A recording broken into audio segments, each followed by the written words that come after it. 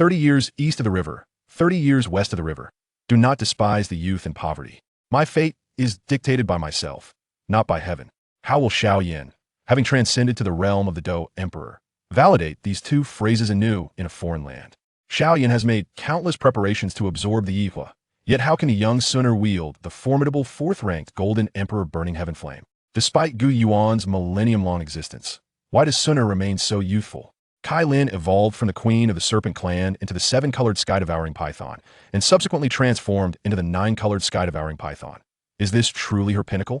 What will be the encounter like between the bullied Qing Lin, blessed with the three flower eyes of the Emerald Serpent, and Xiao Yan in the otherworldly continent?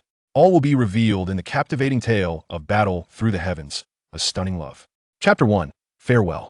A year after the Battle of the Twin Emperors in the city of Wutan, within the Gamma Empire of the Duki continent, Wutan City stands as a sacred place for the people of the Gamma Empire, for it is the headquarters of the Xiao family, home to the illustrious Yan Emperor, Xiao Yan himself. At the heart of Wutan City, a grand estate towers, exuding a palpable aura of strength. On a patch of grass within the estate lies a youth, a faint smile gracing his lips as he leisurely enjoys the sun, his hands cradling the back of his head. Beside the youth, a girl clad in a pale blue garment deftly peels a piece of fruit with her delicate, jade-like fingers, gently placing it into the youth's mouth. As she completes this task and prepares to rise, she is suddenly embraced by an arm around her slender waist, drawn into his embrace amidst her startled exclamation, followed by a fervent kiss on her cheek that causes her complexion to bloom with a rosy hue. The girl struggles weakly for a moment, but soon surrenders to the youth's embrace. "Xun'er, there is something I must discuss with you," he says, burying his head in her silken hair, the subtle fragrance intoxicating him. This woman is one he desires to protect for all eternity. "What is it, brother Xiao Yan? You seem a bit off today," Xun'er gently inquires. "It's nothing. I was merely contemplating whether we should have a child." Xiao Yan's words leave Xun'er blushing with shyness. "But isn't there Xiao?" Xun'er pauses, for she too yearns to experience the joys of motherhood. Yet she recalls Xiao, that delightful girl. "That child has been with the master. I fear she may have forgotten me as her father." Though Xiao Yan feigns dissatisfaction with Xiao, the affection in his tone is unmistakable. Currently, Xiao has attained the rank of 8-star Dou Saint, surpassing both Xun'er and Cai Lin in level, able to stride confidently across the Duki continent. However, despite Xiao's formidable strength, it is derived from the bloodline of the Dou Emperor, a power that bears both advantages and disadvantages. After the Battle of the Twin Emperors, Xiao Yan returned to Wutan City with his loved ones, yet the meticulous Yao Lao insisted on keeping Xiao at the Starfall Pavilion, desiring to personally guide her in stabilizing her foundation. Though reluctant, Xiao Yan acquiesced to his teacher's request, aware that Yao Lao's affection for Xiao rivals his own. Moreover, given his prowess, he could visit Xiao with a mere blink of an eye. "Hee, I fail to see any paternal instincts in you." Xun'er giggles at Xiao Yan. Upon hearing Xun'er's remark, Xiao Yan comprehends that she is teasing him for not fulfilling his duties as a father. Since Xiao's birth, Cai Lin has been her guardian, and while he brought them to the Starfall Pavilion, he was preoccupied with his cultivation. During Cai Lin's seclusion, he was trapped in the demon fire space, leaving Xiao in the care of Little Medicine Fairy and Qing Lin. Truth be told, he has not been a responsible father. After a moment of silence, Xiao Yan turns to Xun'er again, saying, "Enough of that. Xun'er, I fear I must part from you for a while." His eyes are filled with reluctance. Xun'er's delicate hands tremble slightly as she struggles to grasp the meaning of Xiao Yan's words. After some time, she seems to comprehend, sighing softly. "If brother Xiao Yan cannot bear to part with them, then bring them to the Xiao family. Both Cai Lin and I will accept them." As she speaks, a sense of helplessness envelopes her, uncertain of how much truth lies within her words. Xiao Yan, taken aback by Xun'er's words, lightly flicks her forehead, saying, "Little girl, what are you pondering? Do you truly see me as a lecher in your heart?" Aye. Xun'er's cheeks flush, momentarily at a loss for words, before she retorts in frustration. "Isn't brother Xiao Yan a lecher?" Xiao Yan, unfazed by her words, tightens his embrace around Xun'er, as if wishing to merge her with his very being. "In this lifetime, being blessed with you and Cai Lin is the greatest gift from the heavens. With you both, I am content. I confess, I am indeed a lecher, but only towards you and Cai Lin," Xiao Yan professes to Xun'er. To dispel any misunderstandings, he continues, "What I mean is that I may soon depart from the Duki continent. The Dou Emperors have all vanished, a mystery yet to be unraveled. It is impossible to eliminate all Dou Emperors, and I suspect they have left this realm. Furthermore, I sense that a change is imminent in the Duki continent. and at that time, I shall likely take my leave. As he speaks, he holds Xun'er tightly, filled with a sense of loss. Upon hearing Xiao Yan's explanation, Xun'er's face flushes slightly, a blend of embarrassment for her misunderstanding and sorrow at the prospect of parting. She wraps her arms around Xiao Yan, and they lay together on the grass, their bond illuminated by the passage of time. Xun'er, in this life and beyond, you are my one true love, without exception. Wherever I may be, my affection for you remains unwavering. I will utter these words only once. Thereafter, I shall engrave them in my heart and mind, impervious to the passage of time. Xiao Yan declares to Xun'er. Xun'er remains silent, clinging to Xiao Yan, fearing this may be a farewell, as he embarks alone into an unknown world, where no one knows what fate awaits him. She refrains from expressing her fear of losing him, resolutely supporting her man's decision, even if it may lead to mistakes. As night falls, the lights of the Xiao residence begin to extinguish one by one, yet one room remains aglow. A table is strewn with scrolls, letters, and various documents, and in front of the table sits a solitary figure. This is a woman of unparalleled allure, draped in a luxurious purple silk robe, beneath which her curvaceous form resembles that of ripe peach, exuding a subtle charm. Her cascading hair, like 3,000 strands of silk, falls loosely over her shoulders, framing her slender waist, and her enchanting eyes possess the power to captivate souls. At this moment, she appears somewhat fatigued, supporting her forehead with her delicate hand as she peruses a multitude of documents. Her graceful silhouette evokes an array of thoughts. This figure can only be Cai Lin, the former Medusa queen. Just then, a young man in a black robe materializes silently behind her, his presence unnoticed even by the young woman, a 5-star Do saint. He removes his robe and drapes it over her shoulders, softly saying, "If you are tired, you should rest early. Do not overburden yourself." Startled by the sudden voice, Cai Lin initially reacts in surprise, but she quickly relaxes, responding without turning her head, "Humph, how dare you say that? You, the negligent overseer, have truly excelled at delegating all the work to me while you run off to rendezvous with Xun'er." Cai Lin's tone is laced with unmistakable grievance. She embodies a love that is bold and unreserved. Xiao Yan, feeling awkward, scratches his nose, momentarily at a loss for words, as Cai Lin speaks nothing but the truth. The Xiao family today is no longer the weak clan it once was, lacking even a Do Ling. Now, the family's affairs are as numerous as the stars, compounded by the multitude of matters concerning the Flame Alliance, all of which require attention. However, with the family head and alliance leader absent, all responsibilities naturally fall to Cai Lin. Thankfully, Yao Lao oversees the Tianfu Alliance. Otherwise, even Cai Lin's exceptional capabilities would struggle to manage everything. In a moment of helplessness, Xiao Yan reluctantly encircled Cai Lin's slender waist from behind, whispering, "I am sorry, you have worked hard." These few succinct words encapsulated Xiao Yan's boundless affection for Cai Lin.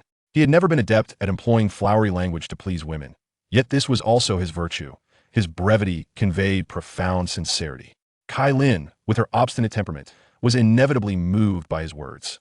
Although Xiao Yan had uttered the same sentiments countless times, she never grew weary of hearing them. She relished the notion that he owed her something. Just as in the past, when she was a lofty queen and Xiao Yan merely a grandmaster, she had aided him, and in return, he had also supported her. Their relationship resembled a dramatic tale. Once, she had harbored thoughts of wanting to tear him apart, but the arrival of Xiao Xiao had altered her resolve. Thus, she became his wife, and he her husband. Although her initial motive for marrying him was for Xiao Xiao's sake, she later realized that she could not truly reject him. Despite knowing he deliberately assigned a considerable amount of work to her while frolicking with others, she merely simmered with anger for a moment before dismissing it and earnestly completing her tasks. After all, that girl was her sister and his greatest love. Cai Lin buried her head in Xiao Yan's chest, her crimson lips curling as she said, "Speak. What brings you to me? Oh, what's wrong? Is it forbidden to seek your company without a pressing matter?" Xiao Yan endeavored to maintain an air of seriousness as he spoke to Cai Lin. "Humph. You only seek me for matters of consequence, while for sweet nothings, you go to Xun'er," Cai Lin retorted with palpable dissatisfaction. Xiao Yan, feeling helpless, realized he could hardly match the eloquence of this queen. "If I owe you a bit more, it would remind you to come and collect your debts. What if you, being so beautiful, decide to abandon me?" Xiao Yan defended himself while embracing Cai Lin. Her cheeks flushed slightly at his words, and a hint of sweetness blossomed in her heart. Xiao Yan still cared for her. "All right, since I already owe you so much, may I owe you one more thing?" Xiao Yan's embrace around Cai Lin seemed to tighten, for a being of such exquisite beauty could be held all day without weariness. "First, What is it you wish to discuss? Cai Lin sensed his grip intensifying but dismissed it, perceiving only a hint of greed in him. Recently, I have been sensing that I might have to depart from the Doqi continent, so... This time, Xiao Yan had learned to be astute, refraining from mentioning that he would leave them. Knowing Cai Lin's temperament, if she misunderstood, the entire Xiao clan would find no rest that night. However, before he could finish, Cai Lin abruptly interrupted him. Cai Lin broke free from Xiao Yan's embrace, standing tall, her face shrouded in an icy glare directed at him. In that moment, she seemed to revert to her former self, the aloof and beautiful Medusa queen. You wish to leave again? How little time have we spent together? I do not mind your constant companionship with Xun'er, for at least I know you are safe. Your ambition to become a Dou emperor was solely to be with your family, was it not? You know that you left a silhouette in the empire of Sun Yun, making me wait for over a decade. Yet now you declare your intention to leave again. I absolutely refuse to allow Xiao and me to continue worrying and waiting for you. This matter is non-negotiable. Cai Lin's tone held a resolute finality, her regal demeanor strikingly formidable. Yet beneath her firm exterior lay a palpable sense of grievance, prompting Xiao Yan to yearn to envelop her in his arms and comfort her by saying, "Very well, I shall not depart. I will remain by your side for a lifetime." However, this was not a matter he could alter. The Dou emperors on the Doqi continent had vanished, and perhaps this was the decree of the heavens. Even with 1,000 unwillingness, he could not change it. Rising to his feet, Xiao Yan approached Cai Lin once more, drawing her into his embrace as he consoled her. "Cai Lin, at times I truly feel grateful for the fateful bond we forged in that underground world. You are the wife bestowed upon me by the heavens. The kindness you have shown me is a debt I can never repay in this lifetime. Yet for this matter, all I can say is that I am sorry. On the Doqi continent, a Dou emperor cannot exist eternally. I must depart." Upon hearing these words, Cai Lin's eyes brimmed with tears. She understood this was Xiao Yan's farewell, a reality she could not change. "Tomorrow, accompany me to the Xingyun pavilion and pause all matters here." Silence enveloped the room, leaving only the two tightly embraced figures. The following day, within the grand hall of the Xingyun pavilion in Zhongzhou. "Father, mother, Xun'er's mother, why are you all here?" A girl clad in a crimson dress leaped into Xiao Yan's embrace, her enchanting visage captivating. At such a tender age, her form was already exquisitely developed, destined to be a femme fatale in the future. Xiao Yan smiled upon seeing the girl, lifting the 5-year-old into his arms and playfully pinching her cheek, saying, "Little one, have you been working too hard every day, for you seem to have lost weight?" Xiao blinked her eyes and replied, "Father, I have grown. Naturally, losing a bit of weight makes me more beautiful." At that moment, an elder seated at the head of the table spoke up. "You little rascal, are you indirectly accusing me of neglecting Xiao?" Although the elder's words bore a semblance of reproach, everyone could discern the excitement in his tone. Xiao Yan lifted his gaze to the elder, his own eyes tinged with moisture. The once fledgling eagle had taken to the skies, while the elder had aged. Xiao Yan knelt before Yao Lao, bringing Xiao down to kneel beside him, while Xun'er and Cai Lin instinctively knelt on either side of Yao Lao. Upon witnessing this, Yao Lao quickly rose to assist Xiao Yan, but Xiao Yan interjected, "The grace you have shown me, master, is as heavy as a mountain, a debt I can never repay in this lifetime. Now, as I must leave the Doqi continent, I can only express my gratitude through this bow." Yao Lao, sensing the weight of the moment, did not intervene, allowing the four to bow 3 times before he assisted them to their feet. "Little one, the outside world differs greatly from the Doqi continent. Learn to be patient and do not act rashly." Yao Lao told Xiao Yan, holding Xiao close. Indeed, Xiao Yan knows his boundaries. The group exchanged a flurry of words.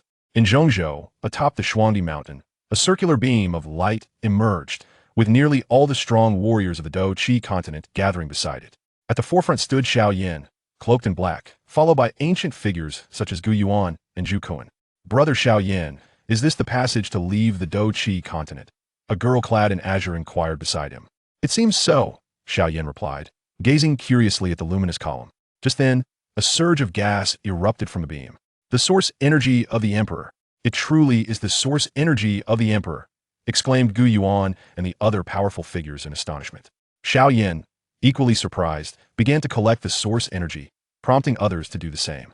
Before long, the source energy of the Emperor was distributed among the crowd. Xiao Yan handed his collected energy to Xun'er, gently saying, "With the source energy of the Emperor, you too can break through to Dou Emperor. By the way, where is Cai Lin?" He glanced around, but did not see her. Sister Cai Lin said she did not wish to witness your departing silhouette again, so she did not come, Xun'er explained. Xiao Yan let out a helpless smile, embracing Xun'er as he said, "Take care." Afterward, he bowed to the gathered strong warriors before stepping into the beam of light. Just then, a sultry voice called out, "Wait a moment." A bewitching woman appeared behind Xiao Yan. It was Cai Lin. Upon hearing her voice, Xiao Yan promptly halted and turned to face her. Cai Lin approached Xiao Yan, wrapping her arms around him, and declared, "After being married for so long, this seems to be the first time I have taken the initiative to embrace you." Xiao Yan remained silent, simply returning her embrace. Cai Lin leaned closer, her lips brushing against his ear as she whispered, "I have come to convey a few messages. First, should you dare to seek other women, I will personally ruin you. Second, your life belongs to me. Do not bring shame upon me, for should you die, I will flay you alive. Third, if one day I come to collect my debts, I shall personally slay you, and then..." "And then what?" Xiao Yan asked, perplexed. "Will you leave or not?" "We shall speak of this when we meet again," Cai Lin retorted angrily. Xiao Yan, resigned, carried her 3 warnings into the beam of light. "Farewell, Alliance Leader. Farewell, Flame Emperor. What mysteries lie in the unknown world, and what experiences await Flame Emperor Xiao Yan?" Chapter 2. The Xiao clan of the Creation Continent. As Xiao Yan stepped into the beam of light, he instinctively employed his soul power to survey his surroundings. To his astonishment, even with his Emperor-level soul strength, he found himself restricted to a mere 100 meters within this luminescent column. It was a shocking revelation. One must consider that his current soul prowess was sufficient to traverse half of the Doqi continent. Clearly, this enigmatic realm posed formidable challenges. Xiao Yan reminded himself to proceed with utmost caution, as his venture into this unknown world was not solely for his own sake, but also for Xun'er and Cai Lin. He must cultivate the strength necessary to protect them before their arrival. The innate fire of battle surged within him, igniting his spirit. The passage stretched infinitely, surrounded by what appeared to be flashes of lightning. Xiao Yan swiftly enveloped himself in Doqi, for the electrical discharges posed little threat to one of his caliber. A Do Emperor. However, for the likes of Yuan and Zhu, pinnacle Do saints, a single bolt could spell their demise. Inside this corridor, time became an abstraction, leaving Xiao Yan unaware of how long he had been traveling. Just as impatience began to gnaw at him, a blinding light pierced his vision. Reacting instinctively, he shut his eyes, and upon reopening them, he found himself gazing upon an unfamiliar city. The city appeared boundless, adorned with various structures, some grand and resplendent, others diminutive and unremarkable. The former were centrally located, while the latter scattered around the periphery. Most astonishing to Xiao Yan was the abundance of Emperor's origin qi. Who could have imagined that what had instigated calamity on the Doqi continent could be so plentiful here? This indeed seemed to be a higher-tiered realm, rendering the Doqi continent insignificant by comparison. "You are the one from the Doqi continent, aren't you?" A voice resounded in Xiao Yan's ears. Suddenly, a soldier clad in armor and wielding a spear appeared before him. "Indeed, that is correct," Xiao Yan replied, his curiosity piqued. The soldier's ability to accurately identify him as hailing from the Doqi continent indicated a certain level of confidence. Thus, he felt no need to conceal his identity. "Only one person has come from the Doqi continent, and that is Xiao Yan of the Xiao clan. Your name is Xiao Yan, isn't it?" The soldier consulted a small booklet in his hand. "Yes, I am Xiao Yan," he affirmed. "Very well, follow me. You are the last one, and the members of the Xiao clan will be gathered shortly." The soldier said, turning to lead Xiao Yan in a specific direction. "The Xiao clan? Could it be that my family also resides here?" Excitement surged within Xiao Yan at the thought of encountering a kin in this strange world. Despite the myriad questions racing through his mind, he prudently refrained from querying the soldier, choosing instead to await answers upon reaching the Xiao clan. As he trailed the soldier through the city's winding streets, Xiao Yan noticed others, much like himself, being escorted by soldiers. Yet, what astonished him most was the palpable aura of power surrounding each individual. Each seemed to surpass the Do Emperor level. Could this be a gathering place for Do Emperors?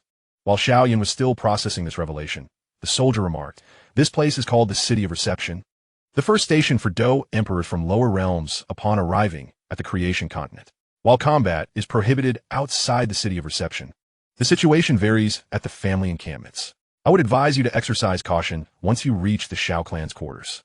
There may be those who wish to cause you trouble. The rules here are akin to those in the lower realms. Strength reigns supreme." Curiosity swirled within Xiao Yan. Why would anyone seek to trouble him, a newcomer who had yet to establish any connections? Moreover, he was headed to the Xiao clan, a family of his own. As he pondered this, the soldier gestured towards a small courtyard, stating, "This is as far as I can take you. You may enter on your own." With that, the soldier turned and departed, leaving Xiao Yan momentarily dumbfounded. Approaching the entrance, out of respect for his kin, Xiao Yan refrained from probing the courtyard with his soul power. However, he could hear a cacophony of voices from within. He knocked on the door, and the sound echoed into the courtyard. Yet, after waiting for what felt like an eternity, no one responded. Furrowing his brow, Xiao Yan contemplated the situation. His knocking had been sufficiently loud. Why was there no reply?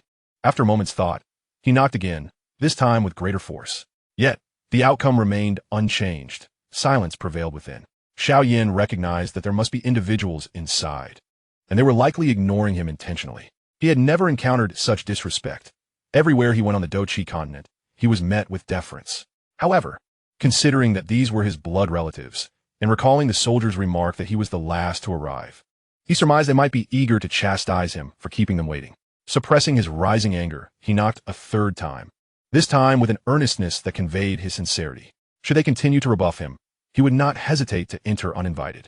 To his relief, after the third knock, a voice called from within, "The door is not bolted. You may enter." Hearing this, Xiao Yan let out a sigh of relief. The situation was beginning to unfold positively. He was apprehensive about engaging in conflict, not out of fear of their strength, but because they were, after all, family. To him, familial bonds outweighed all else. Straightening his robes, Xiao Yan pushed the door open, but the moment he crossed the threshold, he was met with a volley of arrows forged from Doqi, aimed directly at him. His expression shifted in surprise. He had not anticipated such a greeting upon his entrance. Yet, would this pose a challenge for Xiao Yan?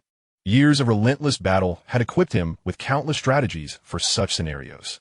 The ancient fire's eternal measure materialized in his grasp, and with a mere flick of his hand, he shattered every arrow, leaving none unscathed.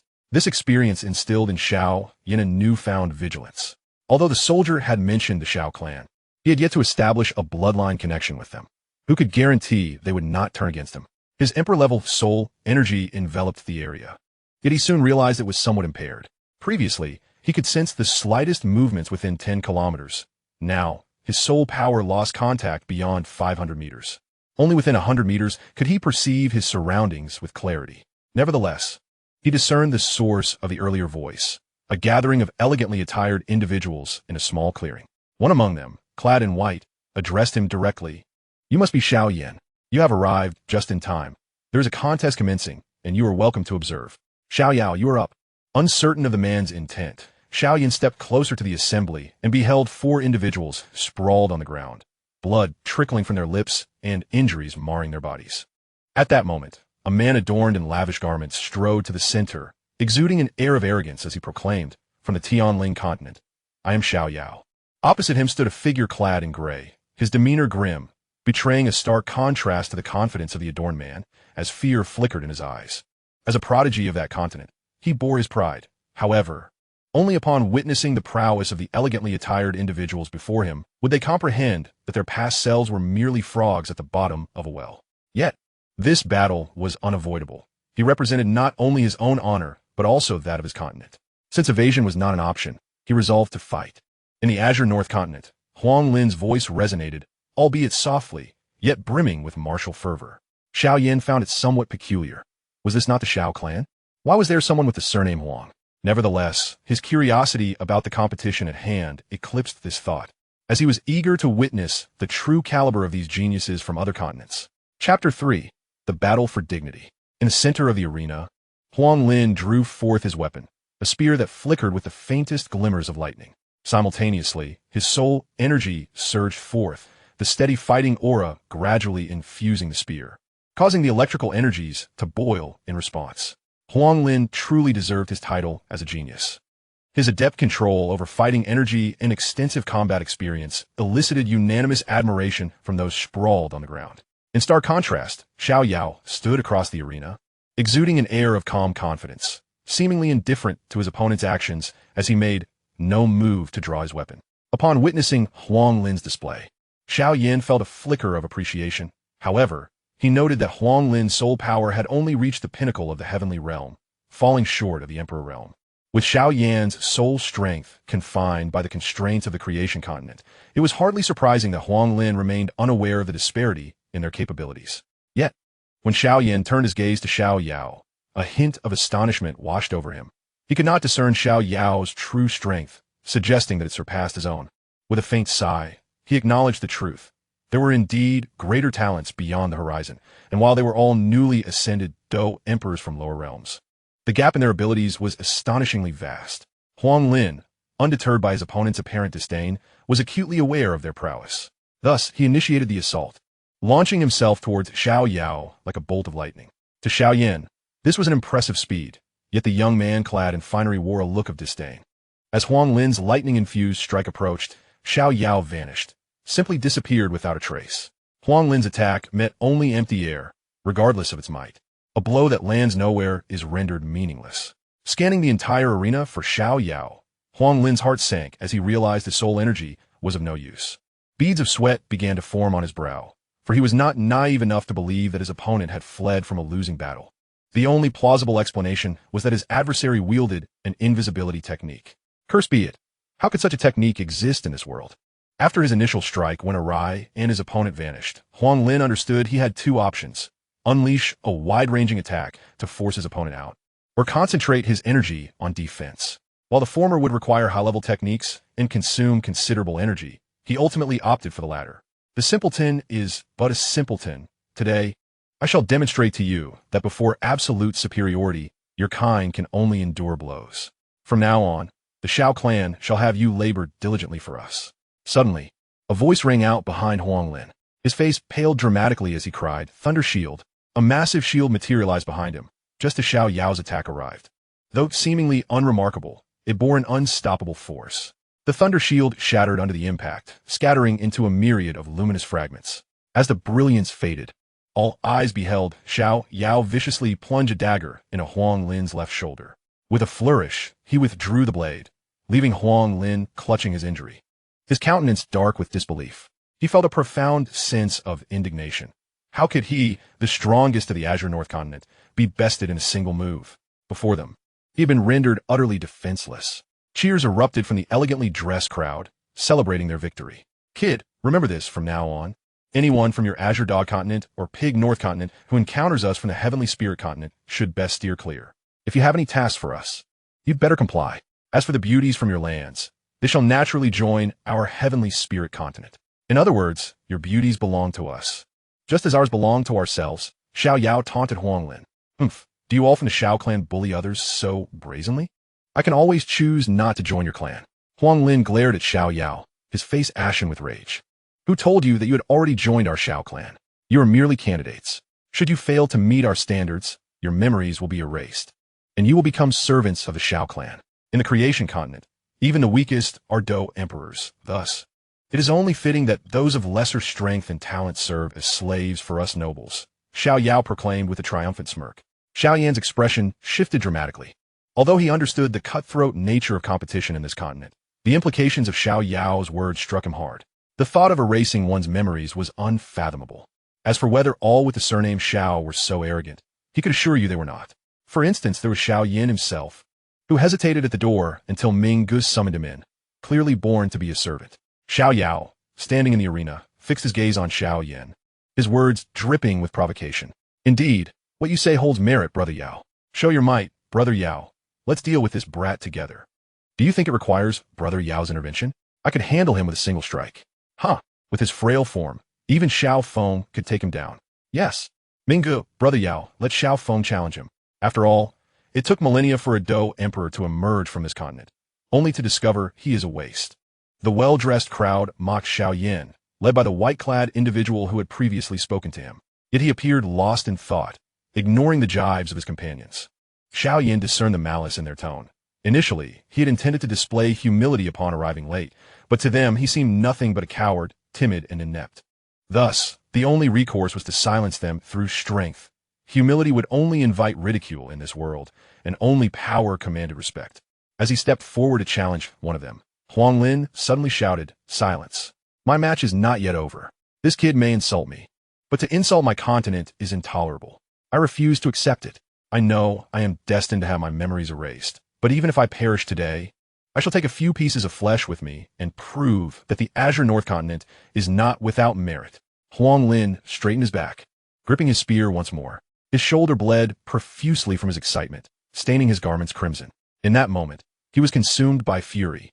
He was a paragon of his continent, having ascended from fighter to Do emperor, having sacrificed more than anyone else.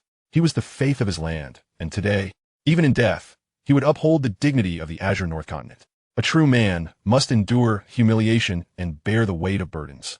Yet upon hearing the threat of memory erasure, he cast aside all fear of death.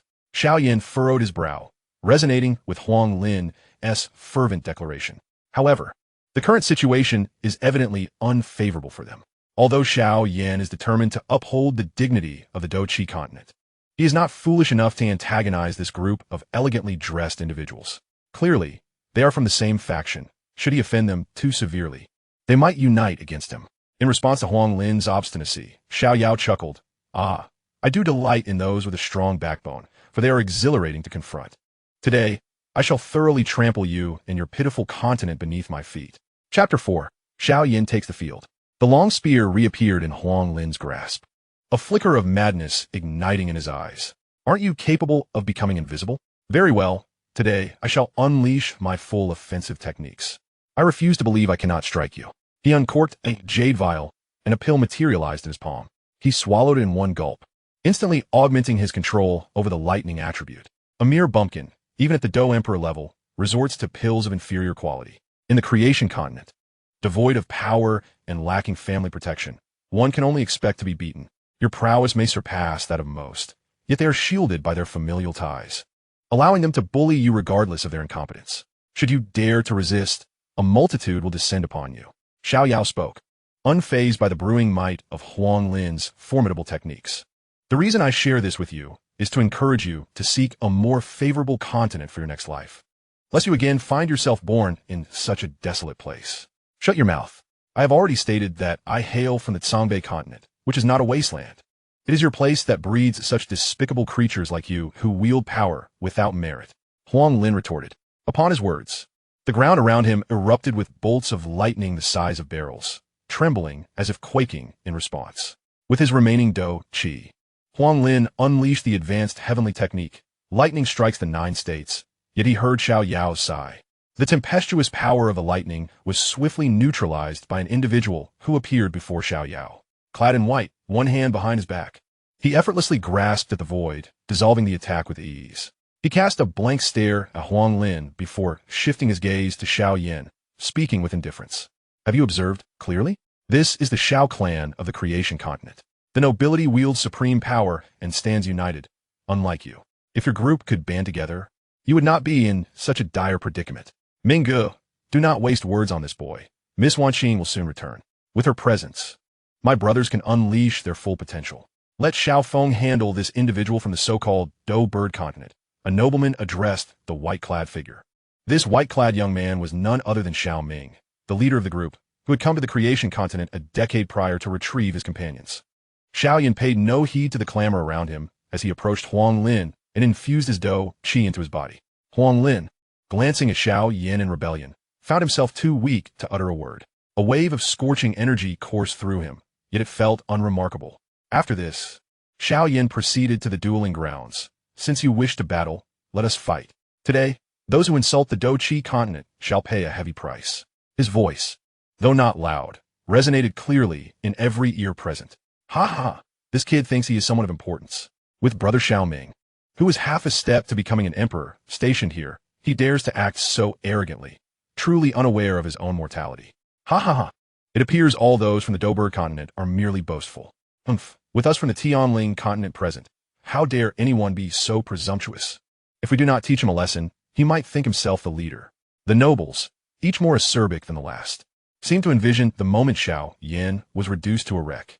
Xiao Feng, since they have called for you, step forward, the white-clad man said coldly, clearly disapproving of Xiao Yan's arrogance.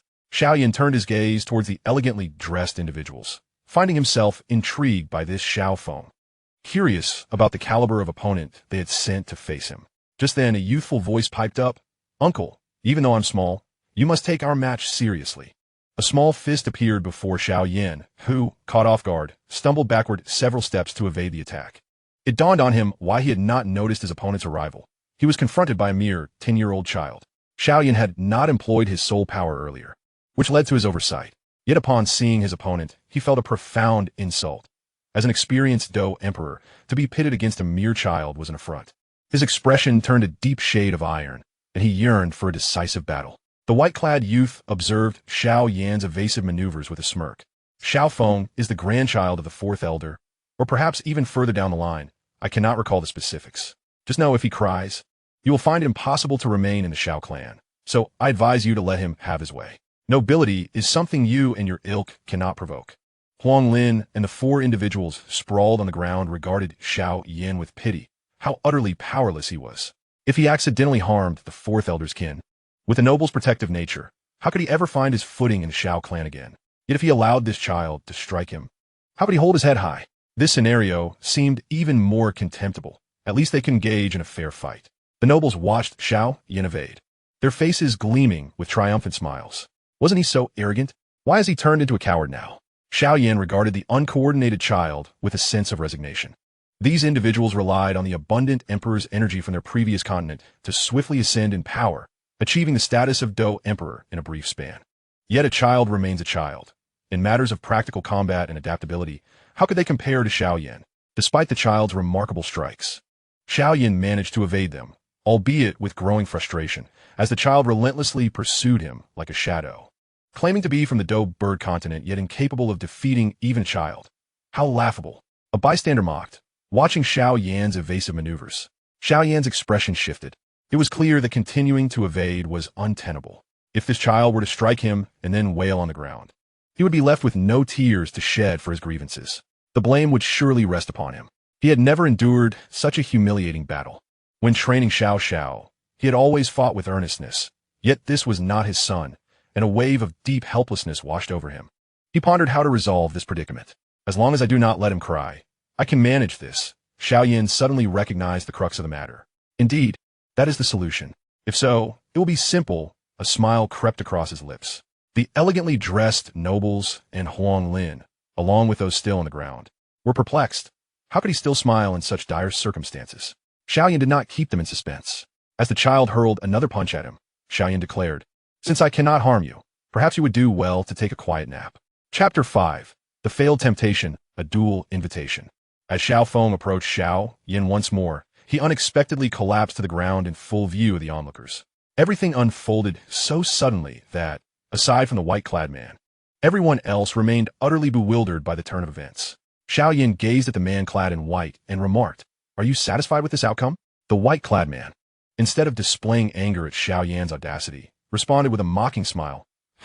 "Indeed, I must admit I am intrigued by your soul power, which has surprisingly reached the imperial realm, although you are approximately a decade older than the others. Achieving such a level before arriving at the continent of creation is undeniably a remarkable talent. Moreover, if I am not mistaken, you must be an imperial-grade alchemist as well." The white-clad man truly embodied the qualities of a leader among this group. Having witnessed Xiao Yan's soul attack against Xiao Feng, he deduced so much with merely a single glance. Indeed, Xiao Yan recognized that the white-clad man's strength far surpassed his own, and thus he saw no reason to conceal anything.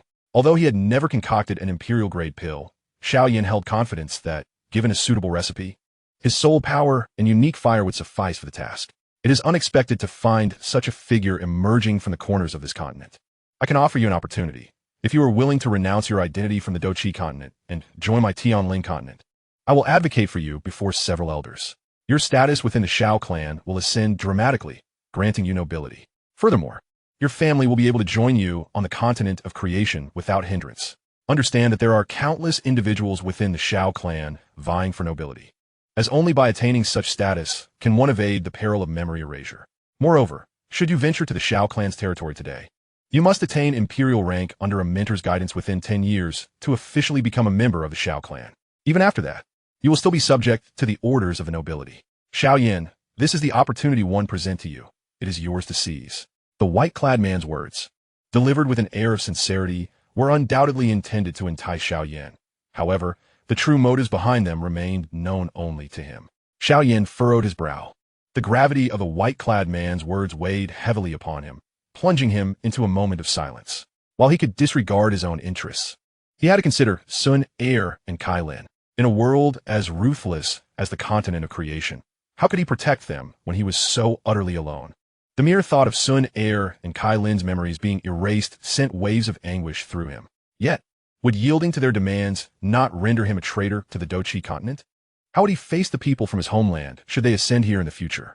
Brother Ming, this brat truly lacks discernment. You offer him a chance. Yet he dares to show us disdain while countless others seek to join our Tianling continent, one of the men remarked. Indeed, Brother Ming. Why not teach this brat a lesson? Perhaps then he will learn to beg for our acceptance like a dog, another added, noticing the shift in Xiao Yan's expression. The white-clad man turned to the elegantly dressed men and commanded, "Take Xiao Feng away. Silence yourselves, for no one regards you as mute." He then addressed Xiao Yan. "Time is of the essence. I see you as a rare talent. Hence I have spoken at length with you. The decision to fight or join my Tianling continent rests solely upon your words." Xiao Yan lifted his gaze to Xiao Ming and inquired, "Is it only those from the Tianling continent who can aspire to nobility on this land?" The white-clad man, sensing Xiao Yan's wavering resolve, replied, "Not entirely. There are two other continents that are equally distinguished. However, they exclusively select from their own ranks, and their numbers are few, yet each is a prodigy of exceptional talent. You possess no means to join them, so to attain nobility, you must align with my Tianling continent. Are you not concerned that when I have spread my wings, I might revert to proclaiming my identity as one from the Doqi continent?" Xiao Yan inquired solemnly. "That is a matter you will comprehend upon your joining. For now, I pose one final question. Will you join my Tianling continent or not?" Xiao Ming's tone grew markedly severe, imbued with an undeniable authority. The nobleman who had previously insulted Xiao Yan began to perspire, anxious about potential retribution. Despite their outward unity, they were acutely aware of the competition that simmered beneath the surface. Among them, those of greater strength and formidable backgrounds were considered leaders. Given Xiao Ming's current attitude toward Xiao Yan, it was clear that Xiao Yan's standing within the Xiao clan would be significant. Though they would soon be family should Xiao Yan join, if he sought vengeance, there would be no escaping it. At that moment, they fervently hoped Xiao Yan would foolishly choose to fight. The few individuals hailing from more obscure continents regarded Xiao Yan with complex expressions. They pondered what they would do were they offered such an opportunity. Under the scrutiny of the crowd, Xiao Yan finally spoke. "I must concede, your proposal is indeed tempting, and I admit to being swayed. However, my condition for joining is that all who have insulted my Doqi continent must take their own lives." Xiao Yan could disregard the scorn he faced for joining another continent, but he firmly believed that those who dishonored the Doqi continent must face consequences. The white-clad man's countenance darkened further. He retorted, "I have already demonstrated my sincerity. It appears you possess none." Xiao Yan replied, "Upholding the dignity of the Doqi continent is the responsibility of every individual hailing from there. Joining another continent is a personal choice, and I will not be swayed by others' opinions. If you claim to have sincerity, let them take their lives to prove it." Very well, very well. You are indeed bold, but I can only permit you to claim 3 lives. However, I can inform the Elder Council, and the final decision will rest with them. Likewise, I have a condition. You must defeat our 5 equally ranked Do emperors single-handedly," the white-clad man declared fiercely. He had grasped Xiao Yan's intent. Xiao Yan merely sought to force his hand, claiming that he was being coerced into joining. Thus, he would return the favor, asserting that they had provided an opportunity, and it was Xiao Yan's responsibility to seize it. Then let the battle commence. "I am eager to witness how you nobles uphold your dignity," Xiao Yan proclaimed, unleashing the 3,000 lightning movement, leaving only a fleeting illusion behind. "Xiao Suo, be cautious." The white-clad man suddenly warned one of the men who had been disrespectful to Xiao Yan, but he was too late. Xiao Suo and his companion remained caught up in the excitement of Xiao Yan's declaration of war. Xiao Yan approached the two from behind, sealing their Doqi and presenting them before Qing Lin, saying, "If you wish to preserve the dignity of your continent, then assist in safeguarding them." The 4 who did not comprehend Xiao Yan's words were met with Qing Lin's gratitude. "Thank you for assisting me in dispelling the poison. I, Qing Lin, have bowed to no one aside from my brother. You are the exception. Even if it cost me my life today, I will protect these 2 for you."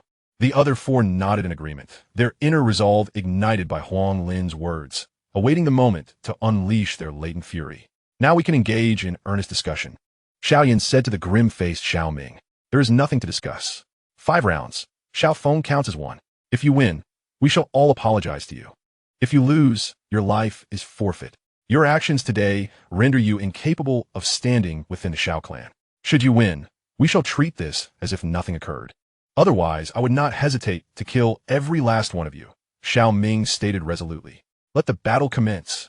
Echoed the voices of the elegantly dressed men behind Xiao Ming, their glares fixed on Xiao Yan. Xiao Yan glanced back at the 5 men, stepping forward, and declared, Let the battle begin. Since you have agreed to the wager, we need not fear Sister Wan Qing's reprimand. Xiao Yao said. You are the second. Xiao Ming instructed Xiao Yao. Chapter 6. Extraordinary Fire? Heavenly Fire? Xiao Yao remained silent, yet his form vanished from the spot as soon as Xiao Ming's words concluded. As if he had never been present at all, Qing Lin's expression shifted, for he was acutely aware of the terror that this technique instilled.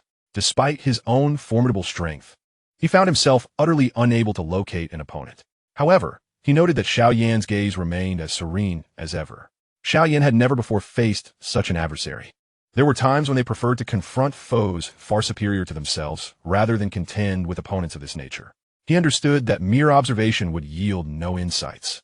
Thus, it was wiser to close his eyes and await the unfolding of events.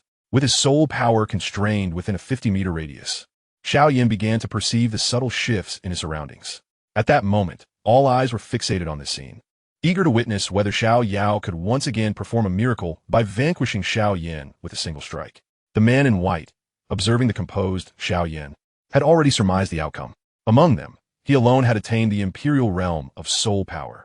He recognized that under such imperial soul force, Xiao Yao's stealth techniques would hold little efficacy. Nevertheless, he could at least deplete Xiao Yan's fighting spirit. Even a prodigy, such as he, could not guarantee victory when challenging 5 opponents alone. With the same maneuver and the same dagger, an attack surged from behind Xiao Yan. He merely sidestepped slightly, avoiding the strike without even glancing at Xiao Yao. How could you possibly anticipate my assault? Xiao Yao taunted. Needless to inquire. Haven T, I already mentioned it. His soul power has reached the imperial level.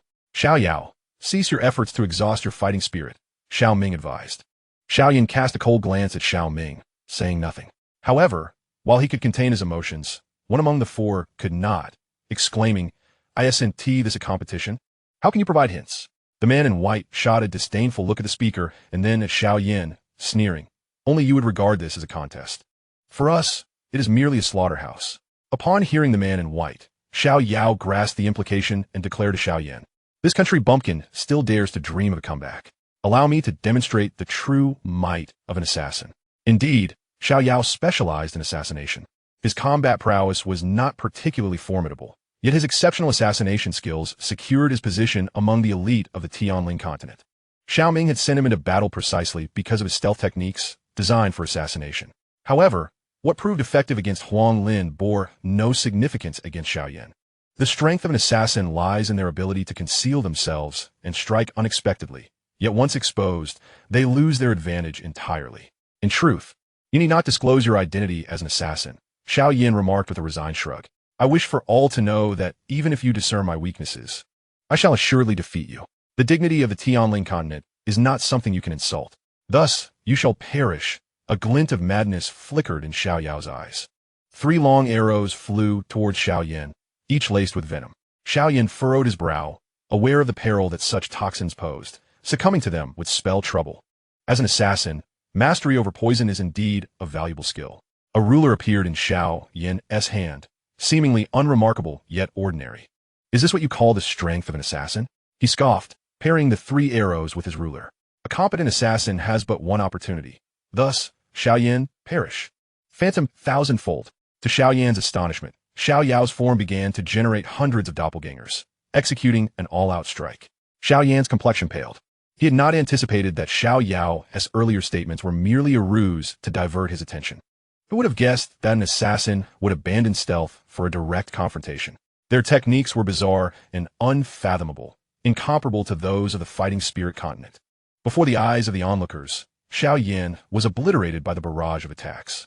Xiao Yao observed the scene with a smile creeping upon his lips, his body gradually succumbing to the ground, having expended all his fighting spirit and enduring considerable aftereffects. But what did it matter? He had triumphed.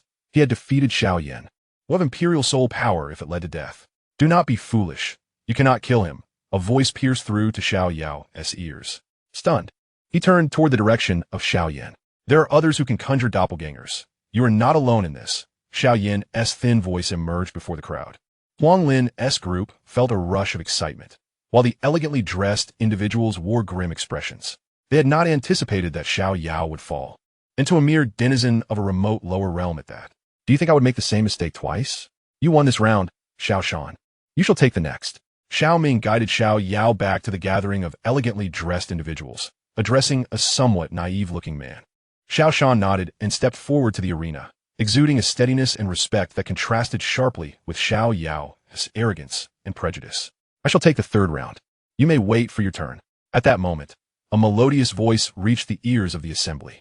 Xiao Yan followed the sound and discovered its source beneath a tree. It was a girl of around 18 years, clad in black, enveloping her delicate and graceful figure. Her long hair cascaded down her back, imparting a languid aura. The pallor of her complexion and her gray eyes suggested a certain ailment. Everyone was taken aback by the girl's voice, including the group of elegantly dressed men. She had remained seated and motionless since their arrival. Even among the elegantly clad men, few knew of her identity. Had it not been for Xiao Ming's repeated admonitions to avoid provoking her, some would have approached her long ago. A flicker of solemnity crossed Xiao Yan's gaze as he sensed that the girl's aura surpassed his own slightly, yet it exuded a distinctly dangerous vibe. Reminiscent of the heavenly poison maiden from years past, a close friend whose relationship he could not quite define. When he had first encountered the poison maiden in the Yuan Empire, she had transformed into the heavenly poison maiden due to her cursed physique. Now, a similar aura emanated from this girl. Though not overwhelmingly strong, it still inspired trepidation. Yuting, this may not be appropriate. After all, you have been the creation continent for a year now, and this seems rather unfair to Xiao Yan. Xiao Ming addressed the girl courteously. Is there any fairness in your competition? If you wish to stop me, you must apprehend me yourself. Otherwise, I shall claim this battle. The girl's tone turned icy as she regarded Xiao Ming. Xiao Yan chuckled wryly. While others vied to confront him, he found himself alone in battle. A feeling far from pleasant. Yet he was in essence akin to meat on a chopping block, vulnerable to slaughter. Who do you think you are? Speaking to Minggu in such a manner? Xiao Yan's silence did not equate to others' lack of response. Shall I take on his arms? Do you have any objections? The girl retorted without looking back at Xiao Ming.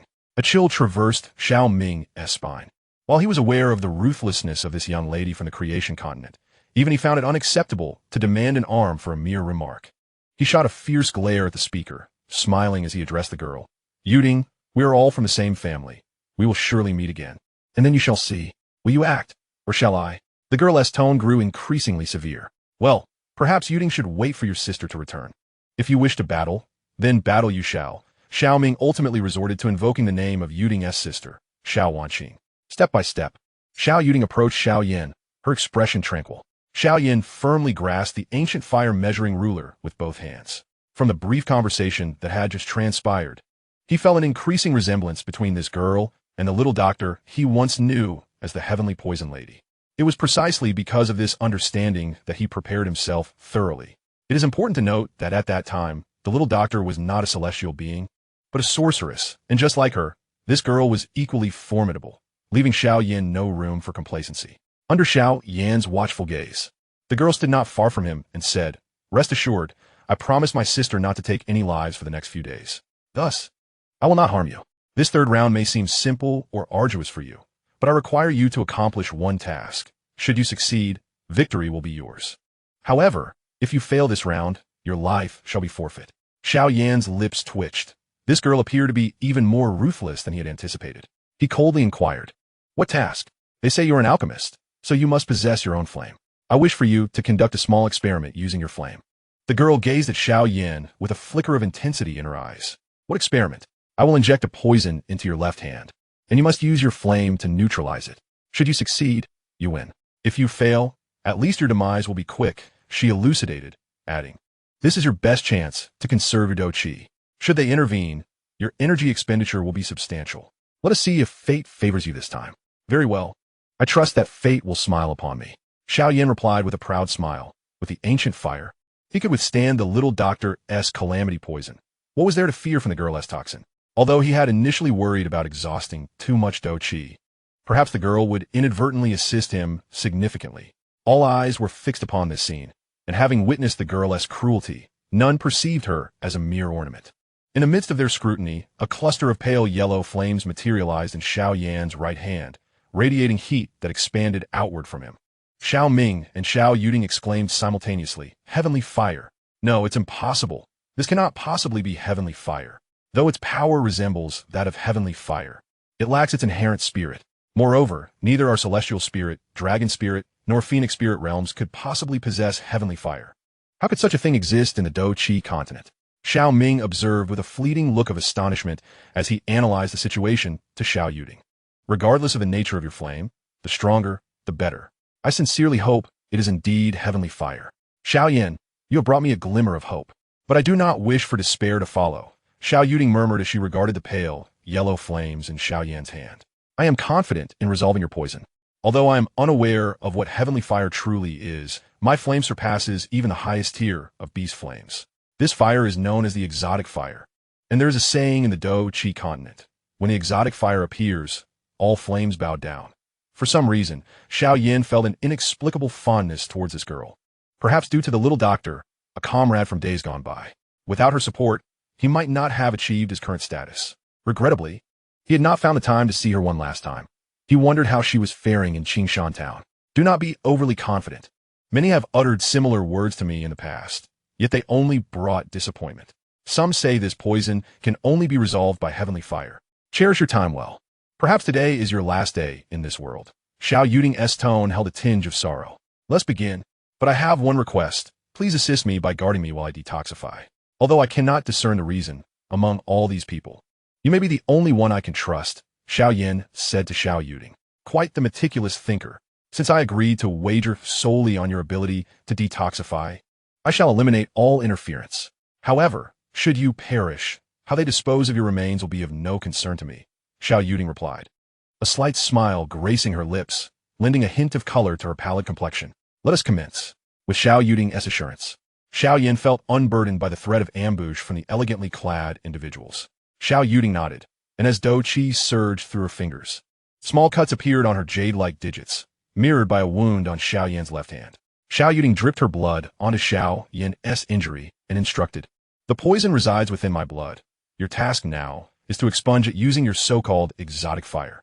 Otherwise, it will cling to you like a parasite until your demise."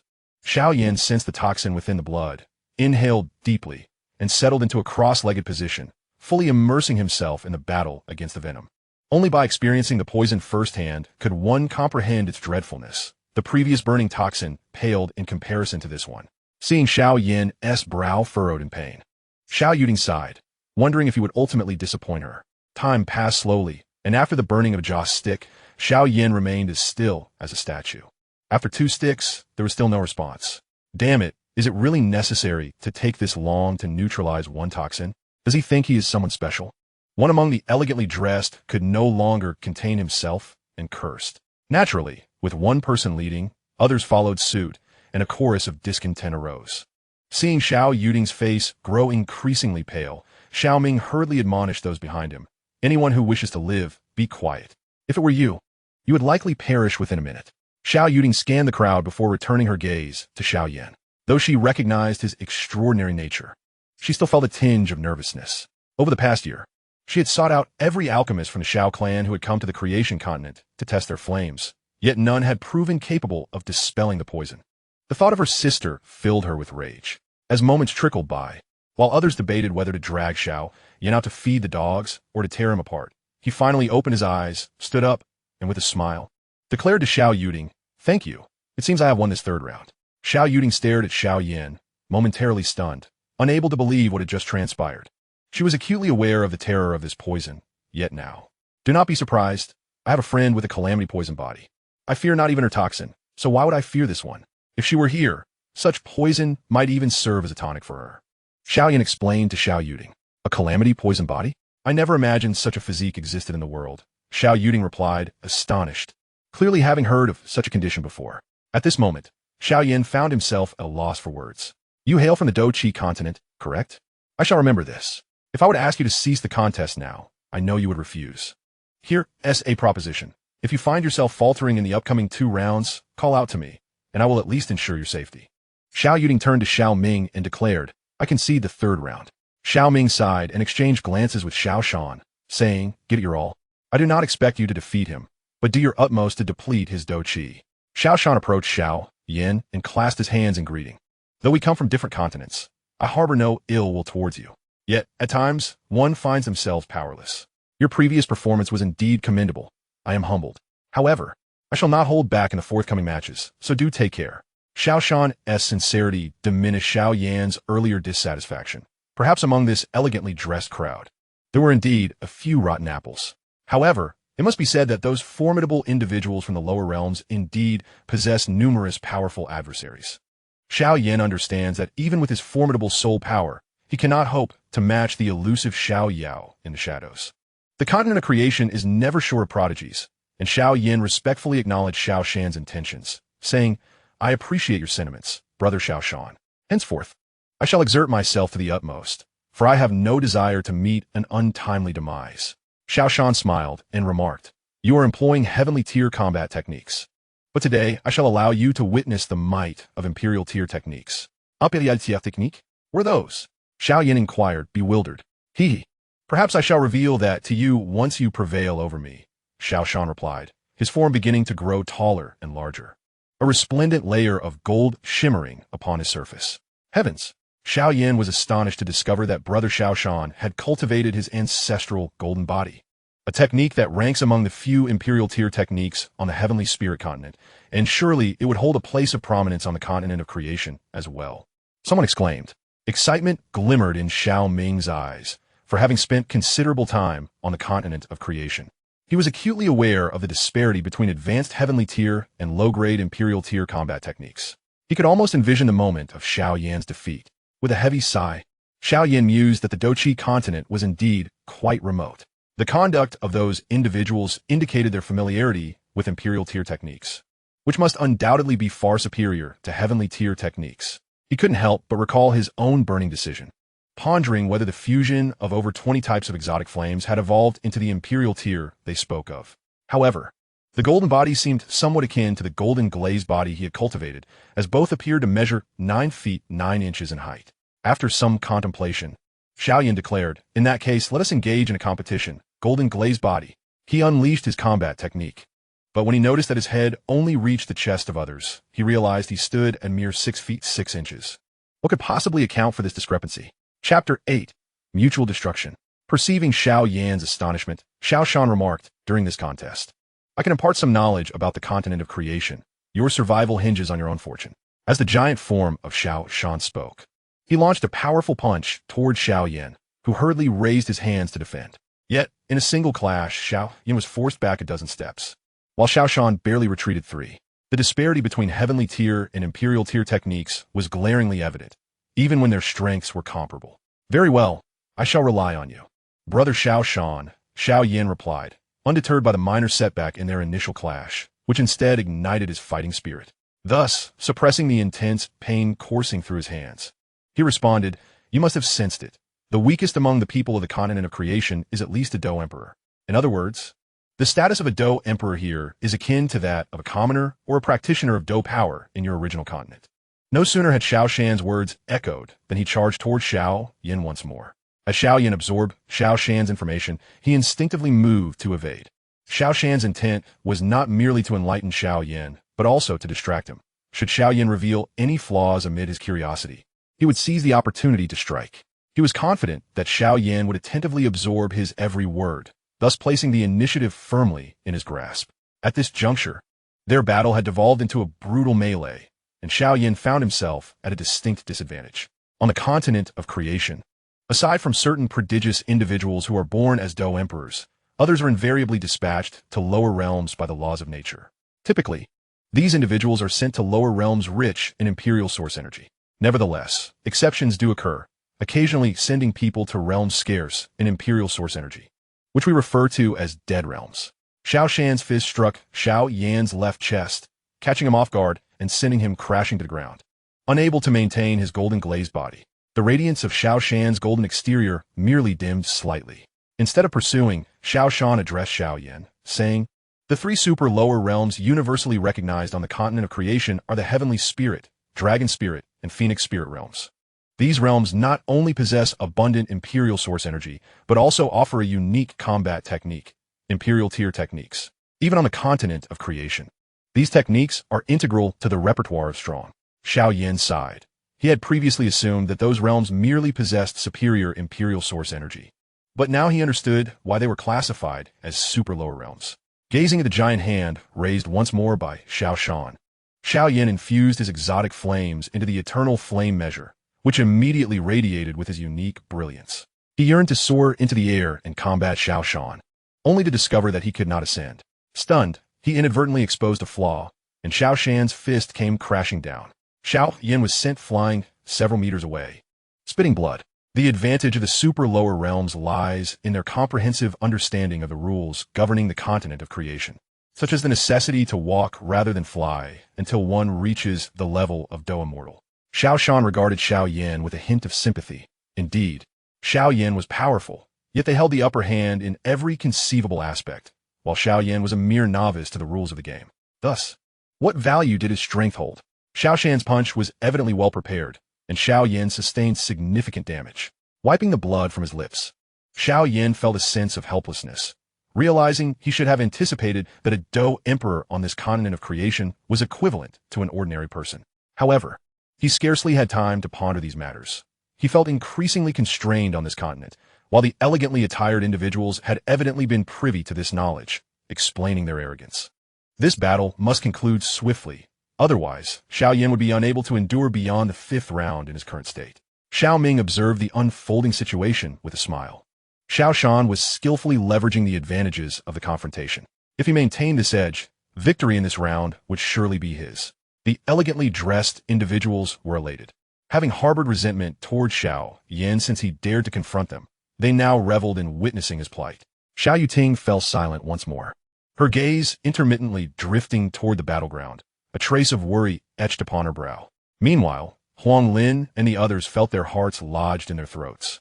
Xiao Yan represented the hope for individuals from their marginalized realm, and they yearned for him to triumph and uphold their dignity. Xiao continued to address Xiao Yan. You are indeed formidable. Had I not capitalized on this advantage, perhaps I could have bested you. But now all is at an end. Xiao Yan froze, an ominous premonition swelling within him. Sunwiv combat technique, tandroir.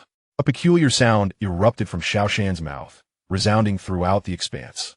Xiao Ming hurriedly conjured a barrier of Do Qi before the elegantly clad individuals to fend off the sonic assault. Unfortunately, Qing Lin and several others bore the brunt of the attack. Already wounded, they could not withstand the sound wave technique and were compelled to spit blood, teetering on the brink of unconsciousness. Xiao's plan unfolded flawlessly. From the outset, he had lured Xiao Yan into attentively listening to his words, only to unleash a sudden sonic attack. Given Xiao Yan's already compromised condition, this unexpected strike would undoubtedly inflict severe damage, regardless of his strength. Just as the onlookers exhaled in relief, a voice resounded. Do not presume that only you possess sound wave combat techniques. Lion Tiger, shattering golden chant. Indeed, this was the technique Xiao Yan had acquired at the Jinan Academy. Although it was of a lower grade, he soared into the air, utilizing his bone wings to reach Xiao's ear and execute the maneuver. How could Xiao Yan allow himself to commit the same mistake twice? Xiao, unprepared, bore the brunt of the strike, resulting in a profuse bleeding from his ears and nose, rendering him incapable of continuing the battle. The indomitable body he once boasted could not withstand the forceful impact, and he fell heavily to the ground. Xiao Yan, equally disoriented, collapsed beside him, propping himself up with the ancient fire measuring stick to avoid succumbing to the earth beneath him. Thus, Xiao Yan emerged victorious in 4 consecutive battles, and those adorned in fine garments gazed at him with a newfound reverence, tinged with fear. What a formidable man he was. They would likely never forget him in their lifetimes. Xiao Ming observed the fear and trepidation in the eyes of those around him. While he held a measure of admiration for Xiao Yan, he understood that if they did not eliminate him today, they would forever live in his shadow. For the sake of the Xiao clan and his brethren, Xiao Yan must perish. He turned to one of his companions, stating, Xiao Yan has exhausted all his fighting energy. Is your turn now, Xiao Feng? Yes, Brother Ming, Xiao Feng replied, approaching the arena with a mix of anxiety and exhilaration. After all, this was the renowned warrior who had triumphed 4 times. If he could vanquish him, he would gain considerable standing within the Xiao clan. However, he pondered whether Xiao Yan had any other hidden abilities. If so, he would face death quietly. Ultimately, ambition overcame his hesitation, and he advanced step by step toward Xiao Yan, who was grievously injured and had just endured a sonic assault. In the 4th battle, due to his carelessness, It had resulted in a mutual defeat, yet Xiao Yan realized he might truly fall here today. He had fought against the Soul Clan for decades without succumbing to their hands. Yet now he faced the prospect of death at the hands of his own kin. Such was the irony of the creation continent. Before retiring for the night, I completed this chapter and hope for your evaluations, whether favorable or unfavorable. Chapter 9. Xiao Wanqing. The fifth battle postponed. Stop. I have spared Xiao Yan's life today. If anyone wishes to harm him, they must first contend with me, Xiao Yan declared, stepping forward to stand beside Xiao Yan with an unwavering tone. Yan, this competition was determined by Xiao Yan himself. If that is the case, he must adhere to the rules. Furthermore, does your interference not imply that you are merely using him? And he may not even succeed, Xiao Ming interjected. His sister's words cut short by the interruption. Take your people and leave. I can pretend that nothing has happened. Otherwise, even if it means incurring my sister's wrath, I will take on his hands, Xiao Yan responded coldly. Yan, how many times must I tell you? If you continue to be so unreasonable, you should not step foot there again. Stay obediently within the Xiao clan, a gentle voice chimed in as a dozen individuals entered from outside. Leading them was a woman clad in ethereal white garments, reminiscent of smoke and mist, her long black hair framing an exquisitely beautiful face that bore a warm smile, exuding a sense of familiarity. Behind her, the others wore luxurious attire, yet they lacked the arrogance of those present in the courtyard. Sister Wanqing, you have finally arrived. I have wonderful news. I have located the person we were searching for, Xiao Yan exclaimed joyfully, embracing the woman. The woman's elegant hand trembled slightly, but quickly regained composure as she affectionately stroked Xiao Yan's head, saying, do not flatter me to win my favor. I have grown accustomed to it over the past year. Yet you have chosen to become a witch. Sister truly does not blame you. Xiao Yan shook her head in resignation, replying, embarking on this path has made me aware of my future, but you, sister, are different.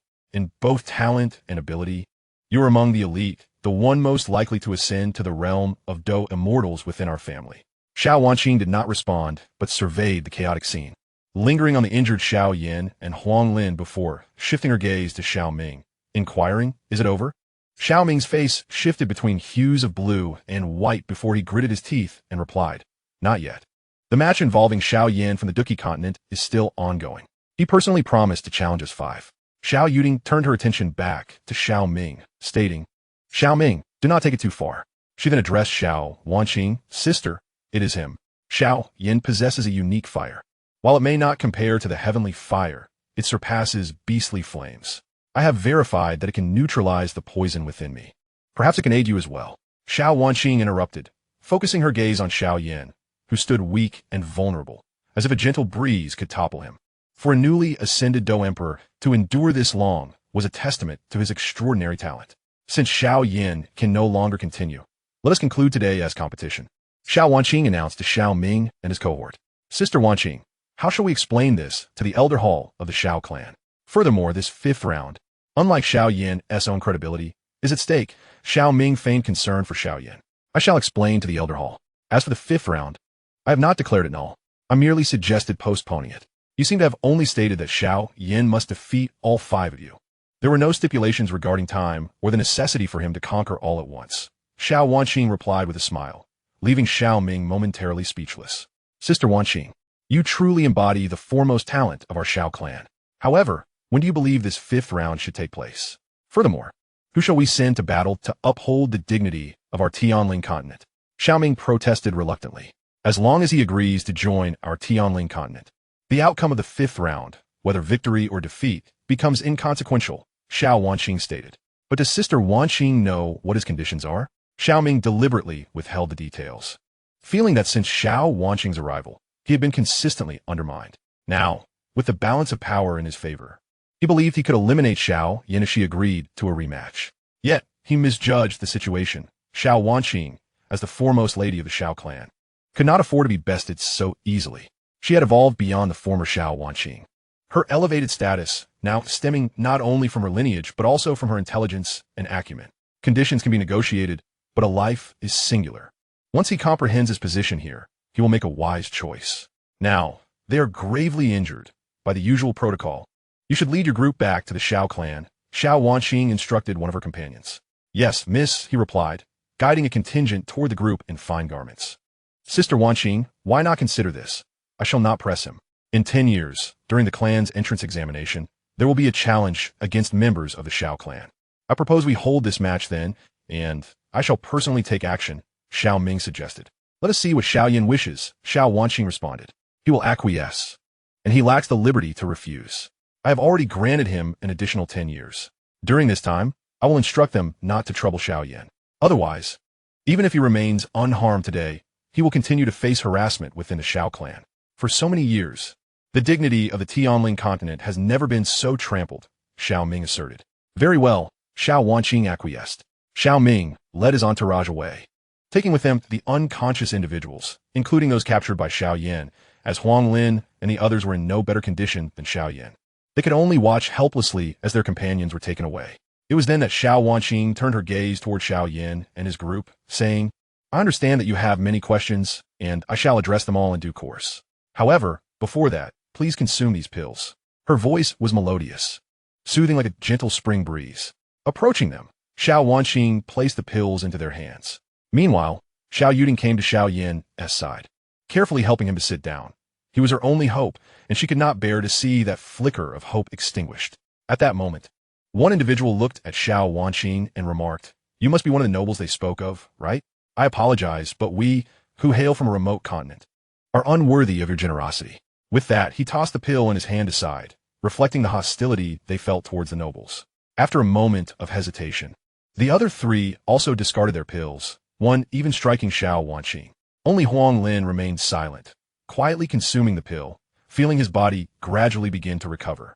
Xiao Wanqing was no stranger to this scene, smiling as she said, You wish to understand why you, who do not bear the surname Xiao, are considered part of my clan, and why members of the same family from lower realms must turn against one another.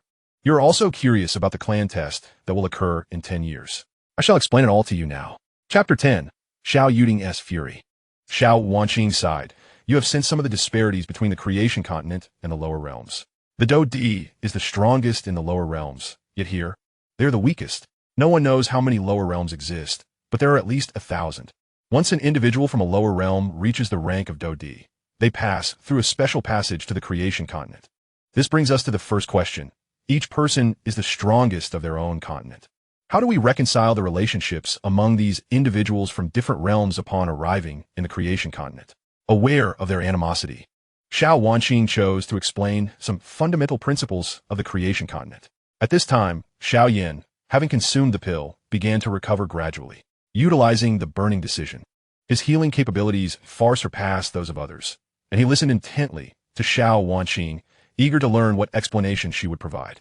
Perhaps it is the laws of the universe. Among all the lower realms, there exist 3 exceptional realms, which we refer to as the super lower realms. These 3 realms possess abundant cultivation resources that surpass other realms in various aspects. For instance, they contain records regarding the creation continent and possess a unique fighting technique, the Imperial Grey Doe technique, which is not found in other realms.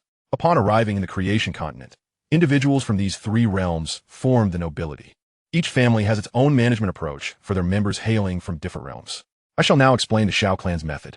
Xiao Wanqing cast a glance at several individuals before resting her gaze on Xiao Yan as she continued, I shall not elaborate on the origins of the Xiao clan. Regarding the Do Dis from other realms, the Xiao clan's stance is clear. They must either join the Tianling continent and become nobles, or have their memories erased and become the lowest laborers within the Xiao clan. Ultimately, Xiao Wanqing uttered words that incensed Xiao Yan and his companions.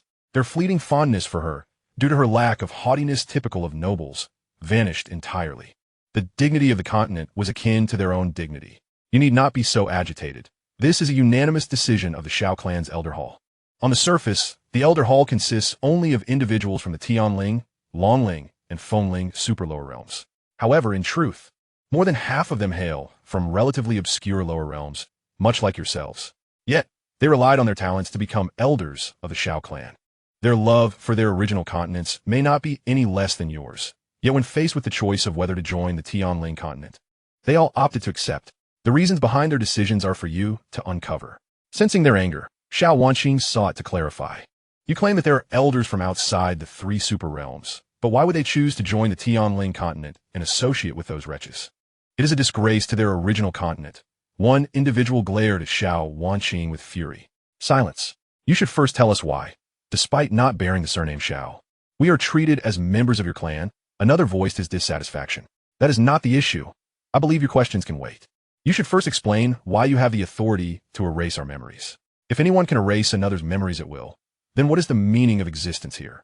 Another added, you little girl, it would be wise for you to leave. If it were that fellow named Xiao Ming explaining, we might listen, but you're no match for us, resembling a newly arrived OD. Do not think yourself remarkable just because you are a noble. If you provoke me, I will force you to bear the consequences of my suffering before I perish. The speaker was a burly man, the one who had endured the most severe beating among them.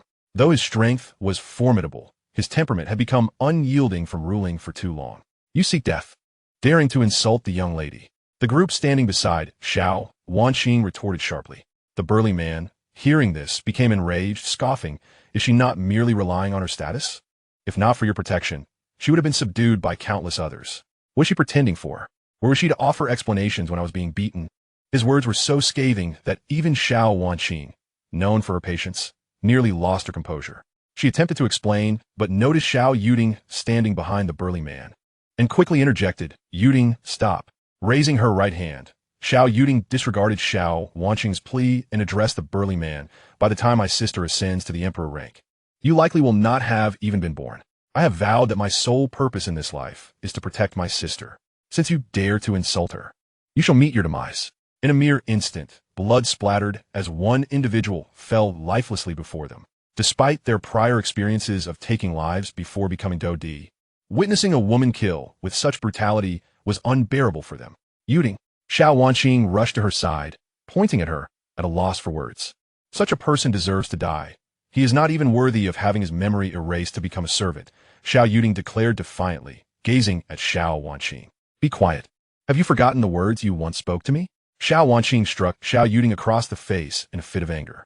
She had always cherished this sister dearly. Yet 1 year ago, an event had rendered her cold and distant. I promised you I would not kill, but in my eyes, he is not human. Those who insult my sister must die. I do not hold it against you for striking me, for it is what I owe you. Xiao Yan stated before turning and walking towards a room, tears cascading down her cheeks. Yuting, Xiao Yan called out, but received no response. With a heavy sigh, she turned to a man behind her and instructed, Huang Feng, please explain matters to them. One-on-one, address any questions they have, as long as they do not pertain to the secrets of the Xiao clan. She then slightly bowed to Qing Lin and the others, saying, I apologize. This incident is my fault. I will report to the Elder Hall and seek punishment. As for him, I will arrange for someone to ensure he is buried properly. With that, a hint of weariness crossed her face as she walked toward Xiao Yuting's room. The individual referred to as Huang Feng cast a glance at the group of people, instructing his subordinates to remove the corpse of the fallen individual before addressing them. You truly possess remarkable audacity, daring to offend even the goddess of the Xiao clan. Had it not been for that incident, Miss Wanqing would likely have become the youngest to ascend to the status of Emperor Supreme in the history of the Xiao clan. By the way, are you not so impressive? Do you look down upon us nobles? Very well, we shall take our leave. With that, Huang Feng departed with a few remaining companions into the inner chamber. Xiao Yan paid no heed to their words. Instead, he closed his eyes and began to cultivate the burning decision. During his practice, he discerned that the unusual fire within him seemed to be undergoing a transformation. This metamorphosis required an immense amount of imperial origin energy, which was scarce in the Doqi continent. Hence the fire within him remained relatively dormant. However, the situation was markedly different in the creation continent, where the abundance of imperial origin energy initiated the process of transformation. As Xiao Yan practiced, the others were not faring well either. Although they possessed healing elixirs, those were of a grade below the imperial tier and thus proved ineffective. Conversely, Qing Lin appeared to be in significantly better spirits, clearly benefiting from the exceptional elixir provided by the mysterious woman. His gaze lingered on Xiao Yan, who had left an indelible impression on him that day. It seemed that a valuable opportunity to comprehend this continent had been squandered. The crowd felt neither sympathy nor disdain for the deceased. Rather, their curiosity was piqued about the relationship between the two sisters. Chapter 11, Burning Decision, Imperial Tier. Within the confines of the room, tears streamed down Xiao Yuting's face. In her heart, she believed that her sister was the only one who truly cared for her in this world. Yet, her dearest sister had descended from the heights of an imperial powerhouse to a mere ordinary Dou emperor, someone who could be bullied by others. In her quest for vengeance, She chose to cultivate poison techniques, transforming from an innocent and kind-hearted girl into a being of malevolence. For an entire year, she dedicated herself to training and seeking out alchemists who possessed unique flames, driven by a singular purpose: to restore her sister's strength and help her regain her former glory. The creation continent is classified into 3 tiers: Do God, Do Immortal, and Do Emperor. Each of these tiers is further divided into 4 states, corresponding to Supreme, Royal, King, and Spirit realms. Each state is also subdivided into peak, upper, middle, and lower grades. For instance, the Do Emperor tier encompasses Emperor Supreme, Emperor, King, and Spirit realms. The Spirit realm further includes the 4 levels of peak, upper, middle, and lower. Every newcomer to the creation continent begins at the lower tier of the Spirit realm. To utilize spatial powers akin to Do's zone of the lower realms, one must reach the Do Immortal level. Although there are no Do Chi wings here, one can still employ flying techniques. The number of Do gods in the creation continent appears to be stringently limited, and they are all beings of immense power. No one knows the exact number of Do gods, yet none dare to question their might. However, due to their rarity, Do Immortals have become the ostensible strongest beings on the continent. The transition from Do Emperor to Do Immortal represents a qualitative leap. Crossing the threshold from peak Emperor Supreme to Do Immortal necessitates facing the tribulation known as the Heavenly Calamity. This calamity, often referred to as the Death Calamity, serves as a formidable means of reducing the number of super-strong individuals in the creation continent.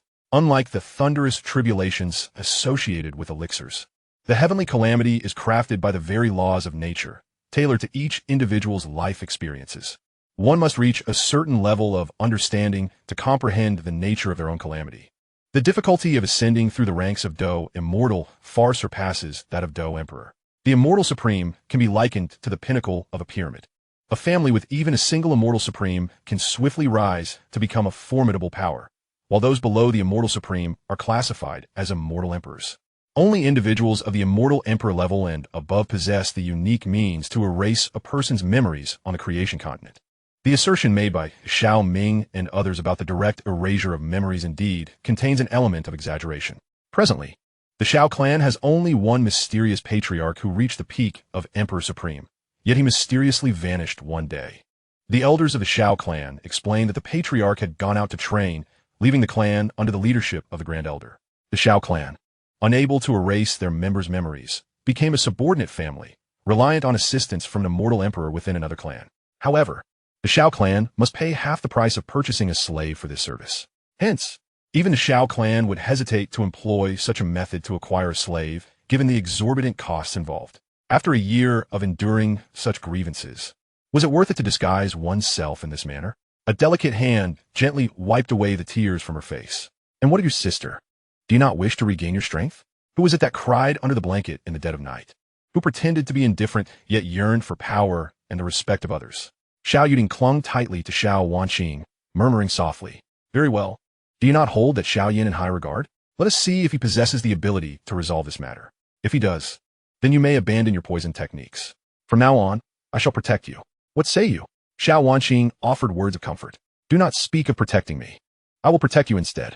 If he fails to meet our expectations, I shall take his life for daring to deceive our affections," Xiao Yan retorted. "Affection? Yan, you do not harbor feelings for that Xiao Yan, do you?" Your taste is commendable, sister," Xiao Wanqing teased. "Perhaps it is you who has taken a liking to him," Xiao Yan exclaimed, hurling her pillow at Xiao Wanqing in jest. In the small courtyard, Xiao Yan sat upon the ground as the imperial origin energy surged toward him with fervor. The burning decision within him began to operate at a frenzied pace, and the 23 varieties of unusual fire were also absorbing the imperial origin energy. The impurities within the flames were gradually expelled, leading to an enhancement in their quality. Slowly, the 23 types of unusual fire commenced a new cycle of fusion. Indeed, fusion. During Xiao Yan's acceptance of the ancient legacy of the Tua, ancient emperor on the Doqi continent, the unusual fire had undergone a prior fusion. However, that fusion, while ultimately completed, was imperfect. Following the conclusion of the Dual Emperor War, although Xiao Yan was reborn through the unusual fire, it gradually dispersed once more. Despite Xiao Yan achieving the status of Do Emperor, sufficient to suppress them, he could never attain a perfect state. At that time, Xiao Yan could no longer maintain her human form and vanished.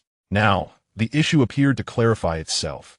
During the fusion process, a vital medium, imperial origin energy, was lacking. The presence of imperial origin energy not only elevated the quality of the flames, but also imparted a degree of vitality, as Xiao Ming would describe it, an added sentience. Gradually, one type of unusual fire after another began to merge. Upon the final fusion, a powerful wave of fluctuation emanated from the imperial origin energy surrounding Xiao Yan. A pale yellow flame appeared in Xiao Yan's hand. While the color remained unchanged, the temperature of the flame had undergone a dramatic transformation, radiating a searing wave of heat that spread outward.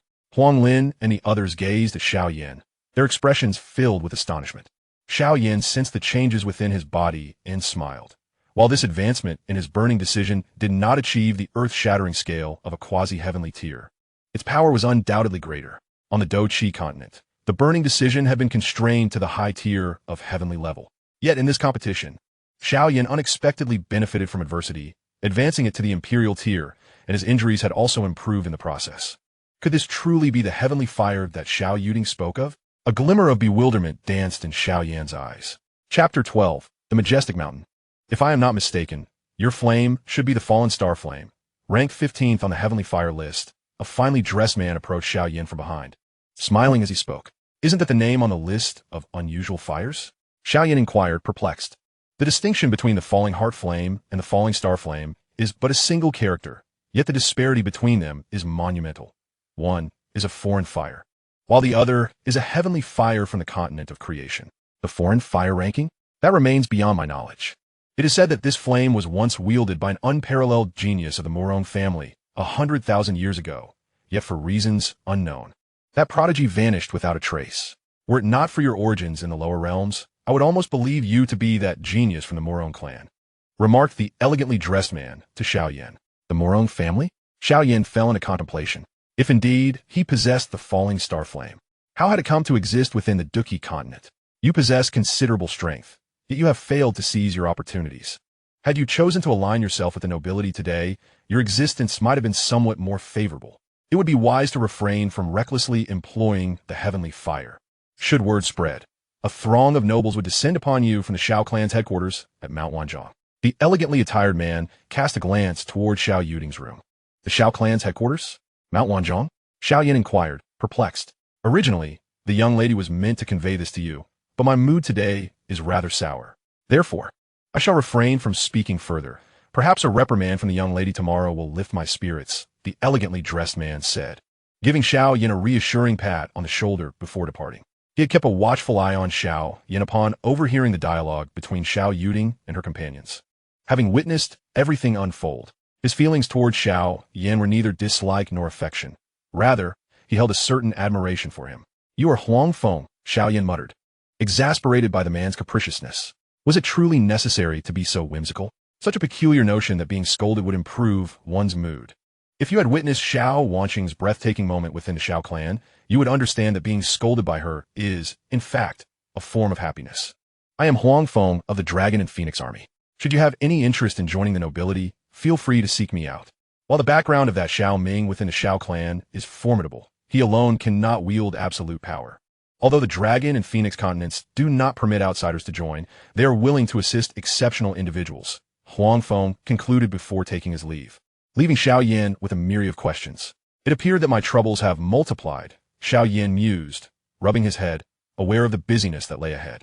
Finding no further leads, he settled down to acclimatize himself to his abilities. Huang Feng's words had not been delivered with any intent to suppress. Xiao Yan had already received 2 invitations to join the nobility that day, although they were unaware of the tangible benefits of such a union. It was evident from the noble's demeanor that enjoyment necessitated affiliation with the nobility. Enveloped in envy, they entered a state of cultivation.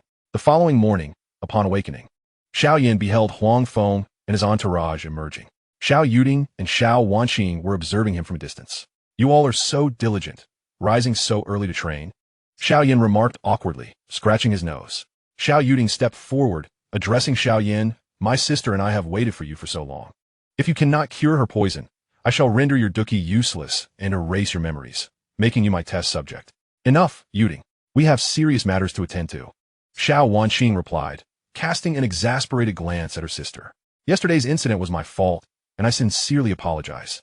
However, in the Xiao clan, there are certain rules that, though unreasonable, we cannot alter and must abide by. The Xiao clan is essentially a conglomerate led by the Xiao family, encompassing 5 or 6 smaller clans. Therefore, even if you do not bear the Xiao surname, you are still considered part of our clan. As for erasing memories, it is not a task for just anyone. Additionally, the elders of the Xiao clan are not composed of members from other continents. Should you have the opportunity to join the Xiao clan, you will naturally understand. Xiao Wanqing wore a more genuine smile today compared to yesterday. The 5 individuals fell silent, fully aware that they were novices in this realm, and the best course of action was to remain mute. Today we shall proceed to the Xiao clan's branch at Mount Wanzhong. You will have 10 years of training there. If, within that decade, you can attain the mid-tier emperor level and defeat a noble who ascended alongside you, then you may officially register as a member of the Xiao clan. However, I urge you to strive diligently, Xiao Wanqing stated, refraining from uttering any words that might dishearten them. What exactly are we to do at Mount Wanzhong, and what rules must we follow? Xiao Yan inquired, perhaps the only one brave enough to address them so directly. I apologize, but that is beyond the scope of permissible discussion. If you can heal my sister, perhaps I might be in a good enough mood to divulge it, Xiao Yuding replied. Xiao Yan sighed in resignation. It appeared Xiao Yuding was determined to explore every avenue to persuade him to assist Xiao Wanqing. That is indeed not something to be spoken of. However, Wanqing has a message for you. Take a step back, and the sea and sky will broaden. Endure for a moment, and the winds will calm. There, you must learn the art of patience, Xiao Wanqing advised. Xiao Yan, if you could help my sister with her poison, I could assist you in finding the medicinal materials you require on Mount Wanzhong, Xiao Yuding suggested, breaking her usual silence. Xiao Yan shrugged in exasperation, saying nothing. Observing his reaction, Xiao Wanqing breathed a sigh of relief. She had feared he might inadvertently let something slip. Well then, since everything has been settled, we can depart, Xiao Wanqing stated, casting another exasperated glance at Xiao Yuding. Though she appreciated this newfound spirited side of her sister, who was no longer the quiet girl she once was. Miss, should we not wait another day? They are injured, Huang Feng spoke softly as he approached Xiao Wanqing. There is no need to wait. We brought this upon ourselves. And we do not require Miss Wanqing's concern. A voice interjected as someone sensed Xiao Wanqing's hesitation. After a day of reflection, they had discerned that Xiao Wanqing was indeed different from other nobles, and her demeanor had improved significantly. Distribute the prepared medicinal pills to them. I shall speak with them over there, Xiao Wanqing said after a moment of contemplation, addressing Huang Feng. But, miss enough, let them endure some hardship, or they may truly believe themselves to be the masters here, Xiao Wanqing asserted. The medicinal pills were redistributed, and this time they did not refuse. Understanding from Xiao Wanqing's commands that Mount Wanzhong was far from a paradise for them, no one wished to gamble with their lives, and naturally, their feelings toward Xiao Wanqing had greatly improved. 3 days later, under Xiao Wanqing's guidance, they arrived via the teleportation array in a dense forest. This is the Beast Mountain Range, home to ferocious magical beasts, the strongest of which have reached the pinnacle of Emperor level. Our task is to traverse this forest and reach the Xiao clan's territory, Xiao Wanqing explained to the group. I did not expect to encounter the Xiao clan's pride once more. I wonder if Miss Wanqing possesses the same resolve as a year ago. A voice, ominous and foreboding, echoed through the air. Upon hearing this, a look of anxiety crossed Xiao Wanqing's exquisite features, while Xiao Yuding's eyes reddened with fury. Chapter 13. An Encounter with an Enemy. Huang Feng stepped forward, positioning himself protectively in front of the group, addressing the source of the voice. Since you have arrived, you may as well show yourselves. I did not anticipate that the news from your Shui family would travel so swiftly. Last time we allowed you to escape. This time, we shall settle both the old and new debts. Haha, Huang Feng, you truly excel in your role as a bodyguard. However, today is merely a coincidence. We are merely escorting our kin. Yet, since we have crossed paths, we might as well engage in a little sparring. A dozen men clad in green emerged, with the leader casting a fleeting glance at Huang Feng before fixing his gaze upon Xiao Wanqing. Shui Yang, should you wish to fight, I shall gladly oblige, Huang Feng remarked, sizing up Shui Yang's entourage. Your strength is comparable to mine, Huang Feng. If we were to engage in battle, who knows how long it would last? Why not let our two families engage in a battle with the newly ascended Dou emperors from other continents? How about a 7 versus 7 match? Shui Yang suggested with a smile, casting a glance at the members of the Xiao clan. Huang Feng directed his gaze towards Xiao Wanqing, although he was the strongest here. In terms of status, Xiao Wanqing undoubtedly held the upper hand. We only have 5 individuals from other lower realms, I fear we may disappoint young Master Shui. Xiao Wanqing replied. Ah, Miss Wanqing, there is no need for concern. You and your sister possess only low-tier Emperor spirits, do you not? With your inclusion, we can still proceed with the 7 versus 7 format. Surely, Miss Wanqing would not wish to dampen the spirits of an old friend. Shui Yang maintained his cheerful demeanor, as if they were the best of friends. Let us fight then. I'm not afraid of you. Xiao Yuding interjected, her anger flaring as she faced Shui Yang and his companions, wishing to rip them to shreds after their mockery. Hee, Yuding was merely jesting with young Master Shui. There is no need to take offense. Xiao Wanqing attempted to defuse the tension. Miss Yuding's boldness is truly admirable, but why should Miss Wanqing hesitate? Shouldn't it be us who are concerned? Is it that Miss Wanqing lacks confidence in her own strength, or perhaps in the abilities of these compatriots from the lower realms? Shui Yang's eloquence left no room for retreat for Xiao Wanqing. Miss Wanqing, let us engage in battle. We shall remember your kindness. And although we do not know if we will become part of the Xiao clan in the future, we cannot lose face today. Qing Lin stepped forward to speak to Xiao Wanqing. Xiao Wanqing turned her gaze toward Xiao Yan, who merely nodded. Regardless of their modest status within the family, they represented the clan in front of outsiders. Very well, should we emerge victorious today, you may officially become members of the Xiao clan. However, should you lose, it seems you will also be forfeiting yourselves, Xiao Yan declared resolutely. Thus, this match is one we must win. Since Miss Wanqing has agreed, may we decide the battleground? After all, Miss Wanqing and Miss Yuding are formidable. It would be unbecoming to bully a group of newly ascended Do emperors. Shui Yang remarked with an air of satisfaction. Xiao Wanqing shook her head, realizing she had underestimated Shui Yang's cunning. She had not anticipated his waiting for her in this manner. Very well. I am curious to know where young Master Shui wishes to set the location, Xiao Wanqing replied, striving to maintain her composure. Perhaps their chosen place would grant them an advantage, but it could not be too significant.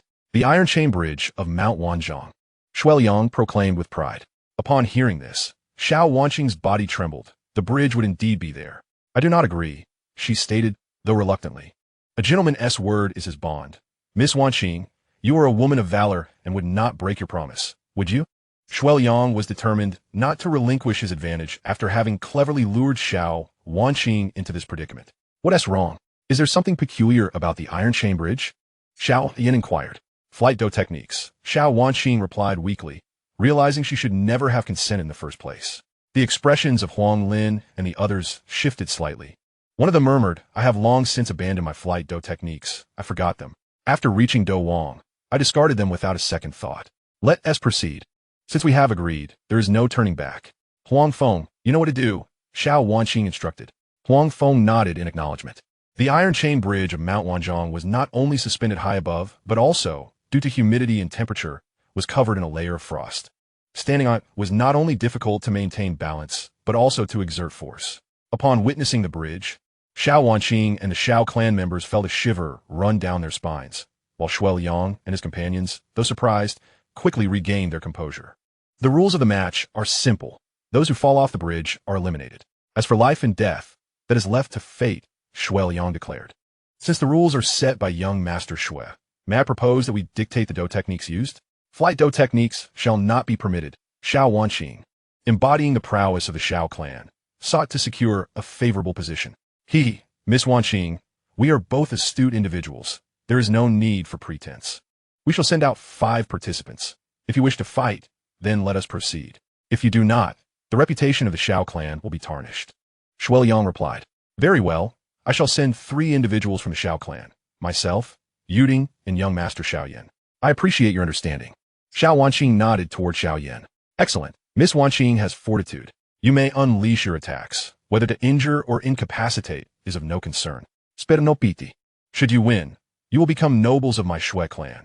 And should you lose, prepare for the beast to claim your remains, Shui Yang proclaimed. We will prevail. 5 men clad in green flew forth, their black wings unfurling. Such seemingly ordinary appendages would serve them greatly on this continent. Xiao Wanqing propelled herself into the air with a flick of her toes, her wings radiant and colorful, akin to a beautiful butterfly.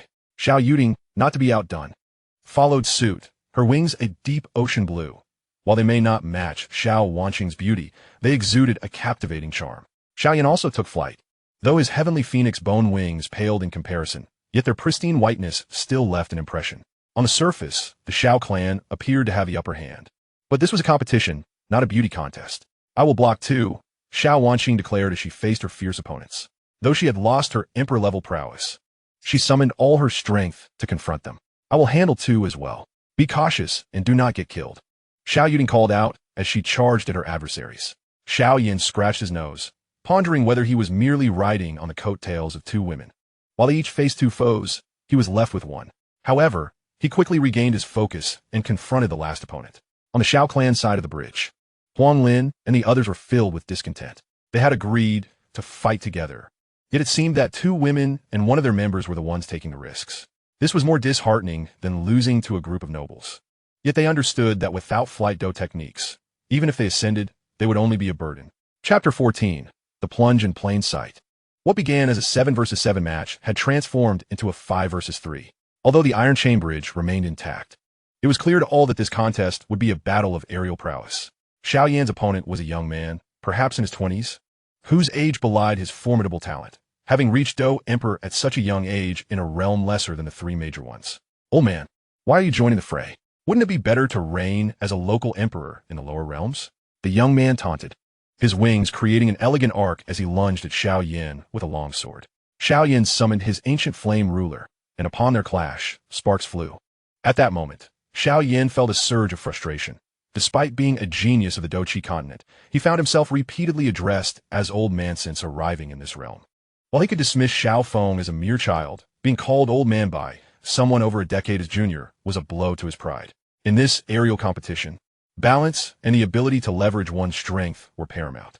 Xiao Yan tightened his grip on the ancient flame ruler, unable to resist glancing at the other two battlefields.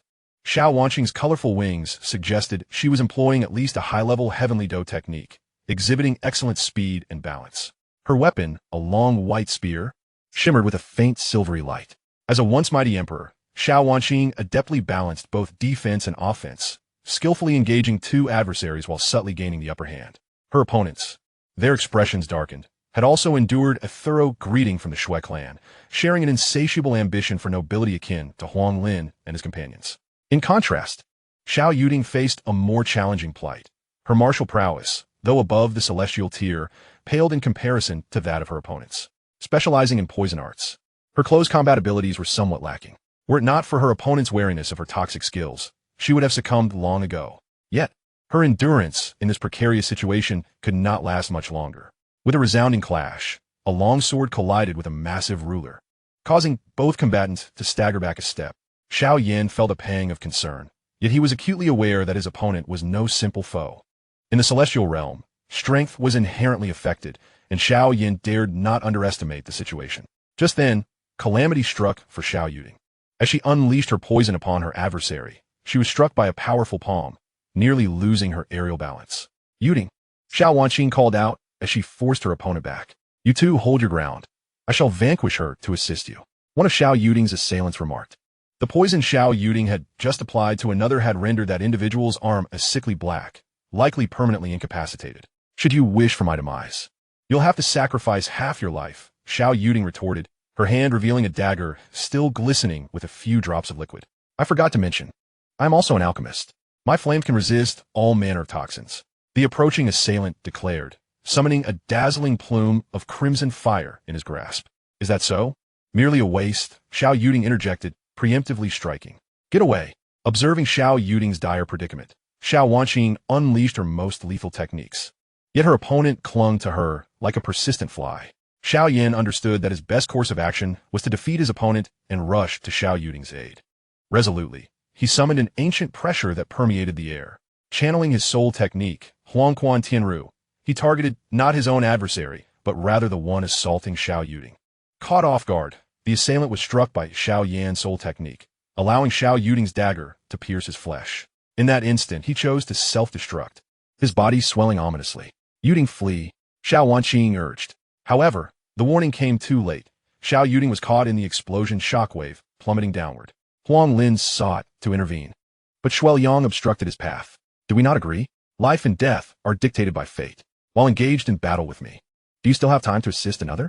Since you care for her so, join her below, Xiao Yan's opponent sneered. He unleashed his own soul attack, catching Xiao Yan unprepared and causing him to lose balance, gradually descending. Both Xiao Yan and Xiao Yuting fell like two wingless birds, plummeting toward the ravine below. Get away! Huang Feng glared at Shuai Yang, furious at the sight of both Xiao Yan and Xiao Yuting's defeat. Do you intend to disregard the rules of engagement? Shuai Yang retorted. You four, surround Xiao Wanqing. Today, she must either be captured alive or slain. He commanded his compatriots. Xiao Wanqing, capable of fending off two opponents, barely managed against three. But now, encircled by four, she began to falter. Just then, a series of ominous winds echoed in the distance, causing Shuai Yang's expression to shift. Damn it, retreat. The elders of the Xiao clan are approaching. He and a dozen disciples clad in green hastily retreated into the forest. Yet, the four who besieged Xiao Wanqing were a step too slow, being forcefully propelled toward the cliffs on either side. Elder Xiao Xian, Huang Feng immediately addressed the leading elder. What is the situation? How did the Shui clan dare to trespass here? The elder known as Xiao Xian inquired. Yuting and an individual from the lower realms have been cast from the cliff, Huang Feng lamented. This is dire. Miss Wanqing has flown toward the ravine alone. One disciple reported. Nonsense. That girl cannot possibly descend there. Elder Xiao Xian bellowed in fury. Huang Feng, escort them to the division. I shall investigate. With that, the elder took to the skies, utilizing his flight technique. In the continent of creation, only those who attain the status of Doxian can fly freely, making flight techniques the most prevalent and sought-after martial arts on the continent. Chapter 15. The Reappearance of the Ancient Emperor. At the bottom of the ravine, the air was frigid, with a swift stream flowing through the area, enveloped in thick mist, resembling a celestial realm. Despite the lack of sunlight, an array of lush vegetation thrived, presenting an eerie spectacle. Upon a patch of grass lay a figure cloaked in black. It was Xiao Yan, who, curiously, had sustained no injuries from such a great fall. After a considerable time, Xiao Yan gradually regained consciousness. Shaking his head, he began to survey the peculiar surroundings. Little one, my time is limited. Do not ponder anything. Follow my guidance, and I shall lead you to that girl. A voice unexpectedly resonated within Xiao Yan's mind. Ancient Emperor Tuo Shi, is it truly you? Xiao Yan exclaimed with joy. The ancient Emperor Ta, she was the last Dou Emperor of the Duqi continent. Surrounded by myriad legends, yet few knew his true origins. Before Tuo Shi ascended to become a Dou Emperor, the Duqi continent had seemingly been devoid of one for millennia. However, one day, he emerged from obscurity, proclaiming himself as the Dou Emperor. At that time, several 9-star peak Dou saints united against him, only to be overwhelmed. With a single battle, Tuo Shi gained fame. However, his rise was as swift as his disappearance, approximately a month after the Great Battle. He seemingly vanished while attempting to refine imperial-grade pills. For reasons unknown, all news of him vanished overnight. On that day, he left behind a jade piece known as the Tuo Shi Ancient Emperor Jade. It was said that possessing this jade would not only grant access to Tuo Shi's cave, but also unveil the blank history surrounding him. This tidbit of information spread like wildfire among the great families, resulting in many joining the fray to seize the Tuo Shi Ancient Emperor Jade. In the end, however, it fragmented into 8 pieces, falling into the hands of the Han, Gu, Xiao, Lei, Yin, Yao, Shi, and Ling clans. Yet a millennium later, Tuo Shi's cave was discovered, revealing a semi-finished imperial-grade pill. Nevertheless, even as a successor, Xiao Yan, the Flame Emperor, remained unaware of Tuo Shi's affairs. A generation of Dou emperors emerged like the wind, only to vanish just as swiftly. Yet, Xiao Yan had no time to dwell on these matters. He believed Tuo Shi would not bring him harm. The most pressing issue was to locate Xiao Yuting as swiftly as possible. The vision of a Dou emperor was undeterred by the night, and under Tuo Shi's guidance, Xiao Yan traversed a series of paths until he arrived at a relatively dense forest. As Xiao Yan stepped into the forest, he immediately spotted Xiao Yuting. Undoubtedly, she was fortunate. She had landed on a tree rather than plummeting directly to the ground, thus avoiding a catastrophic fall. Xiao Yan hurriedly rescued her, assessing her injuries. Though Xiao Yuting had sustained some wounds from that individual's self-detonation, fortunately, none were life-threatening. He removed his black robe and draped it over her delicate form. At that moment, her attire was tattered, with several scratches on her hands for branches. Observing Xiao Yuting, Xiao Yan could only shake his head in exasperation, lamenting her stubbornness despite her weakened state. He fetched some water to wash her face before igniting a small flame with his extraordinary fire. The environment here seemed to be disrupted by a strange force, yet his unique flames could counteract this interference. The fire provided a glimmer of warmth. under which Xiao Yuting gradually fell into a peaceful slumber, her breathing steady, allowing Xiao Yan to finally breathe a sigh of relief. Little one, now that the situation is managed, do you require additional time to complete what remains unfinished? A teasing voice echoed in his mind. Ancient Emperor, when did you arrive? Xiao Yan inquired as he settled beside Xiao Yuting, directing his question toward Tuo Shi, Ancient Emperor. This is merely a projection of mine. During your descent, I expended the last remnants of my strength to save you. Otherwise, do you think you would be here, seated and conversing with me? Replied Tuo Shi, Ancient Emperor. Xiao Yan felt a warmth in his heart upon hearing this. In this unfamiliar world, he had faced numerous obstacles, and now, at last, there was someone willing to assist him. He expressed his profound gratitude to the Ancient Emperor for saving his life, assuring him that if there were any tasks he needed to fulfill, he would exert every effort to meet his expectations. Enough. I have long been a being of little worth. Saving you can be considered a fortunate twist of fate in our study of the burning decision. Now that you have arrived in this creation continent, there are certain matters I can impart to you. Shi, Ancient Emperor conveyed to Xiao Yan. The Ancient Emperor seemed to possess extensive knowledge about this creation continent, which piqued Xiao Yan's curiosity. How come you are so well informed? He queried. Has someone told you that the flames you possess are heavenly flames rather than extraordinary fires? Tuo Shi, Ancient Emperor, responded with a seemingly unrelated question. Indeed, they did mention that my extraordinary fire is heavenly fire, although it appears to lack a certain sentience. However, when I advanced in the burning decision to the Emperor level, my extraordinary fire absorbed the Emperor's source energy and became significantly more potent, Xiao Yan explained. It appears that there is indeed a trace of her essence within you. This bodes well for your future journey, Tuo Shi, Ancient Emperor remarked nostalgically. Who is she? Xiao Yan pressed. Qing Cheng, Tuo Shi, Ancient Emperor replied, his voice tinged with emotion. Qing Cheng? Who is that? You must be mistaken, Xiao Yan interjected, convinced that he had no connection to such a stranger. I will reveal it to you, but first, do you know what I truly am? Tuo Shi, Ancient Emperor asked. Are you not Tuo Shi, Ancient Emperor? Xiao Yan answered. I refer to my form before I became the Do Emperor, Tuo Shi, Ancient Emperor clarified. It is rumored that the Ancient Emperor is a type of flame. Whether this is true or not, I cannot say, Xiao Yan replied with a hint of resignation. Indeed, I am a form of flame, specifically the Tuo Shi Emperor flame, ranked last on the heavenly flame list of the creation continent, Tuo Shi, Ancient Emperor stated. Chapter 16. Tales of the Ancient Emperor. You mean to say that the Ancient Emperor is the heavenly flame of the creation continent? Xiao Yan exclaimed, astonished, from Xiao Wanqing's demeanor. He understood the rarity of heavenly flames, yet when Tuo Shi, Ancient Emperor, claimed he was one, Xiao Yan's mind went blank. Indeed, I have existed in the Do-Chi continent for over 10,000 years. In the creation continent, it has been nearly 100,000 years. Despite the passage of time, returning here still evokes a sense of familiarity, Tuo Shi, Ancient Emperor sighed. Xiao Yan had some understanding of the concept of 10,000 years and 100,000 years. In the Do-Chi continent, 1 year equated to 10 years in the creation continent. Xiao Wanqing had provided insights about the creation continent along their journey, ensuring they were not entirely ignorant. Suppressing his curiosity, he listened intently as Tuo Shi, Ancient Emperor, began to unveil this secret. Initially, I was the weakest heavenly flame in the creation continent, which meant my training took significantly longer than others. There exists a heavenly flame list in both the creation continent and Do-Chi continent, documenting 19 types of heavenly flames. As for the mysterious first-ranked heavenly flame, it seems to be non-existent. Heavenly flames possess considerable advantages in cultivation, as they can harness the Emperor's source energy for their training. The higher the rank, the closer their affinity to the Emperor's source energy, leading to a faster increase in power. However, the downside is that their reliance on the Emperor's source energy becomes more pronounced. As the last type of heavenly flame, I naturally had no advantages, and my speed was even slower than that of humans. One day, while I was in seclusion, a group of human cultivators arrived. At that time, my strength was at the mid-level of the Emperor rank, while among the humans was a formidable Emperor Xun'er.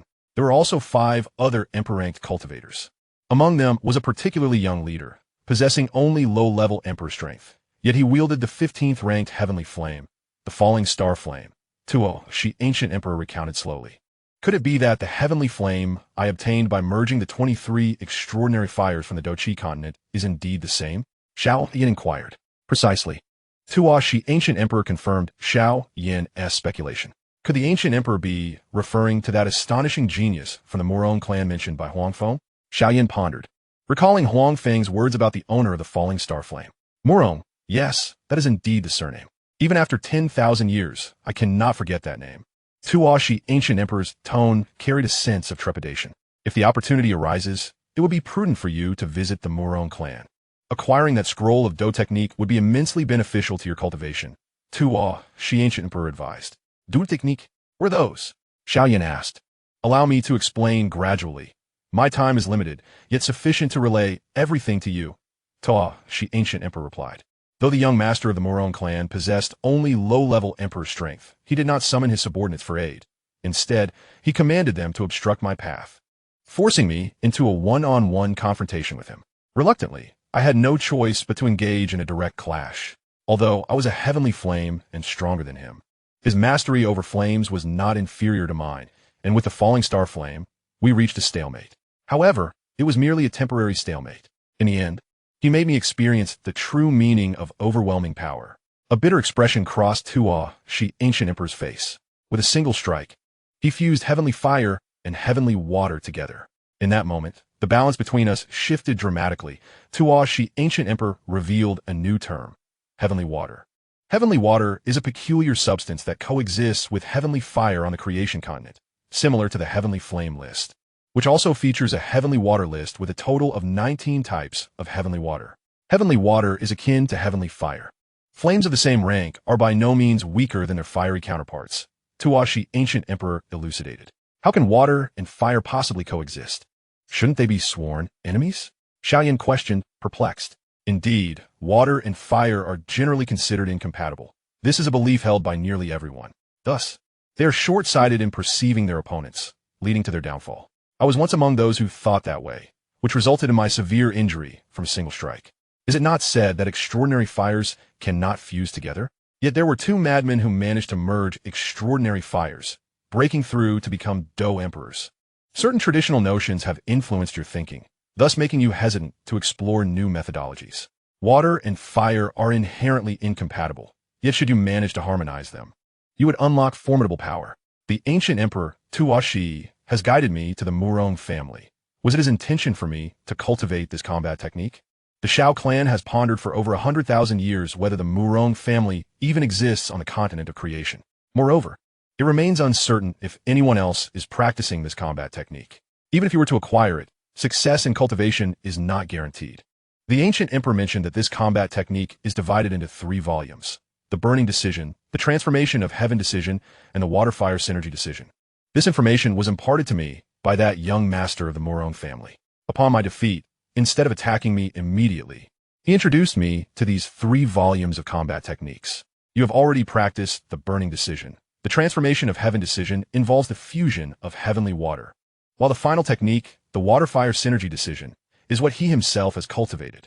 To practice the 3rd technique, one must voluntarily absorb heavenly fire and heavenly water. The ancient emperor reiterated that only with their consent can this be achieved. How is that even possible? Heavenly fire and heavenly water are sentient entities. How could they easily consent to being absorbed? Xiao Yan felt utterly despondent. This is why I hold such a profound impression of him. Had he not met an untimely demise, a superpower might have emerged on the continent of creation. The ancient emperor showed no restraint in expressing his admiration for his former adversary. How did he perish? Xiao Yan inquired. It was during the moment he divulged this information that we encountered the most terrifying scene of our lives, a battle among 4 Do gods. The Do gods, mythic beings of the continent of creation, suddenly manifested in fourfold. At this juncture, the ancient emperor let out a sigh. Do not tell me that while the 4 Do gods were engaged in combat, you just so happened to be in the midst of the battlefield? Xiao Yan swallowed hard. If that were the case, their luck would be tragically poor, having never wronged anyone, yet suffering misfortune merely by standing in the wrong place.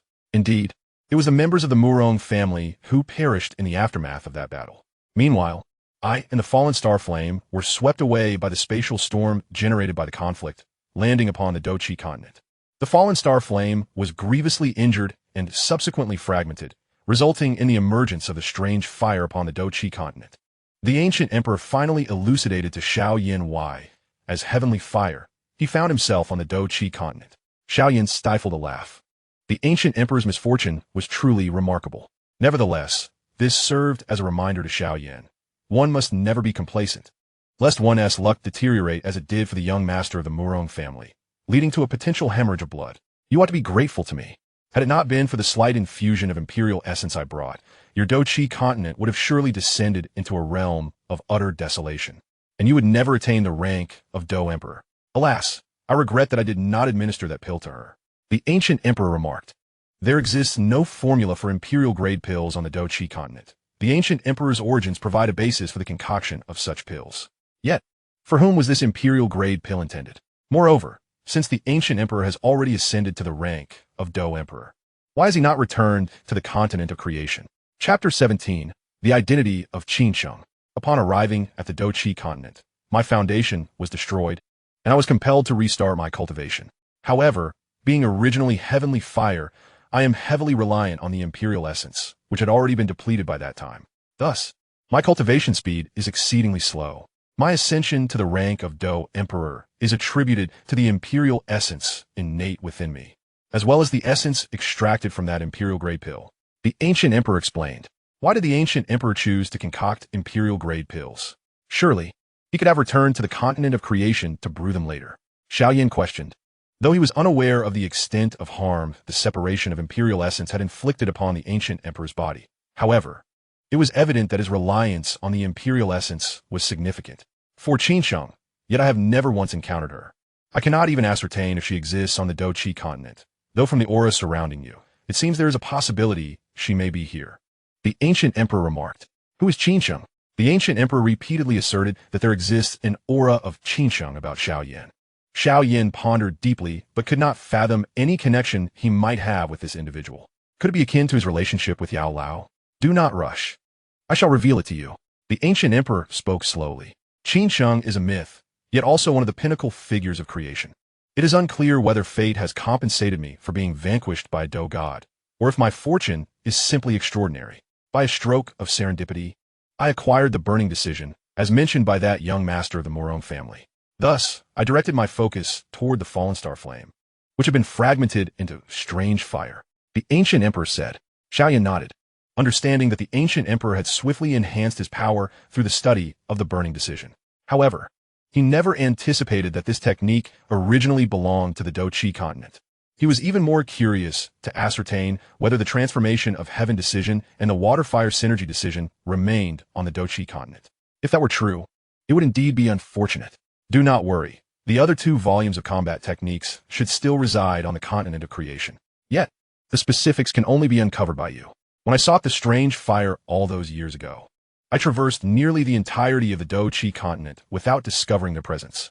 The ancient emperor stated, might it be possible that the heavenly water that the young master of the Murong family acquired also exists?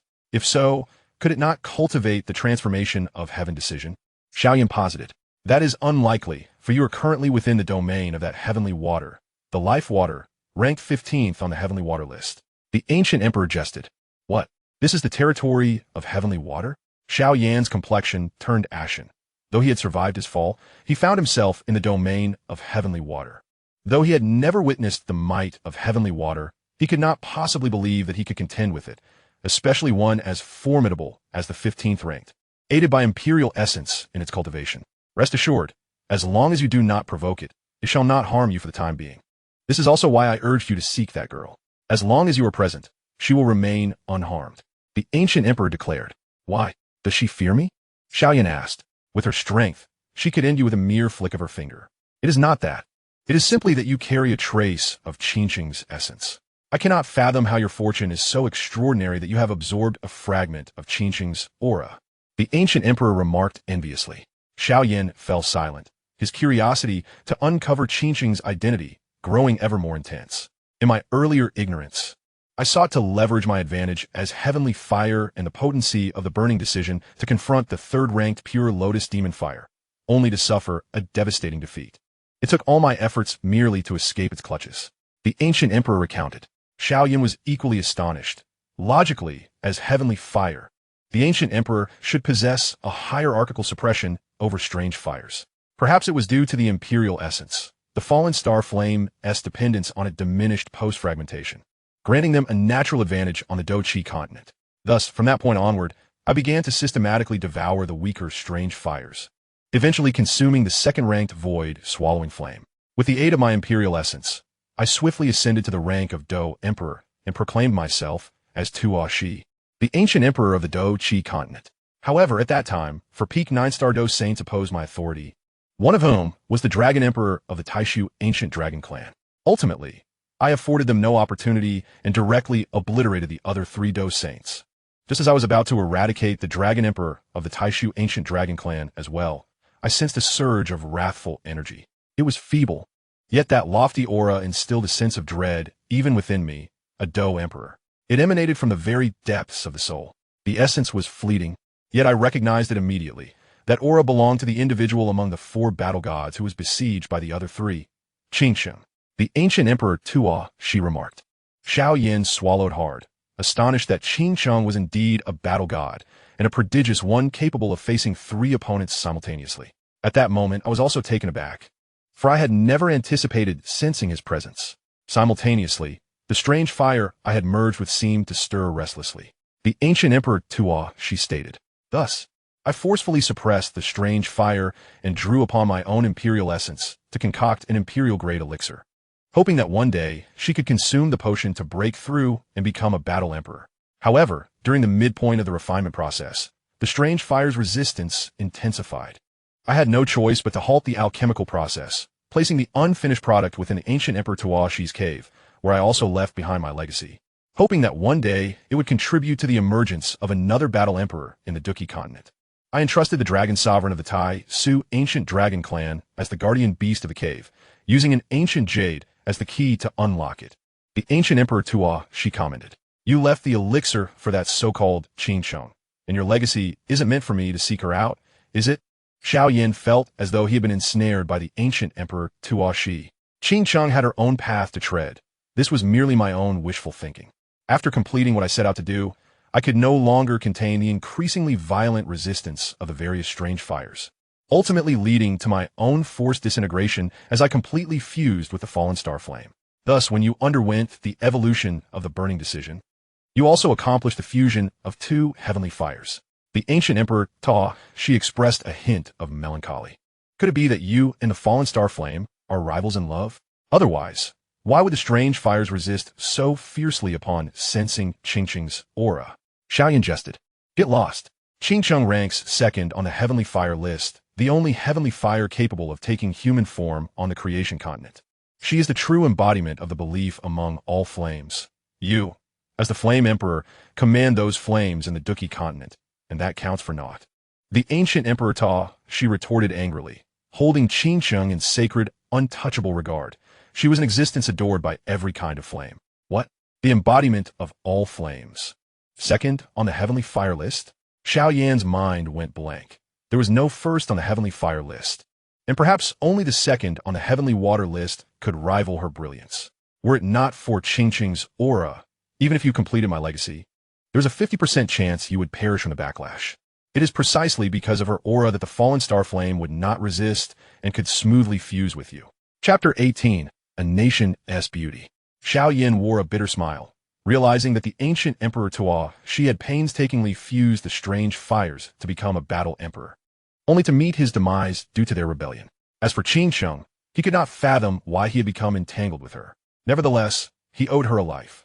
Though he was unaware of how her aura resided within him, curiosity aside, Xiao Yan decided not to dwell on it. Perhaps one day he would come to understand. Enough pondering. The mere fact that you have obtained Qing's essence and arrived at the creation continent is a stroke of fortune. Perhaps one day, when your strength has grown, you may seek out Qinghua, but whether she will aid you remains uncertain, the ancient Emperor Ta, she remarked. Qinghua, 2nd on the heavenly water list, Xiao Yan inquired, astonished that anyone would dare to rank above heavenly fire. Surely, she was the only one with such audacity. Indeed, the individual on the heavenly water list is hardly inferior to Qing. 100,000 years have passed.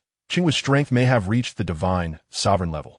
Unless you possess power that can rival hers, you may never find her, the ancient Emperor Tuo, she elucidated. Xiao Yan found himself at a loss for words. Reaching the divine, sovereign level was beyond his comprehension. Perhaps one day he would share the fate of that young Master Morong, being swiftly eliminated for choosing the wrong side. Nonetheless, Xiao Yan remained confident that he could carve a path of his own. Could you share some information about Qinghua and Qingchen? Xiao Yan expressed interest in the powerful beings, though he would not go so far as to say he idolized them. The ancient Emperor Ta, she did not decline. Those who stood at the pinnacle of the pyramid would not significantly affect Xiao Yan's journey. At the dawn of the creation continent, 19 varieties of heavenly fire and heavenly water descended upon the land. Thus began the tumultuous conflict between fire and water, for they were inherently incompatible. The second on the heavenly fire list, endowed with remarkable talent and imperial essence, took on human form. Yet, being a flame, she possessed a temperament akin to water and gradually grew weary of war, choosing to evade confrontation with the heavenly water. The second on the heavenly water list also achieved human form, equally formidable in beauty and strength. However, she lamented that her progress toward human form was slower than that of the heavenly fire. In her fiery, tempestuous spirit, she relentlessly sought out the heavenly fire for a decisive battle. At long last, in a moment of unbearable frustration, the heavenly fire engaged her in combat, securing victory by a slim margin. The heavenly water, undeterred, proposed a rematch 5,000 years hence. 5,000 years later, the clash between heavenly fire and water resulted in a stalemate. In a twist of fate, the water-like heavenly fire reluctantly agreed to a rematch after another 5 millennia. In their final confrontation, the heavens and earth trembled as both poured forth their utmost strength without achieving a clear victor. However, their battle attracted the attention of several sovereigns from the human and beast realms, who seemed to be witnessing the first-ever manifestation of heavenly fire and water in human form. They sought to seize the opportunity to capture them as sacred flames for their kind. The heavenly fire and water had not anticipated that anyone would dare to exploit their struggle. In that instant, they chose to unite. Yet they had been wounded in their previous contest and were on the verge of capture. Fortunately, others arrived just in time to thwart the attempt. Though their motives remained unclear, they managed to escape. It appears that the Tai Su ancient dragon clan came to their rescue. The ancient Emperor Tuo, she recalled. Xiao Yan began to piece together the puzzle, realizing that Qing's intervention to prevent the ancient Emperor Tuo Shi from attacking the dragon sovereign was likely rooted in this history. Yet, he couldn't grasp whether Qing truly existed in the Duqi continent or whether her overwhelming power had allowed her essence to permeate it, inadvertently entwining him with her aura.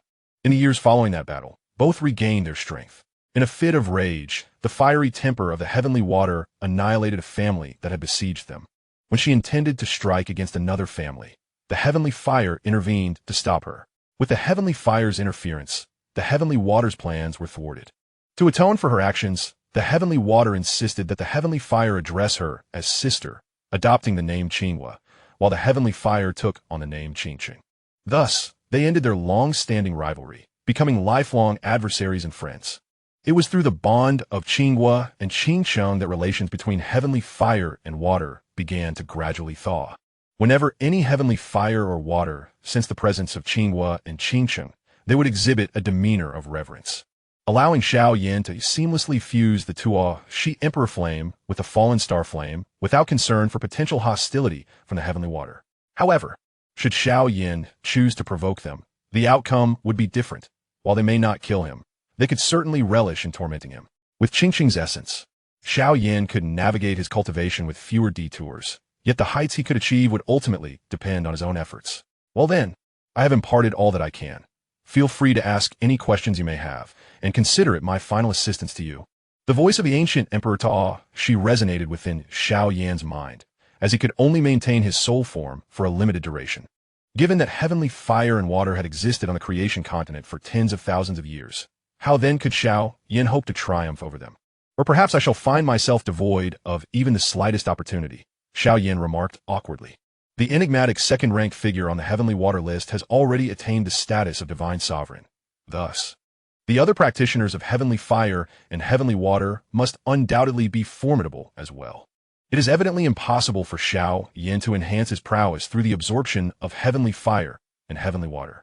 That young Master Murong appears to possess exceptional fortune, having acquired support from both a type of heavenly fire and a type of heavenly water. But wait, his luck is hardly commendable. This is your own affair. Coercion, seduction, and deceit are all permissible. Sometimes the method is inconsequential.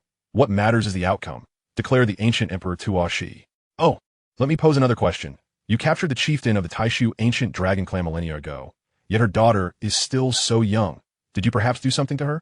Xiao Yan's curiosity regarding Ziyan's identity intensified. This was even more outrageous than Xun'er and Yuan. Wouldn't it be splendid to keep you around as a concubine to elevate your status among the Taishu ancient dragon clan of the creation continent? The ancient emperor, Tua, she jested. Bah, emperor, have you no shame? You have utterly tarnished your image. Haha, one's image is sometimes of little consequence. Very well. All the most profound mysteries shall soon be unveiled. Little one, life on the creation continent is vibrant, but it is only for those with perseverance and resolve. Until we meet again. The voice of the ancient emperor Ta, she gradually faded, his final vestige of consciousness dissipating. From that moment forth, the most mysterious of the Do emperors on the Do Chi continent merged with the heavenly fire and fallen star flame. Xiao Yan inhaled deeply, opening his eyes. The departure of the ancient emperor left him sorrowful. All he could do was to make the best use of his heavenly fire and carve a path of his own. The ancient emperor's appearance revealed some enigmas, yet also brought forth new ones. How would Xiao Yan resolve them? Chapter 19, The Water of Life. Upon awakening, Xiao Yan beheld that Xiao Yuting had already changed into her attire, quietly seated beside him, her gaze fixed upon him. What is it? Do I have something on my face? Xiao Yan inquired. I am famished, and worst of all, we may not be able to leave here. Xiao Yuting refrained from questioning why Xiao Yan had been in meditation for such an extended period. Famished? Can't Do emperors go without food for long periods? Regretting her inquiry immediately, Xiao Yan realized that in the creation continent, the title of Do Emperor seemed to carry little weight. Here, those of the Emperor Spirit realm were considered the lowest tier, and they naturally required sustenance to replenish their energy. I searched several places earlier. Although this area appears lush and verdant, the trees are peculiar and bear no fruit. The rivers, while crystal clear, yield no fish or shrimp, Xiao Yuting lamented. Trees must rely on sunlight to grow, yet this place is fathomless and scarcely receives any light. Perhaps the plants here survive by depending on the water of life. Xiao Yan mused. Why are you staring at me like that? Xiao Yan raised his head, catching sight of Xiao Yuting's avaricious gaze. As if a roasted delicacy lay before her. Xiao Yan, it's all your fault. Truly useless. You a man not even as capable as a woman. My sister and I can take on 2 opponents, yet you cannot win even one-on-one. Were it not for you, I would not have fallen. So you ought to compensate me well, Xiao Yuting declared greedily. Xiao Yan's face flushed. Indeed, it was somewhat unfair to have 2 women shield him.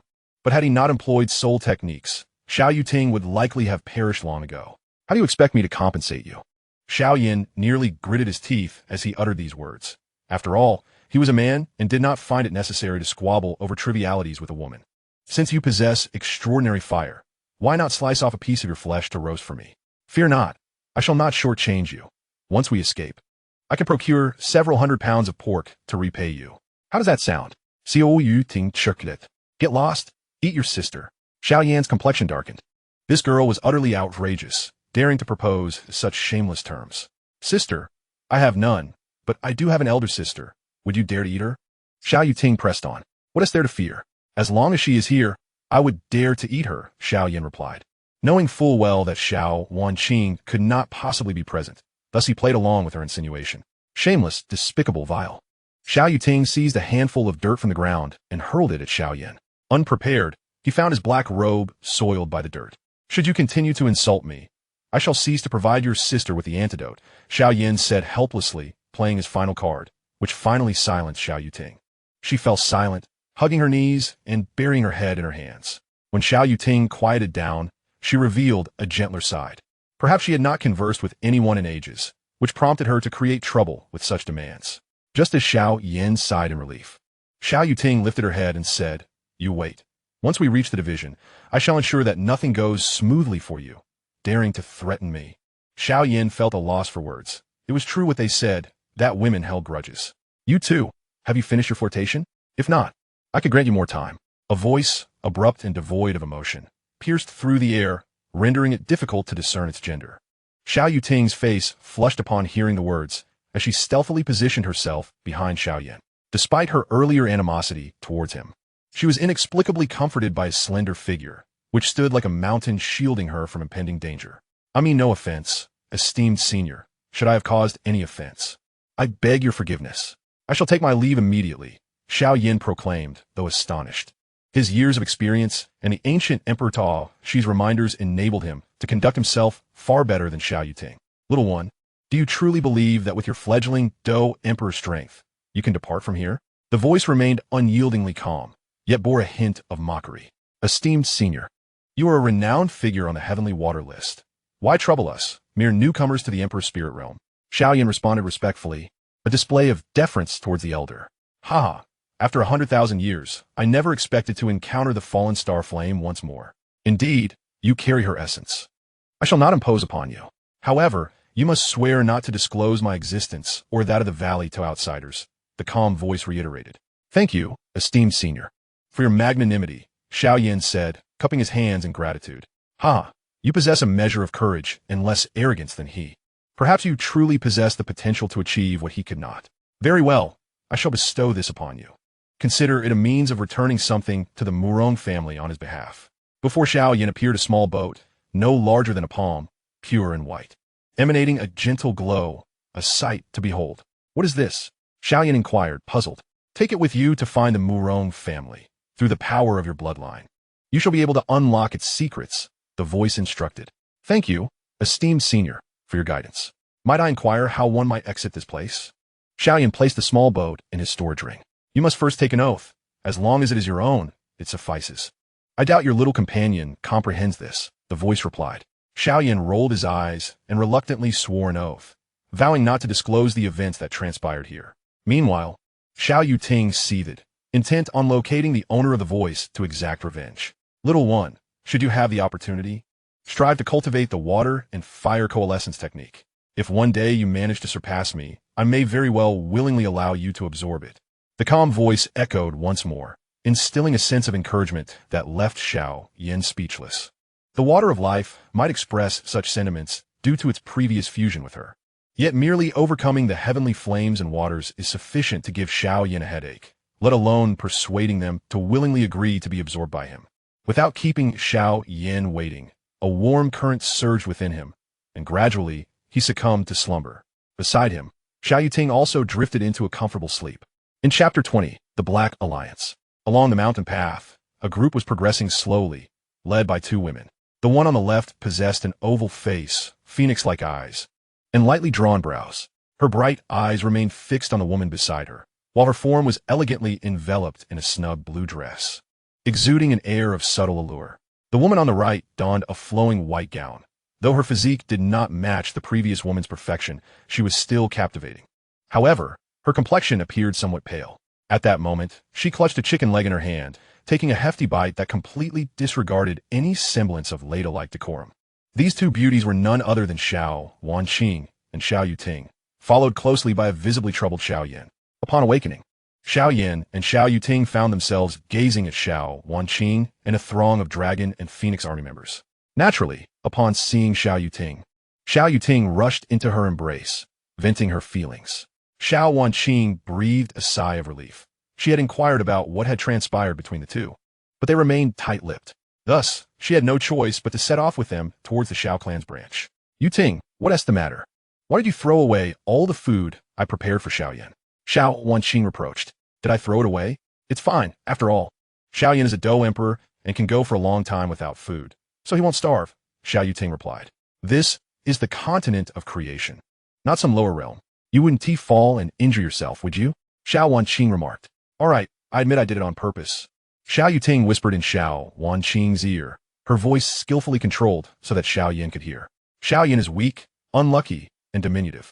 I am merely aiding him. Although he is stingy with me, I am magnanimous enough to teach him what life in the branch is like. Xiao Yuting said to Wanqing. Xiao Yan, you tell us, are you not stingy? Xiao Yuting turned to Xiao Yan and asked. Xiao Yan's face twitched involuntarily. If someone else had said that, he would have undoubtedly slapped them away without hesitation. However, when it came to Xiao Yuting, he felt utterly powerless. He repeatedly questioned whether his initial impression of the quietly seated Xiao Yuting had been an illusion. With no other option, he turned his face away, opting to ignore her. All right, you tacitly agreed, didn't you?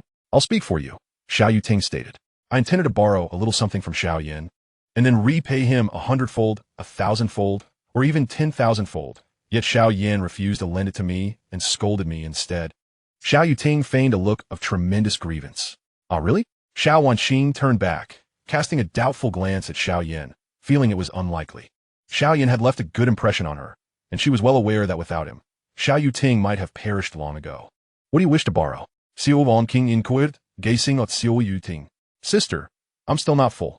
I'll head on ahead, Xiao Yuting declared, disregarding whether Xiao Wanqing agreed or not, and proceeded on her way. Yuting, if I have offended you, please forgive me. However, I am curious as to what she intends to borrow from young Master Xiao. Xiao Wanqing said, turning her attention to Xiao Yan as Xiao Yuting walked away. She wants a piece of meat from me, which she intends to repay with pork. Xiao Yan gritted his teeth as he uttered this phrase.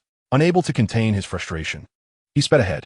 Xiao Wanqing, embodying the grace of a refined lady, could not help but burst into laughter. It was no wonder Xiao Yan's expression was so grim. It took her a full half-hour before she caught up with Xiao Yan's pace. Sorry. I didn't mean to. It's just that. Xiao Wanqing's face flushed as she spoke to Xiao Yan. It's fine. Let us consider it a joke, Xiao Yan replied, maintaining a strong demeanor as a Dou emperor.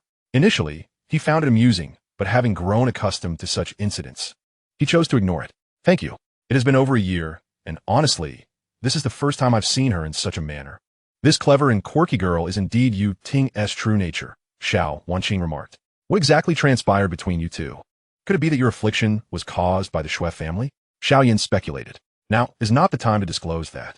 If one day you truly attain the strength of an emperor, I shall inform you, Xiao Wanqing replied with indifference. Additionally, the elder hall of the Xiao clan has reached a decision.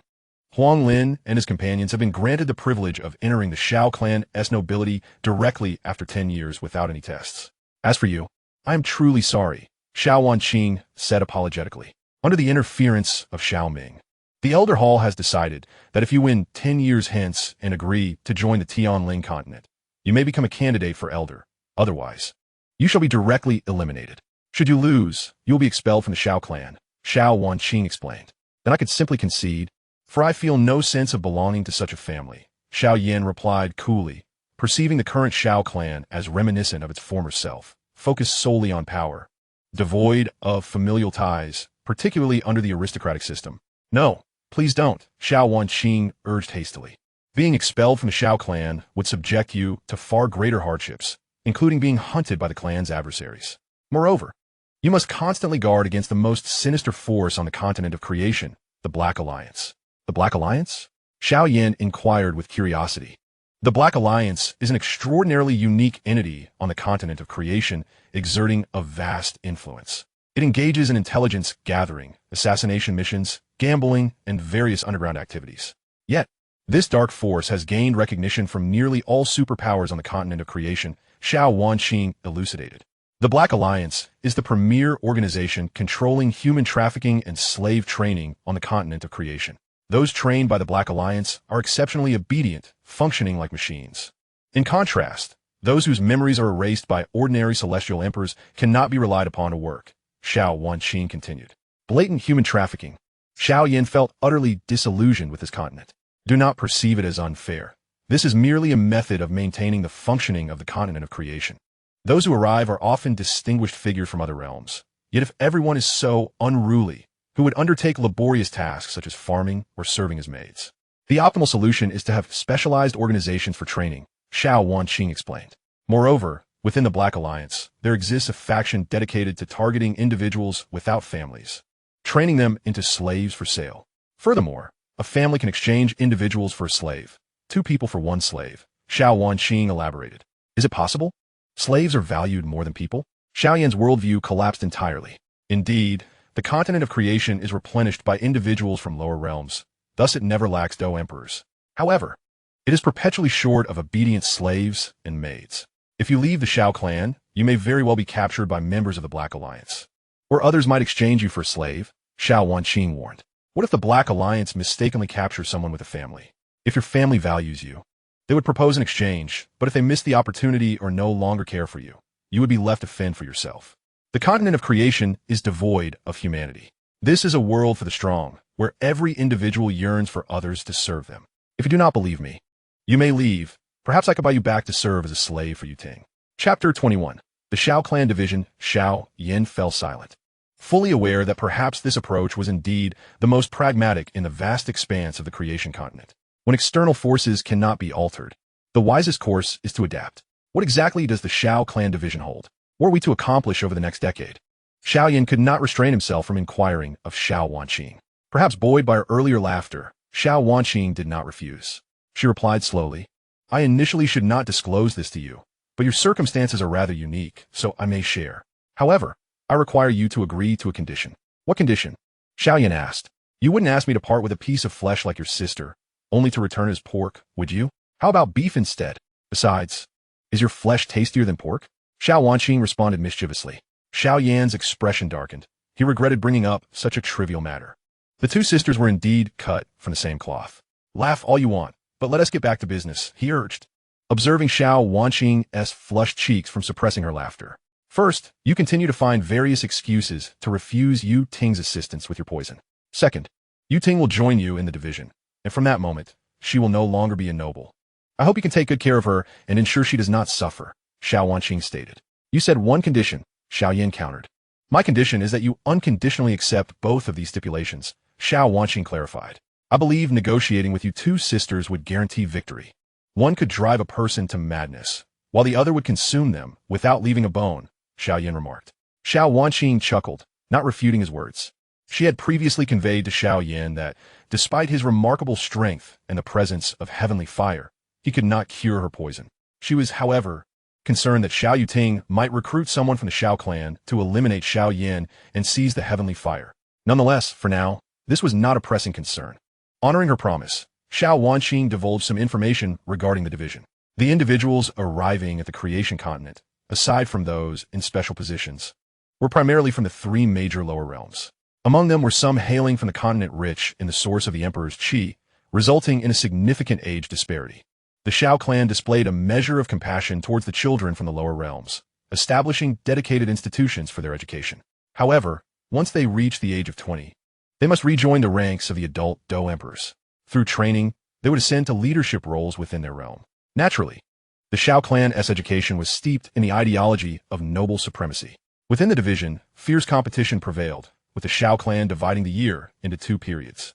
Housing individuals of the same period together, a designated mentor would guide them, and the division would only provide one meal per day, sufficient for only 80% of the populace, meaning 20% would go without food daily. While one might endure for a day or two, a prolonged lack of sustenance would lead to starvation. Alternatively, one could venture into the forest to procure food independently, but this would forfeit the protection of the Xiao clan. Thus, departing from the division would render one's life and death inconsequential to the clan.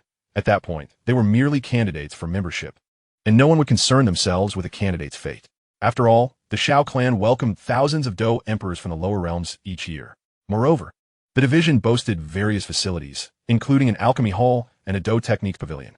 The most popular venue was the arena, where grievances could be settled, and life and death were the stakes. However, fighting outside the arena was prohibited, and any damage incurred required double compensation. Ultimately, Xiao Yan concluded that this place lacked the heavenly flame and the heavenly burning chi tower found in Ganon Academy's inner sanctum. Yet the competition here was tenfold more intense, and it would encompass rivalries between different continents. The most brutal aspect was that Xiao Yan would find himself isolated and unsupported, akin to facing 5 adversaries alone. In the past, he had at least had Xun'er, Hu Jia, and Wu Hao to assist in building his influence. Now, he would have to rely solely on himself. Nevertheless, his eyes sparkled with a fierce determination. Isolation and helplessness were inconsequential.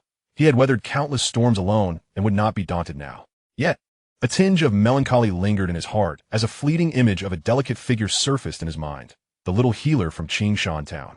During the latter half of his journey across the Dou Qi continent, she had been his steadfast companion. In times of solitude, one often reminisces about comrades. He wondered if they would ever have the chance to fight side by side again. Lost in contemplation, Xiao Yan failed to register Xiao Wanqing's subsequent words. Xiao Yan, what troubles you? Are you still struggling to adapt to the rules of the creation continent?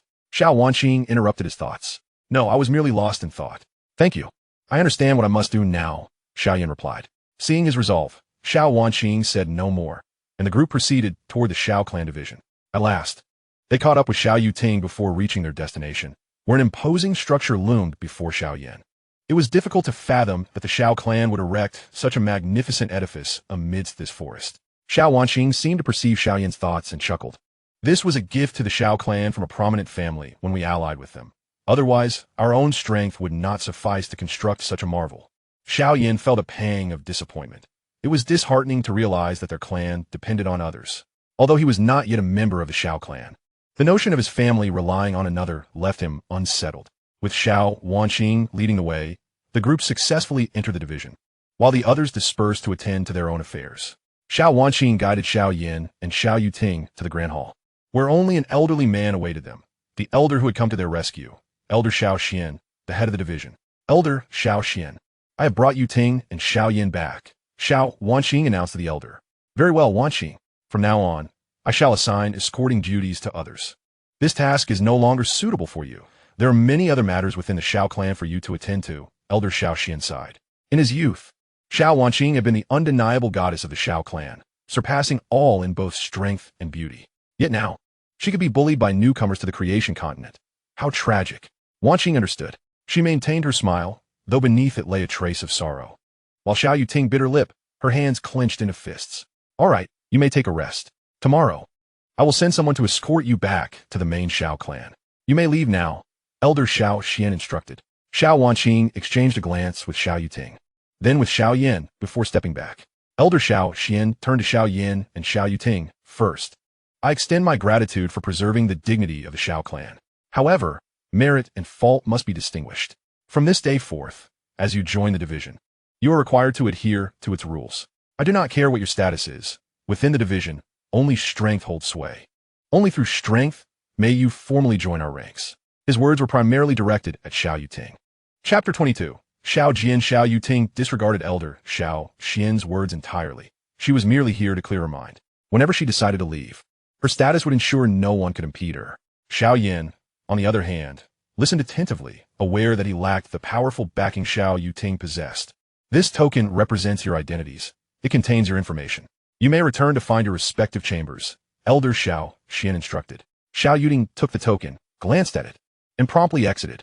Naturally, her precious sister, Xiao Wanqing, had already informed her of various circumstances regarding the branch. Xiao Yan examined the jade token closely.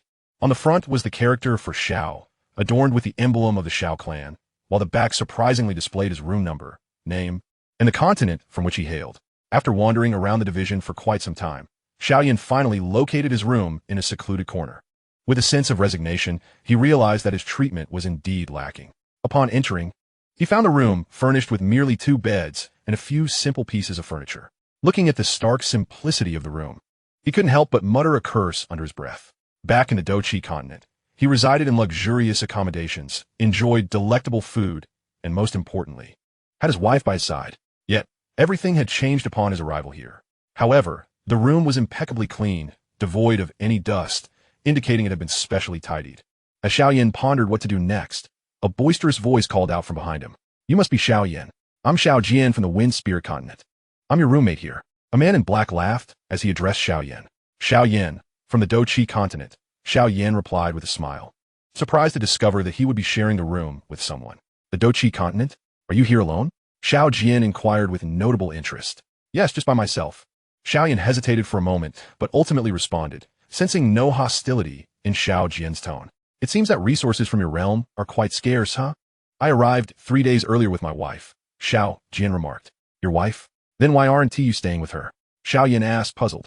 She has her own family. Although I belong to the Xiao clan, I cannot alter her fate as a member of another family, Xiao Jian explained, a hint of melancholy evident in his voice. Xiao Yan felt the sorrow in Xiao Jian's words. Xun'er belonged to the ancient clan. Perhaps one day, they could feel her presence. But wouldn't that mean he would be separated from her again? Clenching his fists, Xiao Yan found himself wishing that Xun'er and Cai Lin could take a little longer to advance to the Do Emperor's stage, so he could further elevate his own strength. By the way, just a reminder, dinner is served in the evening. You'd best arrive early, otherwise you might miss out, Xiao Jian advised. Xiao Yan chuckled bitterly, reflecting on the arduous journey he had endured for decades, only to find himself back at square one, reminiscent of his school days when he had to scramble for food.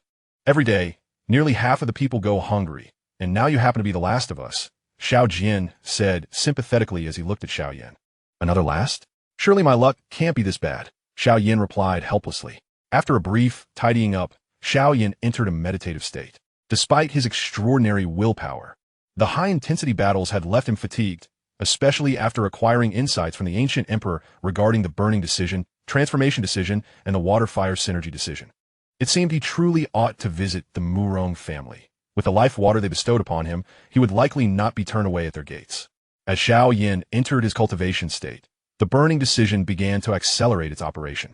Now, at the early stage of the emperor rank, Xiao Yan could still sense its formidable power. However, he faced a significant dilemma. The burning decision required an immense amount of emperor source energy. Although the energy here was relatively abundant compared to the city of reincarnation, it was still insufficient for Xiao Yan's needs. Time passed slowly, and night gradually descended. Xiao Yan concluded his training and opened his eyes. Xiao Jian had already left, seemingly remembering something and hurriedly running toward the dining hall. On the way here, Xiao Yan's food had been discarded by Xiao Yuding, and he hadn't eaten in quite a while. Moreover, ISNT the first day, supposed to be auspicious? He certainly didn't want to begin his time here on an empty stomach. Despite never having been to the dining hall before, Xiao Yan successfully found its location. However, upon seeing the long queue, he felt as though he had returned to an era of food scarcity. Had he not witnessed it with his own eyes, he would never have believed that a Dou emperor, once exalted in the Dou-Qi continent, could be reduced to scrambling for food alongside a group of elementary or middle school students. A bitter smile crept onto his face. I doubt we have any hope. Let us go. It's late, and we should hunt a magical beast in the forest for a meal, Xiao Jian suggested as Xiao Yan prepared to join the line. You didn't get any either? Xiao Yan asked. Not interested in competing with a bunch of immature children, Xiao Jian chuckled. He had been here for 3 days and had seen quite a bit. Though they were all nominally Dou emperors, there was a significant disparity in strength among them, particularly regarding combat experience. Many hailed from lower realms where emperors' source energy was plentiful, being pampered as the little ancestors and princesses of their families, with paths to become Dou emperors already laid out for them. Thus, some of them could afford to eat and sleep without much effort and still ascend to the Dou emperor stage. Others had their paths paved with medicinal pills provided by their families. These individuals were exceptionally talented, yet their growth was severely limited. Of course, there were also some truly capable individuals who possessed their own dignity and authority, opting to withdraw and seek sustenance independently. This led to the current situation, which was merely an attempt to correct the habits of those lacking in abilities. No matter how powerful their families were in their original realms, once they arrived here, they were required to rely solely on themselves. Just as Xiao Yan had encountered the extravagantly dressed individuals upon his initial arrival in the creation continent, many among them were no better than useless beings. Otherwise, Xiao Yan would not have found it so easy to subdue 2 people even with a sneak attack. Suddenly, Xiao Yan began to see some merit in the Xiao clan's approach. While it appeared unjust, it effectively prevented any parasites from infiltrating the clan, serving as a form of protection for the family. Just as he was about to leave, a striking scene caught his attention. In a corner sat a woman clad in a flowing white dress. Though not extraordinarily beautiful, she was undeniably a rare beauty, with a delicate face and slightly grayish eyes that held a certain allure. Her visage had been artfully adorned with cosmetics, and her long hair cascaded down to her slender waist, cinched by a black belt, imparting a refreshing aura. The woman sat quietly, consuming her meal with graceful, deliberate movements that exuded noble elegance, sharply contrasting the surrounding clamor. Xiao Yan rubbed his eyes, questioning whether this person was indeed Xiao Yuding. It was well known that she was a reclusive individual who seldom made an effort to present herself attractively. Yet, this tranquility mirrored the first time he had encountered her. I've never seen this woman before, but she is indeed quite beautiful, Xiao Jian remarked, noticing the woman. She is new, just ahead of me in line. Xiao Yan shrugged, feeling somewhat helpless. Just as he was about to leave with Xiao Jian, a few mocking voices rang out. Little sister, which continent do you hail from? A few of us are from the Star Flame continent. Would you mind if we join you? A few individuals made their way toward Xiao Yuding, their appearances rather handsome, particularly one who embodied a striking elegance. As someone new to this place, I sincerely hope these gentlemen will take good care of me. Xiao Yuding flashed a smile reminiscent of the charming girl next door. In the Starflame continent, that girl is indeed in trouble, Xiao Jian remarked. Oh, why do you say that? Xiao Yan believed that it was those few who were in trouble, as Xiao Yuding's mastery of poison would likely make dealing with them a trivial task. Only a fool would mistake her seemingly innocent demeanor for true naivety. The divine source of energy in the Starflame continent is quite abundant.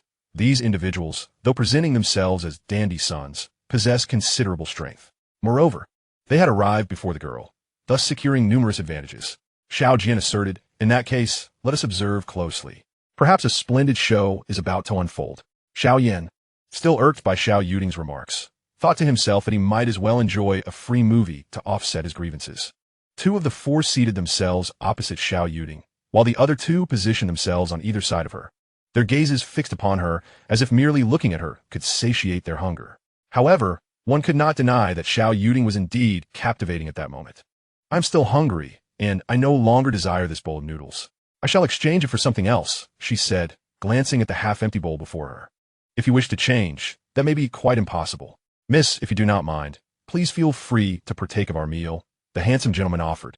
Oh, I feel quite embarrassed, Xiao Yuding replied softly, adopting an endearing demeanor.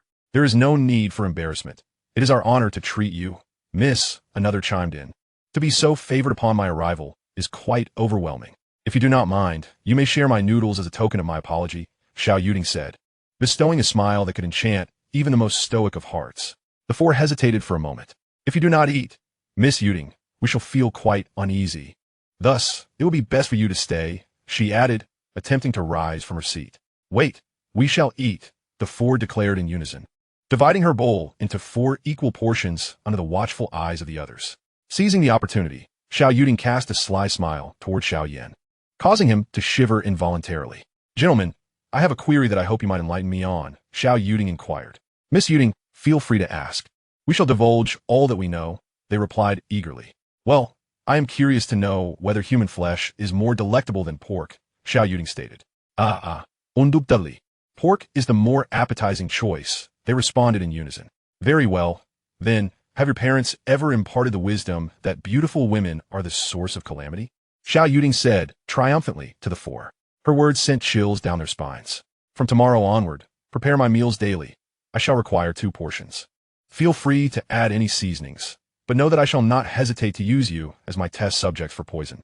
As for where I hail from, I shall reveal that I come from the heavenly spirit continent, Xiao Yuding stated coldly. With that, she stood and strode directly toward Xiao Yan. Not good, we must leave. Xiao Yan said urgently to Xiao Jian. Xiao Yan, halt! Am I truly that terrifying? Xiao Yuding's voice, laced with irritation, echoed back to him. Miss Yuding, I have matters to attend to and shall not interrupt your meal, Xiao Yan replied, coming to a halt. You are to assist my sister with her detoxification. Once completed, I shall refrain from troubling you further, Xiao Yuding ordered. I truly cannot assist. You may inquire with your sister if you doubt my words, Xiao Yan retorted, knowing that detoxification required imperial-level strength. Very well, you shall wait. I will find a way to make you understand how to detoxify, Xiao Yuding said through gritted teeth. I asked them earlier, and they confirmed that pork is indeed more delicious. Therefore, Xiao Yan's flesh must not compare favorably to that of a pig. She suddenly laughed, her mirth ringing in the air. Xiao Yan's flesh is inferior to pork. Xiao Yan is not as good as a pig, she exclaimed, her playful taunts echoing in Xiao Jian's astonished gaze, while Xiao Yan's expression darkened. Yet Xiao Yuding wore a smile of delight. Are you not going to teach them a lesson for insulting you? She added, fanning the flames of his fury. I am not angry, not in the slightest. Xiao Yan insisted, striving to quell his rising temper. How could you not be angry? Are you even human? Xiao Yuding shot back. Do you believe I will not slap you into submission? He retorted angrily. Why so fierce? I believe they were mistaken, which is why I assisted you in teaching them a lesson. Look, I have treated you well, so might you not help me in return? Xiao Yuding feigned great distress.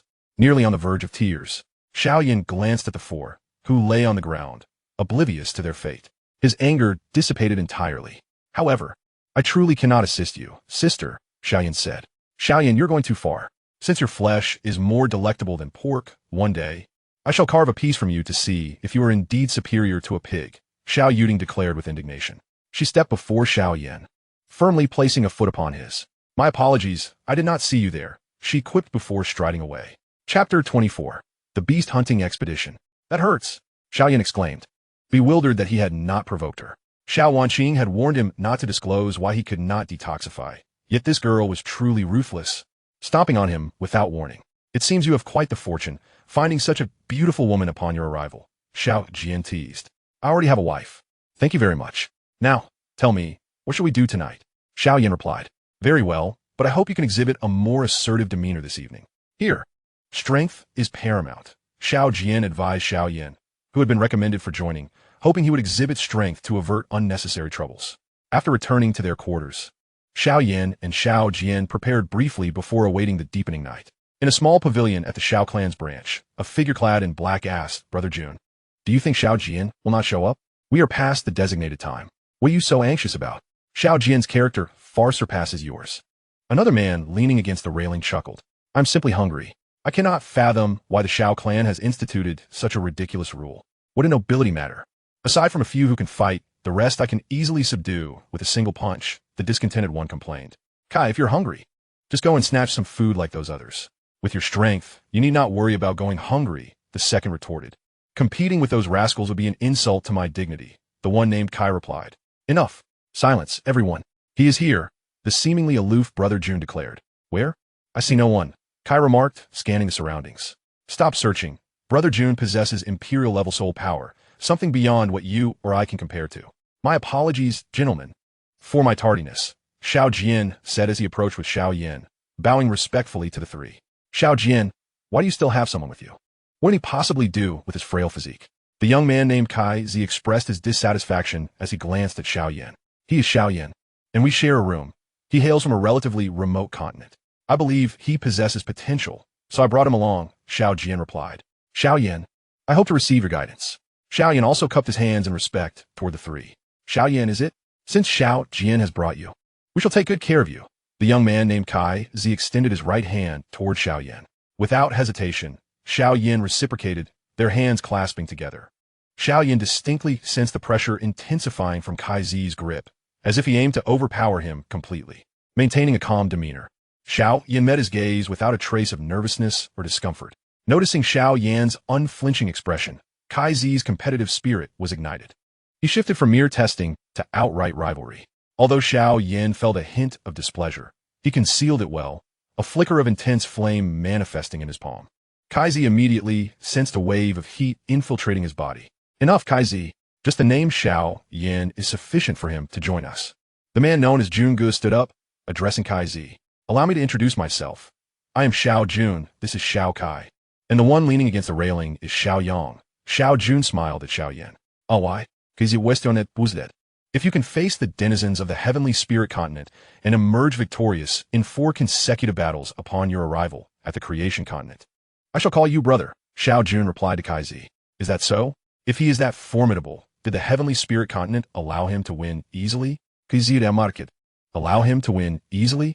Who is it that was beaten to the point of vomiting blood and could hardly recognize his own mother? Xiao Yan Moquette. And how much better are you than I? Those little brats sure are ruthless." "Xiao Yan, you truly are from a remote continent," Cai Lin retorted. "Perhaps Xiao Yan merely had a stroke of luck. He nearly lost his life," Xiao Yan interjected. "Well then, since everyone is here, let's set forth. Our target this time is quite formidable," Xiao Jun announced to the group.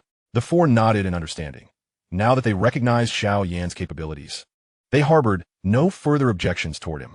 In the dead of night, 5 figures departed from the Xiao clan's branch, heading toward the forest. The forest was eerily quiet. Most magical beasts rested within their territories at night, which was precisely why they chose to venture out under the cover of darkness. Our target this time is a magic crystal beast, possessing strength at the pinnacle of the Emperor's spirit realm, just a step away from becoming a sovereign. The magic crystal beast excels at creating illusions, and its defense and attack power are not particularly strong. I am uncertain of the nature of the illusions, but as long as your minds are resolute enough, you shall endure. You are all exceptional individuals, and this experience may assist you in breaking through to the Do immortal realm in the future. Xiao Jun expounded on the knowledge of magic crystal beasts to Xiao Yan and the others. Though Xiao Yan did not grasp the connection between this and breaking through to the Do immortal realm, he diligently committed everything to memory, recognizing its potential utility. Soon, Xiao Jun instructed the 4 to halt. "We are about to enter the territory of the magic crystal beast. Maintain vigilance and support one another in times of peril." The 5 formed a formation of 2 in front and 1 in the back, with Xiao Jun leading, Xiao Yan and Xiao Jian at the rear, and Xiao Yang and Xiao Kai guarding the flanks. They continued forward in this formation. As they drew closer to the cave, an unusual sound wave resonated in their ears. "Do not be swayed by the sound waves. Press on," Xiao Jun urged the others. However, unbeknownst to them, the 5 had unwittingly scattered, yet in their perception, for companions remained by their side. This was the magic crystal beast's specialty, illusions. Even Xiao Jun was unaware that this particular magic crystal beast had transcended to the Emperor realm. A monumental trial awaited them. As the chapter concludes, I seek your recommendations and support. Chapter 25, The Illusion. Xiao Yan, maintaining formation with the four he perceived, advanced forward, only to realize that his soul energy had suddenly lost its ability to detect them. His expression shifted slightly as he addressed Xiao Jian. Xiao Jian, why can't I sense you with my soul energy? Xiao Jian appeared unfazed, seemingly oblivious to Xiao Yan's inquiry, while the three ahead continued their forward march. Xiao Yan's confusion deepened. The magic crystal beast excels at illusions. Have I fallen for a trick? Xiao Yan halted, gripping the ancient fire celestial ruler more tightly. Xiao Yan, what is wrong? Why have you stopped? If you are afraid, you may choose to turn back. Xiao Jun called from the front. What good is a coward who dares not hunt magical beasts? Get lost. I misjudged you, Xiao Yan. I once thought you worthy of friendship, but it seems you are merely a coward. Leave. We have no need for your kind, Xiao Jian chimed in. Xiao Yan increasingly felt vindicated in his suspicions. While the five retained their familiar appearances and voices, their personalities had undergone a drastic transformation. Step aside. Where have you taken them? Xiao Yan demanded coldly. He realized that he and the others had indeed been separated. If they remained together, they might stand a chance against the magical beast, but divided, they would be easily overwhelmed. Disregarding the four, Xiao Yan turned to retrace his steps. Yet a familiar, melodious voice halted him in his tracks. Xiao Yan, brother. Xiao Jian, like Xiao Yan, had not been immune to the illusion, though his soul energy was not as potent, trailing a moment behind. Before Xiao Jian stood a woman, her appearance disheveled and pitiful. Once clad in pristine white garments, now they were soiled with mud, resembling a child who had played in the dirt. Her long, dark hair was unkempt, though not as chaotic as a bird's nest. It clashed with her beauty. Her hands bore scars, and her face bore signs of neglect. The woman gazed blankly at Xiao Jian, her expression awash with fear and trepidation. Rower, is that really you? How have you come to look this way? Xiao Jian's composure shattered as he beheld the woman before him. In just 3 short days, his beloved wife had transformed into this state. It must be the Su family. It has to be those nobles from the Su clan, he thought furiously. I will make them pay. Xiao Jian's eyes reddened, for he knew that in this world, nobles would mercilessly punish those from the lower realms. He was acutely aware that while his wife's talents were not extraordinary, she was certainly not someone who could be bullied. Thus, this was the only explanation that made sense. Hubby, please divorce me, she implored. The enmity between the Xiao and Su clans cannot be reconciled. We can never reunite. So severing ties is the only solution. If you do not, the elders of the Su clan will come to the Xiao clan personally. They will never allow their kin to marry an enemy.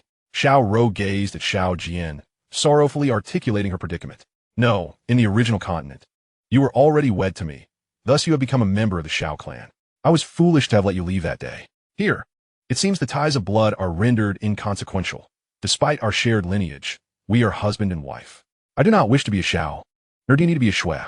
Let us depart together, shall we? Xiao Jian gazed at Xue. Depart? Have you ever encountered the hunting teams of the Black Alliance? Do you think we can evade their relentless pursuit? Xue replied, wiping the tears that streamed from her eyes. Xiao Jian fell silent, though he had never witnessed the hunting teams of the Black Alliance with his own eyes. The mere mention of their name struck terror in his heart. Why would someone willingly endure a decade of wretched existence within the Xiao clan S branch? The hunting teams of the Black Alliance served as a formidable deterrent. Without powerful allies and the protection of their clan, they would be destined to live in the shadow cast by the Black Alliance each day. Meanwhile, on Xiao Kai's side, a beautiful woman appeared, but he merely hesitated for a moment before dispatching the illusion with a single punch. On Xiao Yang's side, his father emerged, paternal love as steadfast as a mountain.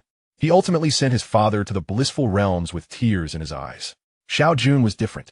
The illusion had barely manifested before he shattered it with a single blow. As the leader among the five, his experience and strength were undoubtedly unparalleled. The woman wore a gown of soft azure, her long hair casually gathered, cascading over her delicate waist, finally tapering down to her graceful hips. Her enchanting eyes gazed upon Xiao Yan, filled with deep longing. Her long eyelashes fluttered slightly, betraying her excitement. Years ago, she was his sister, a waste of 3 years spent silently accompanying him, without complaint or regret, vowing to kill anyone who dared to harm him. Now she was his wife. With her husband far away, she toiled tirelessly, wholeheartedly devoted, expressing her concern with a simple phrase. Return early. Do not push yourself too hard. Xun'er? Xiao Yan called out in excitement, even though his rational mind insisted that Xun'er could not possibly be here. Brother Xiao Yan, shall we leave together? Xun'er will stay by your side every day. We shall never part again. Xun'er smiled sweetly, rushing over to entwine her arm with Xiao Yan's. You are not Xun'er, Xiao Yan insisted, pulling away from her grasp. Indeed, I am not Xun'er, but I possess her appearance, even if I am merely an illusion. After Xiao Yan exposed her identity, the woman did not refute him, boldly admitting it. But would you accept it if this illusion were to take its own life before you? Would you allow your Xun'er to be harmed? Even if there were but a 1 in 10,000 chance. You are merely an illusion. Should you die, Xun'er would not be harmed in the slightest, Xiao Yan declared. Is that so? I offer you a choice. Either leave or witness my suicide with your own eyes. The woman said, and, as she spoke, she produced a knife. Placing it against her throat, a trickle of crimson blood appearing. Chapter 26, Support. Brother Jun, what should we do? We cannot locate Xiao Yan or Xiao Jian. Xiao Kai said, concern etched on his face. This should not be. We have already warned them that this is an illusion. The three of them were seasoned and did not stray for long before finding one another. Yet, they were unable to locate Xiao Yan and Xiao Jian. Let us proceed. Once we slay the magic crystal beast, the illusion will surely shatter. After all, they are newcomers. We must act swiftly, Xiao Jun instructed. Agreed. Next time we shall insist they treat us to drinks for daring to abandon their posts. Xiao Yang added. The three continued towards the lair of the magic crystal without further ado. My husband, perhaps we should die together. Once dead, all pain will cease, Shui Ro said. Approaching Xiao Jian, her eyes filled with hopeful yearning. Looking into Shui Ro's affectionate gaze, Xiao Jian felt compelled to speak, yet the words remained unspoken. Oh yeah. In life you belong to your husband. In death, you are his ghost. If my husband is unwilling, then I shall go to my death alone. Take care of yourself. Tears streamed down Shui Ro's face, a poignant sight. Very well, rather than endure this life of servitude, it is better to die alongside the one I love. Oh yeah. I am sorry. Had we not aspired to become Dou emperors, perhaps our lives would have unfolded differently, Xiao Jian murmured, pulling Shui Ro into his embrace. His tone tinged with self-reproach. Everyone harbors greed. Even when they stand at the pinnacle of a world, they remain unsatisfied. They yearn for even greater power. Yet, they fail to realize that the path to acquiring such strength is fraught with peril, often leading to their demise amidst the strife of conflict. No, I will leave, Xiao Yan declared, his gaze fixed on the bloodstain appearing on Xun'er's neck, instantly altering his decision. He would not permit Xun'er to be harmed in any way. Do not fret. Now, I have changed my mind. Since you do not wish to see Xun'er perish before you, you shall take your own life. Xun'er looked at Xiao Yan, a triumphant glint in her eyes. Do not overreach. You are but an illusion. Do you truly believe yourself to be Xun'er? Xiao Yan retorted coldly. Pazak Xiao Yan, I truly am Xun'er. There is heavenly fire within me. Brother Xiao Yan, please kill Xun'er. Absorb my heavenly fire. And thus Xun'er will be entirely united with you, granting you her abilities. Xun'er spoke softly to Xiao Yan. In that moment, Xun'er seemed to embody his wife. So gentle and kind. Brother Xiao Yan, if you do not kill Xun'er, she will be slain by another. Thus, it is better for you to end my life. Xun'er bears no grudge against you. The illusion continued to taunt Xiao Yan. Xiao Yan shook his head, striving to maintain clarity. This is not Xun'er. It cannot be. Brother Xiao Yan, you are too weak, unable to protect your loved ones, your friends, or your comrades. Therefore, you should die alongside Xun'er, she said slowly. Friends, comrades, yes. He had come to hunt magical beasts. She is not Xun'er. How could he jeopardize his friends for his own selfish desires? With a sweep of the heavenly fire ancient scale, Xun'er vanished, the illusion dissolving. He found himself still within the forest, though now veering from their intended path. If anyone truly sought to harm Xun'er, I would personally strike them down first. I shall not allow Xun'er to perish, especially not before my eyes. I will grow stronger. I must become stronger, Xiao Yan resolved, calming the fear within his heart. In the distance, fierce waves of battle energy surged.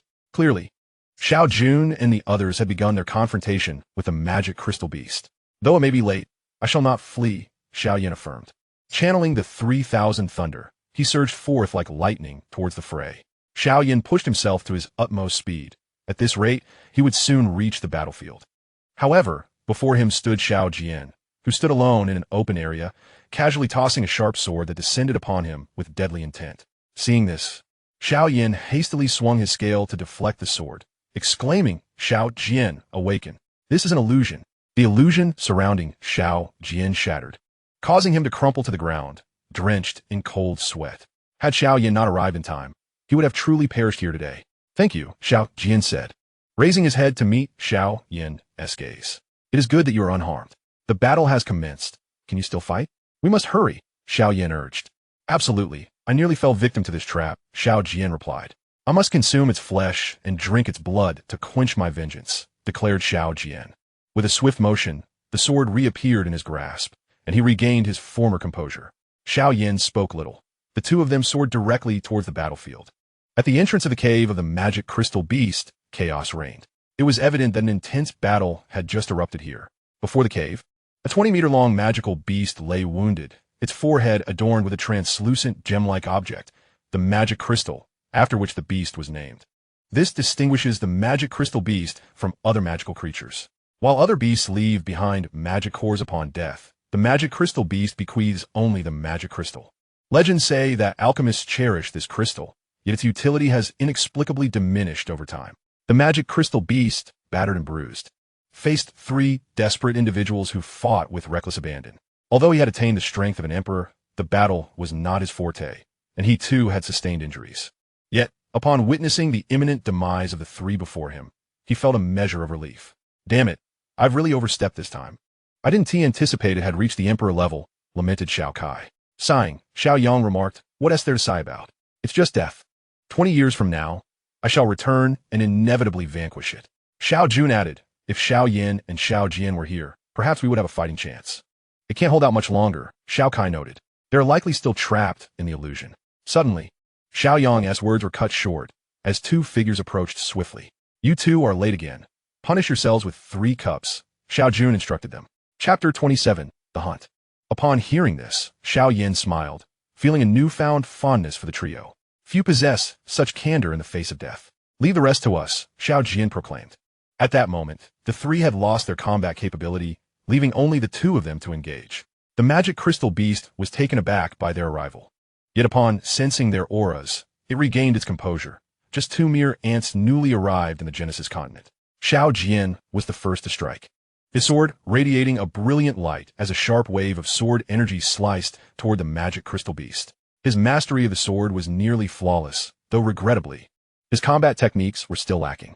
The magic crystal atop the beast's head emitted a white light, and upon collision, both forces vanished without a trace. Despite its dire condition, the magic crystal beast was still a formidable emperor-level opponent.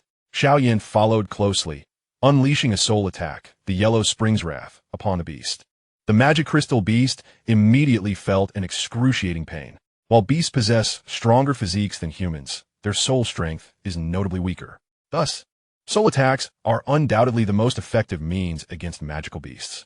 One opportunity, observing the moment, Xiao Jian infused his fighting spirit into his sword and aimed directly at the beast's body. The sharp blade carved a massive wound, and a torrent of blood gushed forth.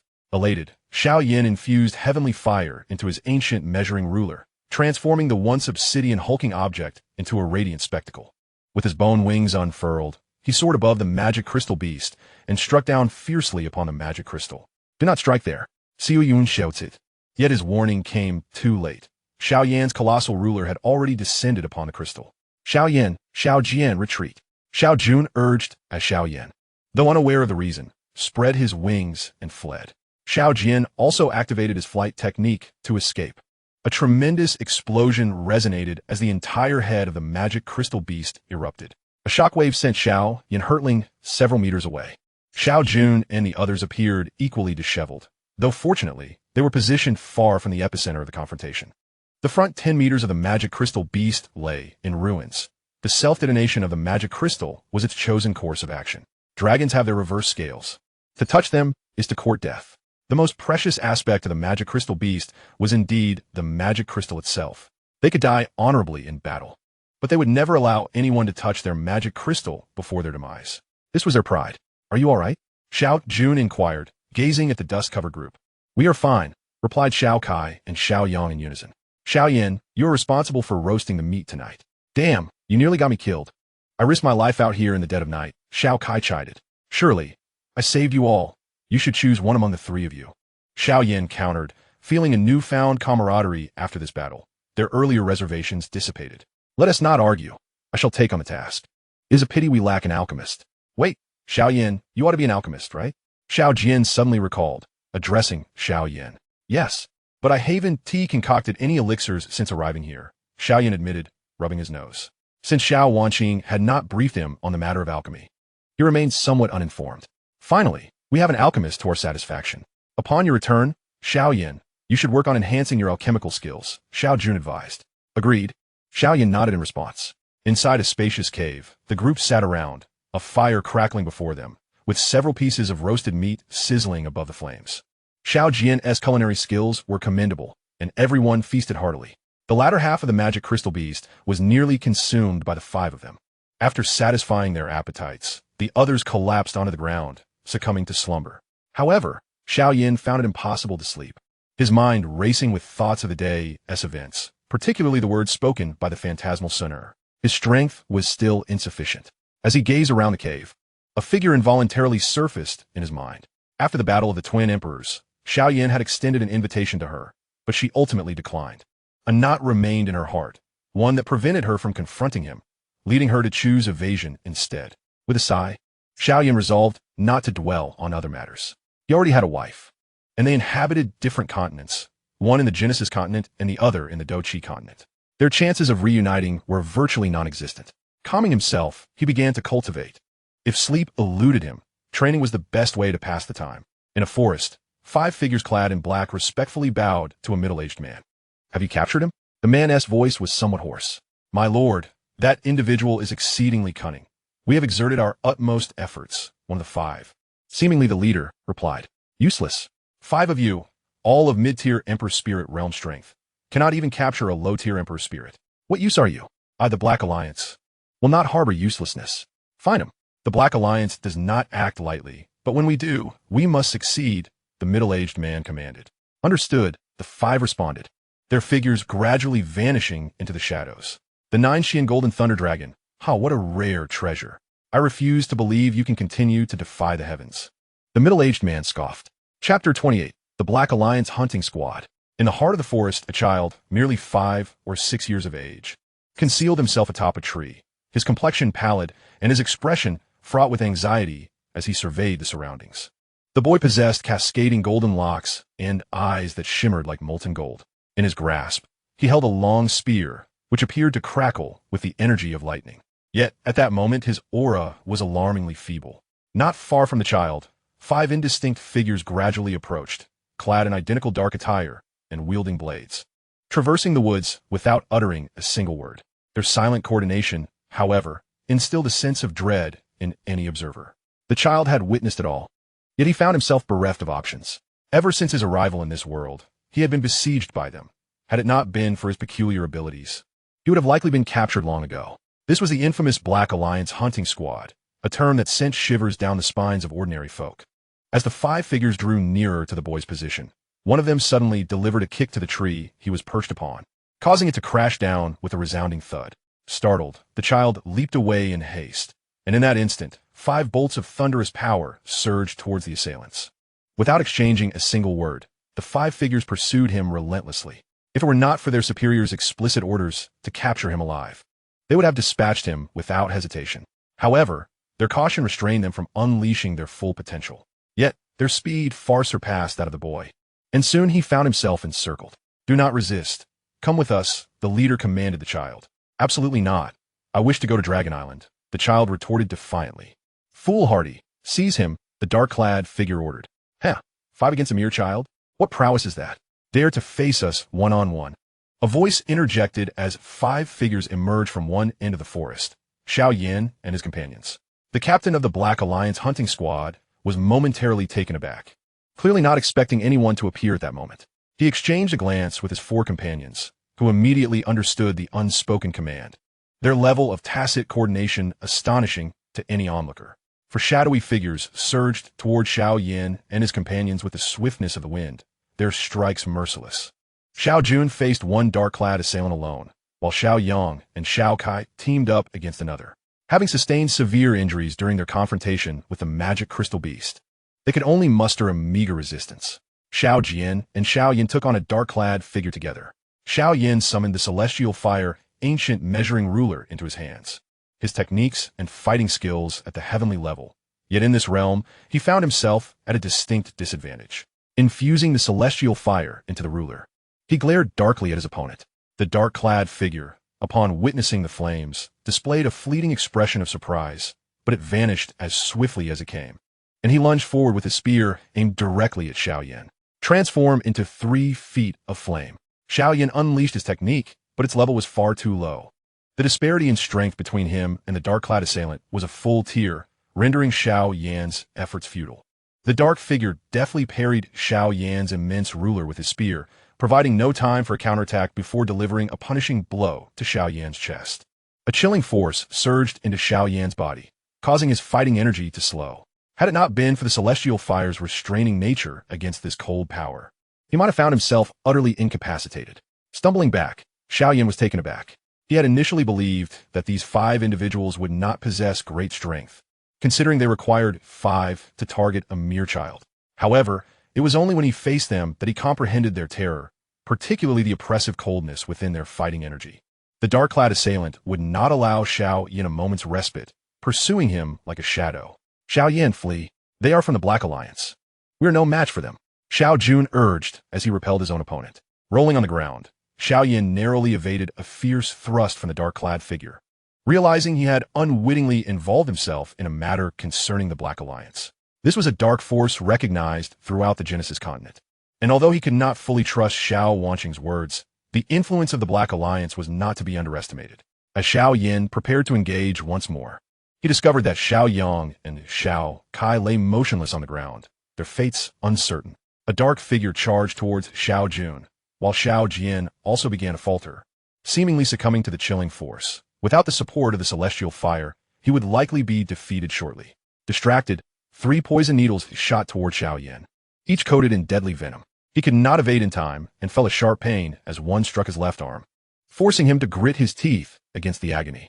For the first time since arriving on the Genesis continent, he felt the imminent approach of death.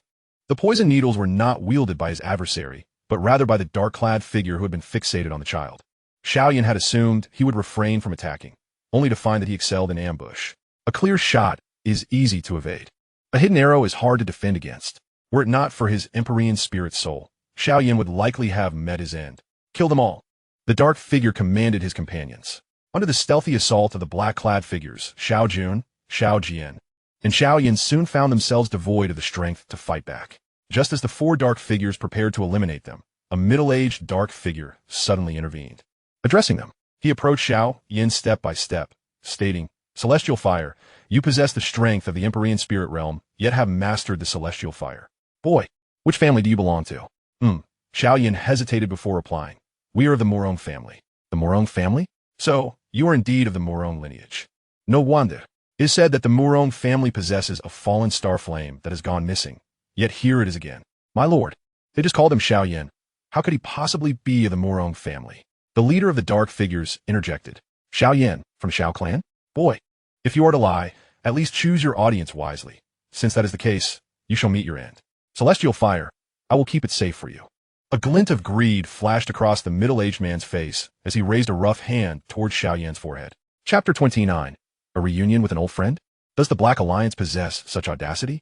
Do they dare to confront a member of the Taishu ancient dragon clan? I doubt that killing your 2 old fools will result in the entire world pursuing me. An unexpected voice echoed in everyone's ears. A figure materialized before them, causing the dark-clad individuals to pale. The Taishu ancient dragon clan, rulers of the beast realm. As long as a powerful member of the Taishu ancient dragon clan was present, their dominion would remain unchallenged. The figure that appeared to be a young man in his early 20s. Had it not been for the profound weariness evident in his eyes, one might easily be deceived. With long purple hair and clad in gray attire, he stood there, exuding not a hint of aura, appearing as unremarkable as an untrained individual.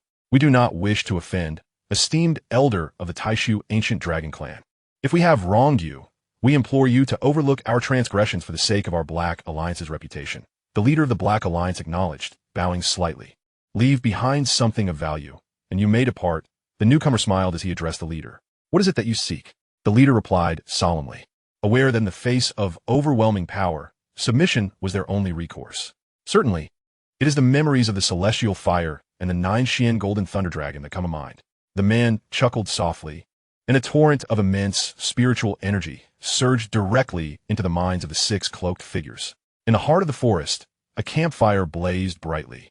Should anyone witness this scene, they would surely berate the fool who dared to ignite a fire in the woods. For it would be surprising if the magical beast did not tear him to shreds. You have awakened. As Xiao Yan stirred from his slumber, he heard a voice, neither warm nor cold, reach him. Suddenly, he recalled that he was not in the forest engaged in battle, but had been injured by members of the Black Alliance. He remembered his companions and that child. Do not search for them. Your companions are unharmed and still slumbering in your cave. As for that child, he has some connection with my ancient dragon clan, and I shall escort him to Dragon Island. The voice echoed once more. Xiao Yan let out a sigh of relief, turning to gaze at the man who had rescued him. The man appeared even younger than Xiao Yan, which left him perplexed. I shall forever remember the grace of your rescue, Senior. Might I inquire what brings you to this place? Xiao Yan respectfully clasped his fists. Let's set that aside for now. I was merely passing through, intending to meet an old acquaintance, and did not expect to encounter you. Now, speak. Why do you possess the bloodline power of my ancient dragon clan, specifically that of the Dragon Emperor? The man inquired. The bloodline power of the ancient dragon clan is of utmost importance, particularly to beast clans. Xiao Yan was uncertain of the man's strength, but he clearly exuded the aura of a celestial emperor, a pinnacle beyond Xiao Yan's reach at present. After hearing Xiao Yan's explanation, the man merely nodded, falling into silence. After a lengthy pause, he spoke again. Tell me, why you carry her scent? Her? Who? Xiao Yan asked, bewildered. Cheng. I sensed her presence, which is why I came. Otherwise, I would not have revealed myself. Could it be that you are her inheritor? The man remarked. I do not know, Xiao Yan sighed. The matter concerning Cheng had long troubled him. Never mind. She likely does not regard you highly. You possess low strength, ill fortune, and questionable character. Haven't she ever taken interest in you? The man lamented. Xiao Yan's expression twitched involuntarily, yet he sensed a measure of truth in the man's words. It seemed he had exhausted his good fortune on the Do-Chi continent, leaving only misfortune in its wake. I shall take my leave. Aside from you, I have erased the memories of everyone else. Consider this. If you wish to relinquish this memory, I could assist you. No need for your assistance, Senior, Xiao Yan interjected, not wishing for his memories to be erased. Very well, young one, strive diligently in your cultivation. Should you prove capable, you may visit Dragon Island, the man advised. With that, the man tore through the fabric of space, stepping through, accompanied by a child. As they departed, the child glanced back at Xiao Yan, observing that he seemed to merge with the hazy figure in his mind. Xiao Yan, his name is Xiao Yan. Watching the two depart, Xiao Yan took a deep breath. However, at that moment, the sounds of wolf howls and tiger roars echoed through the forest. Xiao Yan cursed under his breath, hurriedly extinguishing the fire and making his way outward. Upon returning to the cave, he found that the 4 others were still asleep, allowing him to exhale in relief. Their injuries had healed significantly, evidently due to the intervention of the powerful member of the ancient dragon clan. Reflecting on the day's events, Xiao Yan gained a clearer understanding of the Black Alliance and resolved to exercise caution in future dealings with them. Chapter 30. The Apothecary Hall. When Xiao Yan and the others finally awoke, he discovered that their memories had frozen at the moment they were feasting on roasted meat, and their wounds had nearly healed. He felt a sense of relief, though his regard for the seemingly youthful, purple-haired man grew slightly. After tidying up, the group set off towards the branch of the Xiao clan. Upon returning to the Xiao clan, the sun had already risen. Xiao Yan greeted Xiao Jian and the others before soaring directly towards the Apothecary Hall. Having witnessed the might of the Black Alliance, he felt an urgent need to elevate his own power. Only then could he hope to seek out the Murong family to obtain the scroll concerning the water and fire coalescence technique. Perhaps due to the esteemed status of alchemists, their treatment at the branch's Apothecary Hall was considerably improved. This establishment boasted dedicated alchemy rooms, each isolated to prevent interference during their work. As Xiao Yan entered the main hall, he spotted an elderly man seated at a table, engrossed in a book. Seemingly sensing Xiao Yan's arrival, he languidly inquired, name? Alchemist rank? Xiao Yan. As for my alchemist rank, I am uncertain. I have only recently arrived in the creation continent, Xiao Yan replied, bowing respectfully. The old man's lips twitched slightly before he instructed, the last room on the left. You have 1 hour. Depart after 1 hour. His tone was quite firm. 1 hour? Xiao Yan wished to protest, but the elderly man had already prepared an hourglass and returned to his reading. Xiao Yan's expression shifted, yet he could not afford to provoke the elder given his status, so he reluctantly proceeded to the designated room. Pushing open the door, he found a modest space of about 50 square meters. Inside, a girl, approximately 10 years old, dressed in a white gown, was diligently studying and had not noticed Xiao Yan's entrance. She appeared only a few years older than Xiao. But Xiao Yan's expression soured. Had the old man truly assigned him to study alongside a child? Furrowing his brow, he quietly entered. Upon probing with his spiritual energy, he discovered that all the books in the room pertained to alchemy. Uncle, to the left, you will find information regarding the alchemist system in the creation continent, along with tests for alchemist potential and detailed instructions for using the branch's apothecary hall, the girl said earnestly, lifting her gaze to meet Xiao Yan's. Though she did not possess a devilish beauty like Xiao, she was nonetheless exquisitely cute and would undoubtedly grow into a beauty in the future. Thank you, Xiao Yan replied with a smile. The terms uncle and sir seemed interchangeable, but he found the latter far more comforting. The girl merely smiled in return, returning her focus to her studies. Xiao Yan then approached the left side, where basic knowledge of alchemy was outlined. In the creation continent, alchemists were classified similarly to lower realms, ranging from 1st to 9th rank. The 1st to 5th ranks were known as imperial alchemists. The 6th to 8th ranks were termed celestial alchemists, and the 9th rank was referred to as divine alchemists. This meant that to concoct celestial-grade soul potions, one must reach the celestial realm. For 8th rank, one must attain the divine realm. Furthermore, cultivating soul power was generally more challenging than cultivating Do Qi. To reach the celestial realm, one typically needed to achieve Do Xian, which explained why the Xiao clan had yet to produce a 6th rank alchemist. Additionally, only 6th rank pills, or celestial-grade pills, would produce pill lightning. This was a fortunate detail that would save Xiao Yan considerable time. However, when Xiao Yan beheld the rules of the medicine hall, he could not help but feel an urge to unleash a torrent of curses. The medicine hall would provide alchemical cauldrons and prescriptions, yet one was required to procure their own medicinal ingredients. The pills crafted by oneself could be taken away in their entirety. Indeed, the role of an alchemist is a noble vocation. Yet the Xiao clan had already paved a convenient path for him. Nevertheless, should the Xiao clan furnish them with the required herbs, it would lead to wastage. Hence the establishment of such regulations. Furthermore, if anyone could attain the rank of a 3rd-tier alchemist within the span of 10 years, they would be exempt from the examination and granted admission into the nobility of the Xiao clan. Each individual, however, was limited to 3 entries into the medicine hall per month. If one wished to refine pills, they could seek out the prescriptions and cauldrons themselves, but were forbidden from conducting alchemical processes outside the confines of the Xiao clan's medicine hall. The usage of the medicine hall was unrestricted for 2nd-tier alchemists. As for the alchemist potential test, it served the purpose of identifying promising talents for the Xiao clan as cultivation of alchemists.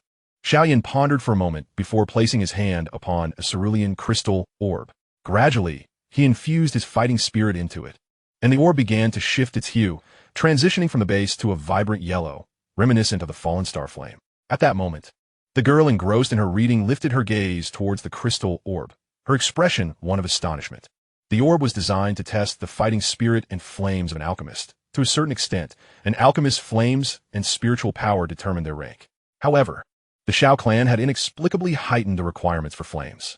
Traditionally, alchemists were expected to transition the color from blue to a fainter hue, with the finest among them merely causing the blue to dissipate entirely. Yet, Xiao Yan astonishingly manifested the color of his flames within the crystal orb. Soon, the entire orb transformed into a brilliant yellow, with a flame raging ferociously within.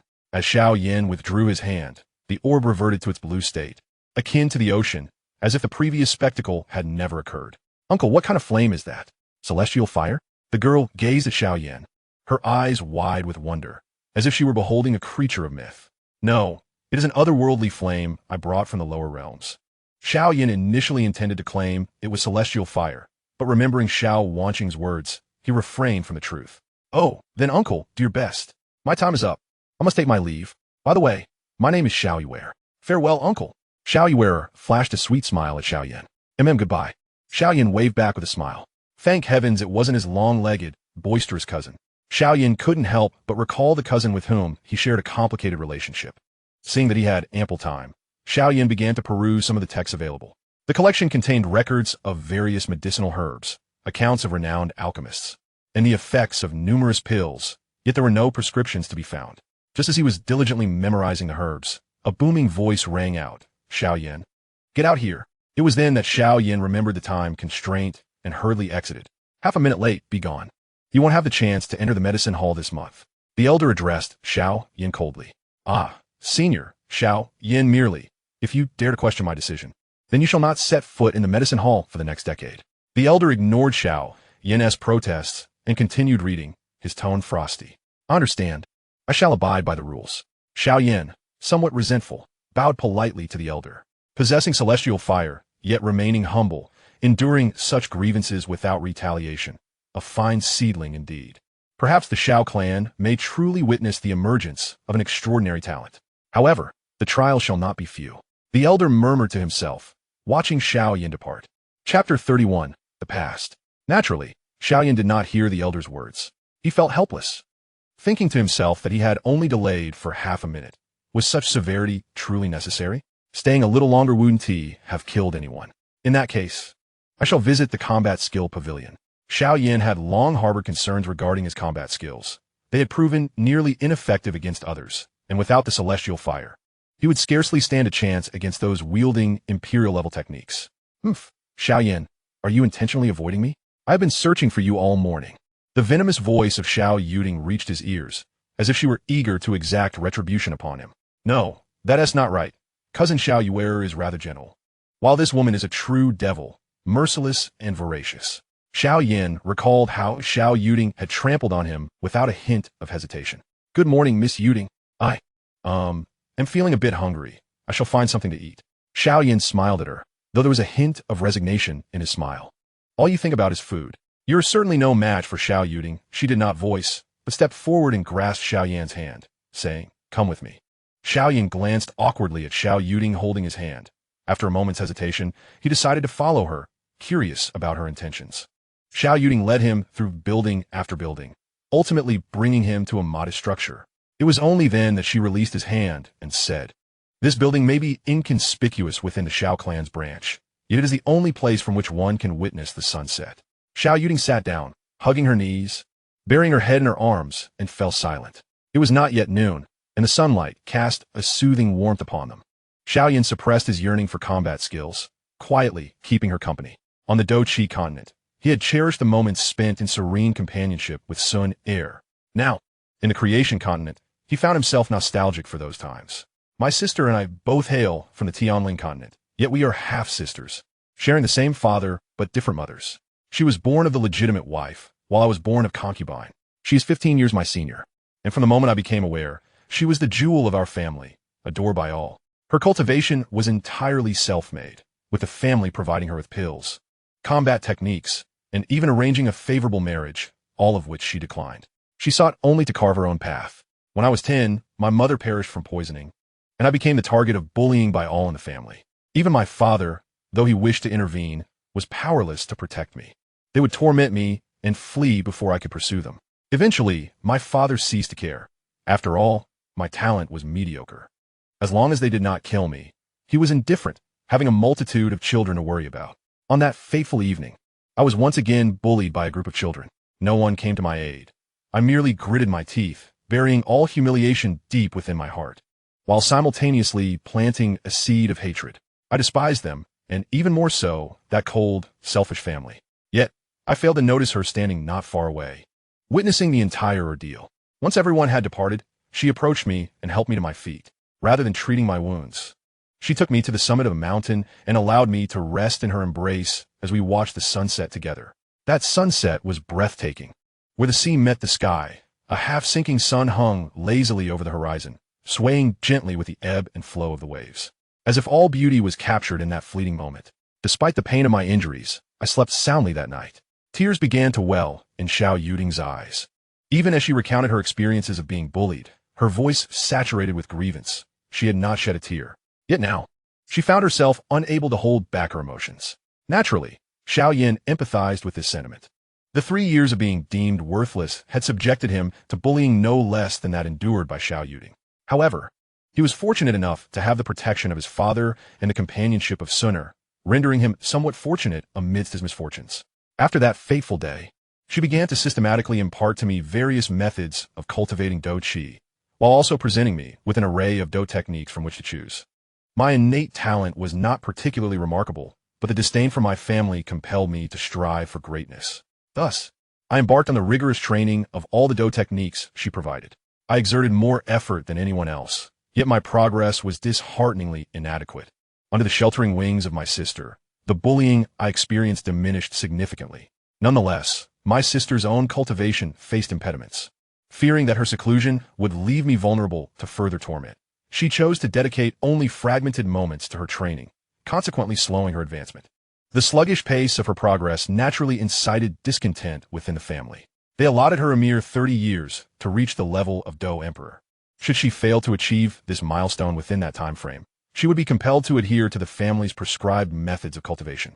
After all, other descendants of the family had already attained the status of Do Emperor, and it was an affront to the clan that one of its most valued individuals had shown no progress whatsoever. Under the weight of familial pressure, my sister reluctantly opted for seclusion, but not before assigning several individuals to keep watch over me. When she withdrew into seclusion, I was approximately 13 years of age. I began to grow indifferent, ignoring everyone around me. Cultivation became the singular focus of my life, and I buried the memories of their bullying deep within my heart. These humiliations fueled my drive to improve. By the age of 15, I ascended to the rank of Do Wang, while my sister, at 30, fulfilled the family's expectations by achieving the title of Do Emperor. That day, which I had awaited for 2 long years, revealed my sister to be even more radiant and enchanting than before. It was also on that day that she took me to witness the setting sun once more. As the sun dipped below the horizon, everything around us remained serene and beautiful. A year later, when my sister was about to depart from the Qing Lin continent, I chose to engage in a duel with someone who had previously bullied me, a person stronger than myself, and ultimately suffered grave injuries. I dragged my wounded body to see her off. My sister embraced me and advised, in times of pain and despair, gaze upon the sunset. After the sun sets, you shall awaken to a brand new day. She added, do not remain too silent. No boy would fancy a mute. On the creation continent, I shall protect you, providing you with shelter from a storm. Tears brimmed in Xiao Yuding's eyes. On the Tianling continent, Xiao Wanqing made a promise to Xiao Yuding. Yet an unforeseen incident years later tarnished her status as the favored daughter of heaven. Chapter 32, The Unchanging Promise. A decade later, at the age of 25, Xiao Yuding broke through to become a Do Emperor. While this achievement was not particularly exceptional, it was certainly commendable. Although a portion of her success was attributed to the use of medicinal pills, it did not diminish the significance of her own relentless efforts. The yearning to reunite with her sister had eclipsed her resentment towards her family. Xiao Yuding's final battle was undoubtedly one of vengeance. Yet those who had tormented her had either already ascended to the status of Do Emperor or were mere remnants of a family whose lineage could not even produce a Do Emperor despite the use of pills. Failure to educate a child is the fault of the parent.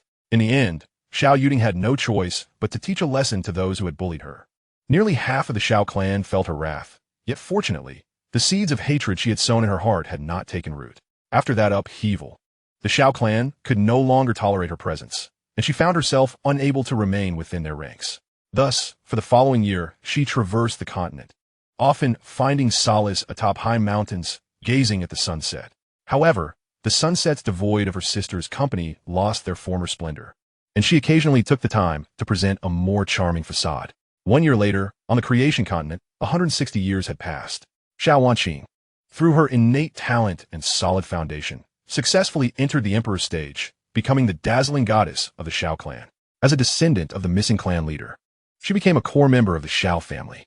Some even prophesied that she would be the first in the clan's history to transcend the trials of the afterlife and become a Do immortal. Nevertheless, what captivated Xiao Wanqing's attention the most was not these accolades, but rather the discovery of Xiao Yuding's name in the clan's genealogy. This individual, both disciple and sister, had once vowed to protect her in the creation continent. Now, with her newfound strength, she was confident that no one within the Xiao clan would dare to bully her. 16 years had passed. How much had that little girl grown? Was she still as silent as before? Thus, as the favored daughter of heaven, she welcomed those from lower realms, relishing the work. Finally, over a year ago, Xiao Wanqing awaited Xiao Yuding's return, and the reunion of the two sisters was filled with joy. Upon seeing her sister again, I endeavored to maintain a lively and charming demeanor, not wishing for her to witness the silent and lonely Xiao Yuding once more. Yet, my selfish request inadvertently inflicted great pain upon her. Tears streamed down Xiao Yuding's face, and the memories of that moment haunted her for a year. Despite Xiao Wanqing's reassurances that all could be resolved with the acquisition of heavenly fire, how could a second-rate power like the Xiao clan possibly possess such a treasure? If they did, it would have long been eradicated by other forces. That day, at my insistence, my sister took me to witness the sunset on the creation continent. The sunset, bathed in the hues of twilight, was exceptionally beautiful, although I could not ascertain whether this was the same sun that set on the Qing Lin continent. The beauty was undeniably profound. The sunset symbolized the end of one day and the dawn of another. Yet, following this sunset came an ambush, an assault orchestrated by the Shui and Qin families. My sister's exceptional talents incited the murderous intent of the Qin and Shui clans. In the Xiao clan's headquarters, Lingzhou, not a single Dou immortal resided. The emergence of one would disrupt the delicate balance among the three great families. Thus, they conspired to eliminate any potential Dou immortal. As Xiao Yuding recounted this, her eyes blazed with rage, filled with regret for her earlier recklessness and animosity towards the Qin and Shui families. This ambush was clearly premeditated. Both clans deployed 2 peak Emperor-level and 2 upper-tier Emperor-level experts to ensure its success. My sister had only just broken through to the Emperor level, leaving her with no means to counter such a formidable combination. Perhaps they did not wish to completely offend the Xiao clan. For behind the Xiao family stood an Emperor-level patriarch and a powerful force. They merely rendered me and my sister unconscious, leaving a poison on her. When we awoke, my sister's power had plummeted from Emperor to the lower tier of the Spirit Emperor realm, rendering her no different from a newcomer to the creation continent. Subsequently, the Xiao clan mobilized their entire might to seek an antidote, yet their efforts were in vain. 6 months later, a representative from the powerful force the Xiao clan relied upon arrived, proposing that only the heavenly fire, heavenly water, or other extraordinary flames could serve as an antidote. However, given the Xiao clan's resources, finding heavenly fire and heavenly water was nearly impossible. Thus, other extraordinary flames became their last hope. Despite the presence of numerous alchemists within the Xiao clan, including those adept in extraordinary flames, they still found no solution. It was on that day that I began my own study of poisons. There must be an antidote for every poison, yet no matter how hard I tried, it proved futile. Ultimately, I could only place my hopes on those from lower realms. This was why you saw me at the city of arrival that day. Despite losing her Dou Qi, my sister did not succumb to despair. She devoted her energy to the development of the Xiao clan. She remained unchanged, confronting every challenge with the same determination and courage she had displayed on the Qing Lin continent. She is the undefeated goddess of the Xiao clan. And even if she were to lose her formidable powers, her esteemed position in the hearts of the Xiao people would remain unaltered. Upon her arrival in the city of Jin, her sister gained an additional ally, Huang Feng, the third commander of the Dragon and Phoenix army, whose strength is at the pinnacle of the Emperor level. Xiao Yuding reflected on the person she had encountered in the past, never expecting him to be a formidable emperor. The Dragon and Phoenix army, named after the Dragon Spirit Continent and the Phoenix Spirit Continent, stands as the core military force of the Xiao clan. Every soldier within the Xiao clan regards joining the Dragon and Phoenix army as a matter of great honor. Over the past year, my once lively and charming demeanor has faded like a fleeting blossom, and I have reverted to the silent Xiao Yuding of yore. The art of poison I wield has rendered me nearly a pariah within the Xiao clan. However, under my sister's protection, I have not faced any repercussions. Yet, my heart aches profoundly. My sister has lost her own strength, and what I yearn for most is to see her regain her former brilliance. To witness the exquisite sunset once more, to conclude this period of suffering and embark on a new journey. Therefore, Xiao Yan, I hope you can assist me in fulfilling this wish. I am willing to acquiesce to any of your demands. Xiao Yuding gazed at Xiao Yan, her eyes filled with a desperate plea. Xiao Wanqing protects Xiao Yuding through her actions, a steadfast promise from sister to sister. Xiao Yuding is willing to go to any lengths to help Xiao Wanqing reclaim her former glory, a promise unwavering from sister to sister. Xiao Yan, looking at Xiao Yuding, found it disingenuous to claim he was not moved, yet he felt utterly incapable of aiding her. Under Xiao Yuding's earnest gaze, he shook his head and said, I am truly sorry, Yuding. I wish to help you, but I am powerless to do so. Chapter 33. Kindred Souls in Misery. Upon hearing Xiao Yan's words, Xiao Yuding felt as if her world had lost its foundation. He had brought her both her greatest hope and her deepest anguish. This matter left her with a scar. She would never wish to expose it unless absolutely necessary. Xiao Yan sighed. deciding it was time to reveal the truth to Xiao Yuding. The most lethal injury to Xiao Wanqing is not the poison, but a seal, an exceptionally unique one. However, if we were to cleanse the poison first, the seal would shatter, and Xiao Wanqing would perish. Conversely, if we were to break the seal first, the toxins would invade her organs, leading to her demise. The best course of action is to divide the heart, executing both simultaneously, requiring the intervention of a sixth-tier alchemist whose soul power must reach the celestial realm. Even then, the success rate is a mere 50%. Thus, the heavenly fire is merely an excuse your sister devised to comfort you. It may enhance the success rate, but seeking out heavenly fire or wondrous flames gives you direction. However, the quest for a sixth-tier alchemist only leads to despair. A glimmer of hope is preferable to utter hopelessness. In the end, Xiao Yan felt compelled to disclose the truth to Xiao Yuding. Perhaps Xiao Wanqing had her own plans, but concealing this from Xiao Yuding would be profoundly unfair. And she was far from fragile. How could it be? My sister has deceived me for an entire year? Xiao Yuding gazed at Xiao Yan, incredulous at his words. Everything Xiao Wanqing has done is for your own good. She simply overlooked your cultivation, never imagining you would be foolish enough to pursue the art of poison. Did you believe she permitted you to venture out solely to seek wondrous flames? She merely wished to prevent you from practicing poison arts. After all, what sister would desire her younger sibling to delve into such dark arts? Xiao Yan continued to explain. Thus, the best way for you to repay your sister now is to diligently cultivate. Perhaps one day you will become a Do Xian, and a sixth-tier alchemist will fall for you at first sight and inadvertently aid in breaking your sister's seal, Xiao Yan teased, looking at Xiao Yuding. Upon hearing Xiao Yan's words, Xiao Yuding's complexion flushed with embarrassment. Indeed, she realized her folly. If only she had devoted herself to her cultivation, she could avenge her sister and seek the heavenly fire and water. Wasn't it merely a matter of time?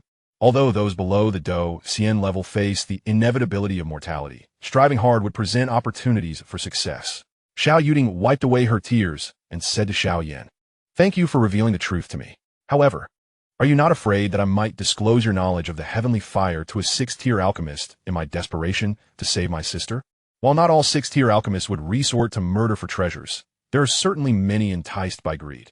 I would do anything for my sister." Xiao Yuding seemed to regain her once lively and charming demeanor. If her previous behavior was a facade, she now exhibited a hint of sincerity. Xiao Yan shivered. He should not have revealed this to her, and wished she would simply cry alone. Do you think it easy to find an alchemist willing to assist? Do you consider sixth-tier alchemists as common as cabbages? Xiao Wanqing would prefer you seek heavenly fire rather than a sixth-tier alchemist, which speaks volumes about their rarity. Xiao Yan replied, displaying his own astuteness. Xiao Yuding fell silent, sitting there, lost in thought. Xiao Yan sighed and said, "After listening to your story for so long, let me share one with you. In truth, your life has not been as tragic as you believe. There are others who suffer far more." Xiao Yuding lifted her gaze to Xiao Yan, curious about the story he would tell.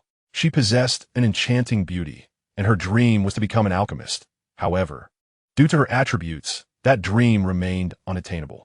Ultimately, she settled for being a physician, donning a white gown, where people perceived her as a beautiful angel, kind, lovely, and deserving of affection. Xiao Yan's memories drifted back to a small town called Qing, vividly recollecting how stunning she was in her white attire. Yet, beneath that beauty and kindness lay an abyss of solitude and fear. She also bore another fearsome title, the Poison Master. The Poison Master is a figure of dread, and there exists a saying, when the Poison Master is enraged, 100,000 perish. Moreover, she was the most terrifying of them all, possessing the infamous ebon poison body. As Xiao Yan mentioned the ebon poison body once more, Xiao Yuding's beautiful eyes flickered. He had previously mentioned it, and she had long sought an opportunity to learn more, only to have forgotten. With Xiao Yan now voluntarily bringing it up, he had unwittingly lifted a burden from her heart. The ebon poison body enhances its wielder's power through the consumption of poison, allowing for rapid growth. However, anyone who encounters the ebon poison body is destined to meet their demise. Thus, she became an almost demonic presence. I happened upon her by sheer chance, Xiao Yan admitted, not wishing to delve into his acquaintance with the little physician, as that remained a secret between them, one that neither Xun'er nor Cai Lin fully understood. He vividly recalled telling her in that small valley, "What a fine skill you possess. Whoever marries you is truly fortunate." Yet, their relationship remained that of close friends. Later, she ventured to an empire that revered poison masters, where she personally sent her 2 guardians to their eternal rest. She still vividly remembers their serene expressions before their passing. Despite her having taken their lives, they continued to regard her as their beloved granddaughter. Subsequently, the villagers labeled her as a harbinger of misfortune, apprehending her for interrogation. However, that night, the ebon poison body erupted once more, resulting in the death of the entire village, leaving her as the sole survivor amidst a sea of bones. Her innate constitution destined her for a life of solitude, kneeling before the graves of her guardians for 3 days and nights. Her once black hair eventually turned white. She buried her kindness, transforming into the feared heavenly poison maiden. Ultimately, she emerged as the most powerful figure in that empire, becoming a dreaded entity, a monster whose very name silenced the cries of children. Nearly a decade later, her affliction was finally resolved. She transformed once again into the beloved little healer, returning to her angelic self, kind and beautiful. Thus, you should be grateful for having an elder sister. She endured her hardships alone, suffering far beyond our imagination. Do not presume yourself to be the most unfortunate, for there are many in the world who are far less fortunate than you. Xiao Yan offered his consolation. Xiao Yuting shot a glance at Xiao Yan, exasperated that he had omitted the most captivating part. That little healer must be your wife, right? How else would you know her so well? Xiao Yuting remarked. It is not necessarily the case that one must be a wife to possess understanding. Very well. You may indulge in the sunset alone. The day has drawn to a close, and a new one is on the horizon. Xiao Yan gazed at the horizon, where a resplendent sun hung in the sky, casting a beautiful twilight. He found himself entranced, realizing that regardless of the pain endured today, tomorrow heralds a brand new day. As fellow souls burdened by fate, why must their encounter require prior acquaintance? Did Xiao Yan not also harbor a tale of his own struggles? Chapter 34. The Contest of Skills.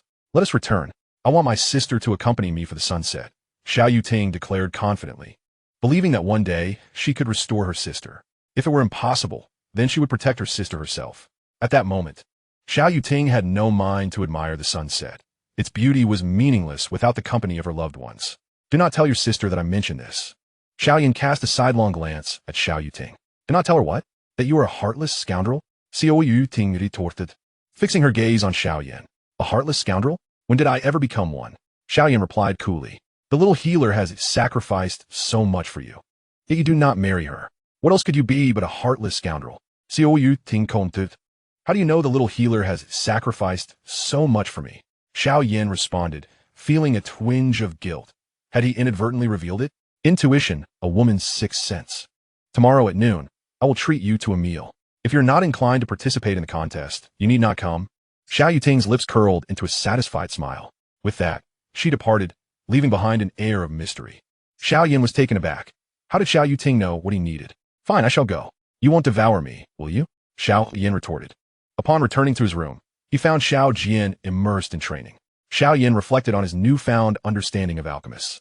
At this juncture, he most desperately needed a cauldron, medicinal herbs, and formulas. With these, his nascent soul power at the initial stage of the Emperor realm would suffice to concoct first-grade elixirs. Soul power, at the Emperor, Immortal, and Divine realms, is further categorized as initial, intermediate, advanced, and peak stages. Xiao Yan devoted the night to his training. However, the gains were minimal in this setting. To rapidly enhance his strength, he must acquire the water and fire convergence technique. As the night of training drew to a close, Xiao Yan awoke the next day. Nearing noon, after freshening up, he made his way to the dining hall, curious to see what tricks Xiao Yuting might have up her sleeve. In the same spot as before, Xiao Yuting sat alone, engrossed in a book, this time one pertaining to poison. Xiao Yan felt it prudent to reveal the truth to her. It might be a blessing in disguise, as she had now acquired a new goal to strive for, albeit a challenging one. You aren't going to tell me that you are treating me to air for lunch today, are you? Xiao Yan sat down across from her, exasperated. I forgot that food is served in the evening, Xiao Yuting replied with resignation, returning her focus to her book, dismissing Xiao Yan. Then never mind. I must head to the contest pavilion, Xiao Yan stated, preparing to rise. Do you know what awaits in the contest pavilion? Xiao Yuting looked up at him with a teasing glint in her eye. The branch's contest pavilion only houses 3 Emperor tier techniques, all of which are of the lower grade. Moreover, even the main branch of the Xiao clan lacks any measuring techniques. In other words, even if you go to the contest pavilion, you will not acquire any techniques, Xiao Yuting continued. Therefore, Xiao Yan, let's strike a deal. I can assist you in rapidly enhancing your abilities, but in return, I require you to fulfill certain obligations for me. Xiao Yuting regarded Xiao Yan, a wicked smile gracing her lips. What sort of deal? Xiao Yan observed her, noting her newfound maturity overnight. I can supply you with the herbs necessary for potion making, but you must promise that if one day you can break through to the Do immortal realm, you will assist my sister. Additionally, there is a supplementary condition. I want you to help the Xiao clan annihilate the Shui and Qing clans, Xiao Yuting articulated. Why do you not do it yourself? Although Xiao Yan found Xiao Yuting's terms enticing, he remained non-committal. He did not wish to expend his potential to secure immediate gains. I'm aware of my own talents. In the creation continent, without extraordinary fortune, I cannot transcend to the Do immortal realm. To progress further in the creation continent, one must have a solid foundation. Despite my sister's guidance, my foundation remains unstable due to the consumption of elixirs. This is why the Xiao clan struggles to produce Do immortals. My sister was originally our greatest hope, Xiao Yuting lamented. I still refuse. While I require the herbs, I will not leverage my potential as collateral. Who knows, I might perish one day, rendering your efforts futile. If I attain strength in the future, I will assist you. But let your sister handle the vengeance. I believe she wishes to avenge herself, Xiao Yan responded. Miser. Very well, I shall not press the matter further. Xiao Yuting left. I have received news that in 3 days, there will be an auction in a city near Mount Wanzhong, featuring a measuring technique. Seemingly en intermédiaire en portière technique. It is likely that the leaders and elders of the 3 clans will attend. In Lingzhou, each emperor-tier technique stirs considerable commotion. This is your opportunity. However, I suspect your chances are slim. Xiao Yuting ultimately divulged the information to Xiao Yan, feeling a pang of sympathy. Knowing that the strength of the 3 clans was formidable, leaving Xiao Yan with little opportunity to compete. Initially, Xiao Yan felt elated to hear about the techniques. But as the conversation progressed, his enthusiasm waned. He lacked the financial means to rival the 3 great clans. Yet, could he truly abandon this chance to bolster his strength? A sense of reluctance gripped him. Was it wise to forsake such a hard-won opportunity? Yet, what could he change with his current might if he did not seize it? Xiao Yan found himself ensnared in a dilemma, pondering whether to go or to stay. When the clam and the heron contend, the fisherman benefits, echoed in his mind. But he quickly dismissed it. His fortune could not always be so favorable. I have imparted the news to you. If it were an ordinary matter, I could assist you, but I too am powerless in this situation. Here is the map. If you wish to go, make haste. Xiao Yuting placed a map before Xiao Yan. A myriad of emotions crossed Xiao Yan's face as he ultimately returned to his room, sighing heavily. He had not anticipated that he would struggle to secure even a single technique upon arriving here. Xiao Jian, observing Xiao Yan's gloomy demeanor, inquired after him, and under pressure, Xiao Yan reluctantly divulged the situation. Xiao Jian expressed his own regrets, offering a few comforting words about the selection of spiritual beings and their destinies. Chapter 35. The Elder Council of the Xiao Clan. In the main assembly hall of the Xiao Clan in Lingzhou. At this moment, the elders of the Xiao Clan had all gathered, yet the foremost chair remained conspicuously vacant. A gesture of respect for their clan leader who had departed in search of a breakthrough opportunity. To the left sat an elderly man. The current Grand Elder of the Xiao Clan, Xiao Tian, a formidable figure and a low-grade emperor-level powerhouse. Below him were the various elders of the clan. Directly opposite him was the enchanting Xiao Wanqing, adorned in a flowing white gown, radiating beauty. Beneath Xiao Wanqing's seat was an empty space, followed by the commanders of the Dragon and Phoenix Army, including Huang Feng. As the second in command of the Dragon and Phoenix Army was in seclusion, he could not attend the meeting, though the others were present. Very well, since everyone who could come has arrived, Wanqing, please preside over the meeting. Xiao Tian said kindly to Xiao Wanqing. The first order of business was regarding the mid-tier emperor-level martial technique. The market price for this technique was approximately 1,500,000 spirit coins, equivalent to 150 million gold coins, which represented the entire monthly income of the Xiao clan. Moreover, the competition for this auction would likely be even more intense. We need to determine the clan's bottom line and who will be sent to participate in the auction, Xiao Wanqing stated slowly. Wanqing, do you have more detailed information? What are the strengths and weaknesses of this technique, and who would be suitable to wield it? Just as Xiao Wanqing finished speaking, an elder could no longer contain himself. It seemed he was the 4th elder of the clan, with a keen interest in the emperor-level techniques. According to reliable sources, this is a technique utilizing a ruler. Though somewhat unconventional, its power should not be underestimated, replied Xiao Wanqing. At this moment, all the elders began to ponder who among them wielded a ruler as a weapon. If they procured a technique that could not be utilized, it would not only be a waste but also a burden on the Xiao clan. To my knowledge, None of the commanders of the Dragon and Phoenix army use a ruler as a weapon. It seems unsuitable for them. It appears this technique may be of little value. Nonetheless, our clan should still attempt to secure it. What are your thoughts? Xiao Yan addressed the assembly of elders. While that may be the case, how should we gauge this bottom line? Qing and Xun'er are not to be underestimated. We could very well fall into their trap. Furthermore, the individual we send must not only be powerful but also shrewd, remarked one elder. Indeed, judging by past encounters with techniques, our clan has indeed suffered some hidden losses. Another elder added. Wanqing, what do you think? After the elders had voiced their opinions, Xiao Yan turned to Xiao Wanqing. From a personal standpoint, I believe we should secure the auction. However, considering the current circumstances of the Xiao clan, if the price exceeds expectations significantly, abandoning the pursuit may ultimately prove to be the final choice. Xiao Wanqing's face flushed slightly, as she herself was puzzled as to why the mention of the ruler technique reminded her of that man in the black robe. It was a pity he was not a commander of the Dragon and Phoenix army. Had he been, the clan might have spared no expense to acquire that technique. But he was not, and the clan would not expend substantial resources for someone who had yet to join the Xiao clan. Xiao Wanqing's esteemed position was not merely due to her being the clan's goddess, but rather her exceptional analytical abilities and selfless dedication to her family. One could argue that the Xiao clan could survive without Xiao Yan, or even without a clan leader, but could never do without Xiao Wanqing. Do share your reasoning. Xiao Yan prompted, intrigued by Xiao Wanqing's personal sentiments. He understood that she typically prioritized the clan's interests over her own, and her assertion must have been founded on a sound rationale. Let us save the reasoning for the final matter, Xiao Wanqing replied, shaking her head under the watchful eyes of the elders. The second order of business, Xiao Wanqing continued under Xiao Yan's gaze, pertains to various trifles concerning the Xiao clan, which I will present, after which the elders can propose solutions and ultimately vote on decisions. The final matter involved the elders formulating an evaluation plan regarding Xiao Yan. Upon her return to the Xiao clan, a document regarding Xiao Yan's assessment had also reached her hands. Xiao Yan's remarkable achievement of defeating 4 opponents in a single battle could not be overlooked by the Elder Council. On one hand, it posed a threat to the dignity of the Qing Lin continent, and on the other, his record could be regarded as the finest in the history of the Xiao clan, potentially rekindling hope for its resurgence. Thus, an evaluation plan for Xiao Yan was conceived. This was Xiao Wanqing's first encounter with such a plan. Originally aligned with the clan leader's faction, she had garnered much attention upon her arrival in the Creation continent, and no specific plans had been directed towards her. However, Xiao Yan was different. He hailed from a continent beyond the 3 major lower realms. This plan is the result of discussions among several elders.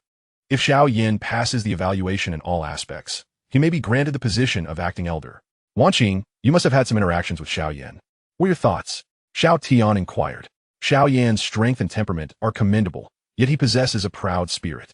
If we were to force him to join the Qing Lin continent, he would likely refuse, even if we appealed to him with reason and emotion. After all, he does not feel a strong sense of belonging to the Xiao clan at present. Xiao Wanqing mused, organizing her thoughts. She felt a sense of helplessness regarding the clan's insistence on altering their allegiance to the original continent. Indeed, I share your sentiment. And it seems Xiao Yan also possesses the fallen star flame of the Murong family, which has been missing. Should the Murong family discover this, they may take drastic measures. Huang Feng voiced his concerns. What? Xiao Yan possesses heavenly fire? Then that girl, Yuting, must be aware. Xiao Yan exclaimed, gazing incredulously at Xiao Wanqing. He has promised to help me keep it a secret. Based on his character, he should not divulge it, Xiao Wanqing reassured. This Xiao Yan could either be the beacon of hope for the Xiao clan or the source of its downfall. The Murong family is as formidable as the Ning family. If news of the heavenly fire were to spread, even the Ning family might not be able to protect us, an elder cautioned. In that case, let us increase the difficulty of the evaluation for Xiao Yan. If he succeeds, we must do everything in our power to safeguard this fledgling talent. If he fails, he shall be left to his own devices, Xiao Yan declared. Xiao Yan saved Yuting, and coincidentally, his weapon is a ruler. Thus, from a personal standpoint, I hope to gift him this martial technique, though it would conflict with clan regulations, Xiao Wanqing sighed. I shall attend this auction myself. If it falls within acceptable limits, I will bid on his behalf. As a form of support for his evaluation, Xiao Yan resolved. Seeing Xiao Yan's stance, the elders refrained from further comment, and the meeting concluded. Xiao Wanqing gazed at the evaluation document before her, sighing softly, uncertain of the reason behind her feelings. Chapter 36. An encounter before the auction in a city belonging to Lingzhou, Xiao Yan was bustling about. Are you done yet? Are you planning to meet your future mother-in-law? Xiao Yan couldn't help but complain as he watched Xiao Yan darting about. This fellow had begun a shopping spree upon arriving in the city.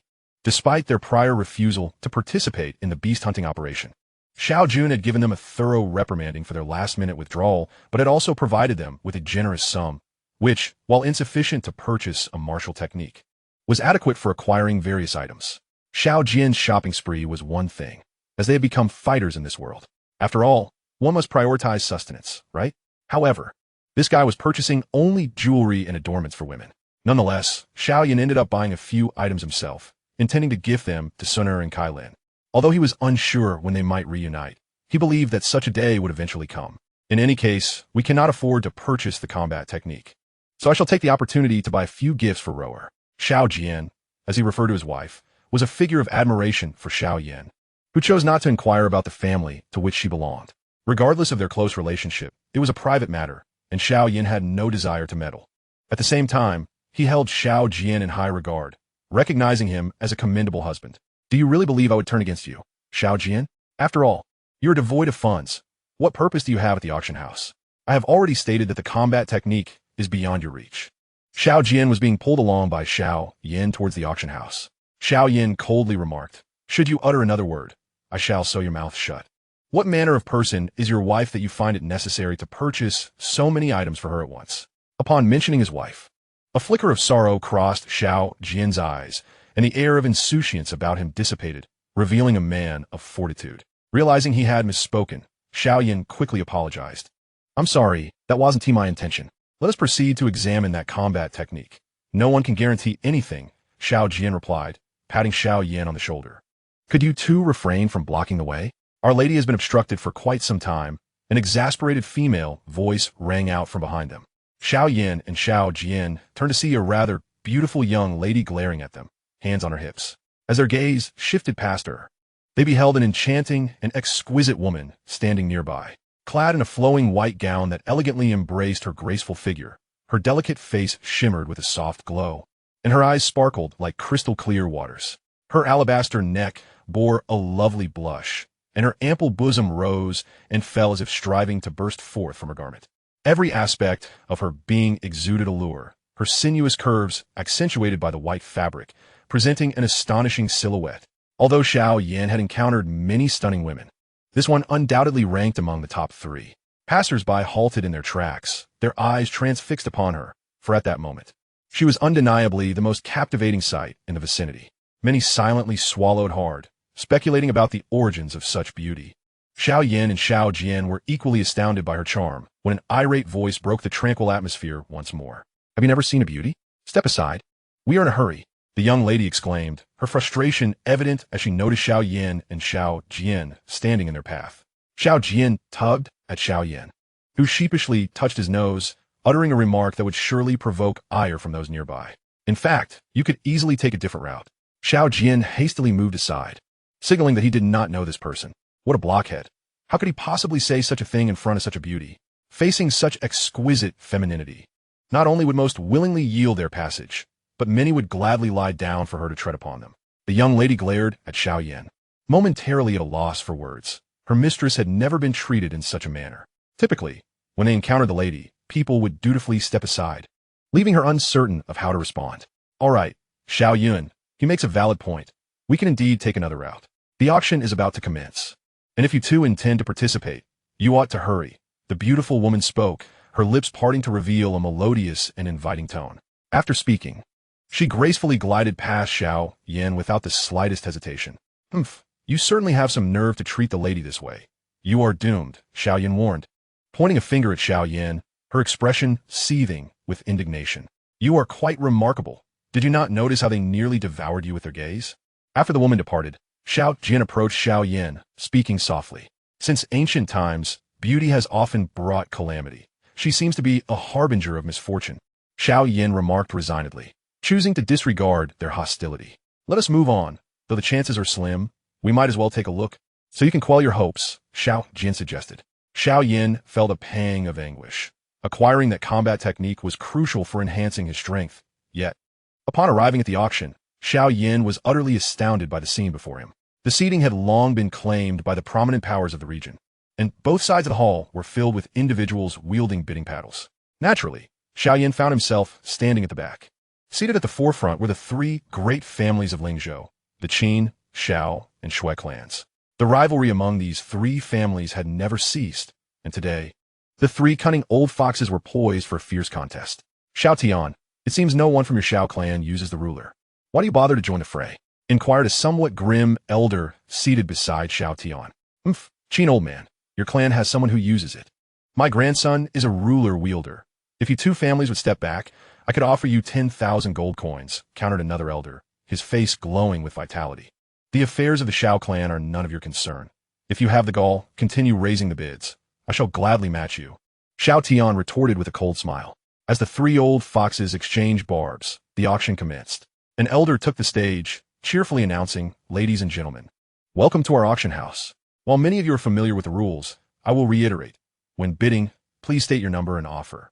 The highest bidder shall claim the item." Just then, two women unexpectedly appeared beside Xiao Yan. One of the women remarked to her companion, "I suppose we must stand here." Due to the extraordinary beauty of the woman, a small space quickly cleared around her. Although many longed to be near her, they regarded her as a goddess, noble and untouchable. The woman ultimately positioned herself to Xiao Yan's right, while her maid shot him a displeased glare. Xiao Yan and Xiao Jin recognized her as the same woman they had encountered earlier. Xiao Yan awkwardly rubbed his nose, momentarily at a loss for words. Given this woman's allure, it was likely that she could have claimed a front-row seat, yet here she stood alongside him. Naturally, Xiao Yan had become the target of envy from many. They instinctively distanced themselves from the goddess, muttering that this fellow was utterly clueless. "You haven't lost your earlier boldness, have you? Why are you standing so far from me like them?" Noticing Xiao Yan's discomfort, the woman addressed him directly. Xiao Yan stammered, taken aback by her willingness to engage him in conversation. Fortunately, the auctioneer's voice broke the tension. "Now, let's welcome the first auction item to the stage." The auctioneer's deep voice resonated through the hall. A maid stepped onto the stage, but as Xiao Yan observed her, he sensed something amiss. In the continent of creation, even the weakest possessed the strength of a Dou emperor. Yet this maid seemed to emanate an unusually feeble aura, unlike that of a regular person. "Do you find this maid peculiar?" Xiao Yan whispered to Xiao Jian. "Focus on the treasures. Why are you fixated on the maid?" Xiao Jian shot him a disapproving glance. "Our first item is the beast fire from a 5th-tier magical beast, a favorite among alchemists. A quality flame is often the key to successful alchemy. Esteemed alchemists and noble families should cherish it," the auctioneer proclaimed. "The starting bid is 10,000 spirit coins. Number 132, 11,000, a voice called from the crowd. The auction number 2015, starting at 12,000. Number 5, starting at 13,000. Many individuals participated in the bidding. 4 5th-tier magical beasts possess strength comparable to that of the esteemed emperors of Lingzhou, where the number of such emperors does not exceed 5. Furthermore, the allure of beast fire is immensely captivating to alchemists. Ultimately, the beast fire was sold for 50,000 spirit coins. You must be an alchemist as well. And judging by your demeanor, it appears you have not been in the creation continent for long," remarked the enchanting woman as Xiao Yan gazed at the auction stage. "How'd you discern that?" Xiao Yan retorted, realizing that this mysterious woman was exceptionally intriguing. "From the way you communicated with your companion," she replied with a smile. Continuing her dialogue with Xiao Yan's expression shifted dramatically. If this woman could overhear his thoughts with Xiao Jian, then her capabilities were beyond his imagination. "Do not be alarmed. As compensation, I shall disclose that this woman is a product of the Black Alliance, whose duty is to serve as a handmaiden." "Do not tell me you have never heard of the Black Alliance," she stated. "I know," Xiao Yan acknowledged, though he struggled to fully believe the confirmation of the connection to the Black Alliance. "There are many things you remain unaware of. I know you intend to auction a combat skill. Why not engage in a transaction? If you agree, I shall ensure that skill is yours," she proposed, seemingly unconcerned about the ongoing auction. "What are the terms?" Xiao Yan inquired, striving to quell his overwhelming desire for the combat skill. "The price of an Imperial tier combat skill will not exceed 2 million spirit coins. You will need to repay me 10 times the amount I bid for it.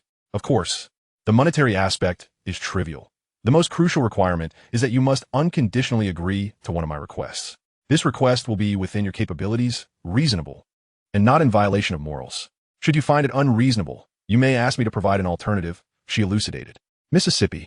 Before Xiao Yan could continue, her handmaiden tugged at her, clearly surprised that her mistress was conversing with a stranger and making such an agreement. What do you think, young Master Xiao? She directed her attention back to Xiao Yan without further elaboration. Xiao Yan fell into deep contemplation, feeling significantly drawn to her proposition. Who are you? And why do you wish to assist me? He queried. My identity is inconsequential. As long as you agree, the contract will be established, and I will seek you out in the future. I am not merely helping you. We are pursuing mutual benefit, she said, casually tucking a loose strand of hair behind her ear, a simple gesture imbued with infinite charm. Xiao Yan continued to ponder. If you believe tenfold is excessive, I can. She began, noticing his hesitation, articulating each word deliberately. No need. Tenfold will suffice, but your request must be voluntary on my part. Xiao Yan responded after a moment's deliberation, clenching his teeth in agreement. The tenfold repayment was not a concern for him. His apprehension lay with the request. This is a gentleman's promise, requiring no documentation. May our collaboration be fruitful, she assured him. Xiao Yan gazed at the enigmatic woman in astonishment. Did she not fear that he might default on their agreement? A gentleman's agreement.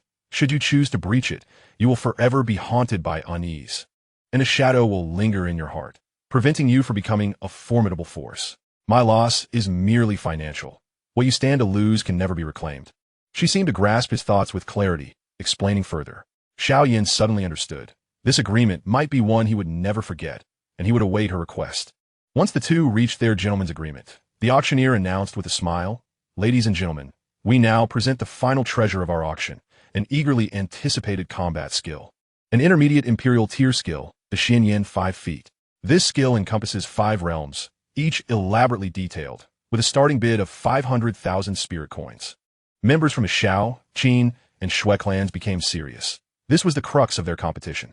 Xiao Yan's gaze was intensely fixed on the stage, while the woman beside him displayed a sly smile. Number 2200, 550,000. Someone immediately raised the bid. Despite the knowledge that the owner of this combat skill must belong to one of the 3 major clans, they were unwilling to concede. They too hoped for a miracle. Number 176, 600,000. Another bid followed, fueled by the same hope. Numerous onlookers merely observed, recognizing their lack of strength and choosing to await the final outcome. Others intentionally inflated the price, knowing the 3 clans were wealthy. They aimed to force the clans into a financial strain. Xiao Yan felt a twinge of anxiety, particularly regarding the beautiful woman. Intuition told him that her motives for assisting him were not solely tied to her condition, nor the tenfold repayment. Why would a stranger treat him this way? The woman noticed Xiao Yan's unease, but chose not to explain herself. Moreover, she felt discomfort at his audacity in suggesting she take a detour without retribution. 1 million, the leader of the Qing clan stated, unable to contain himself any longer, showcasing the grandeur of his clan. 120,000, the head of the Shui clan countered confidently. As one of the leaders of the 3 major clans, they did not need to announce their numbers. No one dared to contest them. 125,000, Xiao Tian declared, his expression unreadable. The rivalry among the 3 clans had officially commenced, and Xiao Yan's hands clenched tightly together. Though he suspected the woman's identity was extraordinary, he still harbored concerns, especially since she showed no intention of intervening. The woman regarded Xiao Yan, a beautiful smile gracing her lips. It was her first encounter with someone daring enough to attend an auction without sufficient funds. In her experience, those she typically met were elders from prominent families, all possessing formidable strength and ample resources. Yet she found a flicker of admiration for Xiao Yan. 150,000, the head of the Qing clan proclaimed. 180,000, Xiao Tian responded. Their family had already determined to assess Xiao Yan, hoping to persuade him to join the Tianling continent through this combat skill, thus completing what Xiao Wanqing had failed to achieve. 2 million, the head of the Shui clan contemplated, grinding his teeth as he increased the bid by 20,000, though it was already at his limit. Despite his desire for the combat skill, the economic pressure weighed heavily on him. The Shui clan was not solely his responsibility. Should he raise the price further, the elders would be furious. However, the subsequent words offered him relief. The head of the Shui clan has spoken boldly. I yield. The leader of the Qing clan declared. Xiao Tian, what of you? If your clan can offer a higher bid, I shall concede. The Shui clan leader gazed triumphantly at Xiao Tian. Since you possess such wealth, granting you the combat skill is no issue, Xiao Tian replied reluctantly, ultimately conceding. Though Xiao Yan was exceptional, he had yet to pass the clan's assessments, and it was not worth expending such vast sums on him. Should he succeed in the future, there would be opportunities to recompense him, as he would undoubtedly prioritize the clan's interests. 2 million from the head of the Qing clan. Is there a higher bid? The auctioneer announced to the crowd. Silence enveloped the hall, and the woman beside, Xiao Yan, remained silent. Yet, Xiao Yan found a sense of calm. He had never truly hoped to acquire this combat skill, realizing now how irrational he had been. The chieftain of the Qing clan wore a beaming smile upon his face. 2 million, such an exorbitant sum. Are you certain that our agreement shall persist? As the grand finale, there exists a stipulation allowing for 3 calls of the hammer, permitting continued bidding until the 3rd call is issued. Should you possess the means, the agreement shall stand. Xiao Yan was acutely aware of the fleeting nature of time, leaving no room for contemplation. As the auctioneer raised the hammer for the 3rd time, a gentle yet resounding voice interjected, I bid 50 million. All eyes turned towards the source of the voice, and upon beholding the woman's stunning beauty, they were utterly astonished, unsure whether to be captivated by her visage or shocked by her audacious bid. Many, including Xiao Yan, let their paddles fall to the ground. Several attendees questioned their own hearing, while the auctioneer, almost in disbelief, dropped his hammer, regarding the woman with utmost reverence. The venue fell into a profound silence, a stillness akin to death itself. Is that insufficient? I shall raise my offer to 100 million, 100 million spirit coins, the woman declared with a smile directed at the auctioneer. Gasps of astonishment adorned the faces of the onlookers. Could this breathtaking woman truly be foolish enough to make such a bid? 100 million would suffice for not only an imperial-grade combat technique, but even a divine-grade one. I will arrange for someone to deliver the combat technique to you. Even if I were to hand it to you now, you could not transport it. As she gazed at the stunned Xiao Yan, a triumphant smile graced her lips. With that, she turned and strode towards the exit, parting the crowd effortlessly. Truly, a lady of privilege. Such wealth breeds audacity. 100 million. Yet, I suppose you shall be preoccupied with repaying your debt from now on. You shall owe the lady for life. It serves you right for having her clear a path. Xiao Yan jested beside Xiao Yan. Though initially taken aback, Xiao Yan recognized he had encountered a shrewd merchant. Yet, he felt no distress. Return to your lady and tell her that one day, Xiao Yan shall repay every single coin owed, he proclaimed, unflinching, filled only with fearless resolve. 100 million spirit coins, after all, were ultimately finite, and he believed that he could achieve it one day. Such a reckless and unaware youth, Xiao Yan scoffed, casting a glare at Xiao Yan before dashing off to catch up with her mistress. Xiao Yan paid no heed to the astonished crowd as he exited the auction house, with Xiao Jian following him, utterly perplexed by the proceedings. Backstage at the auction, miss, you were remarkable. This was far more entertaining than simply slapping Xiao Yan, Xiao Yan exclaimed, her eyes filled with admiration for the woman sipping tea. The woman merely smiled, saying nothing. To her, wealth held no allure. Her actions served a dual purpose, to mildly chastise Xiao Yan for doubting her financial capacity and to compensate the Xiao clan, for their previous actions had been rather unsavory. But alas, I expected Xiao Yan to be in utter despair, begging the lady to abandon the combat techniques and rescind the agreement. Yet, he appeared unfazed, as if 100 million were as trivial as cabbage. It is truly disappointing not to witness that scene, Xiao Yan lamented to her mistress. Is that so? That truly aligns with his character, the woman replied, unfazed by the outcome. Do you not find it peculiar? In the creation continent, how could anyone so bold as to suggest alternate routes be perturbed by a mere 100 million? Perhaps Wanqing seal may yet be lifted. A hint of sadness flickered in her eyes. Manager, the combat techniques you requested are prepared, a man announced, bowing to the woman. Yes. You shall personally deliver the combat techniques to the Xiao clan's branch and present them to Xiao Yan, she instructed. Understood. I shall attend to it immediately. I hope you can truly grow from this. It may alleviate my guilt regarding Wanqing, she stated softly. Chapter 39. Shuero. 100 million spirit coins. 1 trillion gold coins. Xiao Yan, are you jesting? Xiao Jian gaped at Xiao Yan, his mouth agape, as if it could accommodate an egg. What left him most speechless was Xiao Yan's nonchalant demeanor. Surely, anyone burdened with such a colossal debt would feel powerless. I wondered why that woman was so generous. To bid 100 million right off the bat, it seems she intends for you to compensate her, Xiao Jian remarked, utterly at a loss for Xiao Yan's fixation on combat techniques. I am indeed somewhat taken aback, but what of it? It is merely 100 million. I shall return it. Xiao Yan shrugged indifferently, though he found himself curious about the woman's identity. She must not lack for wealth. Why flaunt it? 100 million seemed quite substantial. It is but 100 million, If you possess the capability, produce 10 million now, and I shall take your surname, Xiao Yan challenged. You already share my surname. Xiao Yan rolled his eyes. What is essential is the thing most needed.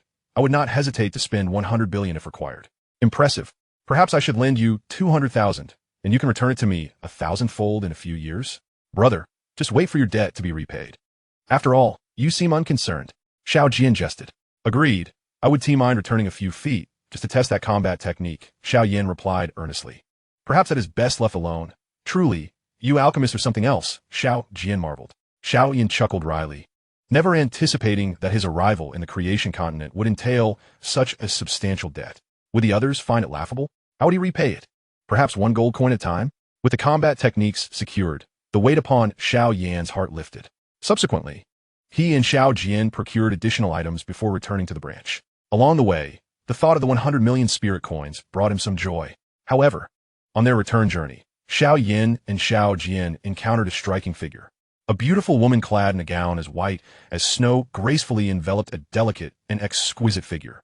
Her long hair cascaded behind her, adorned with a precious jade hairpin securing her coiled tresses. A slender necklace hung around her neck, embellished with a lustrous pearl, while her white attire sparkled with a myriad of gemstones, glimmering brilliantly. Yet, she wore gloves that sparked curiosity, making one wish to unveil the smoothness of her hands. In her grasp, she held a long sword, sheathed yet exuding an aura of sharpness. The first impression she imparted to Xiao Yan was that of a woman who could rival any man.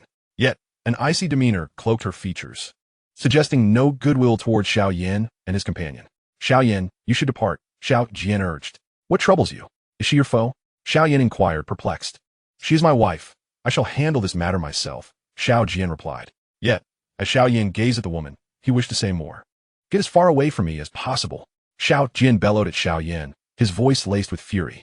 Reluctantly, Xiao Yan recognized this to be a personal matter for Xiao Yan, with no justification to intervene.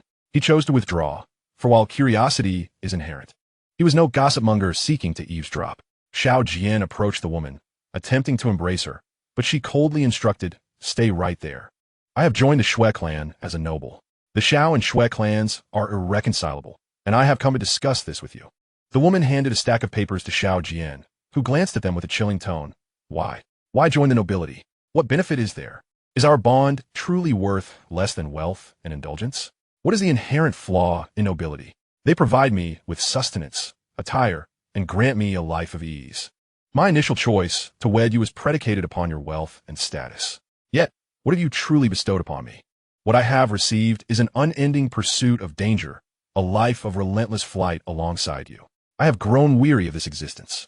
As the feud between the Xiao and Xue clans intensifies, it seems we too must arrive at a resolution. Xue Rou's voice epitomizes the essence of materialism. In the wind spirit continent, he is the eldest son of his family, yet his aptitude for cultivation is rather mediocre, leading to his disinterest in the practice. Each day, he merely indulges in pursuits of his own desire. However, fate intervenes when he unexpectedly encounters Xue Rou, and he is immediately smitten by her beauty. Alas, she hails from an ordinary family, yet her mastery of sword intent is profound. Unlike the stagnant realm of Do Qi, where bloodline power reigns supreme, in this land rich with the essence of imperial energy, such lineage seems inconsequential. On the Do Qi continent, Xiao Yan ascends to the title of Do Emperor, significantly bolstering the strength of the Xiao clan. Yet, such feats are unattainable in a land abundant with imperial energy. Xue Rou, enduring a life of hardship, harbors a deep disdain for noble youths like Xiao Yan. Thus, each time he seeks her out, she inflicts severe injuries upon him. It is during these encounters that Xiao Yan discovers a burgeoning passion for swordsmanship, becoming increasingly addicted to it, while his prowess advances significantly. Conversely, Xue Rou finds herself increasingly alarmed by his rapid progress, surpassing her own. Their lives become a repetitive cycle. Xiao Yan visits Xue Rou by day and limps home by night, throughout which Xue Rou remains silent, uttering not a single word beyond the blade she wields. Their confrontations grow ever more frequent, evolving from battles every 15 days to 10, then 7, and finally 5 days apart. It is not that Xiao Yan's strength has surged. Rather, Xue Rou's heart has undergone a transformation, shifting from disdain to an inexplicable feeling. Yet one day, he does not appear. Not a trace of him is seen for an entire day. On the second day, his absence stirs worry within her. as she gazes down the path leading to her home. By the third day, she steps outside her door, slowly distancing herself from the confines of her home, only to be met with disappointment. It feels as though something vital has been lost within her, leaving her heart hollow. Humph! Nobility is merely nobility. Indeed, they speak one way and act another. In the depths of her longing, she reassures herself with this thought. Yet as the words escape her lips, tears stream down her cheeks, filled with indignation, resentment, and sorrow. Why? Why do I weep for him? Why has he not returned? Is he afraid of me? Why? After enduring so long, will he not persist for just one more day? Just one more day, for it is his birthday. Foolish. He is truly a complete fool. Chapter 40. You are unworthy. Half a month later, Xiao Yan reappears before Xun'er, but he is drenched in blood, his breath weak, as if he might depart this world at any moment. Upon seeing Xun'er, his first and only words are leave quickly before he collapses. Fortunately, Xun'er catches him just in time to prevent his fall. Though she does not comprehend the reasons behind his condition, she nonetheless takes him away from her home. Shortly after their departure, her house succumbs to a raging inferno. In the following month, Xun'er tends to Xiao Yan, remaining silent. Yet she uncovers the truth behind his absence. On that fateful day, it was his birthday, and he had intended to seek her out, but his parents intervened, insisting he meet a prospective bride. He refused, provoking their wrath, and they punished him severely. He adamantly declared he would never marry that woman, inciting further fury from his parents until they beat him to the point of incapacitation. Realizing his parents were aware of his feelings for Xun'er, they dispatched someone to locate her, intending to eliminate her as a threat. Only with Xun'er's demise would Xiao Yan, as the eldest son, dutifully comply and shoulder his responsibilities. However, a servant informed Xiao Yan of their plan, allowing him to escape and facilitate Xun'er's flight. In that moment, Xun'er felt her previous resentment dissipate, replaced by a twinge of guilt. Could it be that he truly held such little worth in her heart? Why was she reluctant to believe in him? As Xiao Yan's wounds gradually heal, the pursuers from his family arrive. Thus, they embark on a life of evasion, with Xun'er maintaining her aloof demeanor towards Xiao Yan. Yet he remains unbothered. From that moment on, he transitions from a young master to a servant, scouring for food and learning to cook. However, it brings him joy that despite Xun'er's reluctance to converse, she quietly accepts the food he offers and consumes it. Xiao Yan and others remain oblivious to the origins of Xiao Yan's culinary skills. They merely know his dishes are delectable, unaware that it is his love for Xun'er that has honed his craft. Xiao Yan also purchases jewelry for Xun'er, which she accepts without hesitation, placing it into her storage ring, yet she has never worn any of it. She offers no explanations, and though Xiao Yan is curious, he continues to present her with one exquisite piece after another, which she receives in silence. This is why Xiao Yan takes Xiao Yan along to purchase jewelry, maintaining their unique relationship as they cultivate together for over a year. At last, one day, Xiao Yan resolves to propose to Xun'er. She gazes at him, and after a lengthy pause, utters 4 simple words. I agree. Those 4 words, so succinct, elevate Xiao Yan from the depths of despair to the heights of ecstasy. He had braced himself for rejection, yet her response felt like a dream, one he was loath to awaken from. However, 3 days later, Xiao Yan realizes this is indeed no dream, for Xun'er appears before him clad in a wedding gown. Her attire is neither extravagant nor beautiful, but it is crafted by her own hands. The wedding lacks the blessings of family, the congratulations of friends, and the witnesses of the community, yet it is profoundly different, uniquely special, and represents Xiao Yan's happiest moments. After their marriage, Xun'er becomes more attentive towards Xiao Yan, striving to be a good wife, gradually shedding her cold demeanor to become increasingly gentle. She cherishes the gifts he bestows upon her, and he never inquires further, for he trusts her implicitly. As they continue to evade danger, their cultivation flourishes rapidly, and both excel in swordsmanship, ultimately attaining the rank of Do Emperor. Yet, arriving in a new continent signifies the dawn of a new chapter, as they encounter various soldiers who wish to take them to different places. Reluctantly, Xiao Yan agrees, and Xun'er promises to explore before seeking him out. However, within the Xiao clan, he experiences firsthand the oppressive might of the 3 superiors. Comprehending the folly of his decisions, despite Xun'er's superior abilities, she is by no means their match, and upon their reunion, she seems to revert to her former icy self. Have you truly made your decision? You're no longer the Xun'er I once knew, Xiao Yan observes. I remain Xun'er, yet I am no longer the Xun'er you once recognized. Come now, this shall be our final duel. Your surname is Xiao, and mine is Shui. The two cannot coexist. 3 years hence, we shall clash again. And that encounter will not only be a battle between our two families, but also a resolution for us both. Xun'er raised a long sword, its sharp blade seemingly poised to rend the very fabric of reality into nothingness. There's no need, Xiao Yan replied. In 3 years, when we meet again, my swordsmanship shall be a testament to your teachings. I do not wish to wield your own techniques against you. Moreover, it appears that these trinkets are now rendered superfluous. With that, a multitude of jewels shimmered forth from Xiao Yan's spatial ring, which he cast into the air. Anyone observing would have been treated to a breathtaking shower of gems. Amidst this cascade, a stunning woman, her long hair cascading like a celestial being untouched by earthly concerns, radiated an ethereal beauty. Nearby, a handsome man, resolute and noble as a hero destined to save the masses, exuded an air of confidence unmarred by cowardice. Indeed, they seemed a pair crafted by fate itself. The jewel shower ought to have been a witness to their love, yet instead, it bore witness to their impending separation. In that moment, time appeared to dilate, as Xun'er gazed at the jewels raining down, her eyes reflecting a fleeting emotion. Xiao Yan's gaze lingered on Xun'er, surveying her from head to toe before pausing at her hands, a flicker of determination crossing his features. Xun'er, the divorce decree penned by the old fools of your clan holds no weight. You lack the right to write it. Today, I shall compose it myself, he declared coldly. A stack of paper was flung into the sky, and with a sword now in hand, he directed his gaze skyward, the papers tearing in twain as they floated downwards. They scattered across the ground, for sheets remaining intact, 2 of which Xiao Yan tucked into his spatial ring, while the other 2 gracefully descended upon Xun'er. Chapter 41. Divorce? A gentle breeze stirred, lifting Xiao Yan's white robe. With a swift motion, he severed a piece of his robe and said to Xun'er, I have no interest in the old fool's decree. I shall write it myself. The blade flashed, and a wound appeared on his right forefinger, blood trickling forth. He laid the white cloth upon the ground, his right hand commencing its inscription. Soon, he halted, the writing complete. Folding the robe, he tossed it to Xun'er, saying, In 3 years, I hope you still possess the courage you have now. However, you bear no semblance of nobility at present. With that, he brushed past her, his hand instinctively reaching out to grasp hers, yet only making contact with the 2 sheets of paper. The scattered jewels seemed utterly incongruous in this moment. They ought not to have accompanied a farewell. Xiao Yan had bestowed countless jewels upon Xun'er, only to find himself in such a predicament. Was it his fault? Or was it Xun'er's?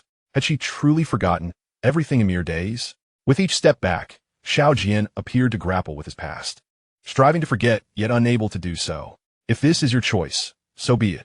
I shall acquiesce and provide you with what you seek.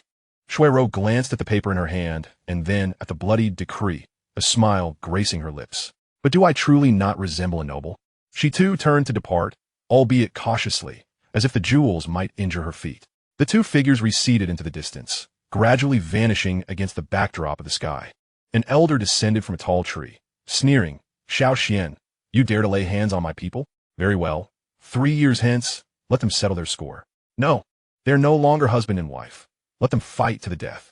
I shall reveal their identities on that day, proving that your Xiao clan is blind to true talent. The elder's voice dwindled as he cast a disdainful glance at the jewels scattered on the ground. Truly a wretched sight. With a single punch, the treasures Xiao Yan had meticulously selected were reduced to dust. The elder regarded a tree, hesitating momentarily before departing. At the Xiao clan's branch, Xiao Yan was preparing to cultivate when bang. The door was forcefully kicked open. Xiao Yan's face was grim, a hint of murderous intent glimmering in his eyes, sending chills down Xiao Yan's spine. Without hesitation, Xiao Yan exited the room, knowing that Xiao Yan was in a frenzied state. Remaining would surely implicate him.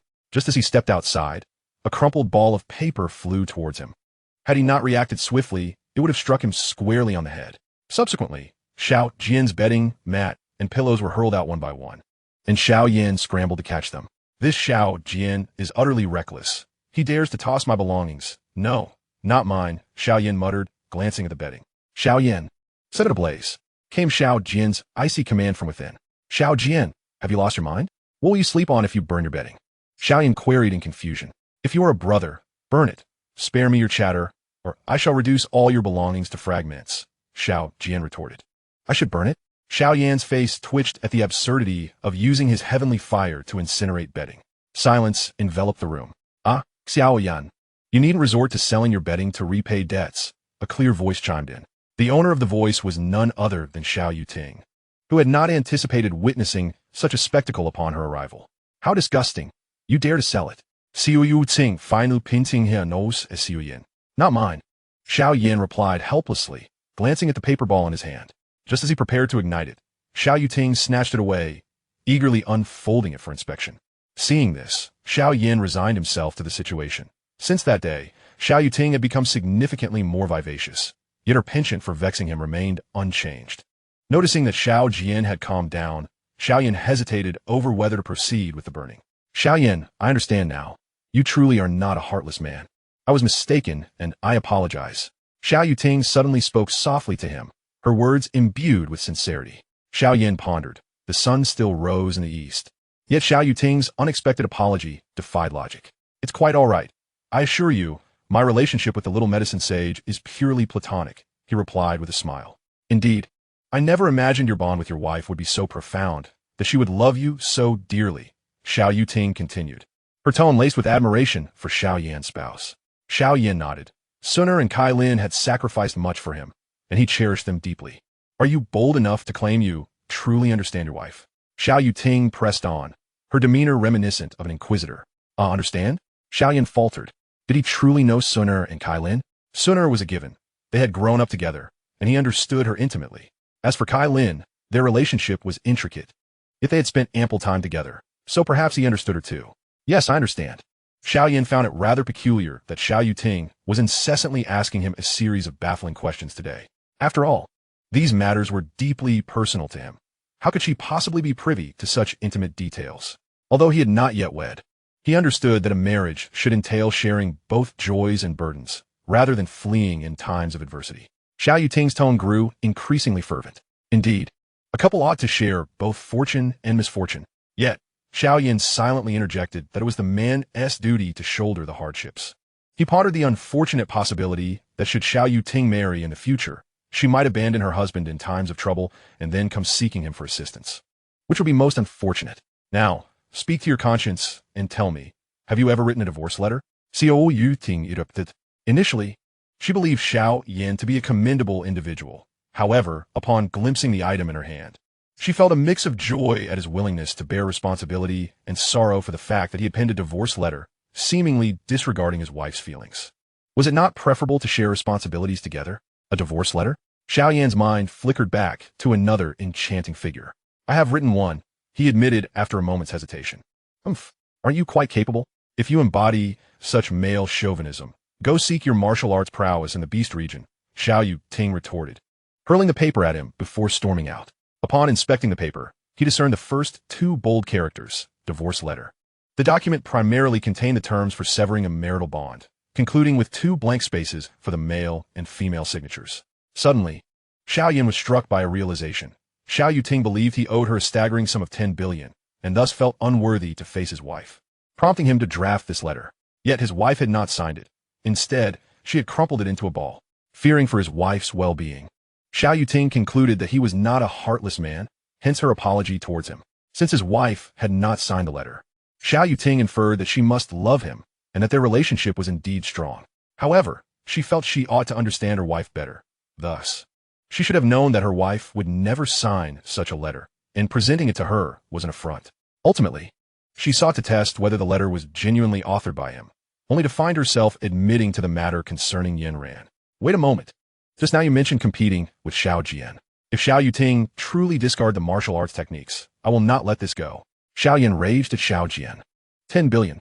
The martial arts techniques had cost him a fortune. Though Xiao Yan was not particularly concerned about money, the thought of losing something he had never even witnessed felt like a wound to his heart, as if 10 billion spirit coins were dancing mockingly before him. As Xiao Yan searched for Xiao Yuting throughout the Xiao clan, he was met with looks of disdain, as if he were a pariah. The people here seemed to avoid him as if he were a harbinger of misfortune. Not long after Xiao Yuting arrived at the Xiao clan S branch, she had swiftly subdued the group with her unparalleled mastery of poison arts, leaving them defenseless. Now, how could anyone dare to brazenly call out her name without fearing her wrath? When Xiao Yan reached the grand hall of the Xiao clan, he witnessed an elderly man being flung out. Xiao Yuting, her face etched with fury, coldly addressed him. Have you lost your mind? How dare you engage in dealings with Sister Ning Jing? It would be a miracle if she didn't swindle you. Much of what she possesses was taught to her by me. Ning Jing, could it be her? Xiao Yan's mind raced back to the woman who had bid 1 billion. Yes, she is the one you encountered, Xiao Yuting confirmed. How do you know? Xiao Yan inquired, particularly regarding his agreement with that woman. That's for you to worry about. Sister Ning Jing is the manager of the Commercial Association of the Creation Continent. I cannot fathom how she has taken an interest in someone as inconsequential as you, Xiao Yuting replied in exasperation. There are 2 types of auctions on the Creation Continent. One led by the Commercial Association, resembling the auctions of lower realms, dealing only in lifeless goods. The other, a clandestine auction orchestrated by the Black Alliance, where living beings and magical beasts are sold. Given that the superpowers on the Creation Continent hold stakes in these auctions, they're the true gold mines, albeit shrouded in darkness. Nevertheless, all superpowers choose to turn a blind eye, for they profit immensely from them. The influence of the Commercial Association places it among the ranks of superpowers, which are defined by their ability to produce a legendary dough god. Listening to Xiao Yuting's reproaches, Xiao Yan sighed. It seemed he had indeed encountered a shrewd merchant. The manager of the Commercial Association, a mere manager, yet so cunning. He could only wonder what kind of old fox their president must be. As a lesson, I have instructed Elder Xiao Xian to dispose of that martial arts technique in the depths of the Wanzhong Mountain Core Beast area. If one day your strength becomes formidable enough, you may retrieve it. As for your debt to Sister Ning Jing, I will assist you in bearing part of it. Xiao Yuting said to Xiao Yan, her gaze softening with something unspoken. Why help me? Xiao Yan asked, bewildered. Because I consider you family. Is there a need for a reason to help one's kin? You're already aware of my story. Since the age of 10, my only relative has been my sister.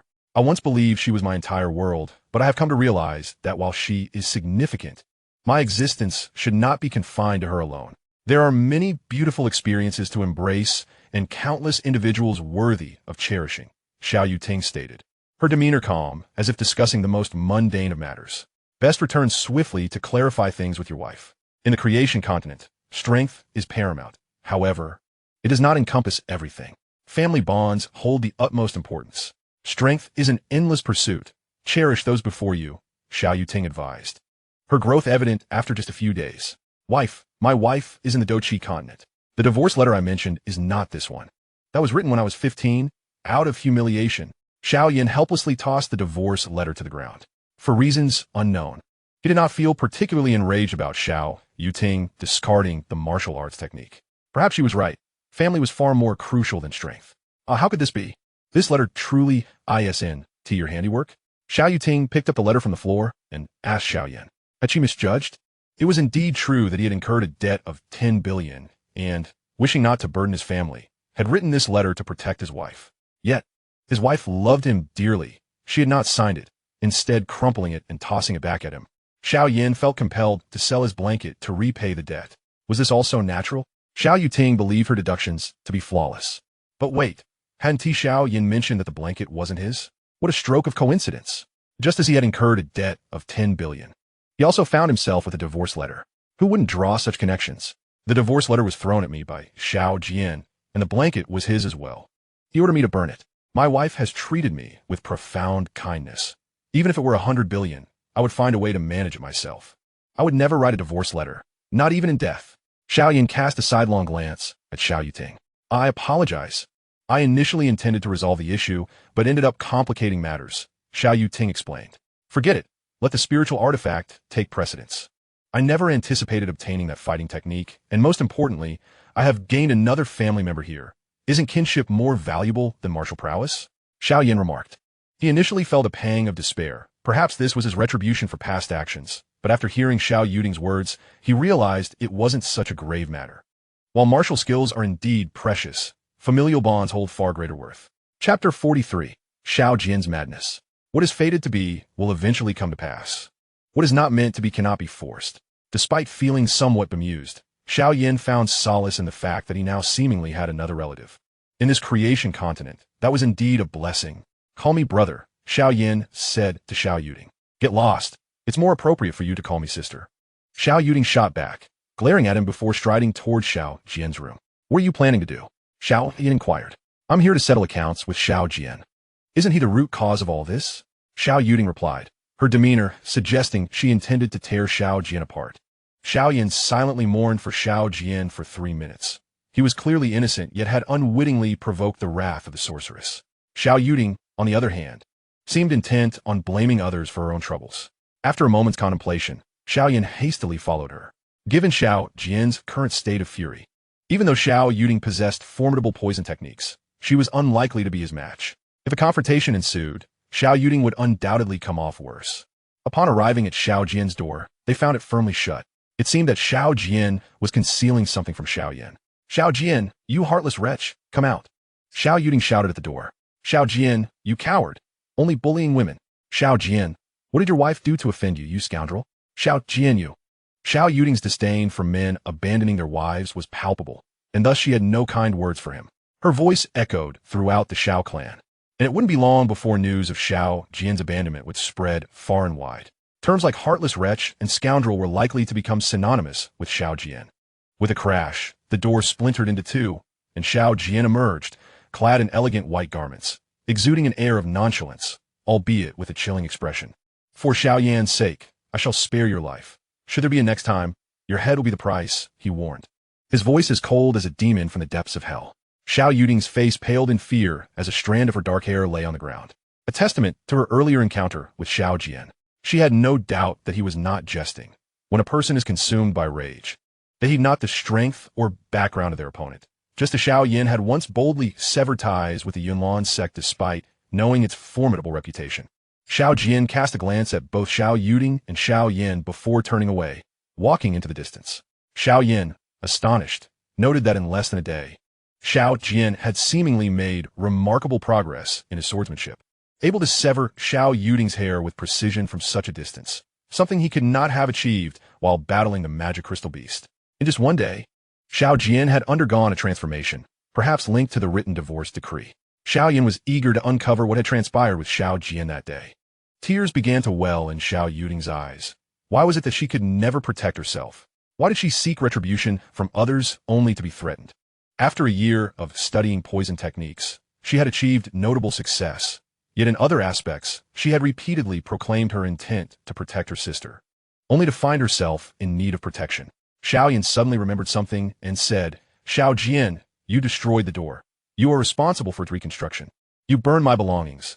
This room now belongs solely to you. I shall no longer reside here. Xiao Yan's sword glimmered faintly in the light.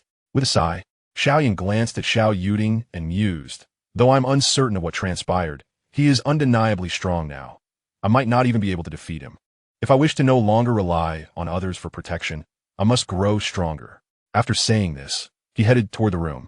Feeling indignant at being bullied by Xiao Yan, evicted from his space, and forced to act as a carpenter, he vowed to seek an opportunity for revenge.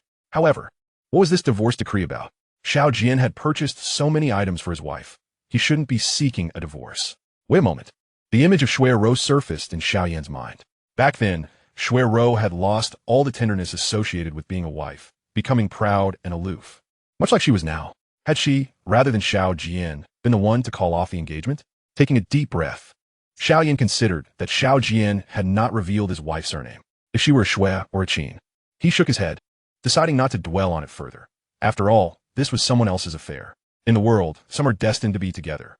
If Xiao Yan needed his assistance, he would undoubtedly lend a hand, but as long as Xiao Yan remained silent, it was not his place to intervene.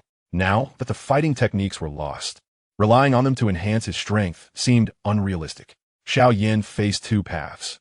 One was to cultivate diligently to swiftly reach the mid-tier of the Emperor's spirit realm, while the other was to create his own fighting techniques akin to the Fire Lotus technique. However, he questioned his own talent. Knowing that crafting unique techniques was no simple task, it appeared he needed to seize an opportunity to improve his alchemical skills. His abilities had yet to reach the Emperor level. Although he held confidence in his skills, the stern expression of the Elder haunted his thoughts, causing him to grit his teeth. Damn it, why is my luck so wretched?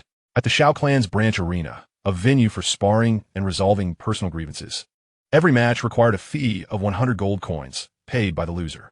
The victor would receive 30% of the ticket revenue, while the loser would receive 20%, with the remainder going to the branch. Of course, life and death matches also occurred here. Each participant accepted their fate, With no true losers, one could either choose victory or death. Within the Xiao clan's branch, those with true valor and strength often opted for these lethal encounters. The deceased would possess nothing, while the victor claimed everything. The winner would receive 90% of the ticket revenue, with the remaining 10% going to the branch. In this arena, strength reigned supreme. Victors were kings, while the vanquished were deemed outlaws. The arena was renowned for its fairness and equity. A few prominent figures within the arena were eligible for formal inclusion into the family.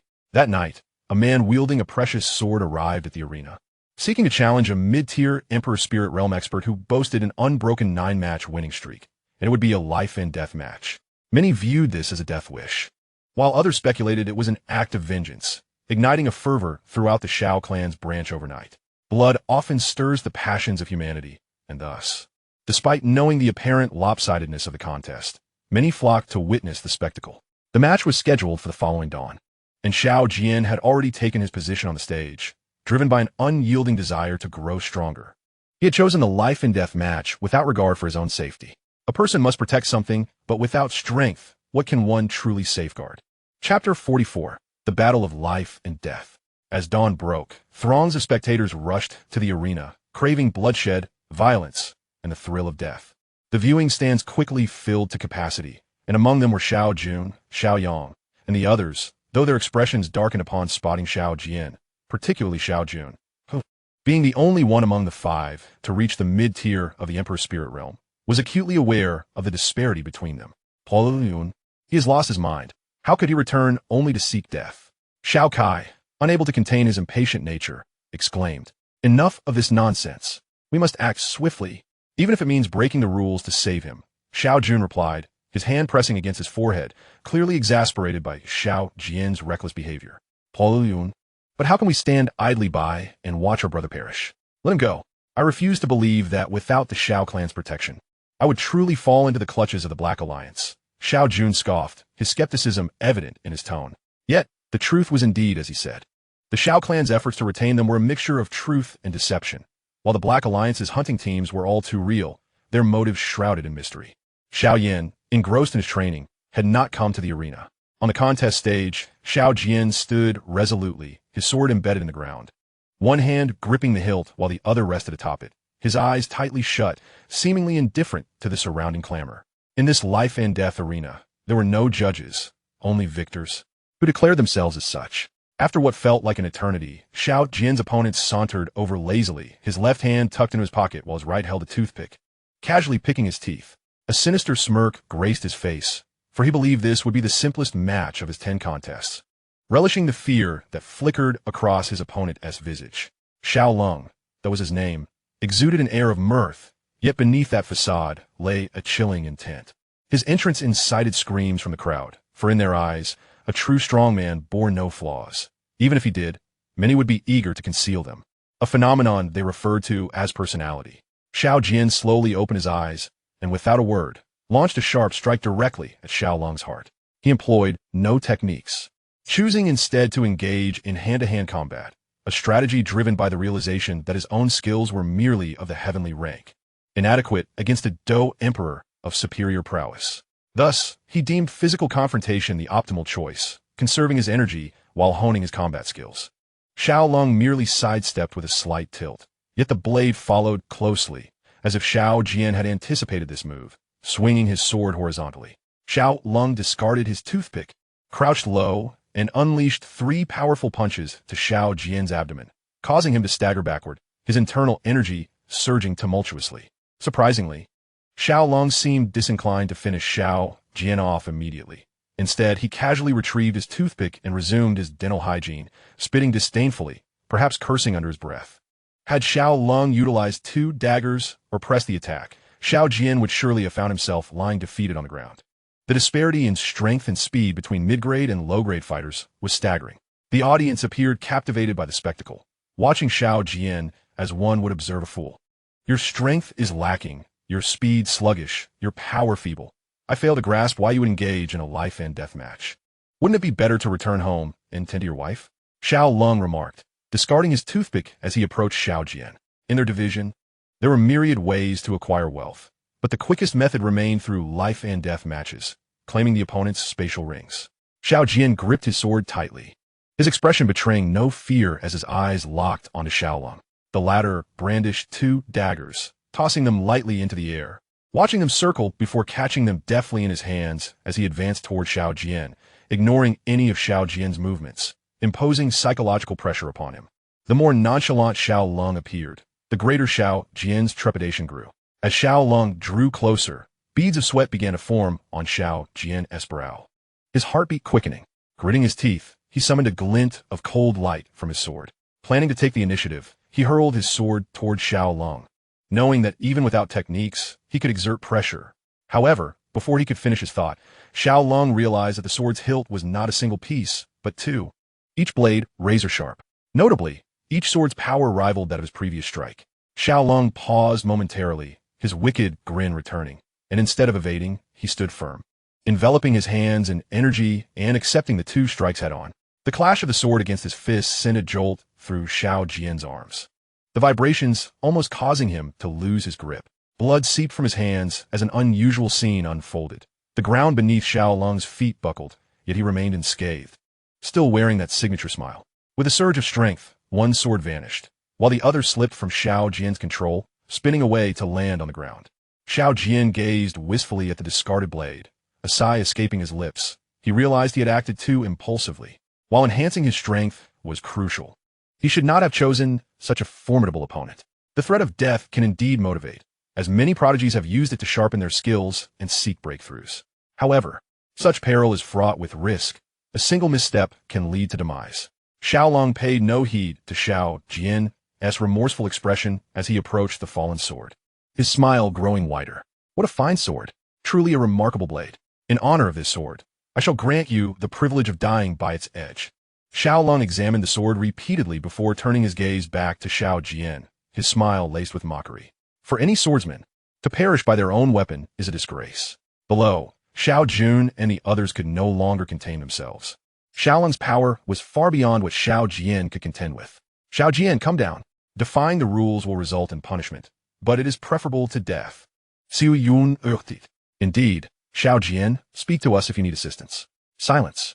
I need no help with my affairs, Xiao Yan retorted, his focus unwavering on Xiaolong. This match was a battle for his life. He would not accept aid, for he was willing to sacrifice everything to protect what he held dear. Even if it meant death, he saw no horror in it. Since you wish for death so ardently, I shall grant you that honor. To die by this sword shall be your glory. Chapter 45. Xiao Yan's decision. Xiao Yan faced the descending blade, a smile creeping onto his lips. The sensation of impending death was unpleasant. If he wished to survive, he must conquer his adversary. As the blade neared, it halted abruptly, emitting a melodious chime before breaking free from Xiaolong's grasp, lunging towards him and severing his arm in an unforeseen twist. The sword circled once more before returning to Xiao Yan's hand, devoid of any blood. Xiaolong stared at Xiao Yan, fear etched across his features. He had never anticipated such a dramatic turn of events, and the sword's peculiar nature, recognizing its master, was utterly baffling. Everything was a ruse, wasn't it? You calculated that I would go for that sword. Xiaolong glared at Xiao Yan, his expression darkened by malice, his lost arm robbing him of half his combat prowess. Go and inquire with the king of hell. Xiao Yan forced himself forward, inching closer to Xiaolong. It will be you who descends. For I could kill you even with one hand, Xiaolong replied, his dagger glinting ominously in the light, his gaze fixed unwaveringly on Xiao Yan. In the next instant, he plunged the dagger toward Xiao Yan's heart, who merely tilted slightly, refusing to evade. The dagger was ruthlessly plunged into Xiao Yan's body, leaving Xiaolong momentarily stunned, as he believed Xiao Yan could have easily evaded it. However, Xiao Yan promptly retaliated, his longsword slicing toward Xiaolong, a strike made at the cost of his own life. Thus, this swordplay was devoid of ostentation, filled only with raw power and murderous intent. Blood spilled forth, and the once proud Xiaolong, who boasted a record of 9 victories in 9 battles, fell. This world harbors many cruel individuals, those who kill without a flicker of remorse. Yet they lack the capacity to be equally ruthless toward themselves. Such individuals embody true terror. Xiao Yan propped himself up with his sword. In that moment, he became akin to a heroic figure. The 3-year pact had commenced. Shuero, after 3 years, we shall undoubtedly reach a conclusion, and I will seek you out. Applause erupted from the audience below the arena. None could have anticipated the emergence of such a formidable dark horse, or one so merciless toward himself. At this moment, Xiao Yan had also arrived at the arena. Gazing at Xiao Jian, he felt an inexplicable void since his arrival in the Genesis continent. Not a lack of fervor or passion, but a purpose, a goal that would compel him to disregard everything else. Initially, it was the ambition to defeat Nailin Yanran that had sparked his journey of cultivation. In the Genesis continent, he realized he too required such a path of cultivation. However, given his current strength, venturing into the beast-infested areas would pose significant danger. For he no longer had the protection of the medicine elder. Everything depended solely on him. Fortune favors the bold, and the technique he sought still awaited him. Perhaps it was indeed time to embark on that journey, Xiao Yan pondered, while Xiao Jun and the others reveled in joy. They did not forget to approach Xiao Jian for treatment, each of them curious about the events that unfolded. Even the recognition of a treasured sword by its master would not yield such impressive power, and everything seemed to transpire as Xiao Jian had anticipated. At that moment, Xiao Yan did not seek out Xiao Jian, but rather want to find Xiao Yuting. I can agree to half of your conditions from last time. In the future, if I possess the capability, I can assist Xiao Wanqing and take action against the Shui and Qin families, but I can only act on your behalf. If killing is required, you must wield your own hands, Xiao Yan stated, cutting straight to the point without any superfluous words. Deal. In truth, even if you hadn't agreed, I intended to help you. We are family, are we not? Xiao Yuting replied with a smile. Xiao Yuting did not succumb to despair following Xiao Jian's actions. Rather, it ignited her fighting spirit. Perhaps, in the not-so-distant future, Xiao Yuting would astonish everyone. Xiao Yan was equally taken aback by her agreement. Yet upon reflection, it made sense.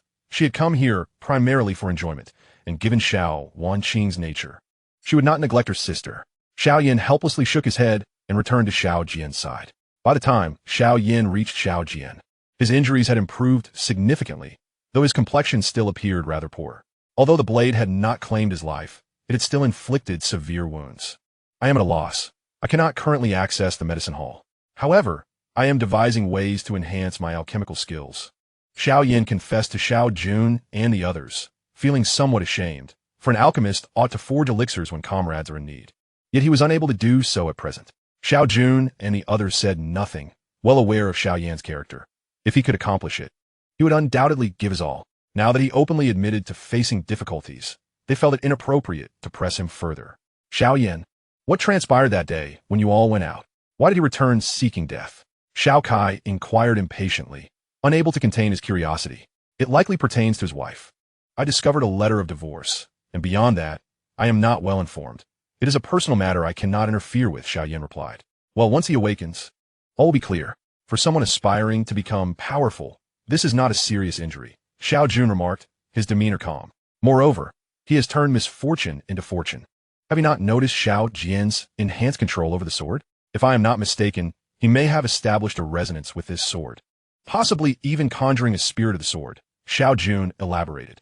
All things possess a spirit, and when one reaches a certain level, a soul belonging to them will emerge. Just as Xiao Yan once encountered the lightning that coalesced into the 9 Xian Golden Thunder Dragon.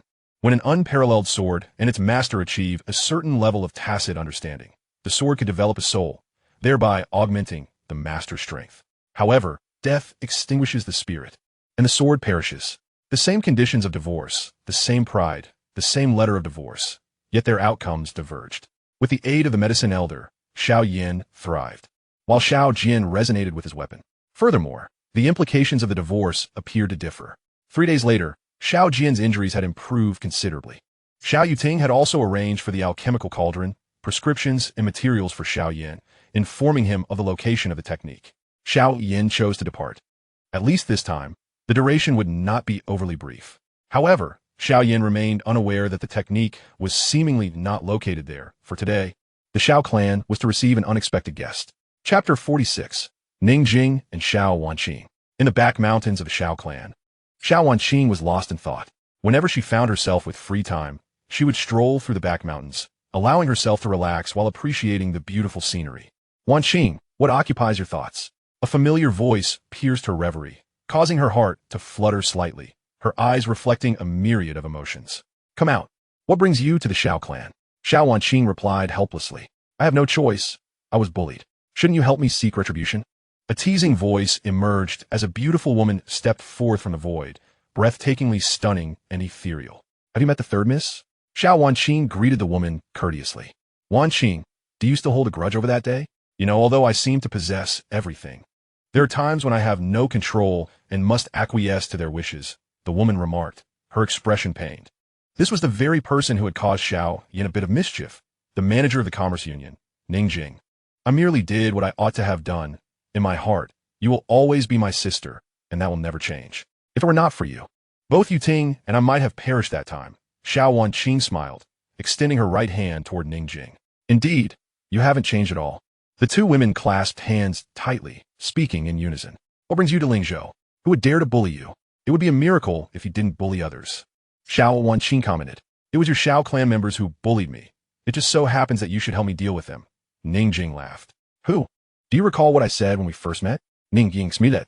Of course, some individual, unaware of their own insignificance, had the audacity to ask me to take a detour, and I taught them a lesson, Xiao Wanqing recalled. As they reminisced about those days, it felt as though they had returned to that time, their bond as close as ever. Indeed, but ever since then, I have become much more diligent, Ningjing remarked. What is this? Why bring that up suddenly? Xiao Wanqing inquired. A few days ago, I happened upon a disciple of the Xiao clan at the auction house, who boldly called me sister in front of everyone and requested I take a detour. Do you think I should teach them a lesson? Ningjing expressed her indignation. You wouldn't be the one who spent $1 million to acquire the technique, would you? Xiao Wanqing seemed to recall the woman whom Lingzhou had been discussing recently. The mere thought of that woman, who casually dealt in the realm of 100 million spirit coins, had drawn the ire of many, who branded her a nouveau riche. Sister, I merely sought a trifling revenge, and besides, to acquire that combat technique for a mere 2 million spirit coins would be a significant affront to my dignity. Ningjing declared. The combat technique was intended as compensation for the Xiao clan. Its grade is, in fact, of the low-tier celestial rank. Otherwise, I would not have personally journeyed to Lingzhou. Ningjing slowly revealed the truth. Celestial rank. Xiao Wanqing stifled her shock. She was acutely aware of Ningjing's status. Yet to the outside world, Ningjing appeared to possess everything, concealing her unspoken anguish. This combat technique was ample proof of her dedication to her own restitution. Enough. It is all truly in the past. You need not feel remorse. We are good sisters, and I have never held it against you. Xiao Wanqing comforted. I have already arranged for this combat technique to be delivered to Xiao Yan. Perhaps he can assist you in breaking the seal, Ningjing stated. That is certainly him. Xiao Wanqing replied with resignation, acknowledging that within the Xiao clan, only Xiao Yan could utter such words in the presence of such a beauty. However, he owes me 10 billion spirit coins, which I shall claim, and he also owes me a favor. Let that favor be to help you break the seal at no charge. I am confident he will not refuse, for that would be the only way to honor this celestial-grade combat technique, Ningjing asserted. Indeed, a cunning merchant. It has been a year since we last met, and your schemes have only grown more sophisticated. This combat technique has certainly benefited you, yet you claim it is a debt owed to me, Xiao Wanqing remarked with displeasure. I must provide an explanation to grandfather the president, Ningjing replied with a smile. Do you truly have such confidence that Xiao Yan can reach the heights you envision? I believe so. I once uttered similar sentiments, and I have absolute faith in his potential, Ningjing affirmed. After a year apart, the two sisters had much to discuss upon their reunion. However, their conversation was abruptly interrupted by a voice. Miss, Elder Xiao Xian requests your urgent presence, a maid announced. Though Xiao Wanqing was reluctant, she replied, Very well, I shall attend immediately. Together, Xiao Wanqing and Ningjing proceeded to the Great Hall. Wanqing, where are Xiao Tian and the other elders? Upon her arrival, Elder Xiao Xian immediately inquired of Xiao Wanqing. The elders must have matters to attend to. You may inform me later, Xiao Wanqing replied. Elder Xiao Xian hesitated to speak, but upon seeing Ningjing, he immediately bowed and said, Greetings, 3rd Mississippi speak freely. In the Xiao clan, Wanqing is entitled to know all matters, Ningjing commanded. After a moment's hesitation, Elder Xiao Xian divulged. That girl Yuding claims Xiao Yan is a heartless scoundrel and insisted that I dispose of a combat technique delivered by the auction house into the beast zone. I was too shocked to open it, as it is a celestial-grade technique. When I hurried back to the Xiao clan, I discovered Xiao Yan had ventured alone into the beast zone, presumably in search of this combat technique.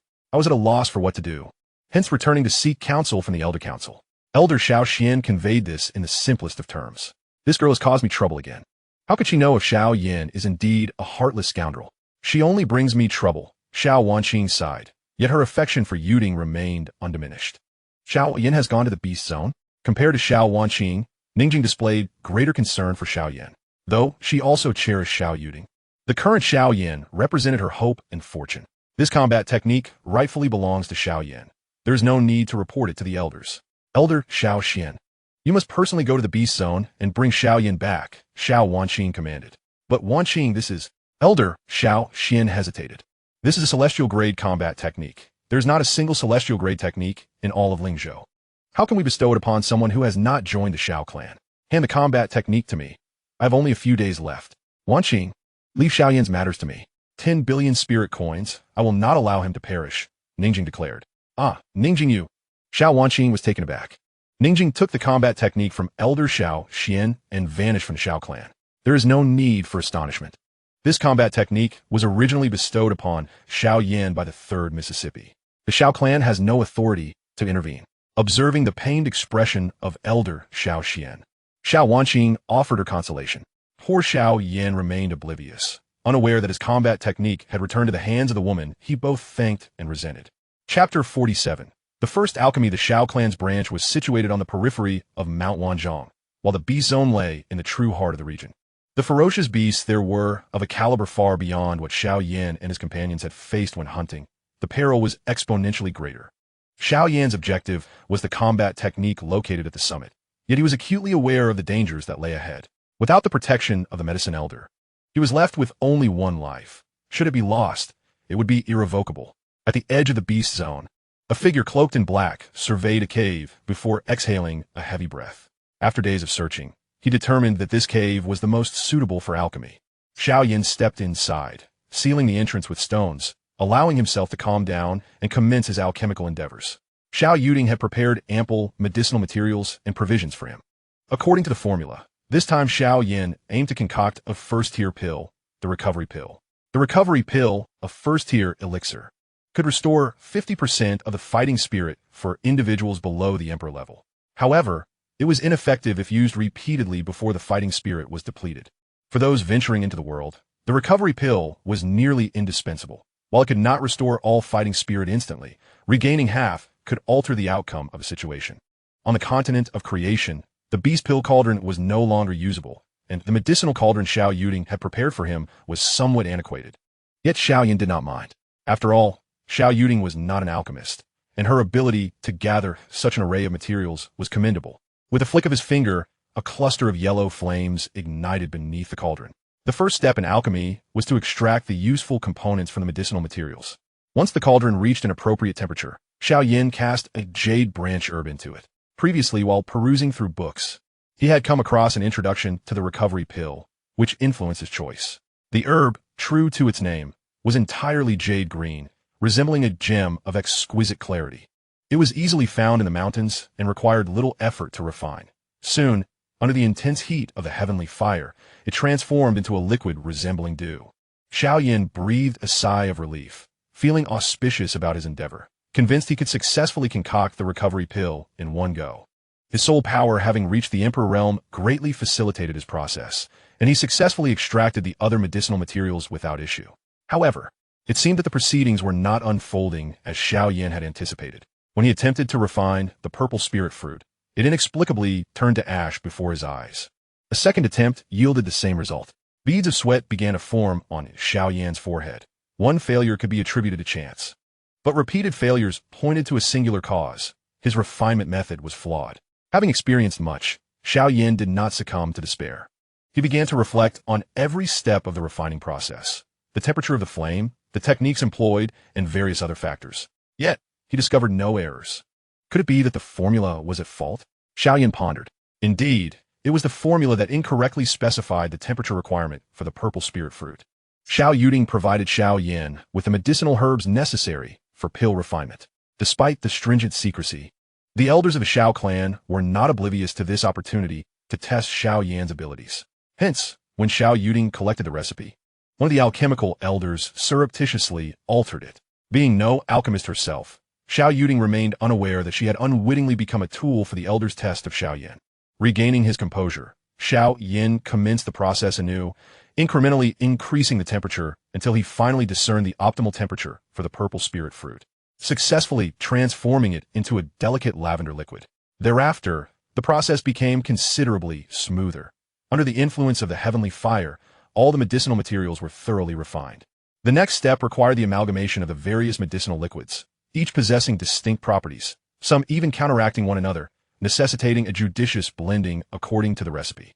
This phase demanded a higher level of soul power and presented a formidable challenge for the alchemist. Taking a deep breath, Xiao Yan ignited the flames, which danced upon the cauldron like a sprightly sprite.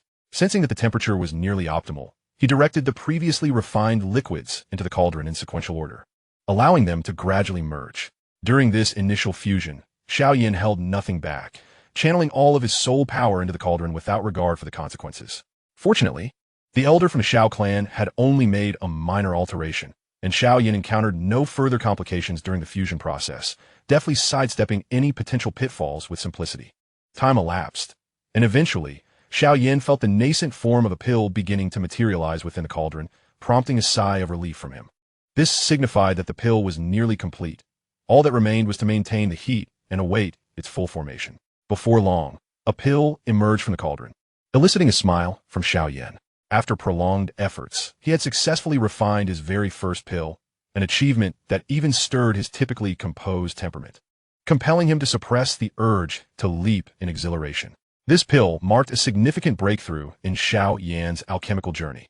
The triumph of his initial pill brought not only joy, but also confidence to Xiao Yan. If he could refine a pill successfully, even with an erroneous recipe, what else could intimidate him? Gazing upon the ample array of herbs before him, he felt no dread, but rather elation. Should he refine them all into pills, he believed his chances in combat would considerably increase, and his safety would be somewhat assured. Thus, after consuming a light meal, Xiao Yan embarked on another round of alchemical endeavors. Meanwhile, atop a certain peak in the beast region, Ning Jing watched the cave where Xiao Yan was in seclusion. Her brow furrowed with concern. She began to regret her involvement in this matter. Her initial intention had been to find Xiao Yan and escort him back within a limited time frame.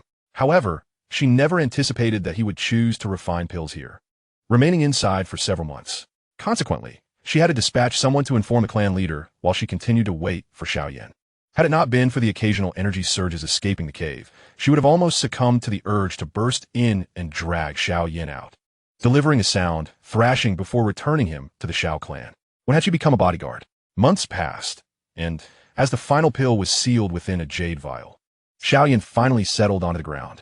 The continuous high-intensity alchemical work, even with his soul power reaching the emperor level, had begun to take its toll. His stomach grumbled in protest, and glancing at the sealed cave, he mused that it was time to emerge.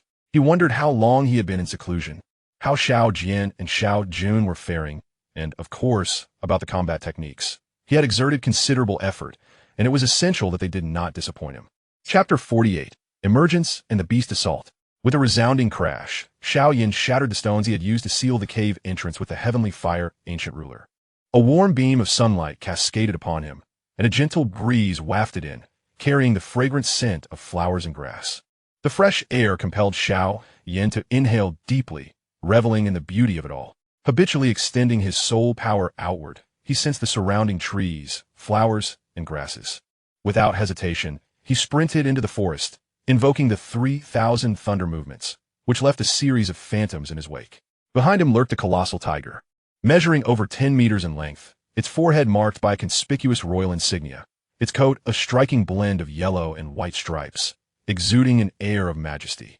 The beast's eyes gleamed with ferocity as it fixated on Xiao Yan's fleeing form, having already designated him as its breakfast. As Xiao Yan lamented his unfortunate luck, he was left with no choice but to flee. Previously, he had barely managed to slay a magical crystal beast with the combined efforts of 5 individuals. Now, sensing the tiger's overwhelming strength far surpassed his own, he had no option but to escape. Thus began a frantic chase through the forest, with Xiao Yan narrowly avoiding becoming the tiger's next meal. Unfamiliar with the terrain, he had to dodge various magical beasts and evade regions inhabited by higher-tier creatures, rendering his escape a chaotic affair. The tiger grew increasingly agitated, finding it intolerable that a mere human could evade it for so long. Throughout their pursuit, it had endured 3 of Xiao Yan's Yellow Spring's wrath attacks, Had it not been for its innate beastly resilience, it might have succumbed. Its strength hovered at the pinnacle of the Emperor's spirit realm, just a step away from true dominance. The most effective means of enhancing its power lay in hunting human experts, and yet, Xiao Yan's antics were intolerable to the beast. As Xiao Yan evaded yet another strike from the tiger, his expression darkened. His combat energy was insufficient to sustain his efforts, particularly his soul power, which had been severely depleted from successive uses of soul techniques. Yet the tiger, seemingly driven to madness, pursued him relentlessly. At that moment, a woman observed the scene with keen interest. How fortuitous that I did not waste my time waiting. Upon awakening, I am treated to such a spectacle. However, this Xiao Yan's escape techniques are truly impressive. Did he perhaps face relentless pursuers daily? Ning Jing mused, her curiosity about Xiao Yan's past unexpectedly piqued. Yet, with your current strength, you are unworthy of celestial-grade combat techniques, she remarked. With no other options, Xiao Yan had to halt and confront the tiger.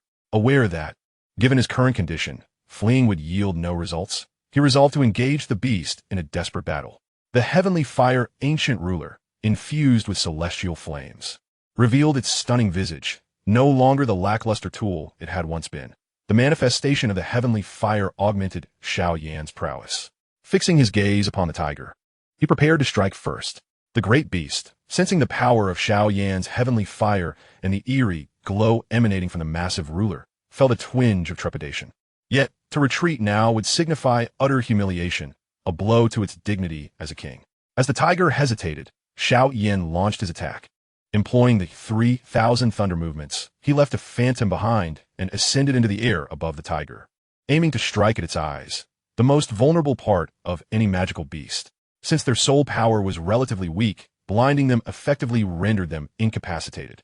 If Xiao Yan could successfully strike the tiger's eyes, victory would be within his grasp.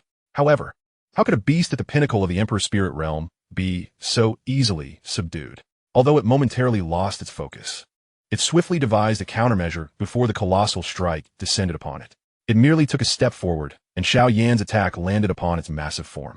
The searing heat of the heavenly fire scorched a large hole through the thick and dense fur of the fierce tiger.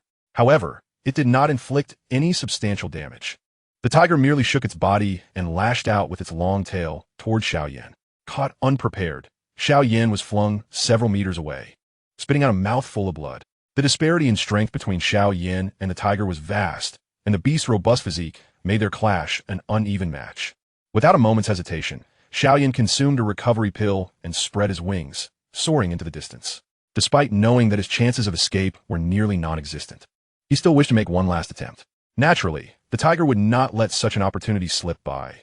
It opened its gaping maw, revealing rows of blood-stained teeth. Intent on swallowing Xiao Yan whole. Like an arrow, the tiger shot forward, but at that moment, an overwhelming aura emanated from Xiao Yan's direction. Just a mere presence rendered the tiger's limbs weak, as if death were imminent. A voice, filled with rage, reverberated in its mind, compelling it to retreat without hesitation, its speed surpassing even that of its pursuit of Xiao Yan. Xiao Yan, witnessing the tiger's sudden departure, did not allow himself to relax. Instead, he became even more vigilant of his surroundings. The scant remnants of his soul power expanded outward, yet he found no formidable beasts nearby. Behind a towering tree, Ning Jing wore a mocking smile, reveling in the splendid performance of Xiao Yan. With her limited time before leaving the Merchant Association, she deemed it worthwhile to observe how many surprises Xiao Yan could bring. In this beast zone, her strength rendered her virtually untouchable by any beast, if necessary. She would not hesitate to intervene herself. Had Xiao Yan known of Ning Jing's intentions to watch him suffer at the hands of beasts, he would undoubtedly have cursed her with the harshest of words. Thus began a life fraught with peril. As Xiao Yan was relentlessly pursued by various beasts in the beast zone, narrowly escaping being devoured on several occasions. After months, while his strength and soul power had not grown, his experience and adaptability had significantly improved, providing him some solace. Chapter 49. The Devil and the Fairy. On the mountaintop, Ning Jing leaned against a tree, her eyes gently closed, a faint smile gracing her lips. Within the Merchant Association, she was compelled to confront a myriad of individuals daily, maintaining a professional smile that was utterly exhausting. Yet, she felt powerless, for some individuals were destined by fate. However, in the next moment, Ning Jing suddenly opened her eyes, astonishment evident within them. She had detected Xiao Yan beyond the reach of her soul power. How could this be? Ning Jing possessed strength at the lower tier of the celestial spirit realm, with soul power peaking at the emperor level, and her soul energy was many times more potent than Xiao Yan's. Yet, he had managed to elude her detection. Furthermore, Xiao Yan was in search of a combat technique and had ventured deep into the beast zone, where he could easily fall prey to any beast he encountered. A trace of worry crossed Ning Jing's face, and she could not articulate why she felt such concern for Xiao Yan. One thing was certain, it was not merely because he owed her 10 billion spirit coins. Perhaps it was due to Xiao Wanqing. After all, he was the one she hoped for. Ning Jing directed her soul power toward the last known location of Xiao Yan, yet she still could not locate him. However, she did sense something unusual, a small yet peculiar area where her soul power could not penetrate. Perhaps Xiao Yan was within that place. Curiously, she mused, how intriguing that such a place exists in Lingzhou. I must investigate. A somewhat disheveled figure burst forth from the forest, emerging into a small clearing of roughly 10 square meters. At the far end stood a massive rock, overgrown with weeds, as if it had stood the test of time. Without a second thought, Xiao Yan sat down to recuperate. After being pursued by beasts, his black robe was drenched in blood, both that of the beasts and his own.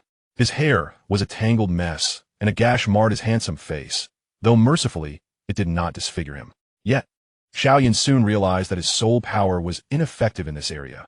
Apart from what he could see, he sensed nothing, which was exceedingly strange. Regardless, he had no time to ponder, focusing instead on regaining his strength. Otherwise, should he encounter another beast, he would surely meet his end, as he could not rely on luck forever. Unbeknownst to him, as he restored his strength, a beautiful woman nearby glared angrily at the blank void before her. It seemed that a special barrier enveloped this area, preventing those outside from perceiving its interior, and those within could not glimpse the outside world. Soul power could not penetrate this enigmatic realm either. What manner of place is this? Why can Xiao Yan enter, yet I cannot? Ning Jing lamented. Her strength far surpassed Xiao Yan's, yet whenever she attempted to enter, a powerful force repelled her. Ultimately, she resolved to use her formidable strength to break through, only to be injured in the process. Frustrated, she waited anxiously outside, her curiosity about Xiao Yan growing ever stronger. The reasons for her inability to enter were fourfold. First, those who entered were limited in strength, and Xiao Yan was weak. Second, Xiao Yan possessed the heavenly fire, which served as a key for entry. Otherwise, even the strongest could not pass. Third, only men were permitted inside, and as a woman, she was barred. Fourth, entry was restricted to one individual at a time.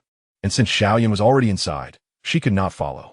What a fortunate lad, Ning Jing remarked enviously. Time passed, and finally, Xiao Yan opened his eyes, surveying his surroundings with confusion. A faint sense of unease washed over him. Approaching the massive rock, he scrutinized it closely, finding nothing remarkable, and prepared to leave. Human, release this semi-mortal at once. I can grant you a wish. Just as Xiao Yan turned to depart, an irate voice echoed in his ears, causing him to halt in astonishment. Words like devil and fisherman flooded his mind. Was this not the phrase uttered by the devil to the fisherman? The fisherman had been terrified into submission, and now someone dared to speak to him in such a manner. Did the continent of creation also harbor devils? But he was no fisherman. Why had it chosen him? Though curiosity gnawed at him, Xiao Yan continued on his way. Human, there's a fairy outside. If you venture out, you will surely be devoured. Obey me, and I shall guide you to safety. The voice resounded once more, laced with a hint of menace. Fairy? How could there be such beings in this world? Are they fox spirits, or perhaps peepa spirits, or snake spirits? Ah, no, that is not quite right. Cai Lin and the others are magical beasts, not fairies. Are fairies beautiful? Xiao Yan yearned to see them, yet he felt it prudent to exercise caution. For fairies possess formidable power. What nonsense! I won't be deceived by tales meant for children. Xiao Yan declared to the surrounding void. I am but a half-immortal, the least among my kin, hence I have no sisters. Human, you must possess heavenly fire or heavenly water to enter here. Why not consider a transaction? The strange voice echoed once more. What kind of transaction? Xiao Yan attempted to locate the source of the voice, but to no avail. The only potential origin seemed to be the stone itself. Yet how could a stone speak? A glimmer of realization flashed in Xiao Yan's eyes. Release me, and I shall bestow upon you a fortune. What say you? The voice persisted. Not interested. I regard wealth as worthless, Xiao Yan retorted, his unease gradually dissipating, though he pondered the true nature of this entity that resided here. Human, greed will bring retribution. My formulas can grant you humans the luxury of not needing daily sustenance. And my 5th grade elixir can elevate your strength to that of an emperor, solidifying your foundation. How's that sound? The voice continued. Really? Still, I remained skeptical. Xiao Yan mused, feeling a flicker of temptation. As his strength grew in the realm of battling immortals, his need for food lessened. However, the majority being at the Imperial Spirit Realm made him cautious. If such an elixir indeed existed without side effects, it could be advantageous. Yet Xiao Yan refused to let immediate gain cloud his judgment. I loathe you, human. Speak. What will it take for you to assist me? I require you. Xiao Yan replied. Chapter 50, The Water of Annihilation. I need you to wait here for others. I shall take my leave, Xiao Yan stated, rising again to depart. Wait. Human, if you rescue me and vow to avenge me, I shall accompany you. What do you say? The voice interjected, now tinged with desperation and resentment. Avenge? Is it akin to that of Yao Lao? Xiao Yan pondered, momentarily taken aback. Did this being, claiming to be a half-immortal, once possess such power? If so, it could become a significant ally for him. Xiao Yan began calculating the risks and rewards swiftly. Who are you truly? And how can you assure me that if I rescue you, you won't turn against me? Xiao Yan inquired coldly. Human, I am a formidable presence on the heavenly water ranking. It is your honor that I would choose to follow you. So hasten to free me. The voice grew increasingly urgent. Heavenly water, akin to the water of living beings, Xiao Yan exclaimed in astonishment. The last encounter with the water of living beings had nearly cost him his life, had it not been for the inexplicable aura of Qing surrounding him. Yet now he faced another form of heavenly water. Do not mention that vile water, shamelessly occupying my territory. The voice seethed, brimming with resentment. Then how can you claim to be powerful if you are bullied by others? Xiao Yan felt a surge of joy.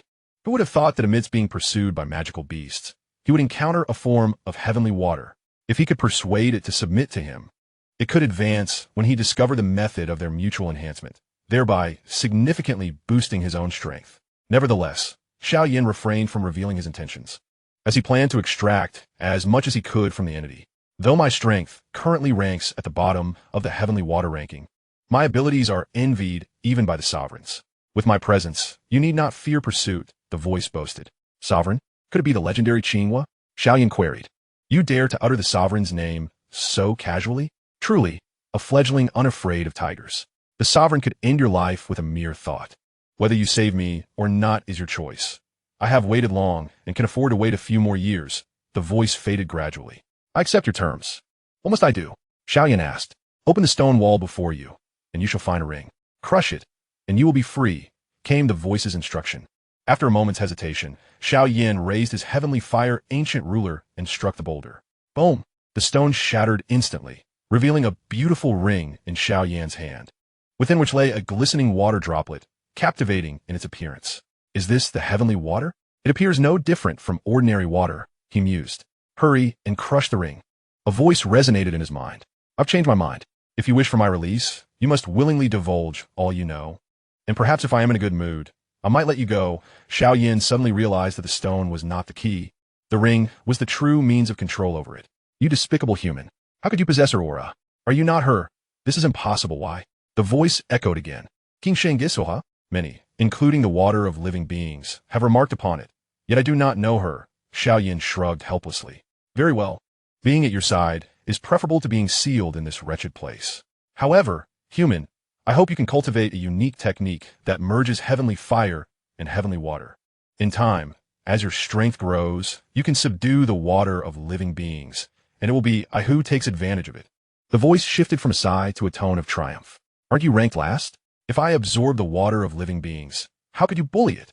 Xiao Yan questioned, puzzled. Isn't it customary for humans to marry the first wife before the second, regardless of the latter's strength? In this realm, the rules differ. If I am absorbed first, it shall be I who gains the upper hand, the voice explained. Xiao Yan felt his worldview shatter. Both heavenly fire and heavenly water, once absorbed, would gradually lose their sentience. How could one bully another then? Human. I do not go by human. I have a name, Xiao Yan, he snapped, nearly driven to madness by the constant reference to him as human. Ah, Xiao Yan, allow me to introduce myself. I am the renowned, annihilating spirit water, ranked 20th on the heavenly water ranking. The ring you hold is the spirit storage magic ring, capable of storing heavenly fire and heavenly water for extended periods. Within the magic ring, They will unleash no more than 1% of their power.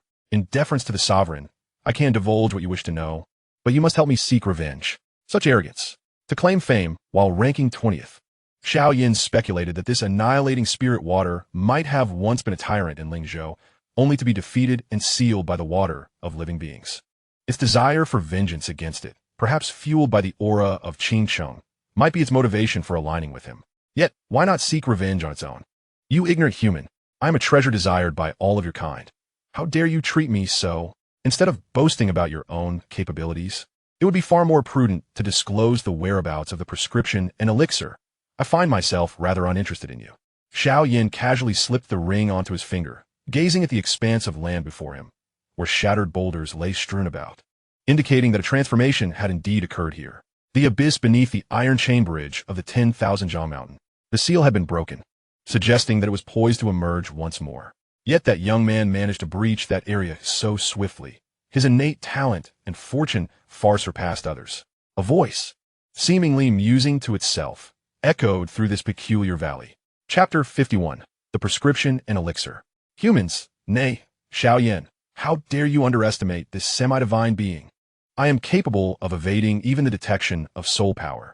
Though my combat prowess may be lacking in the eyes of your kind, I am far superior to that primordial water of life.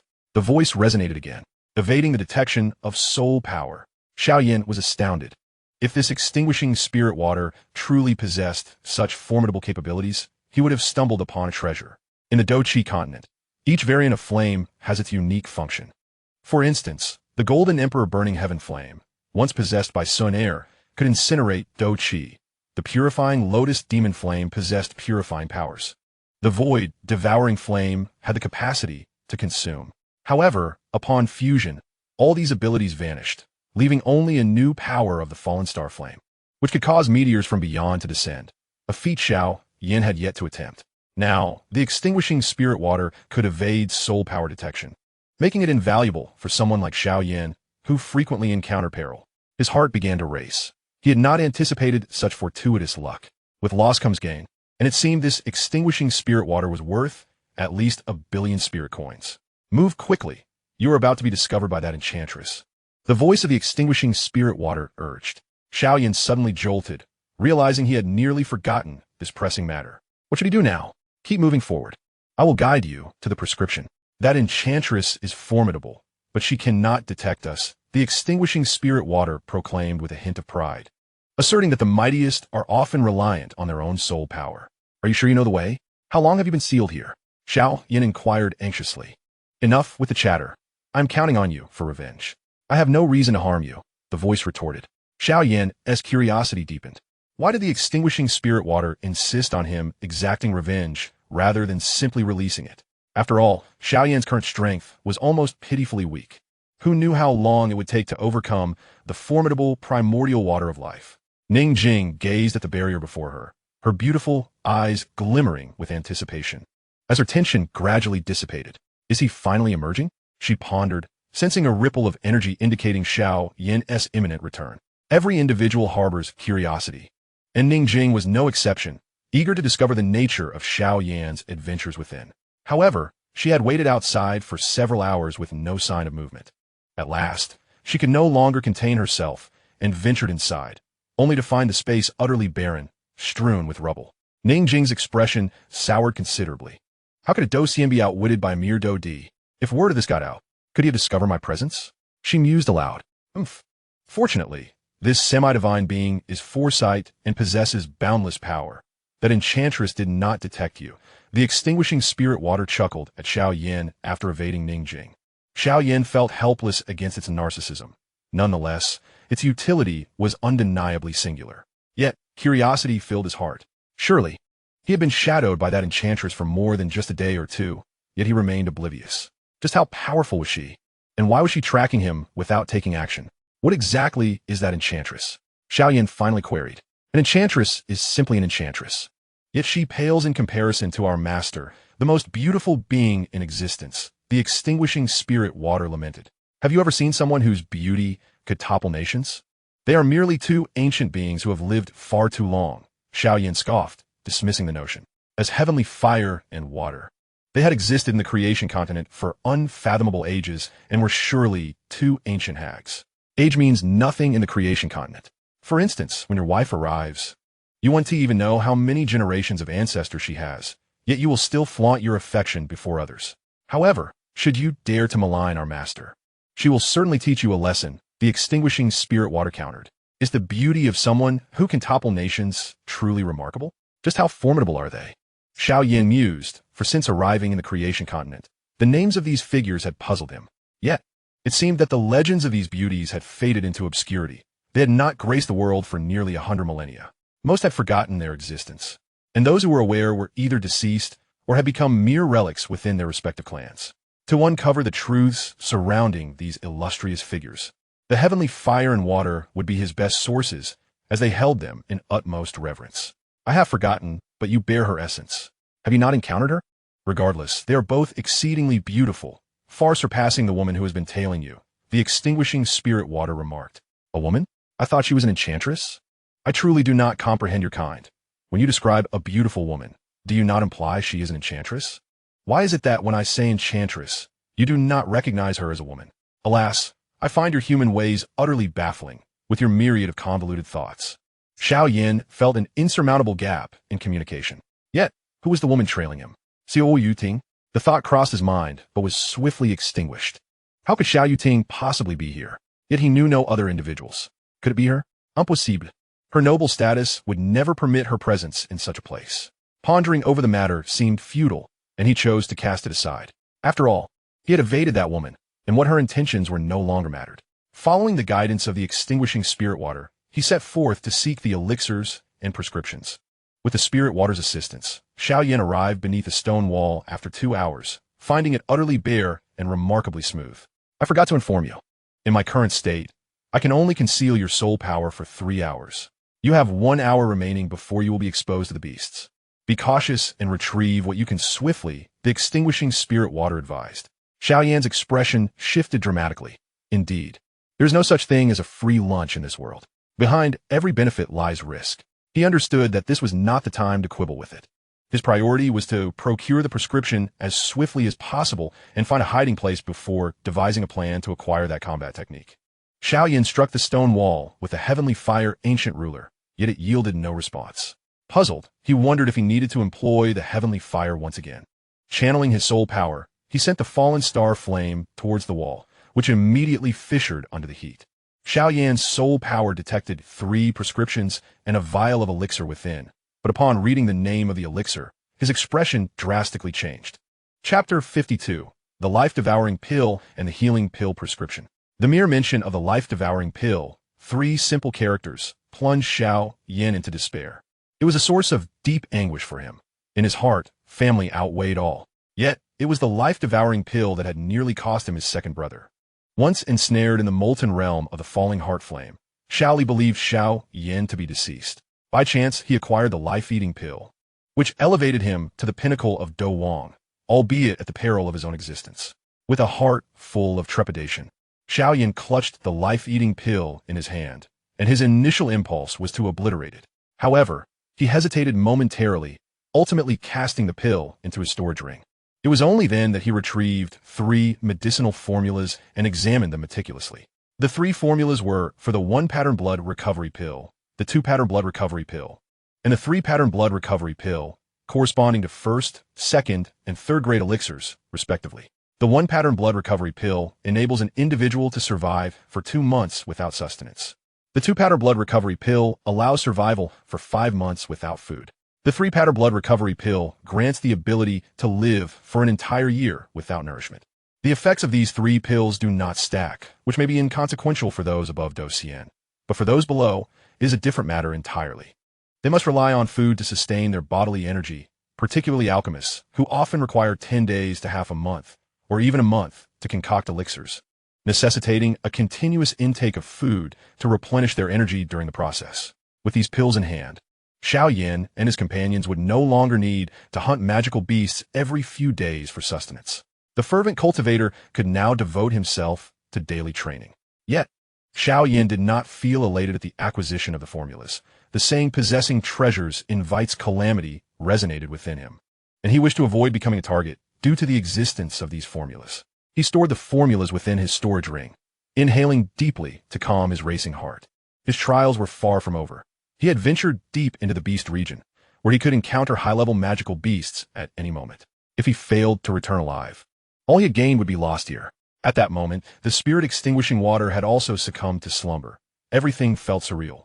If it were not for the ring on his hand, Xiao Yan would almost believe this to be a dream, and upon awakening, he would be met with nothing but despair. At the edge of the beast region, 5 cloaked figures advanced deeper into the territory. Boss, Xiao Yan has been in the beast region for nearly a year without a trace. There's a 90% chance he is dead. We have no reason to enter the beast region, one complained. Indeed, the depths of the beast region harbor emperor-level magical beasts. Even with your strength, boss, it would be a near-fatal endeavor, let alone for that Xiao Yan, another echoed. Boss, why don't we weigh the branch? As soon as we hear anything about Xiao Yan, we can relay it back, suggested another. Silence. Elder C has issued a death command. We must either see him alive or retrieve his corpse. Behave yourselves. If the mission is not completed, none of us will have an easy time. Be cautious. As long as we avoid overly powerful magical beasts, we should be fine, the leader coldly responded, gazing ahead into the endless forest. Understood, the 4 replied in unison, though disdain flickered in their hearts. A mere newcomer to the creation continent daring to trespass into the beast region was a reckless act. They had equated Xiao Yan with the dead. They merely hoped to avoid any encounters with magical beasts. 3 days later. Damn it, how could I encounter a snow demon fox? Xiao Yan's face was marred with frustration, his arms tingling. The snow demon fox, one of the most cunning beings in the magical beast realm, adeptly utilized various conditions. Although the fox attacking Xiao Yan was merely at the pinnacle of the spirit realm, it was far more formidable than the previous magical crystal beast. Its ability to survive in the depths of the beast region attested to its prowess. Yet Xiao Yan was at a disadvantage in their confrontation. The fox was intimately familiar with the terrain, leaving Xiao Yan with virtually no means to defend himself. However, the celestial fire possessed an innate restraint against magical beasts, allowing him to escape repeatedly. Having learned from the previous encounter, Xiao Yan refrained from engaging it directly, knowing there was a 90% chance he would meet his demise if he did. Uncertain of what to do, he found the spirit-extinguishing water silent, leaving him isolated and vulnerable. Xiao Yan sprinted 100 meters, only for the snow demon fox to reappear before him, its large eyes glinting with mockery. Its 2-meter-long tail stood erect, revealing rows of blood-red teeth. Xiao Yan consumed a recovery pill, gripping the celestial fire ancient ruler tightly, yet dared not flee recklessly. Encountering a higher-level magical beast would leave him besieged and likely to perish. His strength was insufficient. It seemed the martial technique was unattainable for now. He resolved to return better prepared in the future, feigning a maneuver before dashing towards the outskirts of the core area.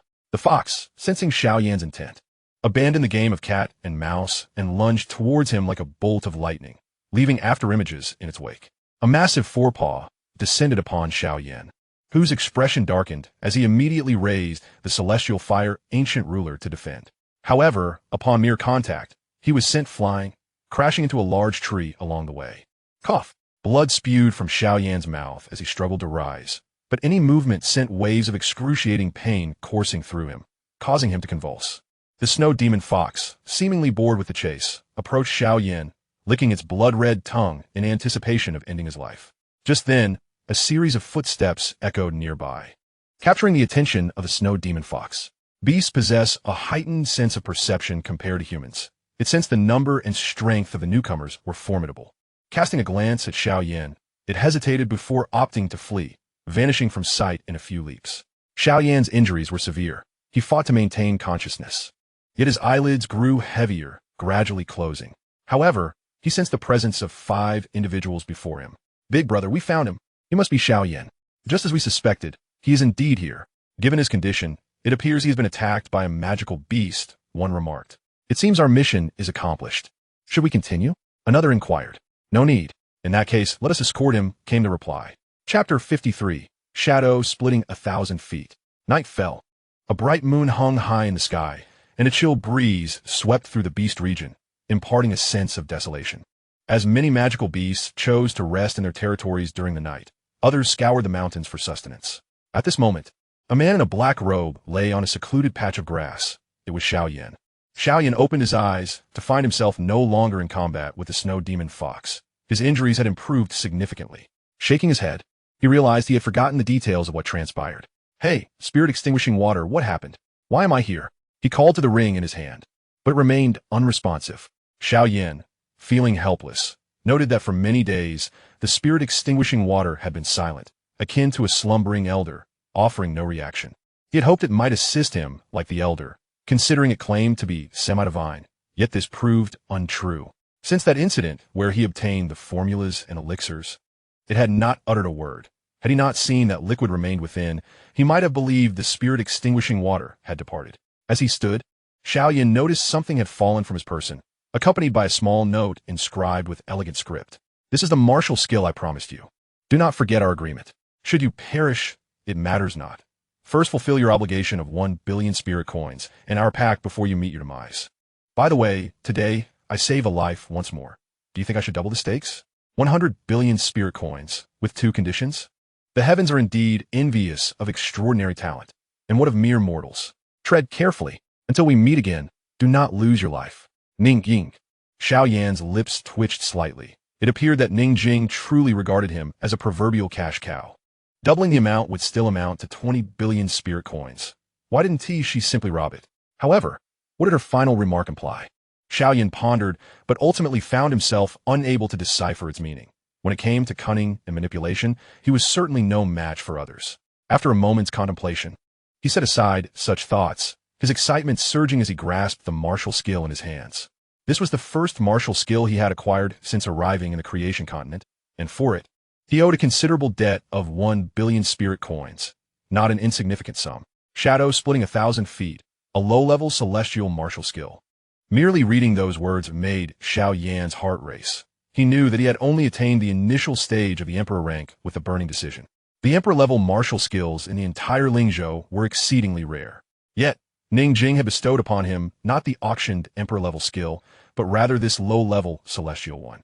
Regardless of how vexed Xiao Yan was by Ning Jing's teasing, in that moment, all grievances melted away. Shadow splitting 1,000 feet could conjure multiple illusions of oneself, each possessing strength equal to the original. With mastery, one could create 1,000 feet of illusions, capable of wreaking havoc upon the world. This technique comprises 5 stages. 1 foot, 2 feet, low-level Emperor, 1 foot, 100 feet, mid-level Emperor, 1 foot, 666 feet, high-level Emperor, 1 foot, 999 feet, quasi-celestial, and 1 foot, 1,000 feet, celestial. However, mastering this martial skill demands considerable strength. Foremost among the requirements is a robust soul power and adept control over it. While challenging for Xiao Yan, it was not beyond his capabilities. As he surveyed his surroundings, he noted that he was quite distant from the core area, lingering in the outer reaches. He hesitated, contemplating whether to continue his training or return to the branch. After all, he had lost track of how long he had been there. Yet, gazing at the martial skill in his grasp, he swallowed hard. His thirst for power ultimately triumphed over all else. After careful consideration, he chose a secluded spot to enter seclusion. After Xiao Yan departed, a woman clad in white emerged slowly, exhaling a sigh of relief as she watched him leave. However, she was curious about the identity of the 5 individuals who had sent him. "Never mind, my time is nearly up. I have delivered the martial skill, and our agreement is fulfilled. I hope you can assist Wan Xing," Ning Jing murmured to herself, gazing at the direction of Xiao Yan's departure. She had been away for far too long, and if she did not return soon, someone would surely be displeased. In this continent, there were many matters that even someone as clever as she could not change. Ning Jing vanished once more, although this time it might be for the last time. She had served as a bodyguard for so long, not for the sake of that 10 billion, but for Xiao Wanqing, her former dearest friend. At the Xiao clan branch, Xiao Yuting finally reached the mid-tier of the Emperor's spirit realm. It had been 2 years since she last heard from that rascal Xiao Yan. Had he perished in the Monster Beast Mountains? She exhaled a breath of frustration. It had been 2 years since Xiao Yan had departed, and during this time, Xiao Yuting had grown considerably, advancing from the lower tier to the mid-tier of the Emperor's spirit realm. Although aided by medicinal pills, she had also invested substantial effort. Upon arriving in the creation continent, they all came to realize the significance of a solid foundation. Lacking the innate bloodline advantages of the Monster Beast clan, the importance of a strong foundation was paramount. Even those with extraordinary talents would choose to linger in the Emperor's spirit realm for a while to stabilize their foundations. Only thus could they venture further in the future. Naturally, The Xiao clan branch had seen an influx of fresh blood over the past 2 years. During this time, some had successfully emerged as official members of the clan, while others had been mercilessly sent to the Black Alliance in exchange for individuals needed by the Xiao clan. Here, only the strong are respected. No one shows sympathy for the weak. Likewise, the Xiao clan's arena had become the focus of attention daily. In the midst of the arena, a young man stood upon the competition stage, his eyes half-lidded, emanating a barely perceptible pressure. Over the past 2 years, Xiao Yan had nearly every day come to this arena to sharpen his combat abilities. He understood Shui Rou. Her strength was formidable, and she executed every step to perfection. In terms of sword intent and battle experience, he could not compare, but it mattered little. A year from now, they would be engaged in a war of their own. Similarly, over the span of 2 years, while Xiao Jun and Xiao Kai had not improved in their doqi levels, their combat prowess had significantly heightened. Their outings to hunt monsters had been spaced out considerably, and despite their reluctance, they had to compete with others for sustenance. Not bad, pretty cool. But I've always wanted to beat you up, just never had the chance. Why not let me have a go at you today?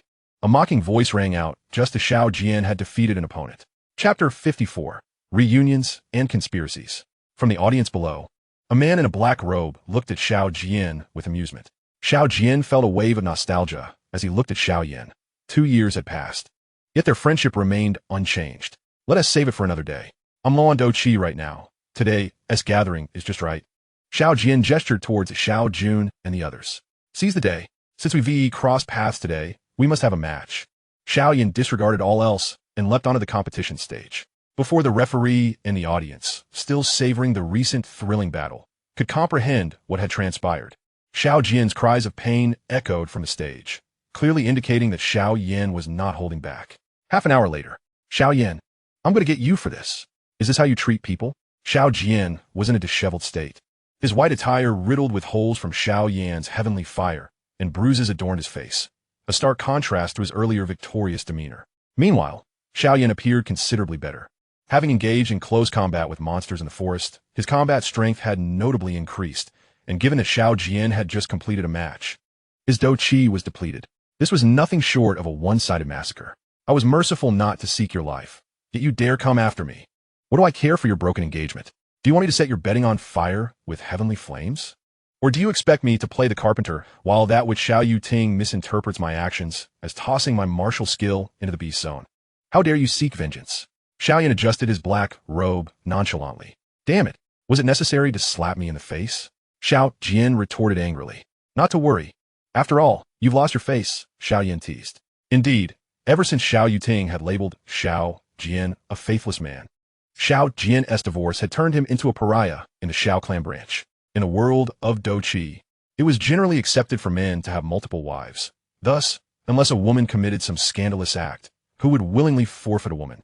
Xiao Jian offered no explanations, leading to a multitude of rumors circulating within the Xiao clan. The first version suggested that Xiao Jian's wife had committed an unpardonable transgression against him. However, those who dared to speak of such matters found themselves severely beaten, languishing in bed for several months. The second version posited that Xiao Jian had fallen for the daughter of a prominent family, ultimately abandoning his longtime wife. Xiao Jian did not refute this claim. The third narrative claimed that Xiao Jian had transformed into a ruthless killing machine, forsaking his wife. After all, in the arena, he often opted for life-and-death matches, exhibiting a cold demeanor towards most, save for a few, in Xiao army. Naturally, Xiao Yan and his companions dismissed these tales. They had no inclination to speculate in the absence of Xiao Jian's words. What is the matter? This is disruptive, the referee interjected, finally realizing the situation at hand. It seems the exchange between the two of us is none of your concern, Xiao Yan retorted. The referee was taken aback, while Xiao Jian's face twitched in disbelief at such a greeting. Let us go. We shall gather properly tonight. If you still harbor grievances, I shall deal with you another day, Xiao Yan said, helping Xiao Jian to his feet. Just you wait. The outcome of this will not be as you expect. Xiao Jian replied. If you intend to strike me, I shall present you with this, Xiao Yan declared, raising a jade vial before Xiao Jian. Refuse to share your elixirs, and we four shall give you a beating. Xiao Jian boldly snatched the elixir from Xiao Yan's hand and consumed it without hesitation. Instantly, his fighting spirit surged back significantly. Xiao Yan rolled his eyes in resignation. The esteemed status of an alchemist made robbing one a lucrative venture. That night, under the luminous moonlight, tranquility enveloped the Xiao clan. Inside a pavilion, Xiao Yan shared the elixirs he had concocted with his 3 friends, who naturally expressed their delight. After a prolonged separation, the 5 chose to indulge until intoxication was achieved. Eventually, 3 of them collapsed onto the ground, while Xiao Yan and Xiao Jian, though inebriated, maintained a semblance of sobriety as they had not indulged in excessive drinking like the others. Xiao Yan, tell me, do you think one could survive in this dog-eat-dog continent without relying on a clan? Xiao Jian inquired, taking a sip of his drink. Perhaps. Are you truly contemplating eloping with some woman? Xiao Yan jested. Enough. Xiao Yan, prepare some elixirs for outdoor training. I will repay you later, Xiao Jian insisted. Huh. You are far from my match in drinking, Xiao Yan replied before he too succumbed to the effects of alcohol. Shuero, wait for me. The 3-year pact is now only a mere year away, and I shall certainly in a separate chamber within the main Xiao clan. An elderly man glowered at 5 individuals before him. You worthless fools. How could you report that Xiao Yan was dead only for him to reappear at the branch? Are you deceiving me? Or does he possess 9 lives? He admonished. Elder, Xiao Yan was gravely injured. We cast him into a ravine. How could he possibly survive? The leader of the group argued. The elderly man's aura of fighting spirits surged as he restrained his murderous intent. Addressing the 5, you shall await Yao Er's orders at the branch. Since we cannot eliminate Xiao Yan covertly, we shall do so openly. Understood, they concurred before departing. The elder's visage was marred with malice. Someone he valued had been defeated by another, and he was troubled by how to rid himself of Xiao Yan. The elder council had inexplicably proposed an assessment for Xiao Yan. Thus, he could use this as a pretext, should Xiao Yan fail. No one would question the demise of a dead man. Indeed, these 5 were those whom Xiao Yan had seen before losing consciousness. Yet they were not there to rescue him. Their mission was to terminate him. However, Xiao Yan was fortuitously discovered by Ning Jing, which spared him from death. Chapter 55, Reunion with Xiao Yuan. The following day, Xiao Yan awoke to the bright light of day, glancing helplessly at his 4 companions with a faint smile. It had been a long while since he had enjoyed drinking with friends. Such leisurely days were rare. Not wishing to disturb them, Xiao Yan decided to visit the alchemy hall, and then seek out Xiao Yuding, hoping to devise a method to concoct that healing elixir which would alleviate many future troubles. After 2 years, the alchemy hall remained unchanged, just as it had always been. Name, alchemist level. The same elderly man was present, engrossed in his book. His speech is concise as ever, devoid of any embellishments or emotions. Xiao Yan, first-rank alchemist, Xiao Yan respectfully announced. Do you possess any elixirs of your own making? The elder's eyes flickered with surprise before returning to calm. I do. Xiao Yan presented an elixir he had crafted before the elder, who took it without inspecting it. Merely feeling it in his hand. You may enter now, the elder instructed, his voice as impassive as ever. Grandfather, uncle, how delightful to see you here. I haven't seen you for 2 years. You were so impressive during the last test. Perhaps you could become a great alchemist, a light, melodious voice chimed in. Filled with admiration, Xiao Yan turned to see an 11-year-old girl clad in purple, her developing figure hinting at future allure. Despite her youth, she had already begun to blossom, destined to be a figure of great attraction when grown. Attend to your duties, the elder responded coldly, maintaining his usual demeanor. Xiao Yuan stuck out her tongue at the elder in silence, then turned to smile at Xiao Yan before stepping into the alchemy hall. Xiao Yuan, familiar with the surroundings, arrived at the room from her last visit, just as she spotted Xiao Yan about to enter an alchemy chamber. Uncle, come here. Please talk with me, she urged, her voice tinged with urgency and hope. Xiao Yan hesitated, but ultimately could not refuse such a kind-hearted and endearing girl. What is it? Do you have something you wish to understand? Xiao Yan inquired curiously. No, I merely wish to ask if I could watch you while you concoct elixirs, Xiao Yuan implored. Her eyes filled with longing. Xiao Yan was taken aback.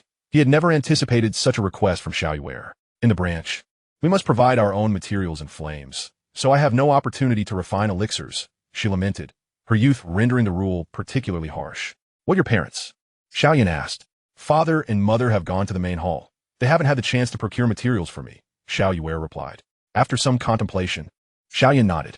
While alchemists typically preferred solitude during their craft to avoid distractions or theft of techniques, he could not bring himself to deny Xiao Yuan. Perhaps it was her charm, or perhaps it was because he had a daughter of a similar age, or perhaps her name reminded him of his cousin. I wonder how that little girl, Xiao, is faring now, Xiao Yan mused, a smile tracing his lips as he regarded Xiao Yuan. Xiao Yuan geist at Xiao Yan, her beautiful eyes shimmering with a glint of something special. Let us go, and perhaps you'll find an opportunity to try it yourself. I can provide you with the necessary herbs, Xiao Yan said with a smile. Really?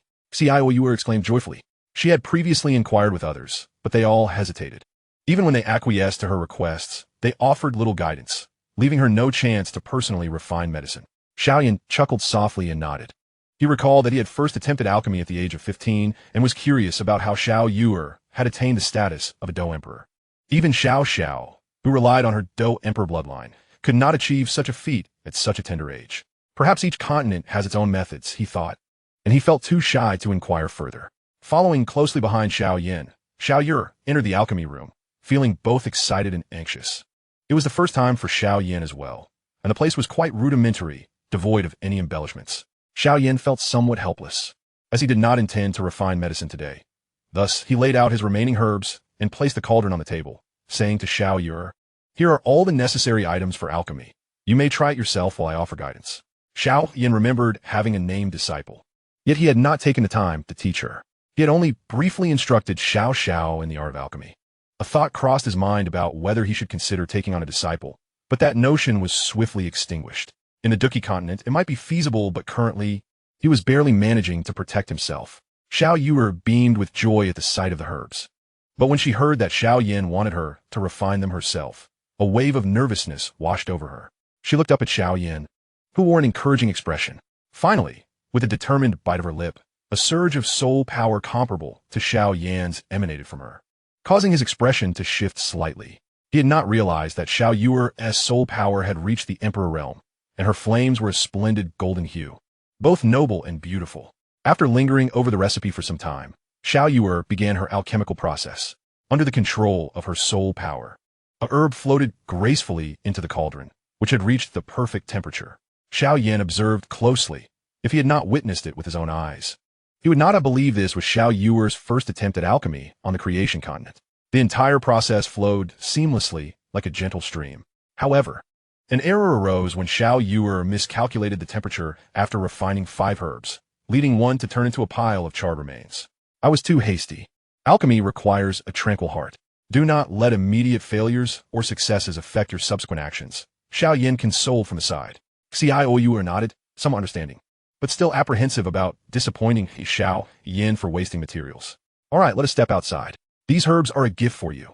Try again when you have the time, Xiao Yan said, affectionately ruffling her hair. Ah, uncle. Xiao Yuan looked at Xiao Yan in disbelief, unable to fathom that he would actually gift her these herbs. I have a daughter roughly your age, yet I have not fulfilled my responsibilities as a father. You remind me of her. Thus, these herbs are for you. Since you call me uncle, family ties are more important than anything else, Xiao Yan explained. Thank you, Xiao Yuan replied, accepting the gifts without hesitation. Chapter 56, Provocation. Upon exiting, Xiao Yuan appeared noticeably more vibrant and cheerful. A faint smile graced Xiao Yan's lips, recalling his own first attempt at alchemy, which had not been nearly as impressive, and his recipes were fraught with issues. After parting ways with Xiao Yuan, Xiao Yan turned to return to his room. However, at that moment, a long sword suddenly lunged toward him from the front.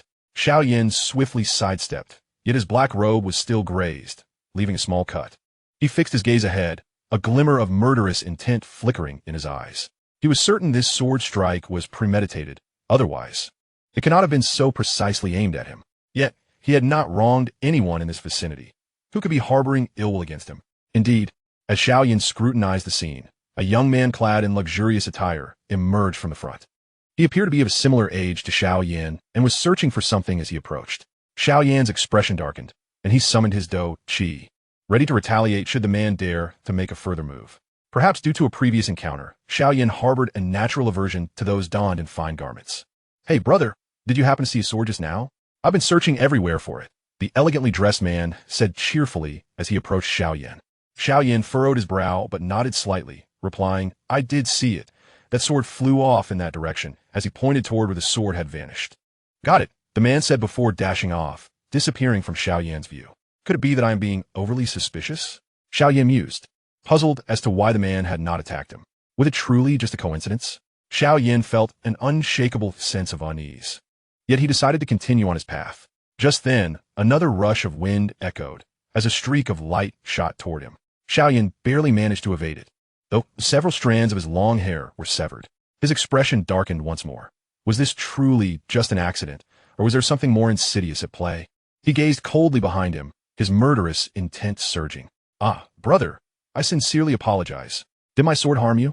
I'm truly sorry. My skills are lacking. I cannot even control a sword properly. I suppose it's my misfortune, and now I must worry about others too. I assure you, there will not be a next time. The same elegantly dressed man emerged again, bowing apologetically to Xiao Yan, his demeanor full of remorse. Upon hearing the man's respectful tone, Xiao Yan's anger dissipated, and he managed a forced smile, saying, "It's fine, just be more careful next time." "I assure you, there will absolutely not be a next time," the man reiterated, bowing once more. Xiao Yan could only smile in response. The man then headed toward the direction where the sword had disappeared, continuing to apologize as he walked away. Seeing the man vanish, Xiao Yan hesitated for a moment, lingering at the spot while extending his soul power, seemingly awaiting something. 1 minute passed without any incident. 5 minutes, 10 minutes, and half an hour went by with still nothing occurring.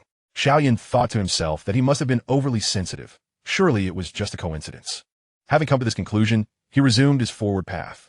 However, just as Xiao Yan reached the end of the road, another long sword struck at him once more, its speed and force far surpassing the previous 2 attempts.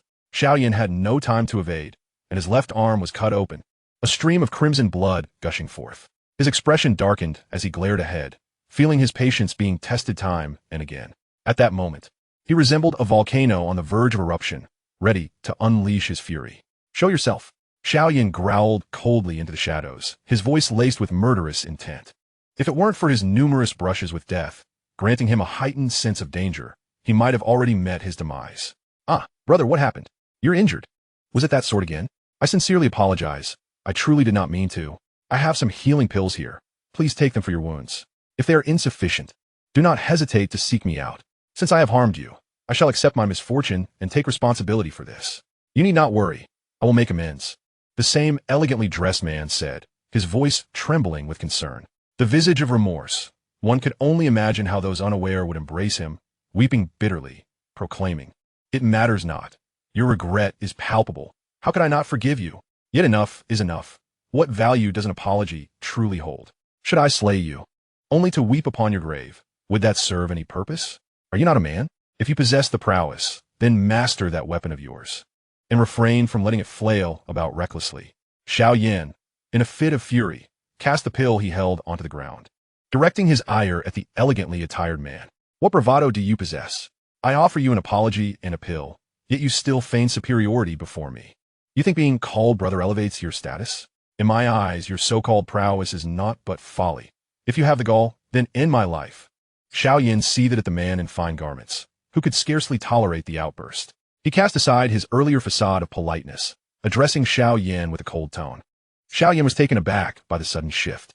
It was unfathomable that the man who had just begged for forgiveness could transform into such a formidable figure in an instant, leaving Xiao Yan momentarily speechless.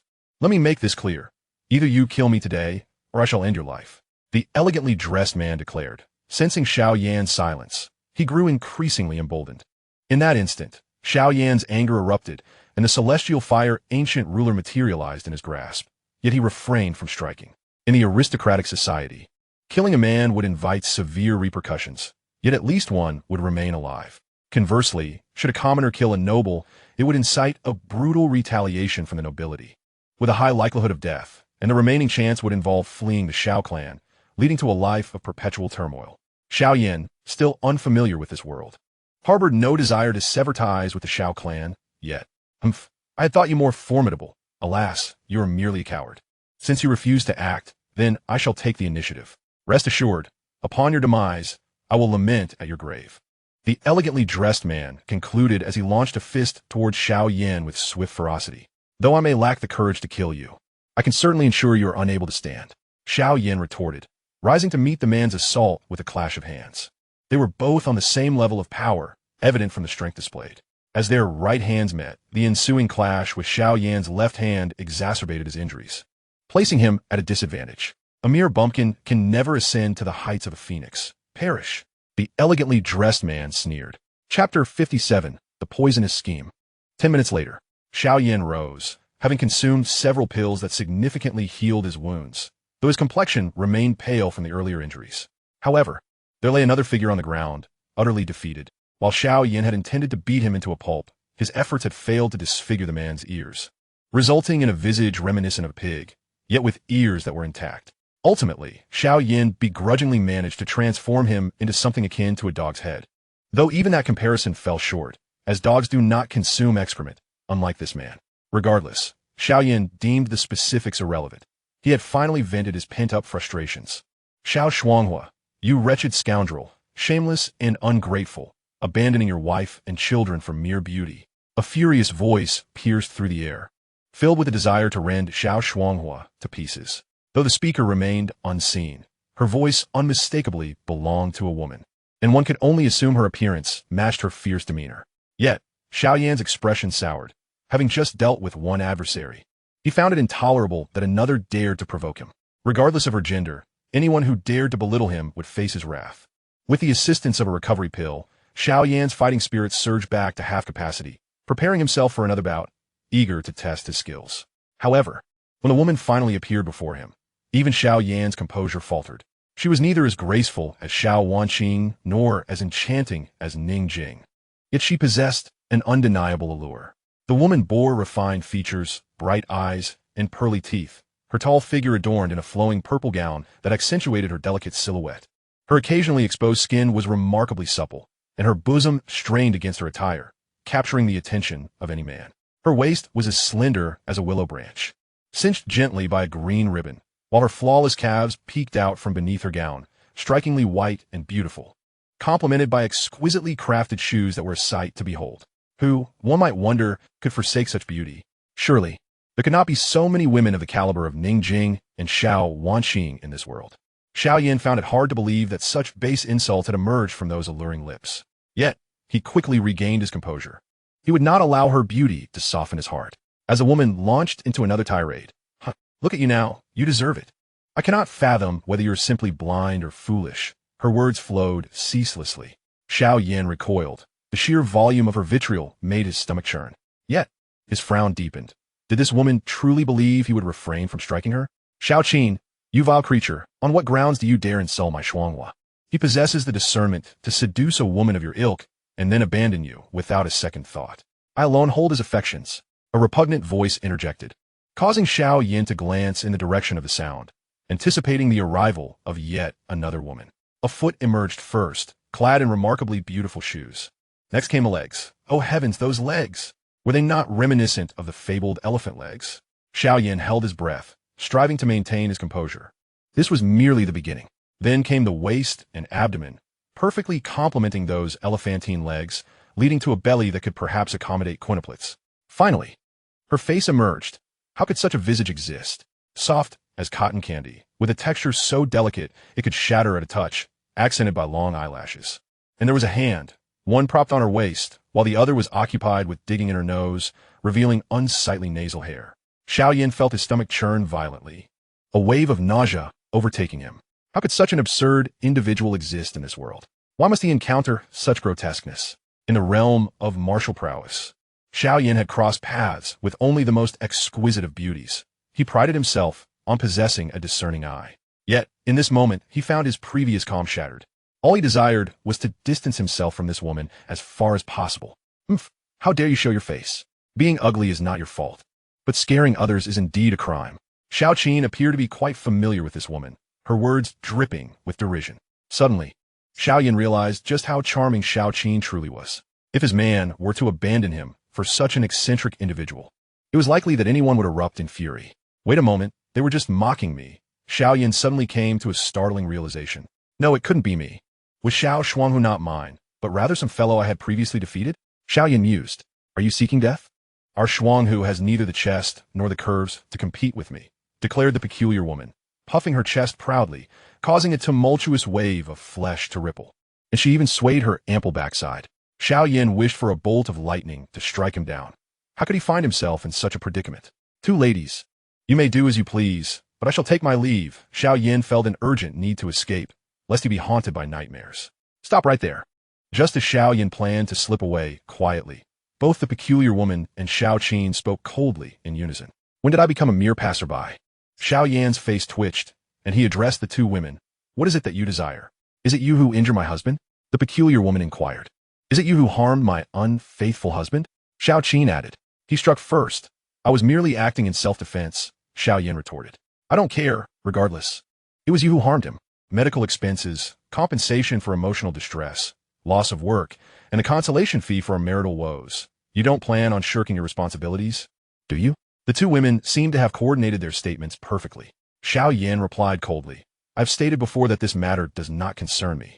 If you continue this unreasonable harassment, do not blame me for resorting to violence. Help! Someone is attempting to assault me. The shrill cries echoed through the Xiao clan's branch. Xiao Yan's face turned ashen. He never anticipated that such a statement would provoke such a reaction. Waves of people began to converge upon the scene. As he observed the increasing crowd, Xiao Yan felt that his reputation within the Xiao clan was irreparably tarnished. Simultaneously, a glint of cold light flashed in his eyes. This was a premeditated scheme aimed at mercilessly tarnishing his image before the onlookers. Chapter 58. The Shameless Trio. The street was soon lined with members of the branch. And undoubtedly, anyone who laid eyes on the peculiar woman could not help but express their disdain. Xiao Qin naturally drew the majority of attention. Everyone, come and judge. This man attempted to assault me, and my Shuang was knocked down to the ground by him. Both Xiao Qin and the peculiar woman addressed the surrounding crowd. Heavens! I can't believe such a person exists, attempting such deeds in broad daylight. Indeed, while one could comprehend if you were to target that beauty, it is shocking to see that even this eccentric woman is not spared. Well, I suspected he was not a good person when he took advantage of the situation to strike Xiao Jian, but I never imagined he would sink so low. What? Is he the madman who struck Xiao Jian? Is he someone even a woman would desire? Indeed, it is regrettable that our Xiao clan branch has produced such a scoundrel. The various taunts directed at Xiao Yan reached his ears, and his face flushed with embarrassment. He chose not to explain himself. Some matters only became more complicated with further elaboration. Xiao Yan, you owe everyone an explanation. Just then, the crowd parted, revealing 5 individuals. At the forefront stood Elder Xiao Xian, the head of the Xiao clan branch, accompanied by 3 other elders, including Xiao Yao, whom Xiao Yan had encountered upon arriving in the creation continent. Xiao Yan, I lost to you in our previous battle, and I accepted my defeat graciously. However, on your very first day here at the branch, you have already generated such a scandal. I had intended to look after you well, Xiao Yao said with a smile. Though no one could discern what his looking after truly entailed, Xiao Yan will bear the consequences of his actions. As for what he did not do not lay the blame on me. I will not take the fall for anyone. And to believe you would accept one side of the story as the truth. What more do I need to explain? With Xiao Yao's arrival, Xiao Yan's heart grew calm. He was certain this was all orchestrated by Xiao Yao. Xiao Yan, if you have not committed any outrageous acts, why would these 2 ladies insist on blaming you? A mocking smile appeared on Xiao Yao's lips as he spoke coldly. I merely suggested I would take action against them. They misunderstood my intent, Xiao Yan replied helplessly, since this trap was set by the opponent. Xiao Yan knew he would not escape easily. Nonsense. I witnessed everything. My husband Shuang merely accidentally injured this passerby, and he humbly sought forgiveness. Yet he was met with a brutal attack. The peculiar woman exclaimed, tears streaming down her cheeks, causing Xiao Yan to feel as if the world was spinning. Yes, I also saw it. When he struck my unfaithful husband, he was merciless. My husband did not retaliate, yet this passerby only escalated the violence, nearly beating him to death. Xiao Qin added, bursting into tears as well. Xiao Yan, the outcome we observed is that Xiao Shuanghu was knocked to the ground by you. Though you may be strong, Shuanghu is already half a step into the realm of mid-grade power. If he had not refrained from fighting back, how could you possibly have overpowered him? Xiao Yao's eyes glinted with cold light as he regarded Xiao Yan. I have sincerely apologized to him, and to compensate, I even offered him several pills. Xiao Yan gestured to the medicinal pills on the ground. Apologies are of no use. You have rendered our unfaithful husband unable to rise. You owe at least 10 billion in medical expenses. Moreover, if you indeed sought to act inappropriately, you owe another 10 billion for emotional damages. If you refuse, I will remain here indefinitely. After declaring this, Xiao Qian dramatically laid down on the street, utterly disregarding her beauty. Yes, 20 billion. If you do not pay, I too shall lie here until I starve to death, and you will be responsible for my burial and funeral expenses. The peculiar woman joined in, collapsing onto the ground, causing the earth to tremble as Xiao Yan momentarily suspected an earthquake. Xiao Yan was utterly speechless. One could only admire the audacity of their shamelessness to such an extent. Since you wish to lie here, then lie away. Should you perish, I shall ensure your bodies are cremated, Xiao Yan said, ignoring the 2 women's antics. and continued to walk forward. However, at that moment, Xiao Qin casually waved her hand, and Xiao Yan was abruptly slammed against the wall. A trickle of blood escaping his lips. He was taken aback by her strength. Are you attempting to erase the evidence? This is utterly unjust. How can such individuals exist? Enough, Xiao Yan. Since you are outmatched in strength, you shall have to part with your wealth to avert calamity. 10 billion at half price, and let this matter end here. Elder Xiao Xian interjected, unable to tolerate the scene any longer. He felt compelled to intervene, lest the situation escalate further. I have stated that I will not take responsibility for actions I did not commit. There is no money to be had, no life to be taken. If you desire retribution, you are welcome to come and claim it, Xiao Yan spat, wiping the blood from the corner of his mouth and glaring fiercely at the elders of the Xiao clan branch. Xiao Yan, do you dare to question the elders' decision? Do you not fear being expelled from the Xiao clan? Xiao Yao's eyes glinted with a murderous intent.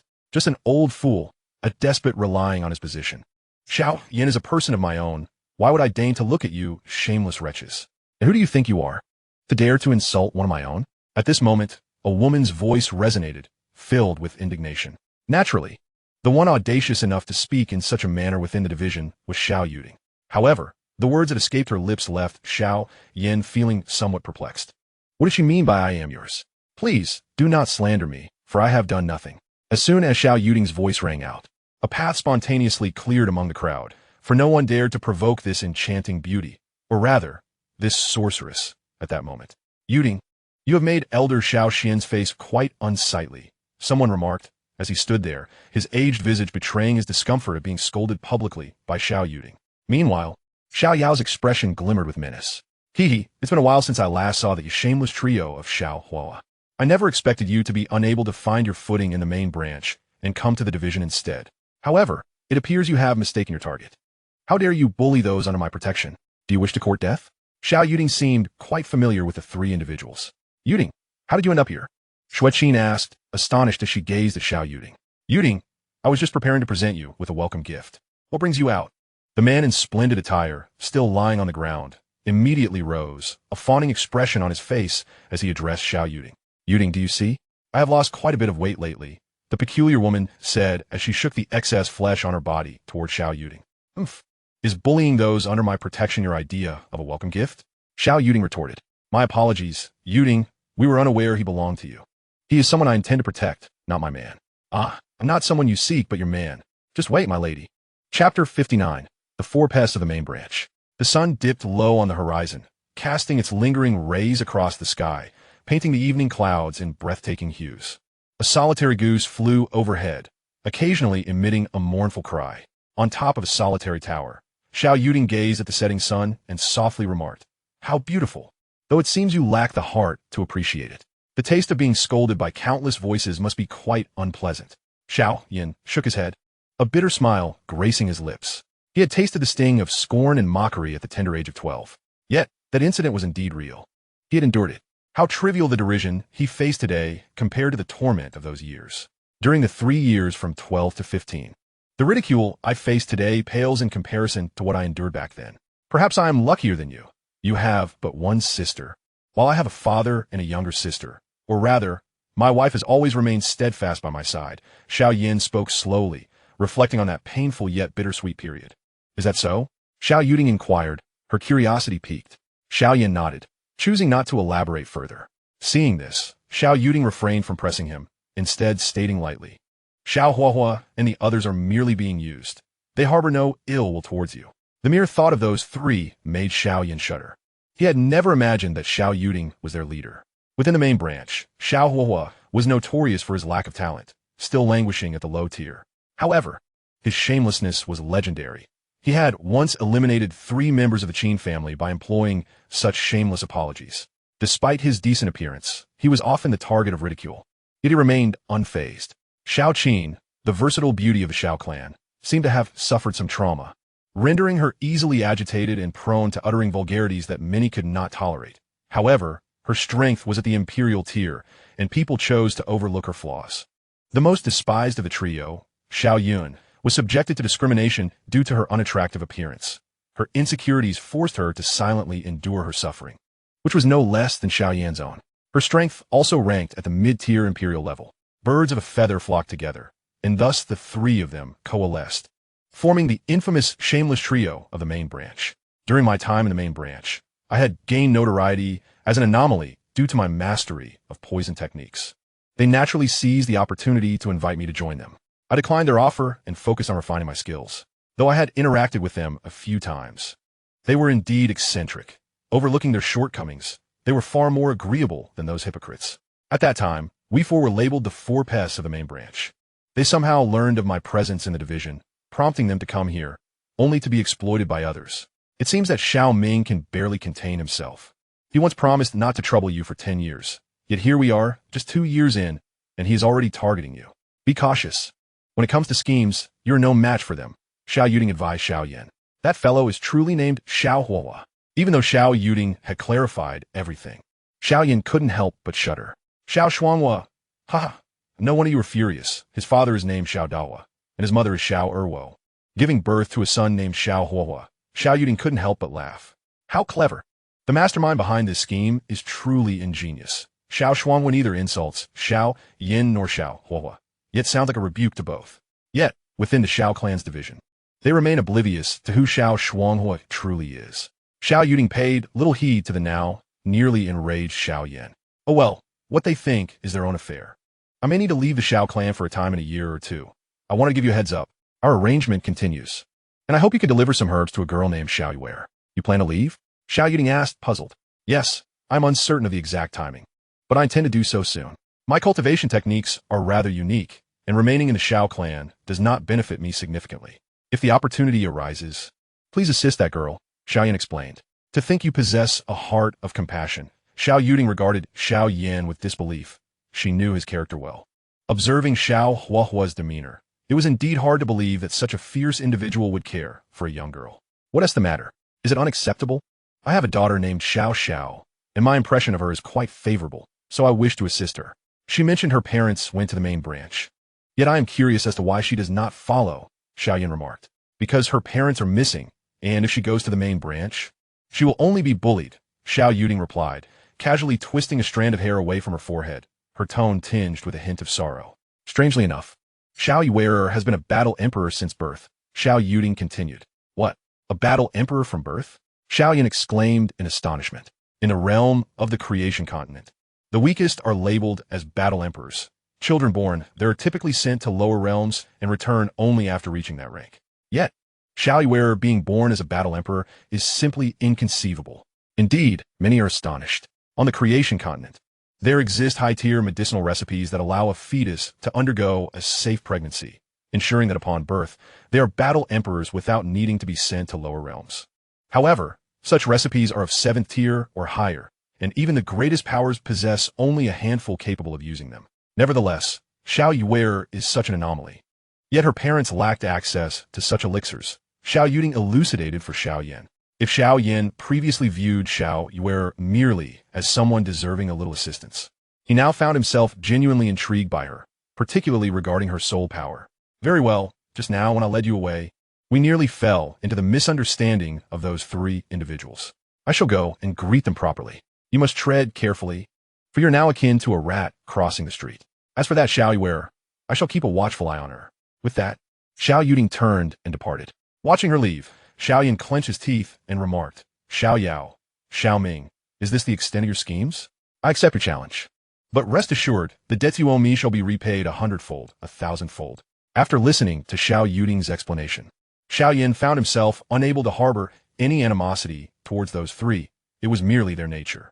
However, it was undeniable that the masterminds behind the plot were undoubtedly Xiao Yao and Xiao Ming, for such coincidences were hardly believable.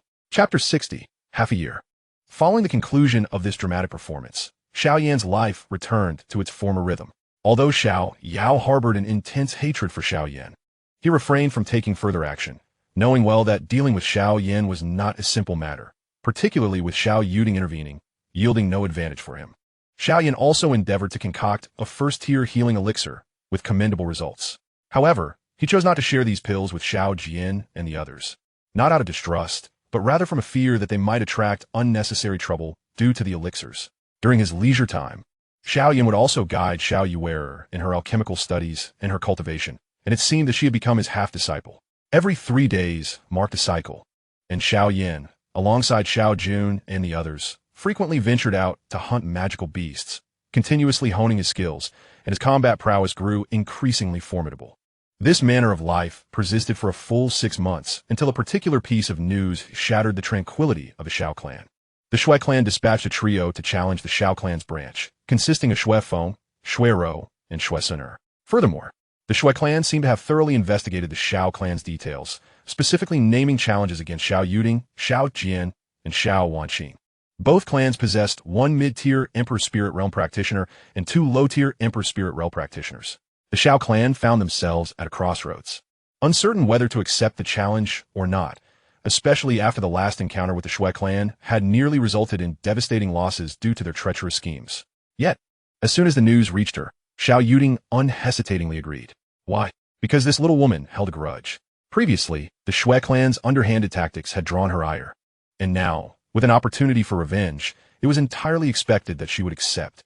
Xiao Jian's expression, however, was somewhat erratic, whether from fear of encountering Shui Rou or some other reason. Nonetheless, he increasingly sought out Xiao Yan, each time requesting large quantities of elixirs.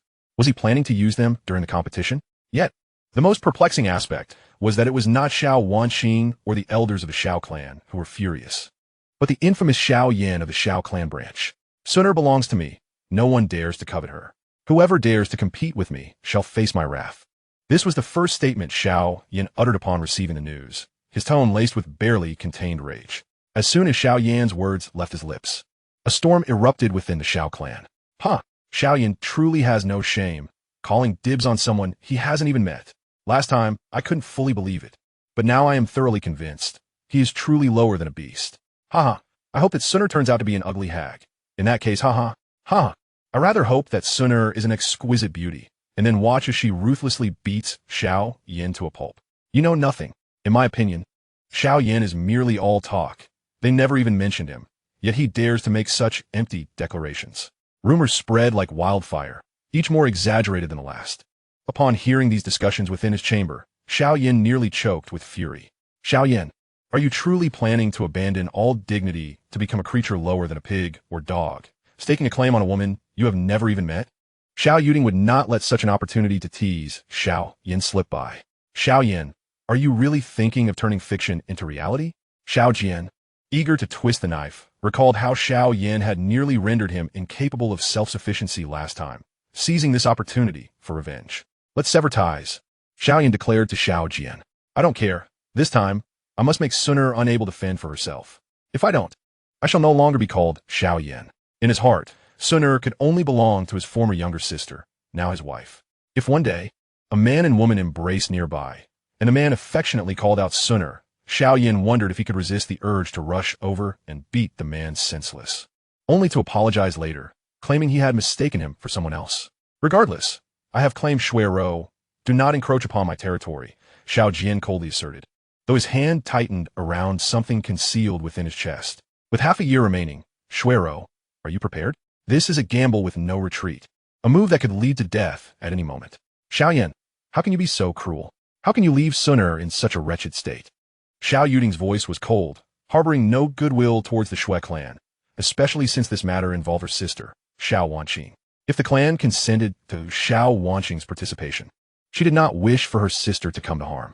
However, she failed to notice the glint of ferocity in Xiao Yan's eyes, akin to that of a ravenous wolf. Speak again if you dare.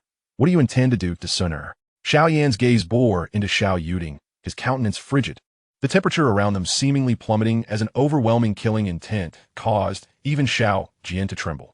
Xiao Yuding found herself at a loss for words, having never witnessed this side of Xiao Yan. Even when Xiao Yan had been humiliated by Xiao Hua and the others, he had not displayed such intensity. Now, he resembled a demonic deity, one to be feared.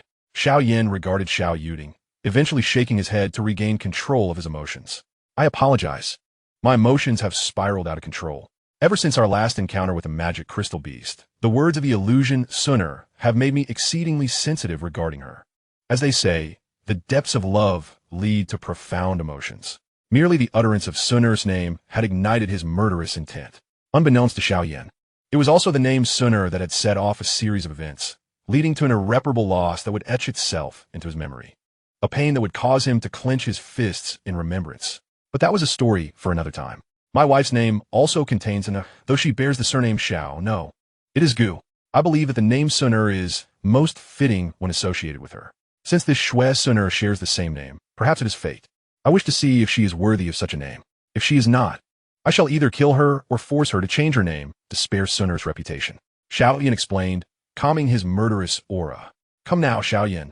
A name is given by one's parents. You can't possibly force every person in the world who bears the name Xun'er to change it, Xiao Yan remarked, giving Xiao Yan a thumbs up, feeling that while Xiao Yan's love for his wife was admirable, it was unnecessary. Stop pretending to be noble. Tomorrow, I shall gather couples before you to flaunt their affection. And when those men call out, roar, come give me a kiss, I find it hard to believe you will remain unaffected. Xiao Yan jested. Regardless, I have already divorced her.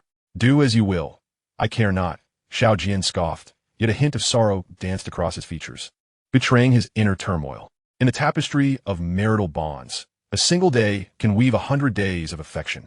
The relationship between him and Shui Rou was hard-earned. Unlike the emotional void between Xiao Yan and Nai Yan, which could not simply be severed. I shan't relinquish my spot to you. Perhaps I shall attempt to persuade my sister, Xiao Yan remarked, casting a sidelong glance at him. It is often said that men are inherently selfish, particularly when it concerns their beloved, and indeed, such claims hold true. Each man harbors a profound possessiveness over his woman, refusing to allow others to encroach upon that sanctity. Chapter 61. Xiao Yan and Shui Rou. Xiao Yan, my sister insists on entering the fray herself. She believes that should you engage, you would find it impossible to strike that fellow named Shui in a manner that would render him incapable of self-care.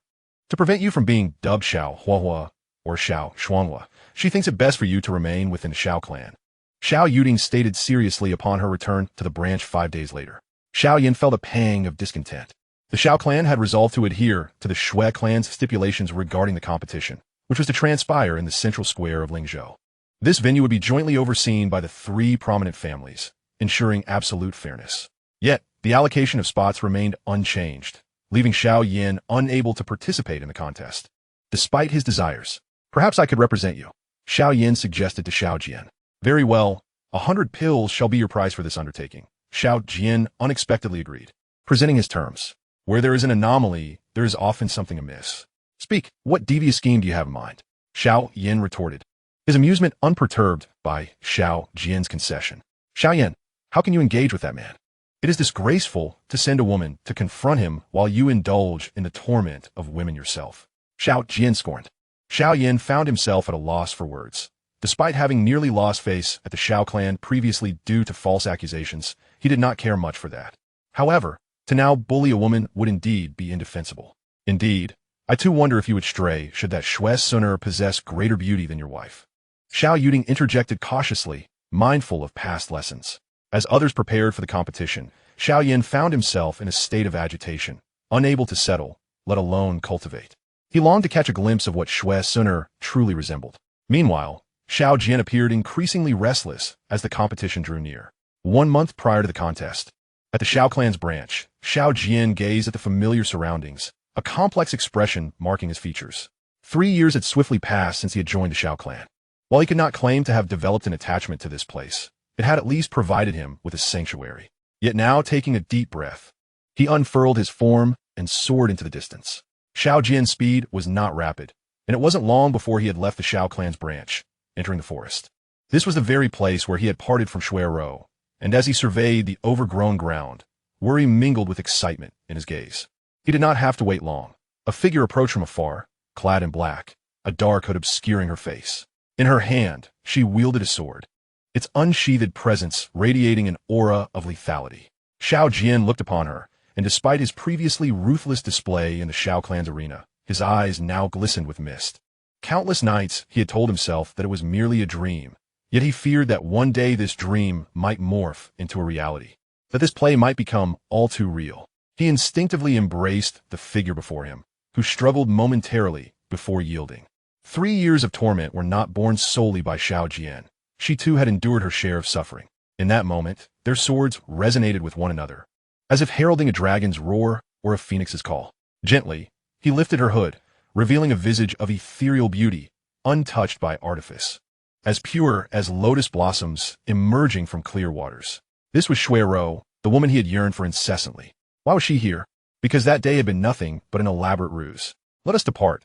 Those from the Xiao and Xue clans will not catch on immediately. We have ample time to leave this place, Xiao Yan urged.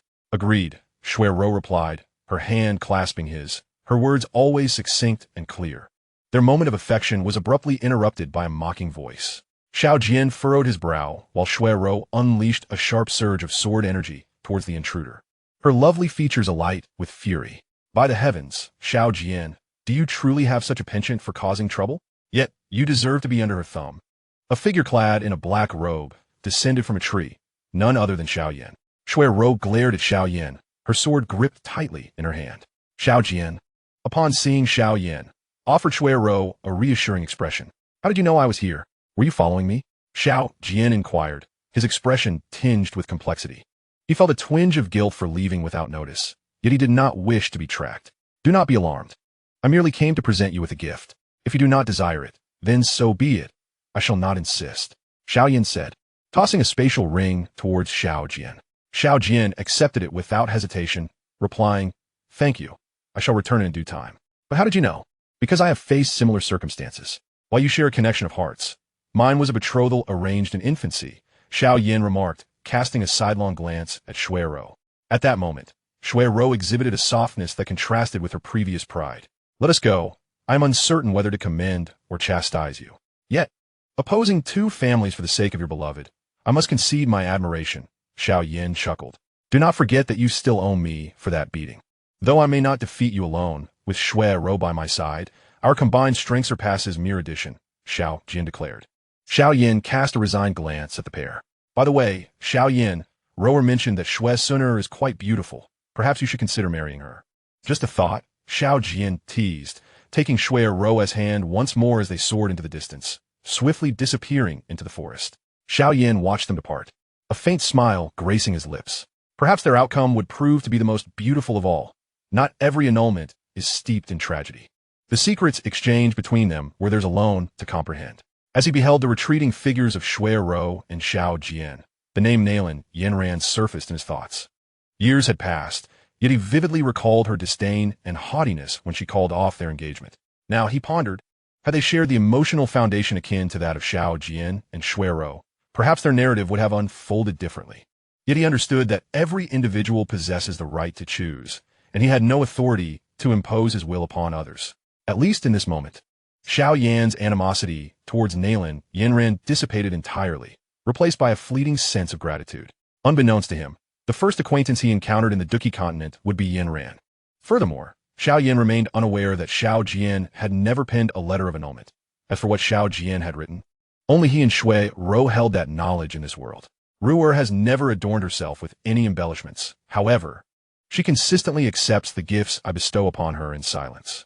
Yet, she only permits herself to accept one gift at a time, and her utmost aversion lies in donning gloves. Ru'er possesses an inherently cautious nature, often preparing for matters a month in advance. She harbors a profound disdain for the nobility.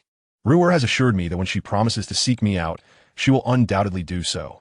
Before that auction, Xiao Yan had shared some insights about Xun'er with Xiao Yan.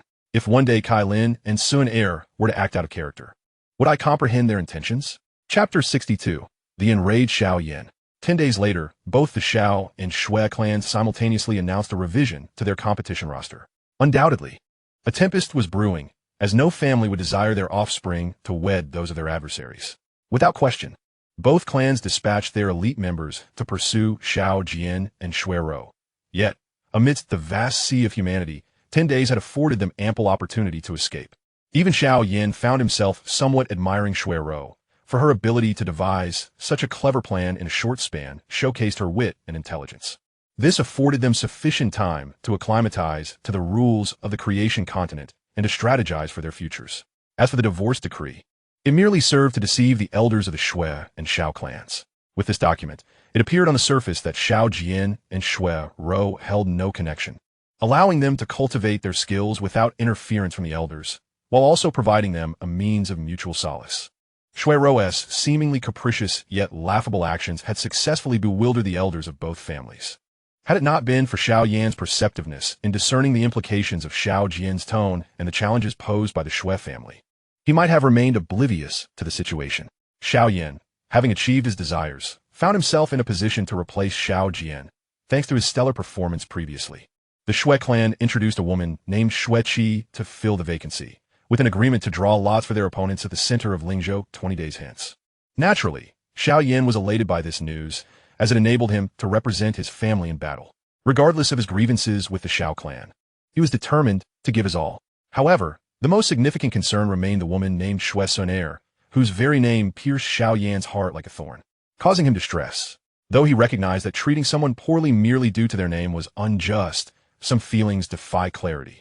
Yet, it seemed that fate had decided to test Xiao Yan's fortune. 10 days prior to the competition, Xiao Yuding, accompanied by Xiao Yuan and Xiao Qin, appeared before him. If Xiao Qin stood silently, she was undeniably a striking beauty, rivaling even Xiao Yuding. However, when she spoke, the charm dissipated. Xiao Yuan, on the other hand, remained as unappealing as ever, perhaps feeling a tinge of shame from the previous incident, as she kept her head down and refrained from uttering a word. Xiao Yan, striving to maintain his composure for Xiao Yuding's sake, believed she would not bring these two to him without reason. Although Xiao Yuding and her companions were often labeled as the four pests of the main branch, Xiao Yuding did not consider herself a member of the shameless group. Yuding, what troubles you? Xiao Yan inquired, observing her anxious demeanor. Xiao Yuan has gone missing, Xiao Yuding confessed, a hint of guilt in her voice. Since Xiao Yan had entrusted her with the care of Xiao Yuan, she had grown fond of the charming girl. Yet amidst her preparations for the competition, she had received news of Xiao Yuan's disappearance. What transpired? Xiao Yan's tone was laced with menacing intent. Though Xiao Yuan had never addressed him as teacher, knowing her background had led him to regard her as his disciple. He could not allow any harm to befall her. This is for you. You'll understand upon reading, Xiao Yuding said, handing him a letter. Xiao Yan, I trust you are well. I shall refrain from unnecessary pleasantries. 3 days hence, I await you in the eastern forest of Wanzhong Mountain. Our rules are simple. Either you perish or that girl does. Do not always expect Xiao Yuding to resolve your issues for you. If you are a man, come forth. Xiao Yan gazed at the paper in his hand, closing his eyes as a surge of murderous intent surged within him. Even a child could be wielded as a bargaining chip. He truly questioned the meaning of such a person's existence. From the initial oppression upon arriving at the creation continent to the previous assassination attempt by 5 individuals, followed by the chaos instigated by Xiao Huahua and his companions, Xiao Yan had consistently endured, suppressing his rage. However, he had reached his breaking point. The longer he endured, the more catastrophic the impending eruption would be. He reflected that he was not one to suffer in silence. When provoked, he deemed it unnecessary to ignore the taunts. Yet every dragon has its limits, and so too did he. He must die. After a prolonged silence, Xiao Yan uttered these words with a calm demeanor. Yet Xiao Yuding understood that this was when Xiao Yan was at his most terrifying. Previously, she had merely remarked that Xun'er was akin to a devil escaping from hell, eager to feast upon her flesh and blood. Now, with Xiao Yuan abducted, how could Xiao Yan not be driven to madness? Allow Xiao Yuan and Xiao Qin to accompany you. This time, he is resolute in his intent to kill. Though they possess flaws, both were undeniably formidable emperors. Xiao Yuding expressed her concern. No need. I shall resolve my own matters, especially since he specifically summoned me. Xiao Yan replied, Who do you think you are? Were it not for Yuding's sake, I would have struck you down with a single slap. What is wrong with us? If others summon me, I shall not refuse. Xiao Qin retorted, her indignation evident, her words almost spitting with disdain. Xiao Yan wished he could silence her, yet felt powerless to do so. Xiao Yan regarded Xiao Yan with a disapproving glare, her ample flesh quivering, nearly causing Xiao Yan to retch. Xiao Yuding stepped back, stroking her head, contemplating how she had come to know such absurd individuals. With a sense of resignation, Xiao Yan addressed the two. I apologize. It was never my intention to belittle you. You are Yuding's friends, hence you are my friends as well. However, this matter is my own, and I prefer to handle it alone. Yet, his words rang hollow, as he dared not meet their gaze. I'm not their friend. Are you truly our friend? The first statement was from Xiao Yuding, while the latter was echoed by Xiao Yuan and Xiao Qin, both uttered in quick succession. Yes, we are friends, Xiao Yan affirmed. I believe you would be more suited to join our shameless group than Yuding. At least you would directly state that we're not friends, while you, clearly disliking us, still declare us as friends. You truly are shameless. Someone like you joining us would be a travesty. Xiao Qin laughed heartily. Beside her, Xiao Yan nodded vigorously, her bulk jiggling in a manner that almost made Xiao Yan lose his composure. Xiao Yan's complexion shifted from pale to crimson, ultimately resembling a liver in hue. He longed to find a hole to hide within. Whoever coined the phrase "a friend's friend is a friend of mine shall feel my wrath," he thought. Xiao Yuting could no longer contain her laughter, exclaiming, "Xiao Yan, congratulations. You have become a member of the shameless Xiao clan. Who knows, one day if I join, I might just call you fourth brother." With that, she laughed heartily, patting her stomach. Xiao Yan's countenance darkened further, yet recalling Xiao Yuer's peril, he reluctantly declared, "Very well. It would be best if you refrain from going. I fear that your presence might hinder more than help in protecting Xiao Yuer." Chapter 63, The Appointment. 3 days later, in the eastern forest of Mount Wanzhong, Xiao Yan stood there, his black robe billowing in the wind. According to the intelligence provided by Xiao Huahua, Xiao Yao had arrived at the branch with 5 accomplices. Among them was a low-tier emperor, 3 formidable warriors at the pinnacle of the Emperor's Spirit Realm, and 1 at the upper tier of the Emperor's Spirit Realm. Although Xiao Huahua possessed some shamelessness, his reconnaissance skills were unparalleled. Upon learning that Xiao Yan had joined the infamous trio, now it was a quartet, he joyfully embraced Xiao Yan, exclaiming, "I won't hold a grudge for the last time you thrashed me. Welcome to the team. If you have any wives or children, you must enlist them as well. We are all single, and it is upon you that we must rely to elevate our shameless quartet to greater heights. By heavens, he truly is a shameless character. No wonder he can lead this shameless quartet despite his emperor spirit strength." Xiao Yan thought to himself. However, should he dare to involve Xun'er or Cai Lin, I shall certainly lay him low. Dragging me into this is one thing, but to covet my wife and children is utterly foolish. Nonetheless, as Xiao Yuting remarked, despite their numerous flaws, they were genuine in their friendships, valuing their companions far more than ordinary individuals, willing to sacrifice everything for a friend, infinitely superior to mere drinking buddies. Ultimately, Xiao Yan concluded that venturing alone was the wisest choice. Given Xiao Yao's deep-seated hatred for him, it was unlikely that he would allow Xiao Yan to perish easily. This presented Xiao Yan with a unique opportunity. If he were to bring Xiao Yun or Xiao Qin along, Xiao Yao might very well turn hostile. "Come forth. You must have arrived by now," Xiao Yan stated calmly, addressing the front. "Xiao Yan, I never anticipated you would come here for that girl." Xiao Yao emerged from the woods, a slight smile gracing his lips. "Where's she?" Xiao Yan inquired. At the center of the forest, 5 individuals stood guard, but they would only protect her for an hour. After that, the various magical beasts within the woods would take action against her. The strongest among them was at the peak of the Emperor's Spirit Realm. "If you can reach the center, I shall hand her over to you. You may bring her out, and I will not trouble you. However, after an hour, if you have not reached the center, you may choose to take your own life. For I could hand her over to Xiao Yuting. But if you cannot endure, even for an hour," Xiao Yao made a slicing gesture across his throat. "Are you not afraid that I shall kill you right now?" Xiao Yan retorted coldly. "A regular person requires approximately an hour and a half to reach the center. You, Xiao Yan, are no ordinary person, thus the challenge must be heightened," Xiao Yao replied. "There will come a day when you meet a most untimely demise," Xiao Yan asserted. "This is the decision of the Elder Council. If you wish to blame someone, let it be the Elder Council. Even Xiao Wanqing is aware of this matter. Yet she has not interceded on your behalf. It seems much time has passed. I shall await you in the forest." With that, Xiao Yao melted into the woods. The mention of the Elder Council ignited a flicker of fury in Xiao Yan's eyes. To use a child as leverage was inexcusable, irrespective of the Elder Council's motives. If Xiao Yan once held a shred of curiosity towards the Xiao clan's main branch, he now felt naught but disdain. Deep within the forest stood 5 towering trees. This was once the territory of a magical beast at the pinnacle of the Emperor's Spirit Realm. Yet 3 days prior, 5 individuals arrived, one of whom personally slaughtered the beast, causing the rest to flee in a frenzy. Thus, this place had paradoxically become the safest haven within the forest. At that moment, 5 cloaked figures circled the tree, enclosing a young girl in a white dress at the center. Although her complexion was pale and her hair disheveled, she remained unscathed, peacefully asleep. "Boss, isn't it a bit inhumane to exploit a little girl this way?" one of the men voiced to the leader. "Indeed, boss. We could handle Xiao Yan ourselves. Why resort to the beast to eliminate him?" Another question perplexed. "That merely indicates your lack of understanding. You are unfit to lead." The leader shot back, surveying his companions. "The Elder Council believes their secrets are safe. Yet what if one of them intends to act against Xiao Yan? Should I strike while he is back at the branch, it would leave traces behind, complicating matters for the fourth elder with the others. However, if a magical beast were to kill Xiao Yan, the fourth elder could openly declare that Xiao Yan was incompetent, failing the assessment, and perishing as a result. Thus, even the Elder Council could not contest such a claim. A deceased individual, no matter their potential, is of no use. The leader chuckled at his companions.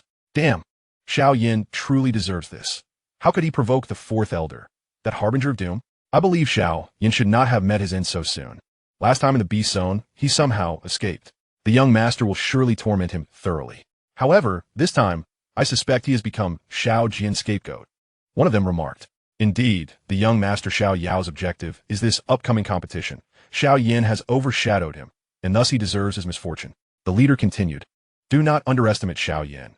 If we fail to eliminate him this time, I fear we may one day perish at his hands. How could that be? Today, Xiao Yan is destined to die. One declared, destined to die. Hey, last time, you all proclaimed that Xiao Yan was doomed. Yet look what happened. The leader scoffed. The other four fell silent. Had they struck a few more blows back then, even a deity would have struggled to save him, and none of this would have transpired. They were not wholly villainous. They were merely carrying out orders, and though they felt shame in utilizing a child to threaten others, they felt compelled to comply. Half an hour had elapsed since the designated time, and Xiao Yan had traversed 3/5 of the distance. However, the deeper he ventured into the forest, the keener the magical beast's senses became. Even with his emperor's soul strength, he could not evade encounters with them. Time was of the essence for Xiao Yan. He had no luxury to engage with the beasts, while also needing to conserve his strength for the more perilous exit ahead. He had to devise a retreat strategy. With a forceful display, 8 extremes collapse, Xiao Yan dispatched a magical beast, not even bothering to wipe the blood from his face before darting away. At that moment, his animosity towards Xiao Yao intensified. Yet, the beasts ahead, both in strength and number, grew increasingly formidable. In the heart of the forest, Xiao Yao, leveraging his combat skills, could remain undetected by the beasts, watching Xiao Yan with a mocking expression. In Lingzhou, at the headquarters of the Shui family, a woman gazed at the list of the Xiao clan, a smirk gracing her lips. Xiao Yan, how intriguing. No one has dared to challenge me thus before. I shall see just how capable you are. I hope you do not disappoint me. Sister Xun'er, you cannot be serious about going to the branch to find Xiao Yan. Can you? You will naturally see him during the competition, another girl lamented. I merely wish to see what my opponent looks like. It is amusing to hear someone speak so boldly. To comprehend the situation, one might note that even Shui Feng could not hold his head high in my presence. I am quite curious to see if Xiao Yan would exhibit the same demeanor. The young woman chuckled lightly. Sister Xun'er is the most beautiful. You might even become the exquisite beauty capable of replacing that Xiao Wanqing, who would not be captivated by such allure. Chapter 64, The Arrival. There remained 30 minutes until the stipulated time. Deep within the forest, a middle-aged man cast a glance at Xiao Yuan and then at the 4 individuals surrounding him, stating, If Xiao Yan fails to arrive, what do you surmise are her chances of survival? Boss, are you mad? She's merely a child. Any beast could easily slay her. I would prefer that Xiao Yan does not arrive. He might as well take his own life, thus sparing this girl. Who knows if Xiao Yan has already been devoured by a beast? The man continued, lost in thought. Approximately 5 years ago, I encountered a couple renowned within the Xiao clan. They were a striking pair, yet for reasons unknown, they vanished abruptly while traveling, leaving no trace behind. Only someone of extraordinary power could accomplish such a feat. Those two were indeed Xiao Yuan as parents, and none could ascertain their fate. Ultimately, the Xiao clan could only declare them deceased, and it was on that very day that Xiao Yuan was sent to the branch of the clan. However, no one could determine their whereabouts. The man seemed to be recalling a terrifying incident. Could it be so sinister? One inquired. Xiao Yuan was born a Dou emperor. I truly hope her parents perished, for otherwise, even the Xiao clan could not bear the consequences. The man in the middle remarked. The remaining 4 fell silent, pondering why their boss, who was typically decisive and ruthless, now appeared so anxious and hesitant, utterly unlike his usual self. With 20 minutes remaining until the designated time, Xiao Yan was still 2,000 meters from the heart of the forest, a distance he deemed sufficient. Yet his concerns lay elsewhere. He fretted over how to rescue Xiao Yuan from the clutches of the 5 individuals once he entered, for he did not trust that they would willingly relinquish her upon his arrival. At that moment, Xiao Yan's handsome visage was marred by sweat and blood, and he himself was oblivious to how many perilous encounters he had narrowly escaped from the beasts along his path.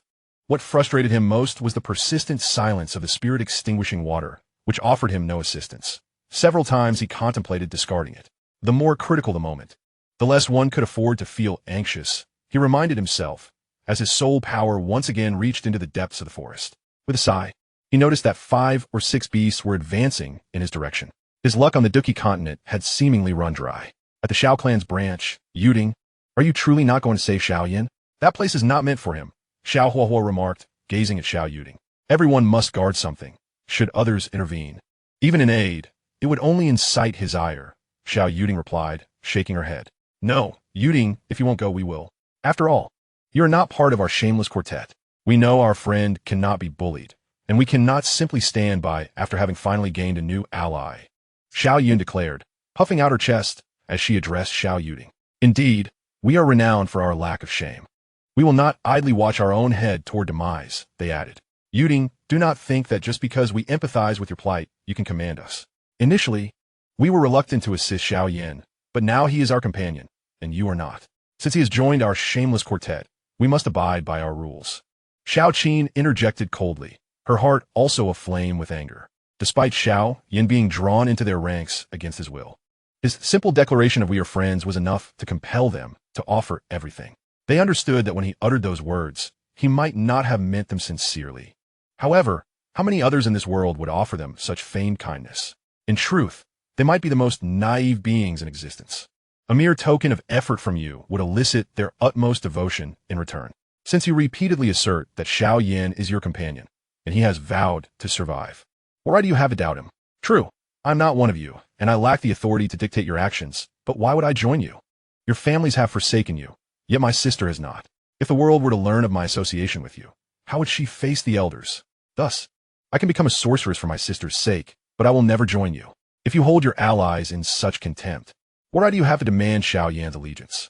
Xiao Yuding nearly shouted, her words laced with fury. With that, she ran off, tears streaming down her cheeks. A heart-wrenching sight.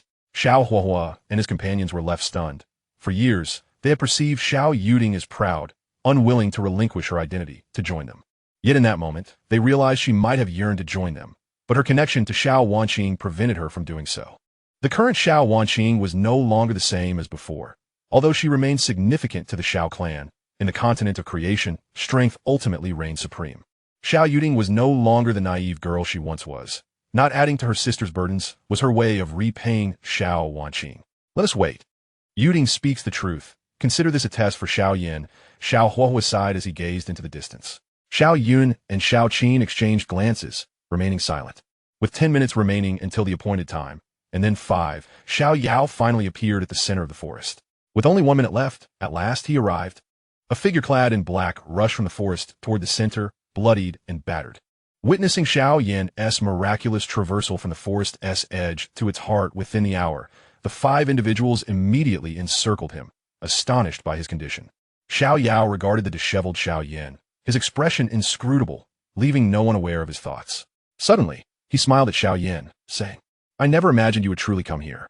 In that case, I shall preemptively wish you success in departing with your burden." With that, Xiao Yao gestured towards the 5 behind him, preparing to leave. "Wait, I choose to take my own life. You will hand Xiao Yuer over to Xiao Yuding," Xiao Yan stated calmly, his tone tinged with bitterness. "Oh," Xiao Yao regarded Xiao Yan with a look of confusion. "Regardless, I no longer possess the strength to carry her out. It is better to exchange my life for hers," Xiao Yan declared. "Well, the time has already lapsed. But in light of your sincerity, I acquiesce. You may proceed," Xiao Yao replied with a smile, seeing Xiao Yan's self-termination as a matter of no concern to them. "However, you must provide me with some proof. Mere words are insufficient, especially when dealing with beasts," Xiao Yan retorted, a cold smile gracing his lips. The 5 individuals behind him glared at Xiao Yan with hostility. "What do you intend to do?" Xiao Yao made a concerted effort to maintain a smile as he spoke. "Of course, it is because you have failed. Your entire family has perished," Xiao Yan replied coldly. Chapter 65, Xiao Yuer Awakens. "Very well, I agree," Xiao Yao said, his smile unwavering.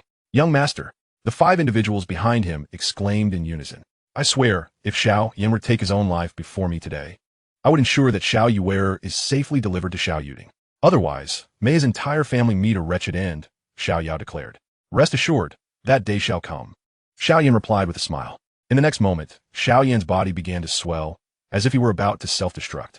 "Young master," the leader exclaimed, gazing at the inflating Xiao Yan. With a thunderous boom, a massive pit appeared where Xiao Yan once stood, his remains utterly obliterated, along with his weapon and storage ring. It was indeed not the heavenly fire, but why had his flames also vanished? Could they have been destroyed in the explosion? Xiao Yao sensed something amiss. Was Xiao Yan truly dead? Young master, this is bad. Xiao Yuan is missing.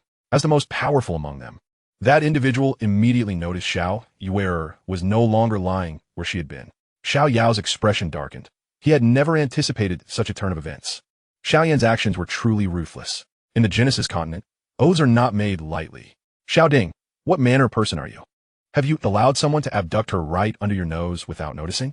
Xiao Yao glared coldly at Xiao Ding. Ugh, 100 meters away. Xiao Yan spat out a mouthful of blood. Damn it.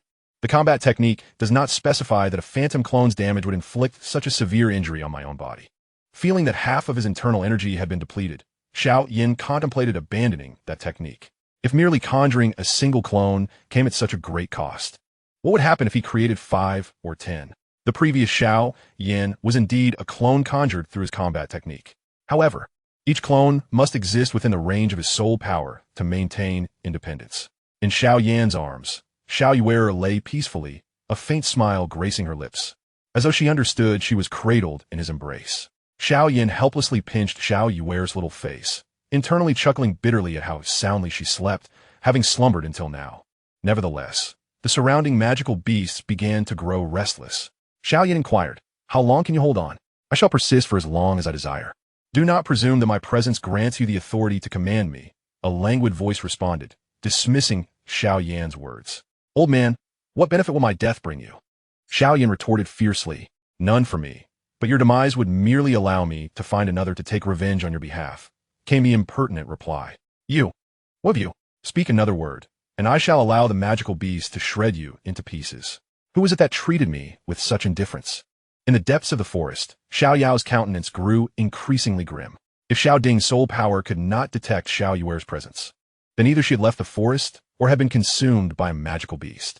But what kind of beast could have stealthily whisked her away? Xiao Ding and 2 other powerful beings in the Imperial Spirit Realm searched for Xiao Yan and Xiao Yuan, fortunate that the beasts in this forest were not particularly strong. Nonetheless, they had found no trace of them. Powerful beings possess great confidence in their soul powers. Yet it was this very confidence that prevented Xiao Ding from discovering Xiao Yan's whereabouts. Half an hour later, "Young master, we cannot find her. Xiao Yuan seems to have vanished," Xiao Ding said apologetically, looking at Xiao Yao. "Useless. Xiao Yan, you are ruthless. I believe you are still alive. Do not think you're the only one with a backup plan. I said today you must die, and you will," Xiao Yao declared, mercilessly slaughtering a low-ranking magical beast beside him. "Xiao Ding, send a message to Xiao Yan. If he does not emerge soon, I shall no longer believe he can escape the Xiao clan with Xiao Yuan. Otherwise, she shall find no refuge within the Xiao clan. If Xiao Yan does not appear, even Xiao Yuding will be unable to protect that girl at all times," Xiao Yao said coldly. He had painstakingly lured Xiao Yan into this trap. He would not be satisfied until Xiao Yan was dead. Why was Xiao Yan so highly regarded within the Xiao clan? How could a mere bumpkin from a lower realm compare to their elite? And that Xiao Yuding, that woman, was truly infuriating. Their previous excellent plan had been thwarted by her. "Xiao Yan, show yourself. If you're not afraid of us provoking a beast tide, then hide away." Xiao Ding's voice echoed through the forest. Roar, howl, growl. The magical beasts in the forest began to grow increasingly agitated, emitting various cries. It seemed they were expressing their discontent, or perhaps issuing lamentations. While a low-ranking emperor might not seem formidable in Wanzhong Mountain, within this forest, it could dominate and wreak havoc. If he were to engage in indiscriminate slaughter, it would undoubtedly incite the wrath of the magical beasts, triggering a beast tide. All beasts would emerge, and even Xiao Yan would find it impossible to escape, let alone with a burden. In the forest, Xiao Yan's expression shifted. He was well aware of the terror of a beast tide, yet he was astonished that Xiao Yao would shamelessly provoke one merely to eliminate him. Oh, amusing. You truly are the envy of many. I am quite eager to see how you will manage this. The spirit of the soul water taunted Xiao Yan. Be quiet. Xiao Yan replied coldly. Forget it. I initially intended to find you a hiding place, but it seems unnecessary now. Stop with the nonsense and speak. Xiao Yan exclaimed, tapping his forehead. No wonder this spirit of the soul water was ranked last despite its formidable abilities. It was undoubtedly full of trivial chatter. I shall cease speaking. The spirit of the soul water replied, lazily. Xiao Yan was thoroughly enraged. He removed the ring from his hand and hurled it far away. Well done, Xiao Yao. Well done. Elder Council. Well done, Xiao Clan. Since you seek death, I shall oblige. One day, I shall repay the Xiao Clan in full, Xiao Yan uttered through gritted teeth. Uncle, what is wrong? At that moment, a melodious voice echoed in Xiao Yan's ear. Ah, nothing, Xiao Yan instinctively replied, only to realize that Xiao Yuan had opened her eyes. It is all right now. I will take you away from here, Xiao Yan said. It should be I who takes you away, uncle, Xiao Yuan asserted, glancing around and noting her location deep within the forest. Instead of feeling fear, she confidently addressed Xiao Yan, a hint of pride and satisfaction gracing her features. Chapter 66, Ruthlessness. Within the forest, Xiao Yuan took small, measured steps towards the forest's edge. Her pace was neither hurried nor slow, yet she exhibited no signs of anxiety. With each step she took, the magical beasts within the forest quieted, resulting in a peculiar scene. In that moment, she resembled the queen of the forest, with all beasts prostrating at her feet. Bizarre, utterly bizarre. Xiao Yan regarded Xiao Yuan as one might observe a creature of legend. Indeed, a true marvel. Little girl, how did you manage this? Xiao Yan could not help but inquire. Xiao Yan had encountered similar situations before, back when he was hunted by the Yuan sect. He had entered the magical beast mountain range, relying on the overwhelming bloodline pressure of the seven-colored sky-devouring python to evade the beast's interception. However, how could Xiao Yuan possibly possess a pressure more formidable than that of the seven-colored sky-devouring python? Could it be that one of her parents harbored a powerful entity from the beast realm, particularly one with a peak bloodline advantage? The thought of Xiao Yuan being born as the daughter of Dou Emperor Xiao Yan suddenly struck him as the most logical explanation.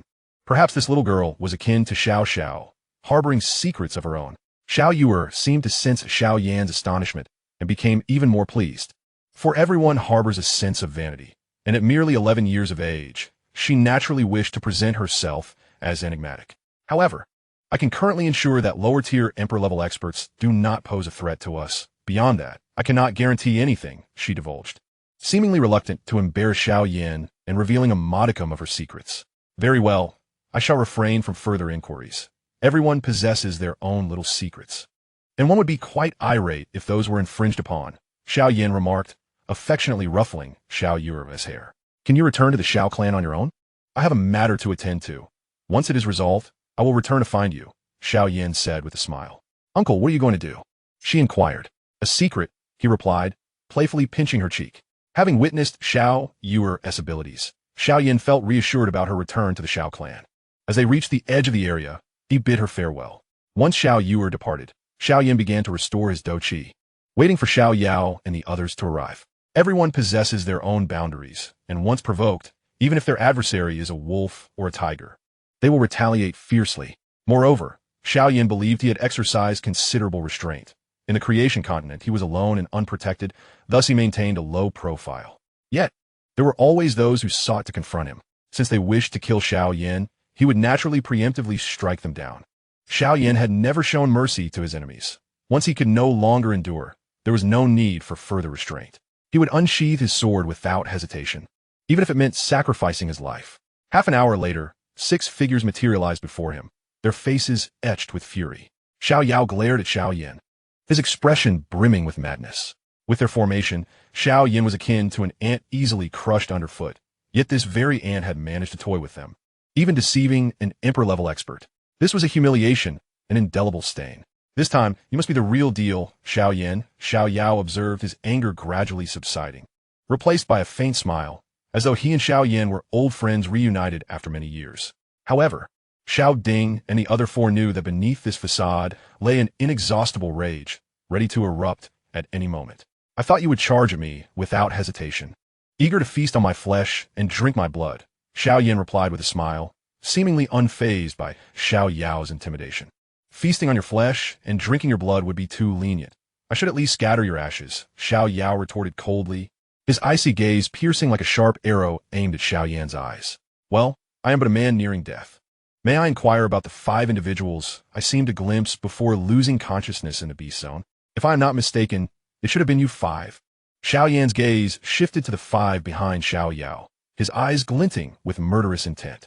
Feeling Xiao Yan stare, the 4, aside from the strongest Xiao Ding, lowered their heads, too intimidated to meet his gaze. Indeed, it was them, though I'm unsure how you managed to survive such misfortune, Xiao Yao remarked, studying Xiao Yan. Then this will be straightforward, Xiao Yan suddenly laughed. Boom! At that moment, at Xiao Yao's signal, Xiao Ding disregarded the disparity in strength and delivered a punch directly to Xiao Yan's chest, sending him flying over 10 meters. His internal do qi was thrown into disarray, and a trickle of blood escaped his lips. I only allowed him to use 30% of his strength, yet you could not withstand it. How disappointing, Xiao Yao sneered. I assume you have deduced that I was the one orchestrating the actions of Xiao Hua and the others. They are merely fools. I merely informed them of Xiao Yuting's whereabouts and exchanged a few words, and they were immediately eager to serve me.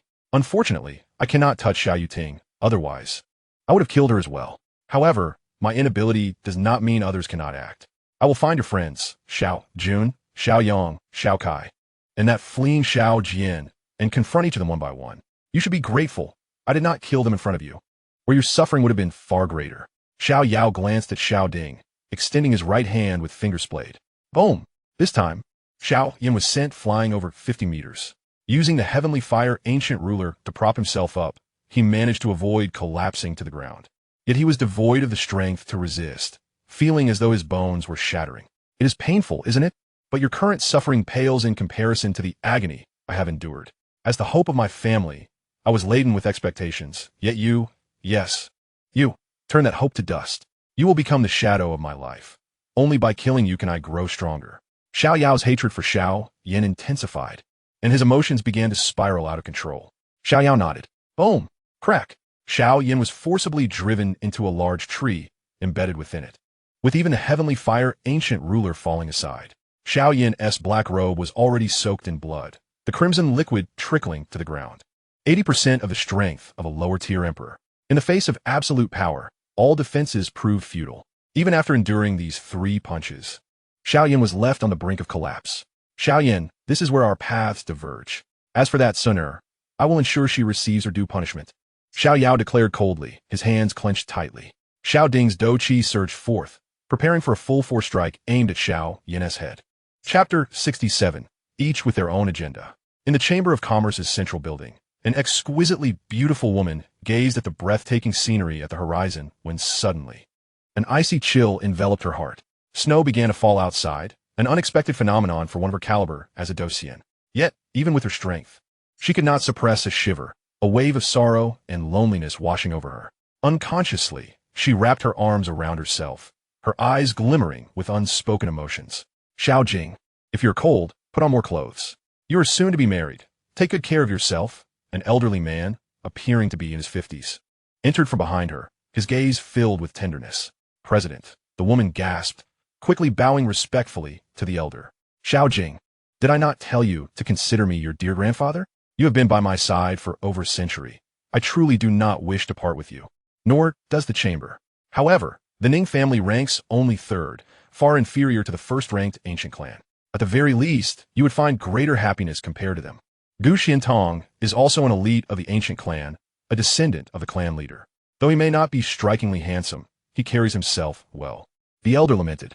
A flicker of struggle crossed Ning Jing's eyes, but ultimately she nodded in resigned agreement. From that day forth, her fate was sealed. Despite countless attempts to escape, there was little she could do to alter her destiny. The Chamber of Commerce has always been your sanctuary.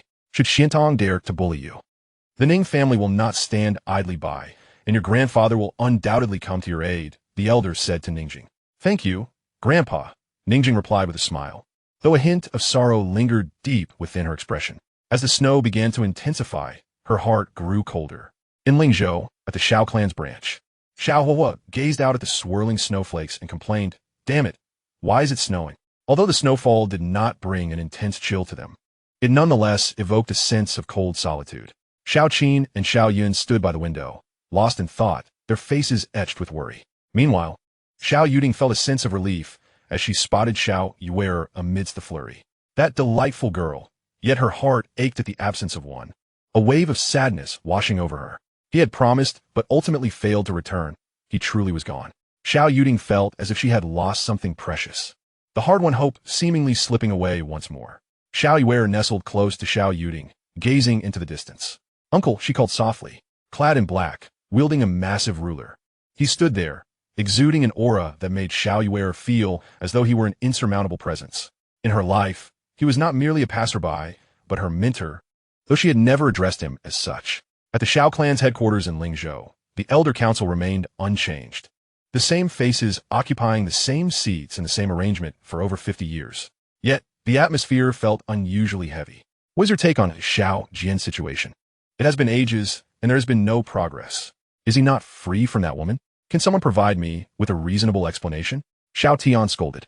Xiao Yan, despite possessing a divorce decree, had eloped with the offspring of his enemy 3 years later, a disgrace to the clan. The elders were at a loss for words, as the Xiao clan's endeavors to locate the pair had yielded no results, leaving the Qing clan to revel in their misfortune. Elder 4. How is your assessment of Xiao Yan progressing? After a long pause, Xiao Yan shifted the topic. Well, after extensive observation, I must say, Xiao Yan possesses remarkable evasion skills. He probably has a history of running away. In the face of danger, he seems capable of survival alongside his companions. Furthermore, Xiao Yan is quite compassionate towards children, always eager to lend a helping hand. Additionally, he has a penchant for exploring the forests and is often absent from the branch. My scouts report seldom catching sight of him. Elder 4 reported to the assembly. The elders exchanged glances, their expressions shifting. Could someone adept at fleeing, compassionate towards children, and frequently absent truly be deemed worthy of a high position? Xiao Wanqing furrowed her brow but remained silent. After all, Xiao Yuding had shared some insights about Xiao Yan, who was not entirely devoid of merit. Let's continue to observe. The upcoming competition between the two clans will reveal Xiao Yan's true capabilities.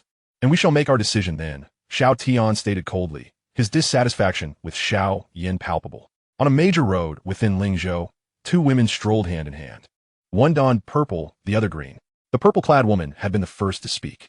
Xun'er, had I known it would snow, I wouldn't have accompanied you. I'm freezing to death, and you will be held responsible. Rest assured, should you perish, I shall mourn your loss. But could you truly bear to have me remain a widow? The green-clad woman replied with a light laugh. You, Xun'er. Just wait. I hope we encounter a band of robbers along the way who will carry you off to be their mountain lady. Honestly, you should have brought at least one bodyguard. The purple-clad woman complained, though she tightened her grip on Xun'er. Why would I need a bodyguard? I can manage perfectly well on my own. As for Lingzhou, well, she chuckled. What's wrong with Lingzhou? Nothing much. Seeking Xiao Yan was merely an excuse. A figure at the emperor spirit level holds no allure for me. A flicker of golden flame briefly ignited in the green-clad woman's eyes before extinguished. Then why did you venture out, causing me to sneak away as well? Since you desire it so, shall we indeed become mountain ladies? In the eastern forests of Mount Wanzhong, the air was thick with snow. Brother Xiao Yan, take care of yourself. Your life is mine, echoed the voices of his loved ones. The snow had blanketed the forest, and all magical beasts rested in their lairs. In that moment, Xiao Yan's thoughts drifted to his wife, daughter, father, brothers, and friends. Each one had something to protect, even at the cost of their lives. As the characters converge, may you all reunite with your families. Happy New Year. Chapter 68. Escape from the Xiao clan. Indeed, no wonder you caught my eye, for you possess a fierce spirit, truly formidable. A voice echoed in the snowy forest as Xiao Yan knelt, hands pressed to the ground, enduring immense pain. Sweat mingled with blood streamed down his face. Behind him lay 6 bodies, 6 individuals, including a low-grade emperor, all felled in a single strike, without a trace of error. With your tenacity, you have earned my respect. Yet you are truly terrifying, daring to consume the life-eating pill. It is said to be more agonizing than death itself. The voice murmured. Xiao Yan, having survived the brink of death, did so not by sheer luck, but by consuming the life-eating pill obtained from a voice. He had ascended to the mid-grade emperor level, having leaped over 5 ranks from the low-grade emperor spirit realm. Yet the price he paid was steep. Here lay the pills. Yet no mention of the cost was made. As the snow fell relentlessly, a ring gravitated toward Xiao Yan's hand, and the voice fell silent.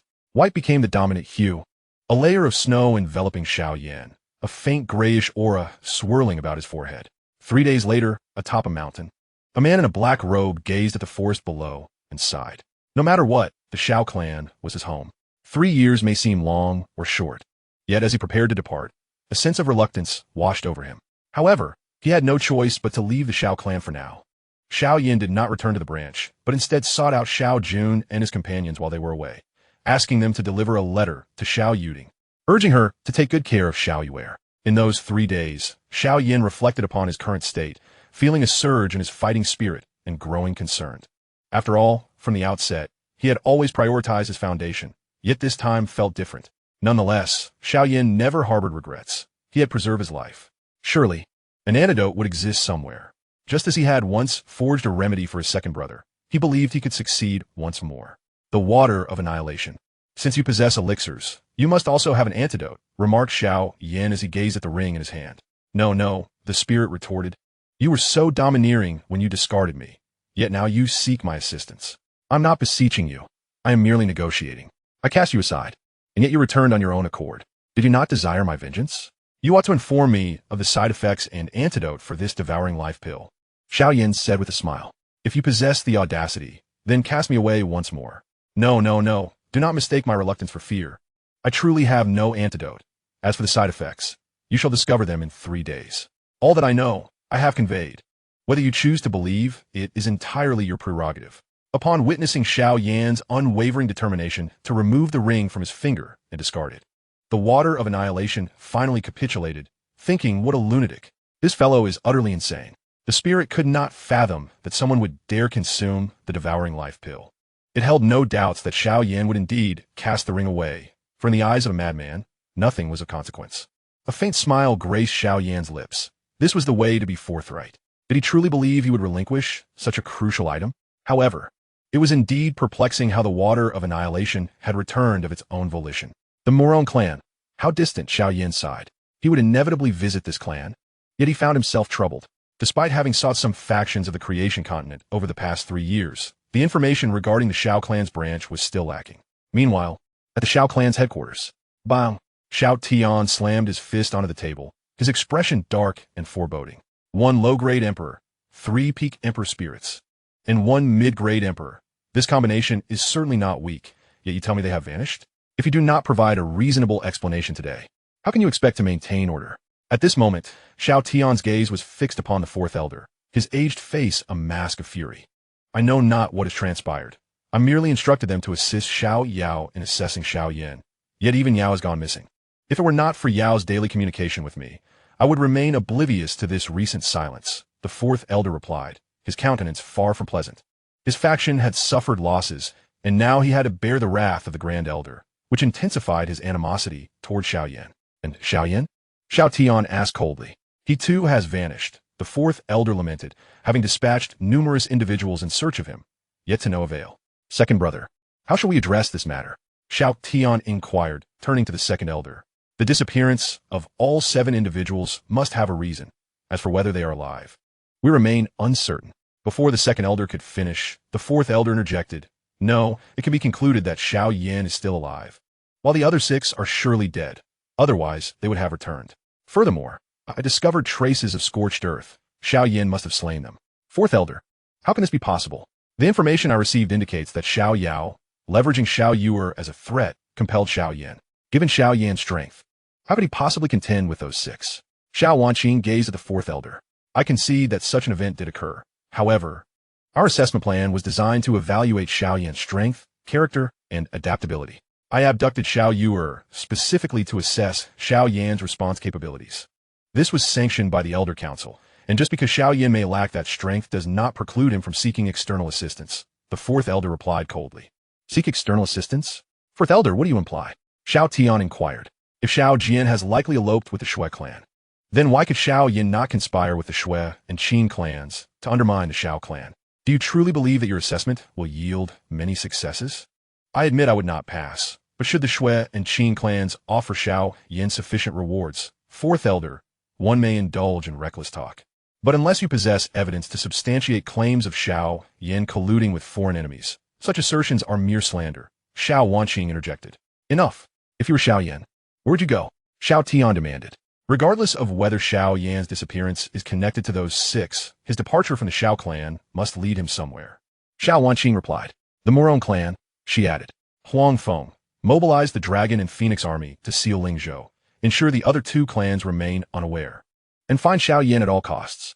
Second brother, you and Wanqing shall be responsible, Xiao Tian commanded. Both the 2nd elder and Xiao Wanqing nodded in agreement, while the 4th elder appeared contemplative. Lingzhou was a relatively large region, and to leave the Xiao clan's branch would take at least 10 days. Thus, they had ample time to obstruct Xiao Yan's escape. Once they located him, the Dragon and Phoenix army possessed the strength to bring back the Emperor's spirit Xiao Yan. Chapter 69. A Fortuitous Encounter. In a small city within the jurisdiction of Lingzhou. Very well, as long as you divorce your original wife. We will accompany you to your home without hesitation. The three great families of Lingzhou were at odds, their affiliated forces in a constant state of conflict. This small city lay within the territory of the Qing clan, and thus, scrutiny against members of the Xiao and Shui clans would be exceedingly strict. Yet today, two stunningly beautiful women arrived, their beauty unparalleled. They made no effort to conceal their identities and openly declared themselves as members of the Shui clan during the inspection. However, one possessed a mid-grade Emperor spirit strength, while the other was of low grade. Such a combination prompted immediate reports to be sent up the chain of command. Soon, the young master of the city's authority rushed out, flanked by a group of subordinates, exuding an intimidating presence. However, upon laying eyes on the women, he was immediately captivated, his expression transforming into one of eagerness as he harshly reprimanded his ill-mannered subordinates. Esteemed ladies, since you have graced us with your presence, why not stay at our residence for a time? We would be honored to extend our hospitality, Qing Lin said, smiling at the two, as if he were welcoming old friends. The above statement was, of course, directed from a lady in purple to Qing Lin. Qing Lin's complexion shifted, caught off guard by the humiliation of such a direct rebuke upon their first meeting. How brazen! Do you truly believe this is the territory of the Shui clan? Even if you were a dragon, you must still lie low here. There is no need for you to be angry, young master.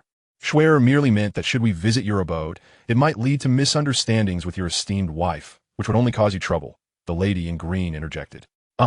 You are both overthinking this. It would be our honor to host you at our humble home. Besides, household matters are naturally the domain of men, and I assure you that you shall come to no harm. Qing Lin replied with a smile, still unwilling to give up. Since the young master is so insistent, it would be impolite of us not to accept the invitation, the lady in green said with a smile. Xun'er, are you out of your mind? Surely you know who he is. While I have brought a powerful emperor, what business do you have in his home? It monishtia companion. Have you never heard of a night of dark skies and high winds being an opportune time for murder? You are insane. To go to another's home to commit murder? Possessing strength and acting recklessly. What is wrong with that? Yet at that moment, Qing Lin remained dutifully leading the way. Not long after, in a tea house within this small city. Did you see? Young Master Qing Lin has once again brought back two beautiful women. One patron spoke while sipping tea, recounting the events to those around him, drawing several curious onlookers. Indeed, I too have witnessed it. TSK. Those are two extraordinarily beautiful women, particularly the one clad in blue. Instantly, some nearby individuals began to voice their enthusiasm. Extraordinarily beautiful? I perceive them merely as two sparrows. As if such enchanting women could exist in a desolate place like this. An immediate skeptic interjected. If you don't believe me, I can swear a solemn oath. Should they not be beauties, I shall refrain from the company of women for an entire year. Wasn't there someone who swore that if he encountered a woman within a year, he would lose all his hair? Yet the very next day, he shaved his head clean and went off in search of amusement. You remain unconvinced? These two women are remarkable.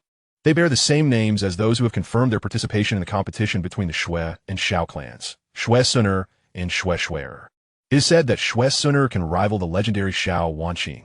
One continued to assert his observations. Are you certain it's merely a coincidence in names? Not the actual individuals? Questioned another. Could it be that the participants from the Shui family have ventured here? They cannot truly be the same people, can they? If so, wouldn't there be formidable protectors around them? That is a valid point. Do you think the Qin family will be dismantled? No, given Qing Li's stature. He should be aware of their identities. Is he out of his mind to invite such individuals to his home? Perhaps he was too entranced by their beauty to think rationally. Is it possible for such exquisite beauties to exist in this world? Let us go and linger at the entrance of the Qin residence. Even if we cannot witness the commotion, a glimpse of that lady would suffice. Indeed, let us hurry. Perhaps tonight, the Qin family shall face destruction, and we can take advantage of the chaos. Damn, you are ruthless. Do not forget to call me. In an instant, the entire inn's patrons departed, leaving only a man in a black robe to sip his tea. Xun'er had initially thought she would never have the chance to meet. Yet here they were, unexpectedly converging. I am curious if you possess the right to address Xun'er. The man in the black robe spoke with an air of indifference. Gazing at the throng of people surging toward a certain location, Xiao Yan attempted to settle his bill, only to realize that the establishment had emptied. Even the staff had vacated. Alas, the greater the hope, the deeper the disappointment. I merely wish for Xun'er to possess a modicum of beauty, lest. Meanwhile, at the strategic Water Dragon Pass in Lingzhou, the Dragon and Phoenix army had mobilized, stationed at 5-meter intervals, each individual at the pinnacle of the Emperor's spirit realm. Their mission was to locate Xiao Yan, a matter that had significantly impacted the Shui clan. For any family, the most despicable act is consorting with enemy forces, leading to the harm of their kin. Consequently, Xiao Yan's disappearance deepened the misunderstandings surrounding him. The actions of the Shui clan naturally incited disdain from the Qing and Shui clans. However, upon observing the Shui clan's restraint in taking further action, they felt a sense of relief, speculating on the intentions of the Shui clan. Indeed, good news seldom travels far, while scandals spread like wildfire. Xiao Yan's notoriety swiftly emerged, and he became a figure of considerable interest in Lingzhou. The trader from Xiao clan had become an esteemed guest. Yet Xiao Yan appeared to have vanished without a trace. As night fell, the vicinity of the Qing family's estate in that small town was teeming with onlookers, albeit with an undercurrent of disappointment. Many had stood there for quite some time, waiting to catch a glimpse of the beautiful women, yet since their entry, they had not re-emerged. Given their capabilities, they dared not intrude. However, atop the roof of Qing Lin's residence, a man in a black robe sat. Xiao Yan lacked the habit of peeping. Thus, he did not indulge in prying merely due to a name. He was currently preoccupied with his own survival, wishing only to satiate his curiosity before departing Lingzhou. Didn't you mention that there would be aftereffects 3 days later? Why is there still no sign? Are you annoying? Asking thrice in a day. Here's a piece of advice. Never resort to murder. Chapter 70. 6 Monarchs. Just as Xiao Yan grew increasingly impatient, faint sounds emanated from a nearby room. Xun'er, how do you intend to deal with Qing Lin? I can have Shui Ping take action, Xun'er remarked to Xun'er. If you wish to act, then proceed, but do you truly believe Qing Lin is a fool? I told you not to follow, yet you did not listen. If I manage to escape, do not blame me for leaving you behind. Xun'er replied with a smile. You are the one who will be left behind to serve others. If I were to serve others, they might not even want me, Xun'er teased. If you were to serve others, then all women in the world would have no reason to live. But on a serious note, how did you end up here? This place is rather remote. You should have sought a more suitable locale for your wanderings. Enough questions. The time has come for us to exit, Xun'er declared. Exit? You aren't planning to stay here? Xun'er questioned. Stay here? Did I ever say that? If you wish to remain here to serve others, then by all means, do so, Xun'er said before striding toward the door. Creak. As the door swung open, 2 formidable figures at the peak of the Emperor's spirit realm stood guard outside. Miss, what is your intention? One of the guards inquired. Naturally, we intend to leave. Did your young master not instruct you to ensure we do not depart? A cold smile crept across Xun'er's lips. The guard were momentarily at a loss for words. Their young master had merely instructed them to guard, without explicitly forbidding the ladies from leaving. Since we are here, we must leave something behind. Do you not agree? I hope you will appreciate the gift I bestow upon you. Xun'er raised her right hand, and a ball of golden flame appeared within it. The next moment, a volley of fiery arrows shot forth from the flames, aimed at the entirety of the Qing family estate. Xun'er, have you lost your mind? Xun'er exclaimed. Gazing at the inferno, they brought this upon themselves, luring beautiful maidens into their home. They deserve it, Xun'er replied coldly. The 2 guards watched the Qing estate engulfed in flames, their anger flaring. Miss Xun'er, you have gone too far. At that moment, a middle-aged man appeared behind the 2 guards, addressing Xun'er, while the guards collapsed to the ground. You could have chosen to stay hidden. Moreover, they were so welcoming. I ought to leave something for remembrance, Xun'er remarked nonchalantly. Shui Ping, quickly lead us away. You think you can just burn down my Qing family and leave? I had no intention of making things difficult for you, but you've chosen your own demise. Came the voice of the head of the Qing family, who had arrived with a throng of powerful individuals, his rage palpable. Let us see who dares to touch Our Lady. Shui Ping replied coldly, emanating a pressure that swept over the crowd. The Emperor-level warriors were more than capable of defeating the gathered forces. Xiao Yan, too, was drawn to the spectacle. However, he sensed an unusual tremor from his heavenly fire, as if it were paying homage to a sovereign. Heavenly fire, it is indeed heavenly fire. I wonder what its ranking is. Xiao Yan's expression shifted, leaving him no time to observe what Xun'er looked like. Who would have thought that two talent from the Xue clan would find their way here? Then, let us make it a memorable encounter. A voice rang out just then, as three Emperor-level warriors descended using flight techniques. Xiao Yan, under the influence of the heavenly fire, finally turned his gaze towards Xun'er. However, in the next moment, he was utterly astounded, unable to shift his attention to anyone else. Xun'er, adorned in elegant azure attire, possessed a delicate visage akin to a blossoming flower, her exquisite features graced by a gentle smile. Her 3,000 strands of hair were casually tied with a pale green ribbon, cascading down like a waterfall, accentuating her slender waist. As the breeze stirred, her hair danced gracefully, resembling a celestial being descended from the heavens. At first glance, she bore an uncanny resemblance to the ancient Xun'er from the Doqi continent. Yet a faintly discernible, enigmatic symbol adorned her forehead. Xun'er, Xiao Yan softly called out her name. The 3 years of separation had only intensified his longing. He often pondered whether life would have been better had he not ascended to the status of an emperor. Having faced life and death, he now understood the importance of cherishing what he held dear. Miss, I will hold them off. You must flee at once.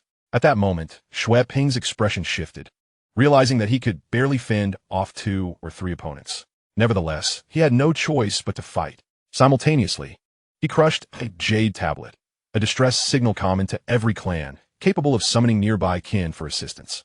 We must act swiftly and capture those 2 women. One of the older emperor-level strongmen commanded the others.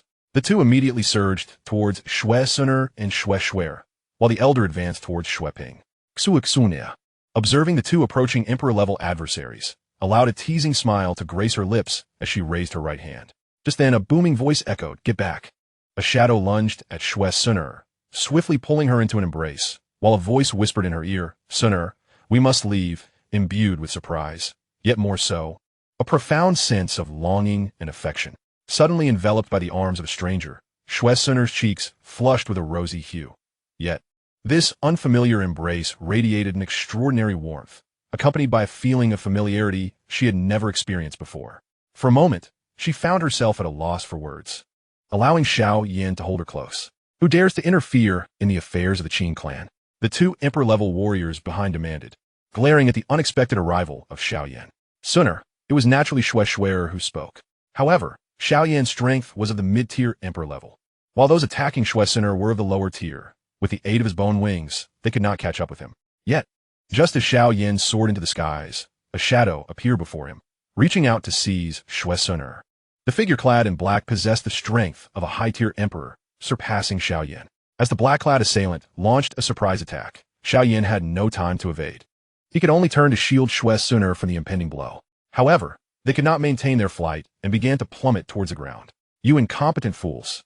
You can't even handle this!" The newly arrived black-clad figure berated the 3. To capture Xun'er and Xun'er, the Qing clan had dispatched 4 emperor-level warriors, demonstrating their commitment. With a dark expression, Xiao Yan cast a glance at the black-clad figure in the sky, and then at the 2 approaching Qing clan members, before finally focusing on the beauty in his arms. He gently stroked Xun'er's head, whispering, "Xun'er, I will surely take you out of here." With that, Xiao Yan released Xun'er, fixing a cold gaze upon his adversaries. Xun'er looked up at the black-robed man before her eyes filled with confusion. Yet his every word resonated with conviction. She was certain this was her first encounter with him, yet a sense of familiarity lingered. Chapter 71, 1 against 2. Xiao Yan stood firm, and in the next moment, he transformed into 2 identical figures, as if performing a magic trick. One version stood beside Xun'er, while the other confronted the 2 emperor-level attackers. In Xiao Yan's eyes, Xun'er was the ancient Xun'er from the Doqi continent, his wife, his beloved. He would not allow her to suffer even the slightest harm. Thus, without hesitation, he employed the technique of shadow division, dispatching a clone to protect Xun'er. Even a high-tier, black-clad assailant could not harm her at this moment. Among the 2 assailants confronting Xiao Yan, one wielded a common sword, while the other brandished a staff. As Xiao Yan summoned the heavenly fire ancient ruler, it instantly became the focal point of attention, the flames leaping about like ethereal spirits. Yet, as they sensed the surrounding flames, they gradually dimmed. Meanwhile, the Qing clan was engulfed in flames, and Xun'er showed no mercy. The inferno had already spread throughout the Qing estate, thick smoke billowing forth. Though the fire might not cause substantial casualties, it would undoubtedly obliterate the clan structures. The head of the Qing clan glared at Xun'er, a fierce glint in his eyes, as he violently struck his son, coldly commanding, "Capture her." Immediately, a throng from the Qing clan surged towards Xun'er. Just as Xiao Yan's clone prepared to take action, the black-clad figure swooped down from above, voice cold as ice. Let us see how much strength a clone can possess compared to its original. Enveloped in qi, his fist struck towards Xiao Yan with a fierce gust. Xiao Yan, expressionless, raised his right hand to meet the black-clad assailant. Still a mid-tier emperor? The black-clad figure's curiosity deepened as he regarded Xiao Yan's clone. Typically, a clone's strength is less than that of its original. However, this clone matched Xiao Yan's power, suggesting that Xiao Yan could easily double his strength at will. No. When the original and the clone coordinated, it was not merely a matter of 1 + 1 = 2. This child must not be allowed to leave here alive. Otherwise, he will become a grave threat, the black-clad figure declared coldly. A blood-red giant axe materialized in his hand, striking fiercely toward Xiao Yan. "Xun'er, wait for me. I will settle this with you once we escape." A voice of complaint rang out. At that moment, Xun'er struggled against several mid-tier emperor-level attackers. Among the 3 assailants targeting Xun'er, 2 were high-tier emperor level, while Xun'er herself was merely of the lower tier, even weaker than Xun'er. "Just right for you to remain and serve others," Xun'er remarked, her hands moving swiftly as an unusual symbol began to manifest on her forehead, and the golden flames in her hands reignited. "Go!" Accompanied by Xun'er's command, the golden flames transformed into countless fiery strands, hurtling towards those assaulting Xun'er. Instantly, a wave of terrifying heat erupted, eliciting shrieks of agony from the attackers upon contact. "I do not wish to take lives, but if you push me too far, I will not hesitate to annihilate your clan," Xun'er coldly declared, casting a glance at the clan leader. With just a single glance, the Qing clan's head felt as if plunged into an icy abyss. Her gaze was akin to that of an imperious empress judging mere ants, and he harbored no doubt that she would indeed annihilate his clan. Seizing the opportunity while the others were momentarily dazed, Xun'er rushed to Xun'er's side, giving her a firm pinch on the arm. However, Xun'er remained unresponsive, her focus fixed on the battlefield where Xiao Yan fought. "Who is he?" "Your fiancé? I do not know. Perhaps he has mistaken me for someone else," Xun'er replied, her gaze lingering on Xiao Yan, recalling the deep longing reflected in his eyes, a sentiment far too genuine to be feigned. "Mistaken identity? It seems you are once again infatuated with him. Or rather, it should be unreservedly enamored," remarked Xun'er. "By the way, what kind of flame do you wield that is so formidable, capable of rivaling the heavenly fire?" She gazed at the flames, encircling them in a ring. Merely a thin line of fire, yet the members of the Qing family merely glared at them with fury, none daring to step forward. "Half a city," Xun'er stated blandly, fixated on Xiao Yan. As the two conversed, a throng of people surged into the grand residence of the Qing family, seeking to take advantage of the chaos. However, upon witnessing the 3 imperial-level battles unfolding, they wished they could slap themselves in disbelief. Meanwhile, the head of the Qing family lamented the folly of his son. Summoning a deity is easy, but sending one away is quite another matter. This multitude could not be dismissed with mere words. "Jian Yu Shan He, Pan Long Gun, Yan Fancy Lan Qi." Xiao Yan's heavenly fire ancient ruler collided with the swords and staffs of his foes. Despite facing 2 opponents, Xiao Yan held his ground, retreating only 3 steps while they staggered back 7 or 8.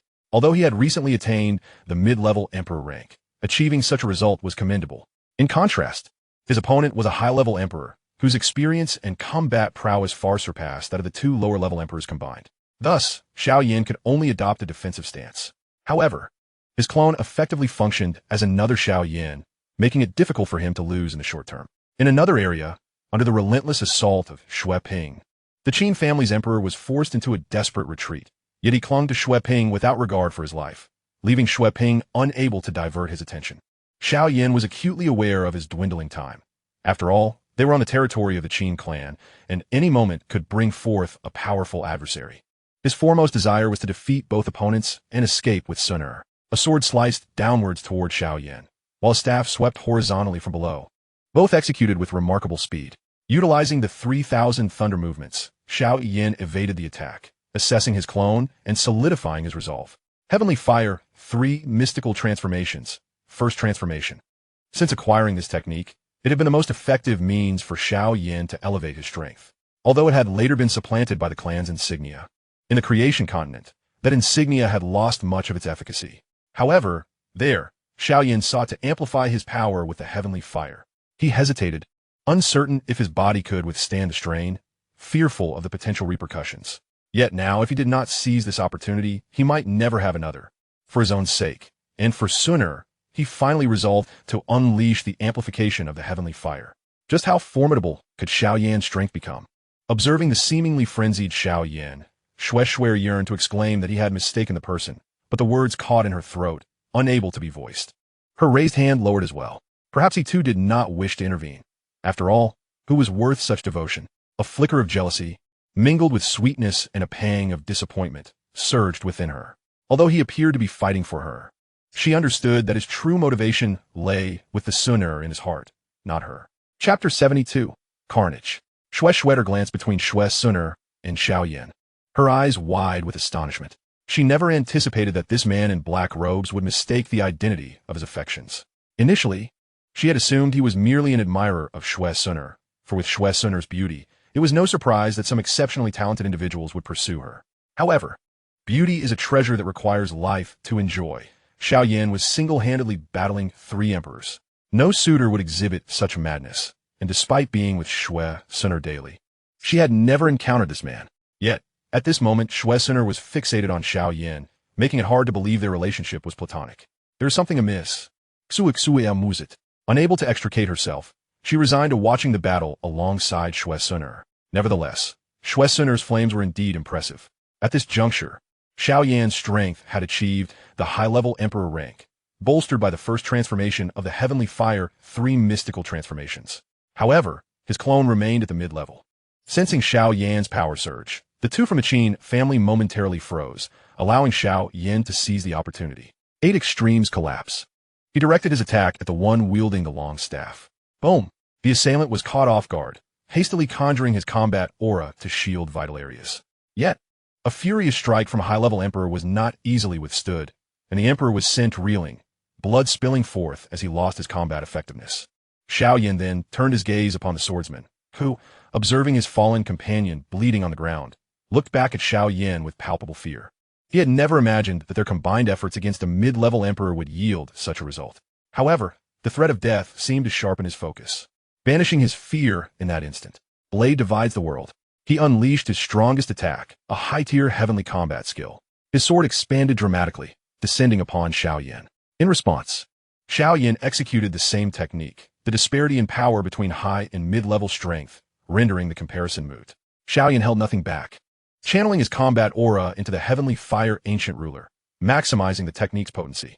The colossal ruler and the long sword clashed, the flames on the ruler dimming considerably, while the massive sword shattered into fragments.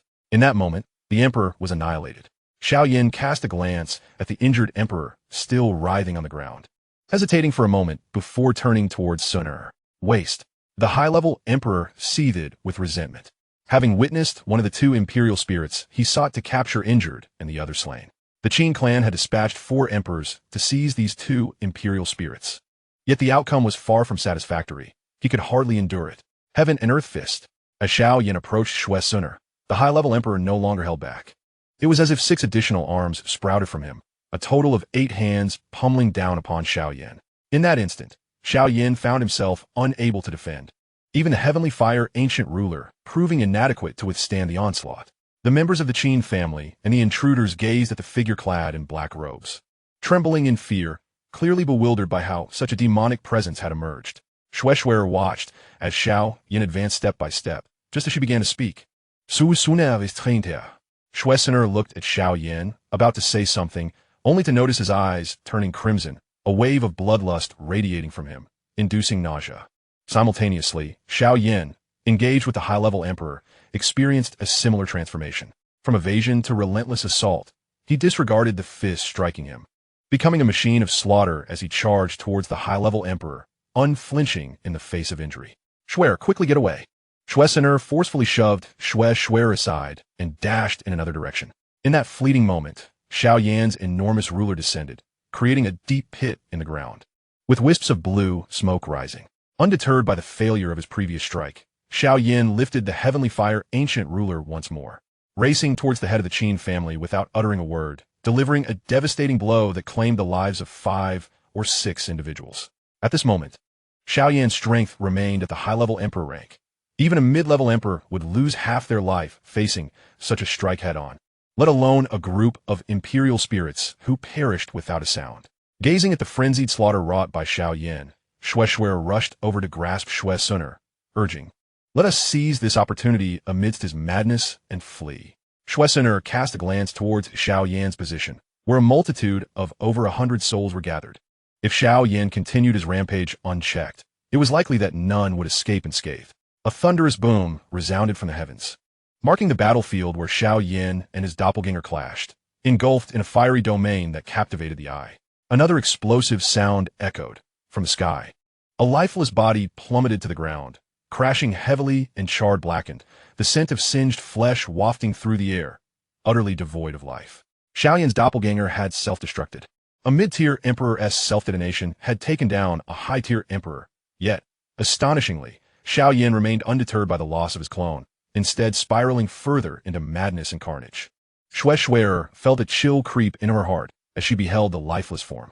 Had a mid-tier emperor truly accomplished the slaughter of 2 low-tier emperors and 1 high-tier emperor? The emperor engaged in battle with Serpent glanced at the corpse on the ground, feigned a move, and hastily retreated, as if fearing that lingering too long would result in his own demise, leaving even his comrades behind. Seeing this, Serpent swiftly flew to the side of Xun'er and Xun'er, casting a wary glance at the dangerously unhinged Xiao Yan. "Miss, amidst the confusion, we must make our escape." At that moment, Xiao Yan was amidst a throng, a veritable reaper, with nearly 20 individuals already fallen around him, their fates uncertain. The head of the Qing family, grievously wounded, glared with rage at Xiao Yan, wishing nothing more than to see him torn to shreds.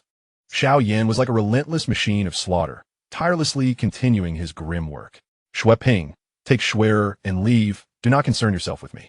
Once my task is complete, I shall seek you out," Xun'er stated, casting a glance at Serpent. "Miss Xun'er," before they could fully comprehend her words. Xun'er had already departed the scene, as Xiao Yan once again raised the heavenly fire ancient ruler. A figure clad in green appeared before him, a maiden with outstretched arms and closed eyes, resembling a celestial being descending from the heavens. The heavenly fire ancient ruler hung poised above her, mere moments away from delivering a devastating blow. Xun'er Chapter 73, The Cost.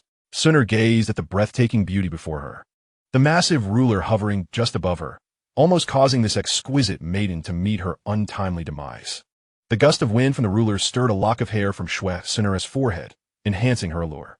Slowly, she opened her eyes, meeting Xiao Yan's gaze with a smile that conveyed both comfort and ease, a smile capable of enchanting an entire city, unparalleled in its beauty. As Xiao Yan beheld Xun'er, the crimson light in his eyes rapidly dimmed, and the heavenly fire ancient ruler slipped from his grasp. Gripping his head, a surge of agony coursed through him, a splitting pain that felt as if 1,000 needles were piercing his skull. He collapsed to the ground, clutching his head, beads of sweat forming on his brow, and traces of blood emerging upon his skin, writhing in torment. Just as Xun'er pondered the unfolding scene, the head of the Qing family emerged from the shadows, ruthlessly stomping down on Xiao Yan. In that moment, Xiao Yan was no longer the spirited figure he had once been, but rather a pitiable creature. As the Qing family head lifted his foot once more, a chilling voice rang out. "With that step, let the entire Qing family be buried alongside him." Xun'er declared coldly. "Serpent, take Xun'er and go."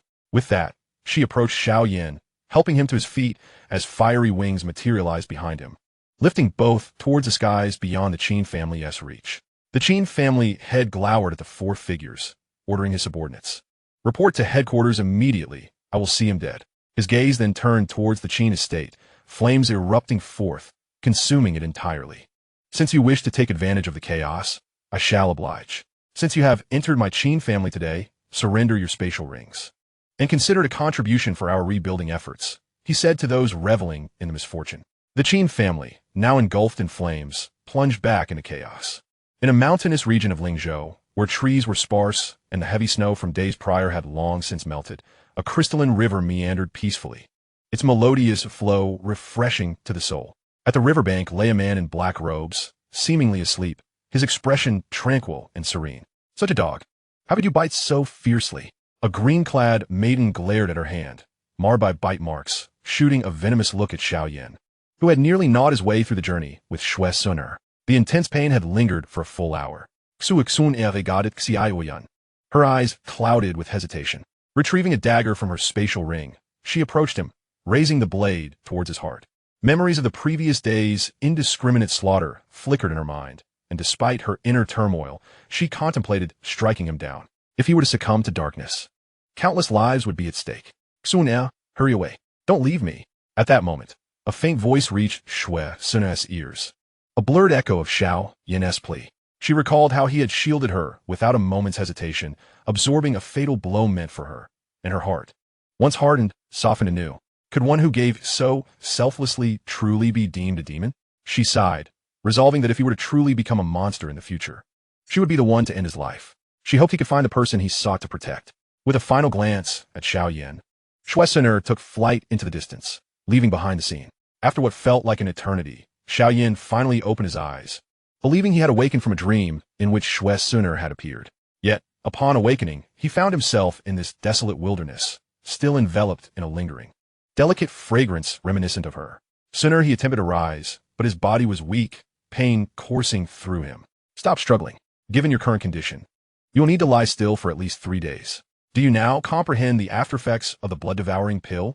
Once you take a life, you gradually lose your sanity, becoming a relentless machine of slaughter. The unending carnage will not cease until you are utterly depleted. After such violence, you must endure excruciating headaches, rendering your strength nearly non-existent. Vulnerable to all, the voice of the spirit-extinguishing water resounded. Silence. You must find Xun'er. Why did she leave? Was she taken? I must rescue her. Xiao Yan's eyes burned crimson, disregarding the words of the spirit-extinguishing water. Do you really think you can reach her? Do you even know who she is?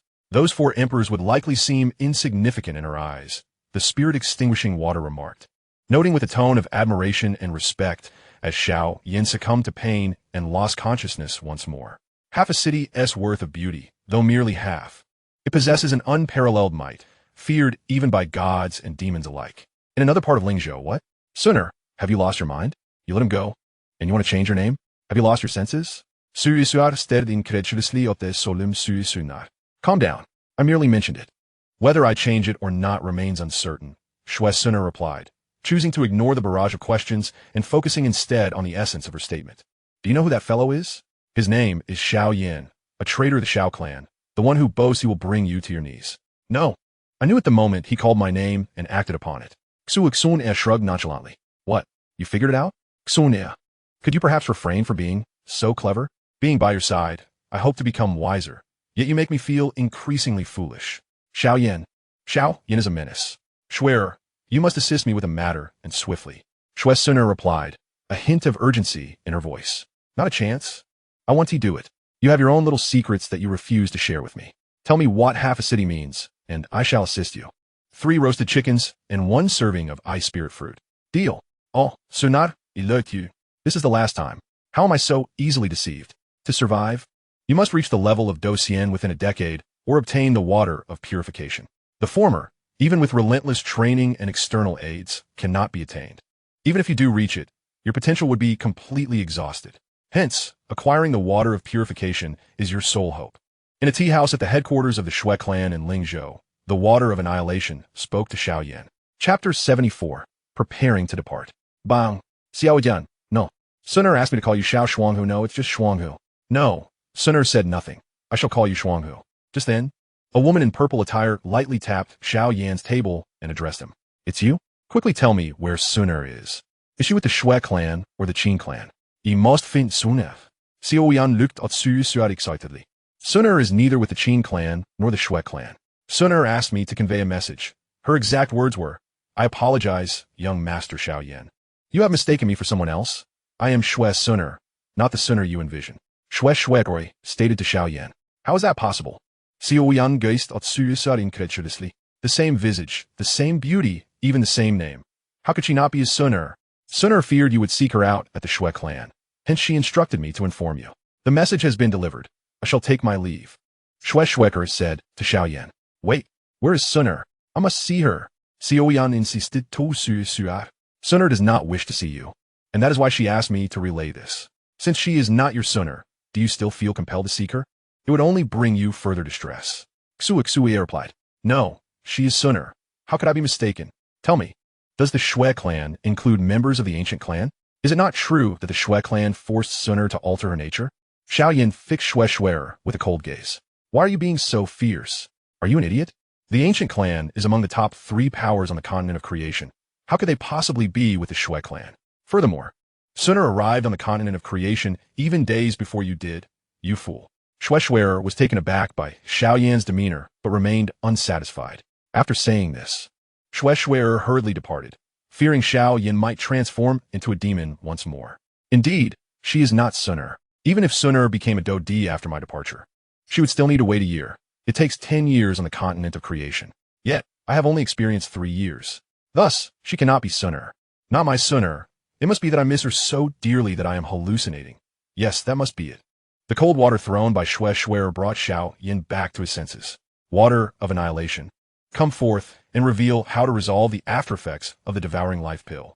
Go and sleep with that Xun'er for a night. Old fool. Do you truly believe I am powerless against you? Who is it that wanted this semi-immortal to keep silent? Who insisted on seeking her out at all costs? With your pitiful state, a mere finger from her could. Xiao Yan, are you still a man? You always resort to this tactic against me. Do you truly think I cannot survive without you? No, I shall comply, but you must first do this and that, and then. Xun'er, I have followed your instructions. I truly do not understand why you went to such lengths. I see that Xiao Yan clearly has his eyes set on your beauty, mistaking even his own wife. If I did not do this, he would have a 90% chance of storming the Shui clan and a 10% chance of invading the Qing clan. Xun'er replied coolly. Him? If he were to encounter the clan leader, he would be slapped to death in an instant. Xun'er scoffed. But he must genuinely love his wife. Knowing he has mistaken her, yet uttering not a word of complaint. I truly wish to meet his wife. Xun'er said, You are just eager to get married, aren't you? Rest assured, if you seek a husband, I reckon even the oldest of monsters and the youngest of children would be utterly enchanted by you. Enjoy your chicken leg. You talk too much. Xun'er shoved a chicken leg into Xun'er's mouth. Xun'er, we must leave. For some reason, Xun'er often found herself haunted by these words, along with the memory of Xiao Yan blocking that formidable attack meant for her. It seemed as if there was another presence in her life, yet this presence felt as though it did not exist. The peculiar symbol on her forehead flickered momentarily before vanishing. At the throat of Lingzhou, Shui Yun Pass. At this moment, Shui Yun Pass was not only populated by members of the Xiao clan, but also by those of the Qing clan. The event in that small town immediately stirred shock within the Qing clan. For emperor-level powerhouses, 2 dead, 1 severely injured, and 1 fled. How could the Qing clan endure such a setback? Upon confirmation, they discovered that the figure in the black robe was indeed Xiao Yan of the Xiao clan. Instantly, they suspected that Xiao Yan possessed high-grade pills or even formulas for enhancing strength, prompting a peak emperor-level powerhouse to lead 2 high-grade emperors and dozens of emperor-level experts to wait near Shui Yun Pass for Xiao Yan. Having offended both the Xiao and Qing clans, even the Shui clan dared not shelter Xiao Yan. He was certain to leave Lingzhou, and Shui Yun Pass would be an unavoidable route for him. As for whether the Shui clan had dispatched anyone, that remained uncertain. However, given the current circumstances, it would be exceedingly difficult for Xiao Yan to exit Lingzhou, with 5 emperor-level powerhouses from both the Xiao and Qing clans combined. Even if Xiao Yan had wings, he would find it hard to escape, and the entire Shui Yun Pass was steeped in an atmosphere of impending slaughter. 3 days later, before Shui Yun Pass, a young man in a black robe arrived here. A towering city wall stood between 2 mountains. The characters for Shui Yun Pass were bold and powerful, exuding an ancient aura. Within Shui Yun Pass, a variety of people came and went, yet some rested on the ground. There were tea houses on both sides of Shui Yun Pass, and many were scrutinizing the passersby. Powerful soul forces occasionally swept through, making it nearly impossible to distinguish between ordinary travelers and members of the Xiao and Qing clans. Xiao Yan understood that his opportunity was singular. Failure meant capture by either the Xiao or Qing clan, and his fate would be grim regardless of which clan claimed him. He required a meticulous plan to enhance his probability of success. Fortunately, the water of annihilation proved useful. After 3 days of observation, Xiao Yan chose to act at noon the following day. Although that was when the numbers would be greatest, their attention would be at its lowest. Simultaneously, Xiao Yan had additional arrangements. He now realized how invaluable the technique shadow splitting was, truly a skill for stealth and subterfuge. Furthermore, Xiao Yan prepared a white robe for himself. Many had grown accustomed to his black attire, and the white robe could yield unexpected results. Chapter 75, Exiting the Pass. At noon the next day, the number of people entering and exiting Lingzhou began to swell. A man in white mingled among the crowd, making his way toward the exit, while those idly standing around immediately used their soul powers to scan the group. Their primary objective was a black-robed man of mid-emperor rank. Within their detection, there were several of high-emperor rank and a few of low-emperor rank among the group, but none at mid-emperor. After careful observation, they ceased paying attention to this side and proceeded smoothly towards the borders. At that moment, an old man in a coarse robe, accompanied by several emperors, appeared. He cast a cold glance at the group and said, "Please wait a moment. I am a third elder of the Qing family, and I wish to inquire about a certain individual. Have you seen a man clad in black robes, wielding a giant ruler?" As he spoke, the elder utilized his soul power to probe each person one by one. "Qin Kong, see if any among them is that Xiao Yan," he instructed one of his companions, pausing momentarily on a man in a white robe adorned with a white hat. "Elder Qin, we are from the Fengyan Mercenary Corps, and we have had dealings with your Qin family. You should be mindful that your behavior could be difficult to explain to our leader," remarked one of the high emperor individuals. "Silence. Those who wish to preserve their lives should cooperate obediently. This is Lingzhou, not the territory of your Fengyan Mercenary Corps," the old man in coarse robes retorted indifferently. Qin Kong began scrutinizing the group one by one, but as the high emperor individual attempted to interject further, a powerful pressure surged towards them. The expressions of the group changed. The oppressive aura emitted by an emperor was not easily borne. Under the weight of this imperial pressure, one could only comply with the inspection. Just as Qin Kong was about to examine the next individual, a voice rang out from a distance. "Xiao Yan has appeared. Quickly, let us go." The old man commanded his companions. Watching the hurried departure of several individuals, the Fengyan Mercenary Corps let out a sigh of relief, though their eyes still bore traces of anger at the haughty demeanor of the Qin family members. Nevertheless, they hastened towards the borders. Meanwhile, within the borders, a man in black robes was surrounded by a dozen imperial powerhouses. Among them, an elder gazed at Xiao Yan with a hint of hesitation. This elder was, of course, the second elder of the Xiao clan. As he beheld Xiao Yan, who had reached mid-emperor rank, his aged eyes widened in astonishment. For an ordinary person to ascend from the spirit emperor realm to the emperor realm would typically require at least 50 years, even with the aid of elixirs. It would take no less than 20 years. Yet, Xiao Yan had managed to achieve this level in merely 3 years. How could he not be astounded? "Xiao Yan, return to the Xiao clan with me. I fear that even if you leave Lingzhou, survival will be treacherous. The outside world is 1,000 times more perilous. Remaining in Lingzhou grants you at least a sliver of a chance to endure. If the deaths of Xiao Ding and the others truly have no connection to you, the Xiao clan will clear your name," the fourth elder stated. The second elder added, "Perhaps the expectations of the family were too high, but as the saying goes, a jade must be polished to become a gem. Why should you resent the clan? Each individual bears a rebellious spirit. The plans laid out by the Xiao clan may have indeed been overly ambitious. Even the elders found them unmanageable. How could Xiao Yan, then, be expected to comply? However, their deep-seated hopes for the clan's strength compelled them to take this gamble. So, should I be grateful to you then?" Xiao Yan replied coldly, devoid of any hint of familial affection. "Ha ha, old man Xiao, my apologies, but we of the Qin family have claimed Xiao Yan for ourselves." A booming laughter erupted. It was none other than the previously mentioned old man in coarse robes, who now approached with a contingent from the Qin family. "Old fool, what right do you have to claim a member of the Xiao clan?" The second elder retorted sharply. "Is it not acceptable for our clan leader to take an interest in Xiao Yan? If he comes with us to the Qin clan, we can overlook everything you have done against your Qin family. Elixirs, gold, anything the Qin clan can provide," the old man in coarse robes offered, though Qin Kong's expression darkened. He had witnessed Xiao Yan eliminate 2 emperors firsthand. "Old Qin, your second elder could not have anticipated that a Qin elder would be so shameless in front of Xiao Yan. It is a pity he is not one of the Xiao clan, or else our shameless quartet could have grown stronger," remarked one of the bystanders.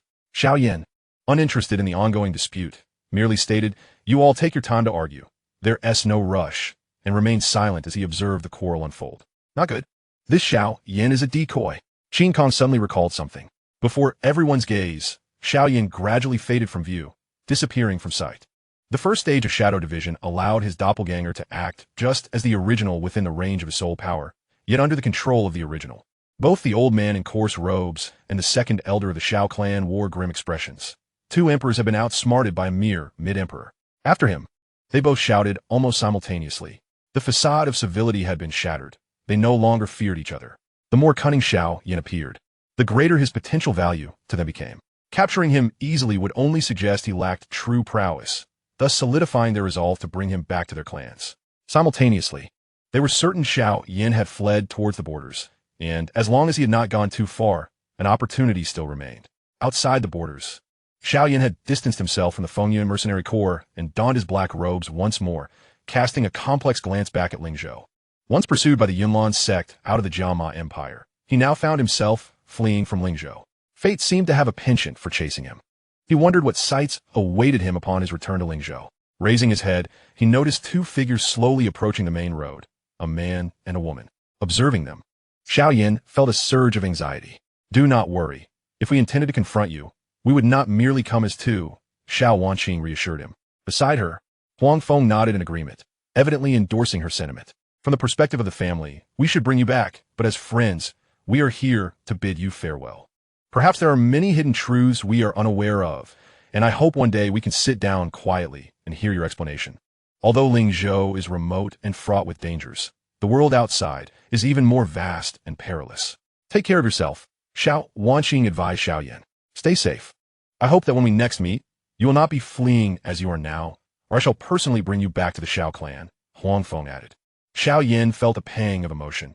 It was indeed a beautiful thing to have friends to see him off as he departed. If one day a girl named Xiao Xiao arrives from the Doqi continent, I hope she will not suffer because of me. Otherwise, my conflict with the Xiao clan will be irreconcilable, he remarked half-jokingly, a sentiment that also revealed his reluctance to part from the clan. Indeed, if you ever encounter the clan leader, Xiao Sun, urge him to return soon. Regardless of his success, the Xiao clan will welcome him back as a hero. Xiao Wanqing replied. All right, Xiao Yan smiled. Let us go. They are approaching, Huang Feng stated. Xiao Yan did not linger further and soared into the distance, as several streaks of light raced towards them. In the sky, a crimson sun hung low in the west. The day had drawn to a close, and a new journey had begun. Chapter 76, The Lan Brothers. Unexpectedly, two emperors from the Fengyun Mercenary Corps were present here. This time the Iron Blood Mercenary Corps has struck it rich. Once we eliminate you, the Fengyun Mercenary Corps will fall into our grasp. A burly man laughed heartily as he and over a dozen others surrounded the 5 individuals in a wooded area. Lan Bin and Lan Yin, why must you two brothers follow the Iron Blood Mercenary Corps? Is it not preferable to join my Iron Blood Mercenary Corps? If you agree to join, I shall spare your lives. A voice addressed the two among the 5. This individual was named Taishan, a formidable presence at the pinnacle of the Emperor realm, and he served as the second leader of the Iron Blood Mercenary Corps. Among the 5, a rather handsome man spoke to Taishan, stating, if you were utterly confident in killing us, you would have acted by now. I can extend this sentiment back to you. Lan Bin replied, focusing his gaze only on the 3 individuals in front of him, aware that the Iron Blood Mercenary Corps had dispatched several Emperor and Peak Emperor Spirit Realm figures, while the Fengyun Mercenary Corps had only Lan Bin and Lan Yin. Should they be slain today, the Fengyun Mercenary Corps would face utter annihilation. Lan Bin, possessing high-level Emperor strength, believed that he could eliminate the Peak Emperor without resorting to secret techniques, but the 3 companions beside him would undoubtedly perish. As for Lan Yin, he was of no concern. Lan Yin's strength also rested at the high Emperor level, sufficient to contend with another high-level Emperor or a mid-level Emperor. In stark contrast, Lan Yin was strikingly handsome, with delicate features, fair skin, and exceptionally captivating light pink blue eyes. His neat short hair matched his attire of white, exuding an air of elegance. Remaining largely unfazed even in the presence of 3 emperors, merely listening to their discourse. The remaining 3 individuals trembled slightly at the sight of the furious men before them. Is there truly no room for negotiation? Are you willing to sacrifice your 3 brothers? Taishan inquired. And are you prepared to let your entire group meet their demise? Lan Bin retorted with a smile. Even if I die today, I will take a few down with me. You may certainly test that. His words immediately prompted the Iron Blood Mercenary Corps to step back involuntarily. None wished for death. Taishan's face twitched in irritation. This young Lan Bin was as cunning as a seasoned fox. Meanwhile, Lan Yin stifled a laugh, thinking to himself, this is a prime example of bringing misfortune upon oneself. You bunch of useless fools. Taishan glared at the retreating figures before redirecting his gaze toward Lan Bin and his companions. What's the matter, second leader? Aren't you going to ensure you're not the one caught in the crossfire before the battle begins? There might be sparrows lurking behind you, Yuan remarked. His voice melodious and charming, paired with his striking looks, evoking envy in many, though not in Lan Bin. What do you mean by that? Tiejanes agresión falteret momentarily. His eyes flashing with resentment. The thought of their efforts benefiting others was intolerable. As he summoned his soul power, Taishan found no one present. Are you mocking me? Taishan glared at Lan, his teeth grinding in frustration. Ah, take your time with your fight. I shan't intervene. A figure in a black robe emerged from the trees, stretching lazily. This person was naturally Xiao Yan, who had traveled for several days and found a cozy spot in the trees for a refreshing nap. However, awakening to such chaos left him wary of losing control and succumbing to darkness. Hence he preferred minimal involvement. Yet, Xiao Yan's reluctance to engage did not equate to others' willingness to refrain. Kid, which faction do you belong to, daring to meddle with the Iron Blood Mercenary Corps? Do you wish to court death? Demanded another emperor of the Iron Blood Mercenary Corps.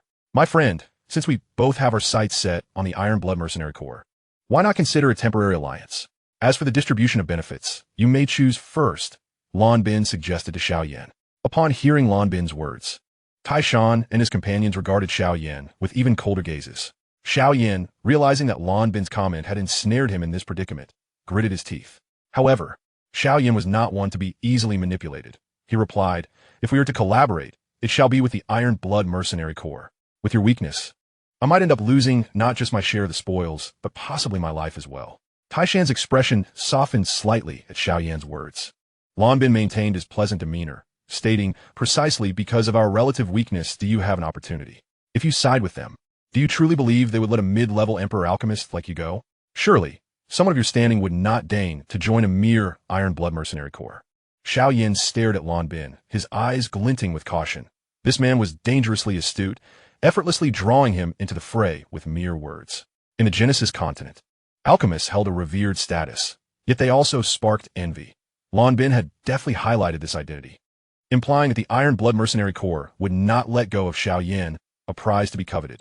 Even if Xiao Yan allied with Lan Bin, their strength was sufficient to overpower him, leaving Xiao Yan with no choice but to team up with Lan Bin. Lan Bin's intentions were transparent to Xiao Yan, who was reluctant to lower himself to the Iron Blood Mercenary Corps level, especially since he had previously leveraged the Fengyun Mercenary Corps strength in Lingzhou. This time, he would consider it a chance to repay a favor. Simultaneously, Xiao Yan resolved to regard Lan Bin as akin to Ningjing, someone who could kill without the need for a blade. Seeing Xiao Yan hesitating, Taishan calmly instructed, fourth, take 5 men and bind that kid. Third, you deal with Lan. I will personally capture Lan Bin. Lan Bin's assertion of their advantageous position held true. Thus, they had no reason to concern themselves with Xiao Yan. Typically, alchemists possessed lesser combat prowess. So Taishan believed that 1 emperor and 5 emperor spirit realm figures would suffice to handle Xiao Yan, turning his attention back to Lan Bin. At that moment, an authoritative shout rang out. If you dare to lay hands on anyone from the Fengyun Mercenary Corps, you better summon that old man. An elder appeared, flying in from a distance, positioning himself before the crowd. The old man leaned heavily on a cane, his back slightly hunched. Yet an invisible aura of pressure emanated from him, causing even the peak Emperor Taishan to change countenance. Fengyun, do you intend to go against the agreement established with our leader? Taishan inquired. Due to the advanced age of both leaders of the Iron Blood and Fengyun Mercenary Corps, they had stipulated that neither would engage directly, leaving their subordinates to fight. I have not made a move. Should you have the audacity, feel free to continue. Fengyun replied with a smile, his aged face marred by time, yet still exuding vitality. Taishan glared at Lan Bin and Lan, feeling deeply frustrated. This opportunity to encircle the two was hard-earned. Relinquishing it would complicate any future attempts against the Fengyun Mercenary Corps. Though Fengyun claimed not to intervene, Taishan understood that should a fight ensue, they would face certain death. Since the leader of Fengyun has arrived, we may refrain from direct confrontation. However, I trust he would not interfere should we pursue this alchemist. Taishan addressed Fengyun, gesturing for his subordinates to surround Xiao Yan. Fengyun turned to Lan Bin, who glanced at Xiao Yan and nodded. Upon realizing he was encircled, Xiao Yan's expression shifted, feeling betrayed as this supposed ally had left him to bear the consequences. Fengyun smiled. Since he has agreed to collaborate with my Fengyun Mercenary Corps, he is now our esteemed guest. Should you wish to confront him, I shall certainly intervene. Are you truly disregarding the rules? Taishan exclaimed, irate. Regulations are established on the foundation of comparable strength. After all these years, the grievances between us should come to an end. Feng Yun, you shall await our retribution. Our Iron Blood mercenary group shall not relent. With a wave of his hand, Iron Blood led a dozen members of his mercenary group away. Once the throng that had encircled him dispersed, Xiao Yan exhaled a sigh of relief. Had a conflict truly ensued, it was likely he would have succumbed to a darker transformation. After a moment's contemplation, he addressed the leader of the Feng Yun mercenary group. I am grateful for your timely intervention, leader. Feng Yun smiled lightly. It was my people from the Feng Yun mercenary group who brought you into this so naturally. We must assist you. If you do not mind, you are welcome to visit our Feng Yun mercenary group. Thank you for your kind invitation. But I have pressing matters to attend to and must decline, Xiao Yan replied with a respectful gesture. He discerned that this Feng Yun mercenary group was not the same as the one he had encountered previously. His lack of familiarity with them prompted a desire to avoid further entanglements. Wait a moment, Blue Bin interjected, since this brother is also an alchemist. Why not join us at the Feng Yun mercenary group? I believe I possess something that may pique your interest. Having been compelled to resort to such a strategy earlier, it was in part a gesture of atonement from him. Upon hearing Xiao Yan's intent to depart, Blue Bin spoke again. I wonder if you have ever heard of the Soul Imprint Cauldron? Should you be interested, we could collaborate, and upon completion, I would gladly present the Soul Imprint Cauldron to you. Xiao Yan's brow furrowed. He had indeed heard of the Soul Imprint Cauldron, which ranked approximately 10th on a list of cauldrons in the Duki continent. While he yearned for a superior cauldron, could he genuinely trust someone as potentially dangerous as Blue Bin? Sensing Xiao Yan's hesitation, Blue Bin continued earnestly, I recognize your reservations. So let me be candid. The Soul Imprint Cauldron is not in our possession. It resides with the Iron Blood mercenary group. My goal is to eradicate the Iron Blood mercenary group. Although I'm also an alchemist, I have no need for the Soul Imprint Cauldron. My sole intention is to mitigate our losses. Would you be interested? Xiao Yan remained silent, weighing the benefits and risks involved. I'm not interested. Please seek another, he stated resolutely. Blue Silver, witnessing Xiao Yan's blatant dismissal, felt a surge of irritation. If our Feng Yun mercenary group were truly unjust, we would not have survived until now. Please consider this carefully. Bin is a second-tier alchemist, and you both could engage in fruitful discourse. Furthermore, if you require any medicinal materials, our Feng Yun mercenary group can assist in procuring them. What say you, young friend? Feng Yun smiled warmly at Xiao Yan, exuding an amiable demeanor. Xiao Yan's eyes flickered with surprise.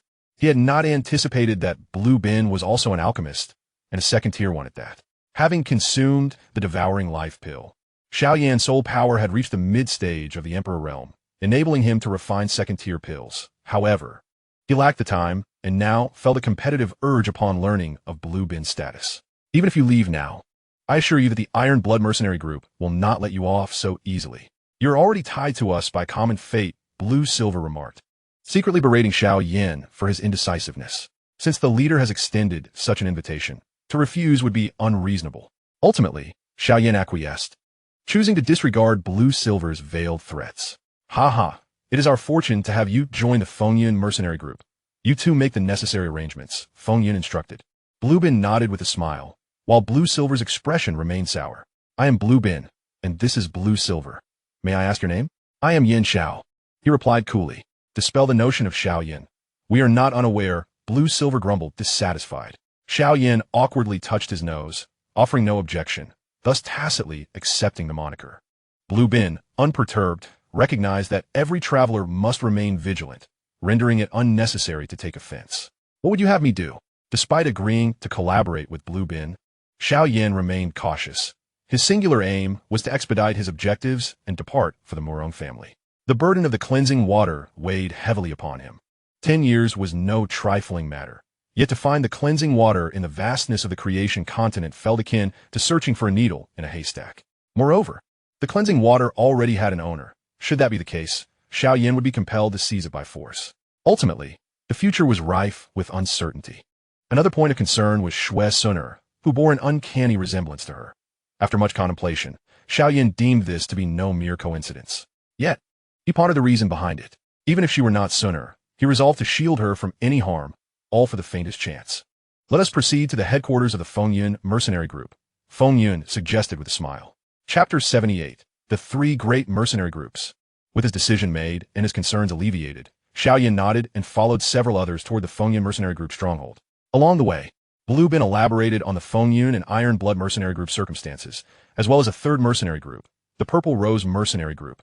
These three mercenary groups were situated in a city known as Xian City, with the Iron Blood Mercenary Group holding the most formidable strength.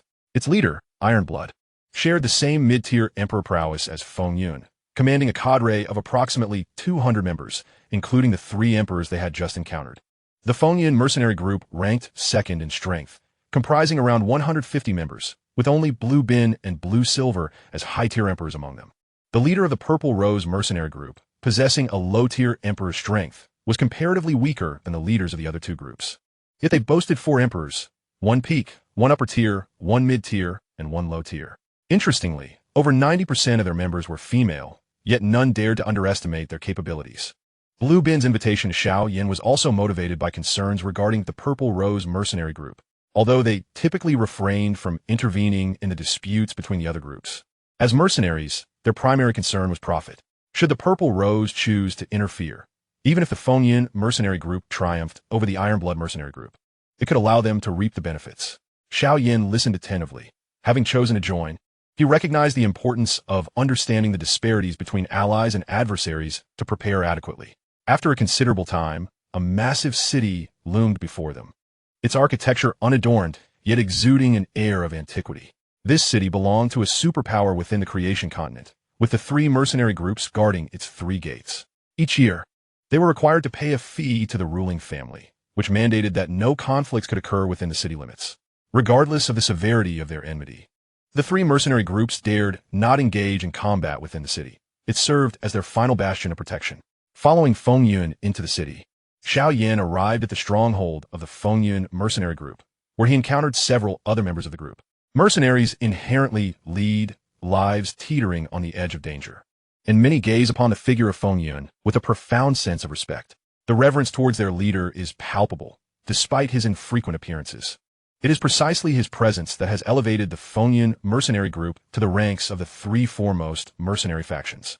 Xiao Yan, in his curiosity, noted that the same respect was extended towards Lan Bin and Lan Yin, yet this veneration seemed not solely rooted in their strength, but rather in a deference that subordinates afford their superiors.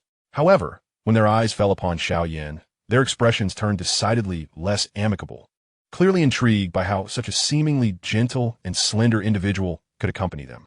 Although uncomfortable under their scrutiny, Xiao Yan chose to disregard it. Believing that time would unveil all truths, he simply trailed behind Lan Bin, maintaining a measured pace. Feng Yun and Lan Bin both observed Xiao Yan's composure and admirable mindset. Feng Yun offered a smile of appreciation, while Lan Bin appeared contemplative. Lan Yin occasionally glanced at Lan Bin, remaining silent. At last, under Lan Bin's guidance, Xiao Yan arrived at a modest chamber. After exchanging a few words with Xiao Yan, Lan Bin instructed others to look after him before hastily departing. Burdened with numerous responsibilities befitting his esteemed position within the mercenary group, upon entering the room, Xiao Yan found it starkly furnished, devoid of any luxurious amenities. Yet, he understood that this was a relatively favorable arrangement, as most ordinary mercenaries were likely crammed into shared quarters. With no pressing matters at hand, Xiao Yan immersed himself in cultivation, recognizing that each increment of strength would enhance his chances of eluding the soul imprint cauldron. Meanwhile, within another chamber of the Feng Yun mercenary group, Feng Yun expressed to Lan Bin, "Young master, are you truly intent on bequeathing the soul imprint cauldron to Xiao Yan? Even within the clan, this cauldron bears significant weight." Lan Bin, with a hint of exasperation, replied, "Grandfather Feng, I've already stated that here I am your subordinate. Kindly refrain from addressing me as young master." Feng Yun, with respect, articulated, "The clan head has already issued a command for the young master to return to the family. I would not dare to command you again. Enough of this formality. Let us discuss the matter at hand. What are your impressions of Xiao Yan?" Lan Bin shifted the discourse. Though he did not engage in battle, his composure when surrounded by the Iron Blood mercenary group speaks volumes. Upon arriving at our Feng Yun mercenary group, he exhibited an unflappable demeanor amidst our ranks, indicating that he has indeed emerged from the crucible of conflict. Does the young master wish to draw him into the family? Shall I investigate his background? Feng Yun inquired. That will not be necessary. Before we proceed with our plans, let's first gauge Xiao Yan's capabilities. If he meets our criteria, he will undoubtedly decline joining the family, and thus we shall gift him the soul imprint cauldron as a personal gesture. If he falls short, we shall offer him some benefits to part ways amicably. Lan Bin concluded, "I will also ensure that our members keep a vigilant eye on the movements of the other 2 mercenary factions.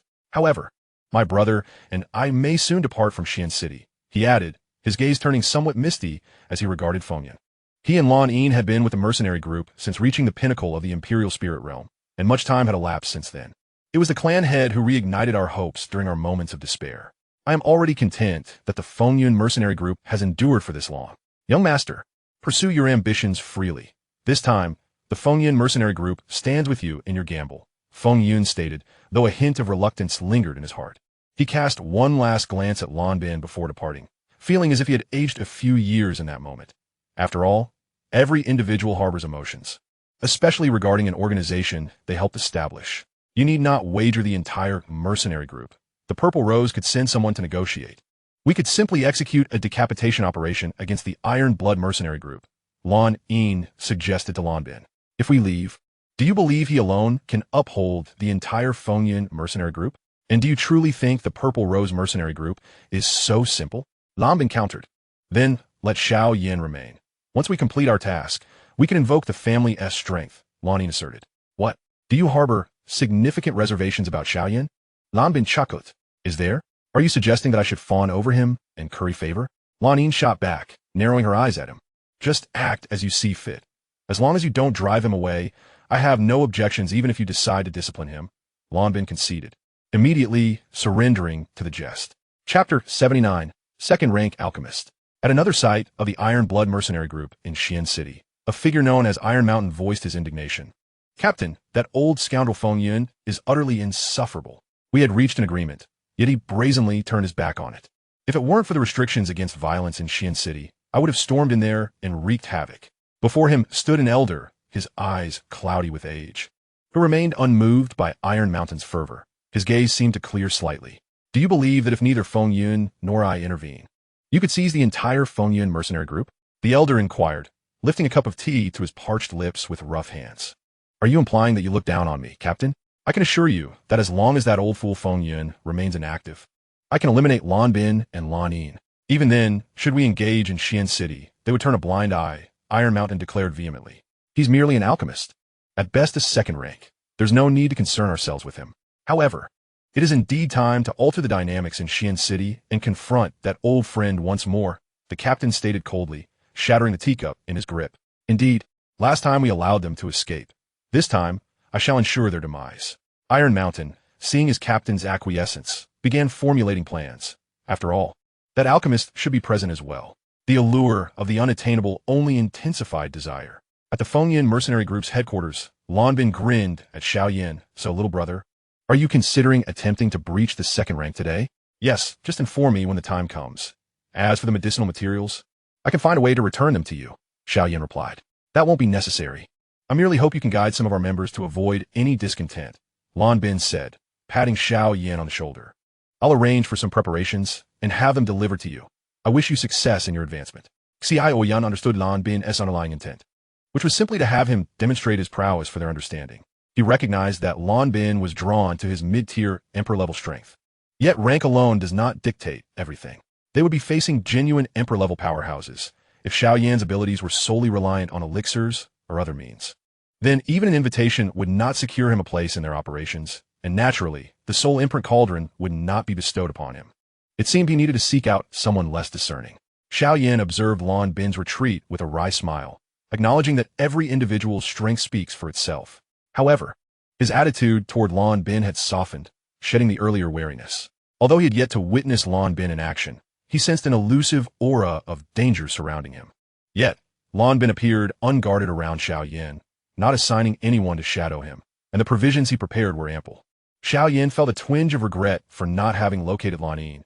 He was genuinely curious how she had discovered him last time, considering that the Soul Destruction Water was adept at evading spiritual detection, and the location he had chosen was quite secluded. The medicinal materials Xiao Yan sought were all rather commonplace. Thus it wasn't long before Lan Bin dispatched someone to deliver them. However, the messenger's tone carried an undercurrent of hostility. The individual brought back by the second commander was initially beyond our right to question. However, you must understand that we mercenaries only seek those of formidable strength. We harbor no fondness for those who would hinder our progress. Therefore, this shall be the first and last time I advise you to depart of your own accord. The newcomer brusquely stated to Xiao Yan. Upon finishing his words, he tossed a storage ring toward Xiao Yan, the force behind it intentionally designed to cause embarrassment. Xiao Yan pondered whether this individual was arranged by Lan Bin, but dismissed the thought. If Lan Bin had orchestrated this, there would be no need for such a reminder. He merely extended his hand to catch the storage ring, deftly neutralizing the hidden force behind it without taking a step back. With a glare towards the man, Xiao Yan turned and retreated into his chamber. The man regarded Xiao Yan with a mixture of confusion and intrigue. He could sense no aura emanating from Xiao Yan, yet the latter had effortlessly withstood the previous strike. Even among those at the pinnacle of the Emperor's spirit realm, few could absorb such an attack with such ease. After a moment's reflection, he addressed those nearby. Do not disclose today's events to the three commanders. I shall find an opportunity to teach him a lesson. Once back in his room, Xiao Yan erected a barrier and commenced his alchemical endeavors. With his soul power having reached the mid-emperor realm, he was capable of concocting second-tier elixirs. However, he opted first to create a first-tier elixir known as blood coagulation powder, which accelerates the healing of wounds, an invaluable remedy for frequently injured mercenaries. Observing his cauldron, Xiao Yan sighed softly, lamenting its inferior quality and wondering about the peculiarities of the Soul Seal cauldron. If given the chance, he would seize this opportunity. For an alchemist, a cauldron and heavenly fire are akin to a breathtaking beauty. One would willingly embrace the risks, even if it meant confronting a potential danger. Let it be. After all, I am currently burdened with immense debts. With a flick of his fingers, a yellow flame manifested beneath the cauldron, its temperature rising immediately. The cauldron trembled slightly, indicating its lack of quality, but Xiao Yan paid it no mind as he cast a medicinal herb into the cauldron, which promptly began processing and extracting its essential components. Under the control of his mid-emperor realm soul power, Xiao Yan adeptly extracted and fused various herbs. Time swiftly passed, and he successfully concocted a batch of blood coagulation powder. With unyielding momentum, he proceeded to initiate a new round of alchemy, this time aiming to create a second-tier healing elixir. The prospect of this elixir piqued his curiosity. Should it be an exclusive formula, it could prove lucrative. However, the absence of others with this recipe did not preclude the possibility that prominent families might possess it. The second-tier healing elixir required a plethora of additional herbs compared to its first-tier counterpart, explaining the heightened demands on soul power. The third-tier healing elixir would likely require an even greater array of ingredients, but fortunately, Lan Bin had provided Xiao Yan with all that he needed. Time in the realm of alchemy often slips away unnoticed, and before long, several days had elapsed. Outside Xiao Yan's room, a figure paced restlessly. It was Feng Ping, the individual who had previously delivered herbs to Xiao Yan, a notable figure within the Fengyan mercenary corps. Initially, he sought to reclaim his dignity, yet Xiao Yan remained elusive. He reported back to Lan Bin, who merely reprimanded him and instructed him to wait. At last, I have officially become a second-tier alchemist, Xiao Yan mused, gazing at the rounded elixir in his hand with satisfaction. Chapter 80. The News of Purification Water. Just as Feng Ping was about to depart, disappointment etched on his face.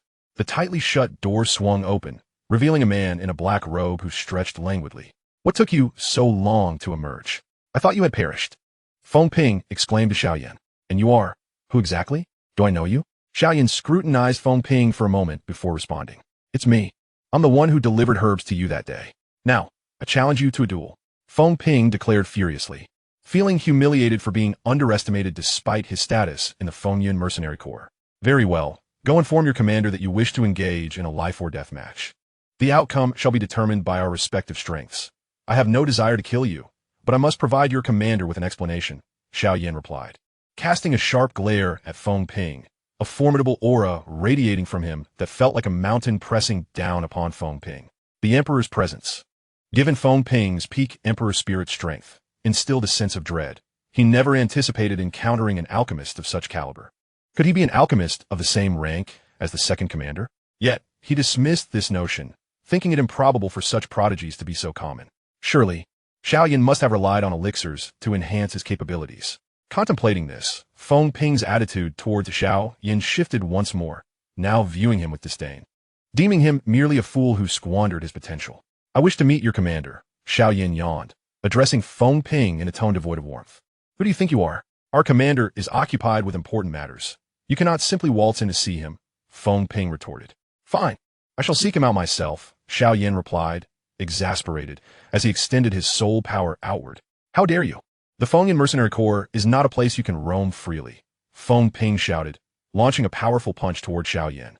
At this moment, a crowd of around 50 members of the Fengyan mercenary corps had gathered, their faces alight with anticipation, envisioning the scene of Xiao Yan being subdued and begging for mercy. Xiao Yan merely sidestepped the attack and retaliated with a punch to Feng Ping's chest, sending him crashing into a wall several meters away. A trickle of blood escaping the corner of his mouth. Xiao Yan had shown restraint. Had he unleashed his full strength, Feng Ping would have met the same fate as Xiao Ding. Previously, in the forest, when facing Xiao Ding's final blow, the effects of the blood-devouring pill had manifested, propelling Xiao Yan's strength into the mid-emperor realm, allowing him to counter with a punch that sent Xiao Ding flying into Xiao Yao, ultimately leading to their confrontation with two mid-emperor realm powerhouses. The crowd immediately scattered, and a few individuals, upon meeting Xiao Yan's gaze, promptly informed him of Lan Bin's whereabouts. Xiao Yan then turned to leave, heading towards Lan Bin. In the Fengyan mercenary corps discussion hall, the ancient clan is indeed affluent, utilizing purification water as a betrothal gift. How enviable. Lan Yin the mak da Lan Bin. Indeed, this time the Ning family has struck gold. Though it remains unclear which daughter they intend to wed to the ancient clan, Lan Bin replied, sipping from his teacup. What is the matter? Are you implying something? Lan Yin shot a cold smile at Lan Bin. Absolutely not. Lan Bin quickly retorted, nearly choking on his tea. Absolutely not what? Lan Yin's piercing gaze fixed on Lan Bin. Nothing at all, Lan Bin stammered, struggling to find his words. Just then a voice echoed from outside. Second Commander, Third Commander. Xiao Yan requests an audience. A figure entered, addressing the two. Had he truly surpassed his limits? It seems his innate talent surpasses even yours, after all. You took a day longer to break through to the second rank. Lan Yin gazed at Lan Bin with a smile, seemingly eager to witness Lan Bin's humiliation. Is that so? I don't recall, Lan Bin replied, compelled to gesture for Xiao Yan to enter under Lan Yin's teasing gaze. Moments later, Xiao Yan stepped inside. Brother Xiao, weren't you in seclusion? Have you succeeded? Lan Bin inquired. Thanks to the assistance of the second team leader, I have fortuitously ascended to the ranks of a second-tier alchemist. Xiao Yan replied, cupping his fists in gratitude. Both Lan Bin and Lan Yin were taken aback.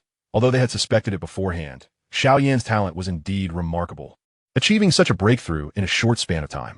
Xiao Yan, noticing their astonishment, inquired, might I ask what the two leaders are deliberating? Is it regarding the Iron Blood Mercenary Corps? I believe I am entitled to know. Hastily, he shifted the topic. Your talent is extraordinary, Brother Xiao. I am in admiration. You may simply address us by our names from now on. As for dealing with the Iron Blood Mercenary Corps, we are merely awaiting the right opportunity. We were discussing a matter of little consequence. Since you have arrived early, why not share your thoughts? Lan Bin suggested, the marriage between the ancient Ning clans, with the purification water as a betrothal gift. What a grand family affair. However, when Lan Bin uttered this, he appeared somewhat weary. What? Purification water? Xiao Yan exclaimed in surprise. Indeed, do you also find this considerable? Lan Yin asked, her curiosity piqued upon seeing Xiao Yan's astonishment. Nothing much, I was merely taken aback. Thank you for sharing this information, Xiao Yan replied. Initially distressed by the daunting prospect of searching for purification water over the course of a decade, as if searching for a needle in a haystack. Yet, Lan Bin's revelation seemed to ignite a flicker of hope within him, albeit accompanied by a sense of despair. Xiao Yan was not well versed in the powers at play on the continent of creation, but to offer both heavenly fire and heavenly water as a betrothal gift suggested an unfathomable depth of strength. Additionally, the mention of the ancient clan indicated that the girl he had encountered was not Xun'er, which brought him a sense of relief. I wonder if Brother Lan could enlighten me on when they will be heading to the Ning family? Xiao Yan asked, aware that his chances were slim, yet unable to suppress the flicker of hope within. I am unaware of that myself. Both the ancient clan and the Ning family rank among the top 10 powers on the continent of creation, and their union will undoubtedly attract considerable attention. When the time comes, it will be impossible for you to remain uninformed, Lan Bin replied with a smile. Could it be that you wish to join the fray? Brother Xiao? Lan Yin remarked, her tone somewhat peculiar. Given my strength, I doubt I could even cross their threshold. Xiao Yan shook his head in refusal. After discussing various matters with Lan Bin and Lan Yin, Xiao Yan took his leave to prepare himself. How does it feel to be struck down? Let's see if you dare to slack off in the future, Lan Yin teased Lan Bin. I have always been diligent, mind you, but this fellow does possess some merit. If only, Lan Bin Zait. Chapter 81. The contest begins. In the following days, Xiao Yan began to integrate into the Wind and Cloud Mercenary Corps, distributing his elixirs and offering them guidance. Having once lived among mercenaries in the Duki continent, He had experienced camaraderie in the MO Thai mercenary corps, established by his elder brothers. Those days had brought him joy, and he recalled a little girl named Qing Lin, who possessed the fearsome three-flower eyes of a green serpent. He wondered how she was faring now. Xiao Yan faced persistent requests to duel either Lan Bin or Lan Yin, yet Lan Yin declined, while Lan Bin was preoccupied with a multitude of responsibilities. This matter was postponed repeatedly, becoming a source of regret for many, given that one was a newly arrived powerhouse and the other their vice-captain. One day, as wind and cloud, Lan Bin, Xiao Yan, and Lan Yin were engaged in conversation, a figure rushed in, breathless. "Captain, it's terrible. Our men have been captured by the Iron Blood Mercenary Corps and are being whipped outside the city, tied to trees." "What? Wasn't I clear that you should remain vigilant?" Lan Bin glared at the messenger. "Our men encountered the Iron Blood Mercenary Corps on their way back from completing a mission, and after a few words of disagreement, a fight broke out. However, 3 Imperial-level powerhouses from the Iron Blood Corps were present, and our men stood no chance." The messenger explained, "It seems that old rascal from Iron Blood is involved. This will be our decisive battle." Wind and Cloud remarked, glancing at Lan Bin. "Given the circumstances, I must request Brother Zhao's assistance with a task." Lan Bin addressed Xiao Yan. "Since I have chosen to cooperate with you, please state your request." "I shall do my utmost within my capabilities," Xiao Yan responded, cupping his fists. "According to the information I have received, the Soul Seal Cauldron belongs to Iron Blood. Yet for some reason, he is unable to utilize it. It is merely hidden in his quarters. I hope you can infiltrate the Iron Blood Mercenary Corps, locate the Soul Seal Cauldron, and perhaps set a fire within their ranks. We will hold off the Iron Blood forces to buy you time. But you must retreat within 2 hours, regardless of your success. If you find yourself surrounded by the Purple Rose Mercenary Corps, it will be a perilous situation." Lan Bin Kautionet Xiao Yan. "You want me to venture into the territory of the Iron Blood Mercenary Corps?" Xiao Yan exclaimed, bewildered by Lan Bin's request. He had initially believed Lan Bin's invitation was to combat the 3 Imperial-level foes, yet the situation had shifted dramatically.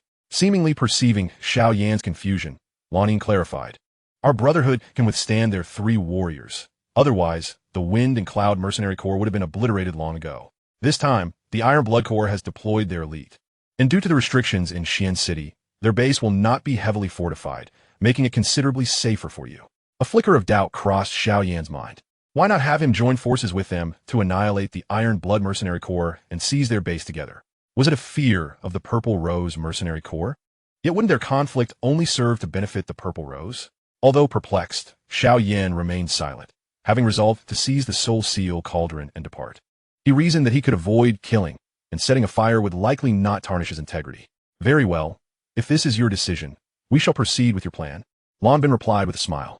After providing Xiao Yan with a few final instructions, Wind and Cloud, accompanied by Lan Bin and others, nearly evacuated the entirety of the Wind and Cloud Mercenary Corps. Concurrently, within the Iron Blood Mercenary Corps, numerous individuals surged toward the outskirts of the city, and the confrontation between the 2 great mercenary factions erupted in full force.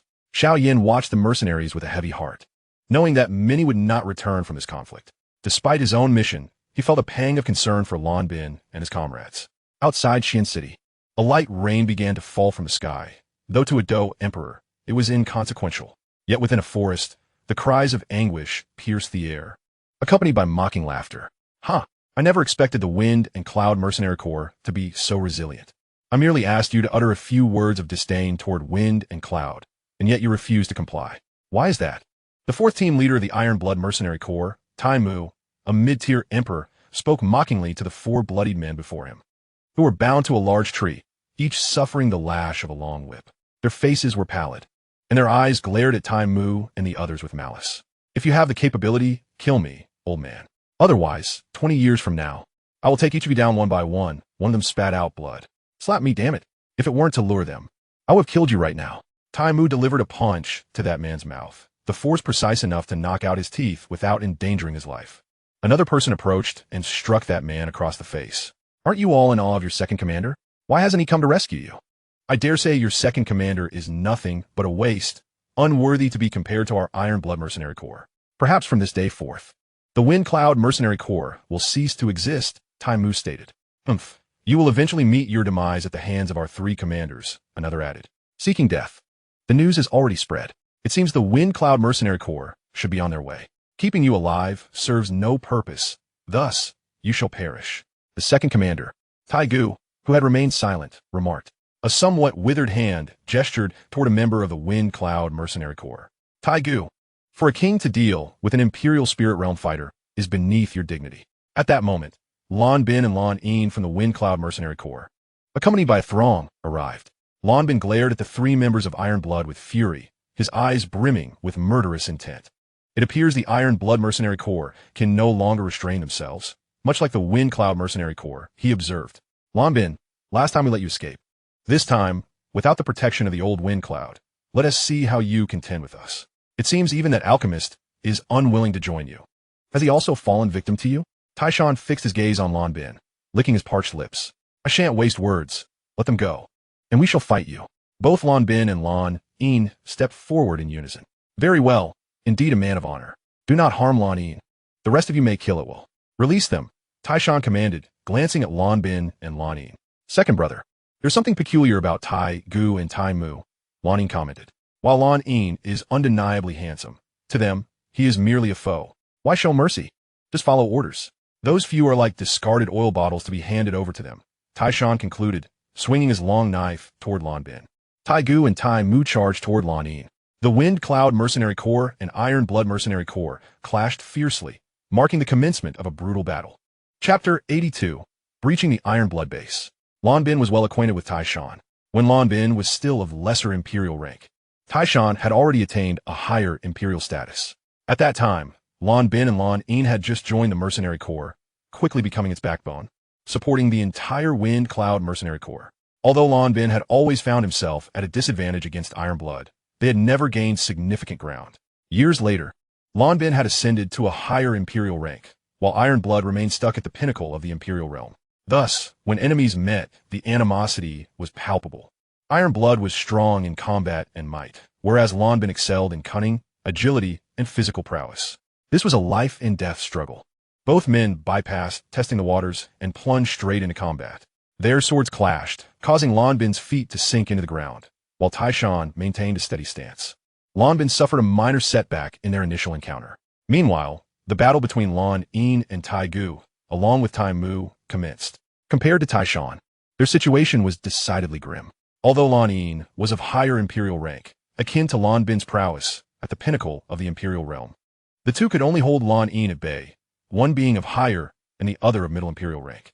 However, Taishan's insistence on sparing Lan Yin forced them to tread cautiously, aware of Taishan's character. He would not reiterate unless it was of utmost importance. Similarly, the fierce and resolute Lan Yin found himself perturbed. He could not fathom Taishan's reasoning.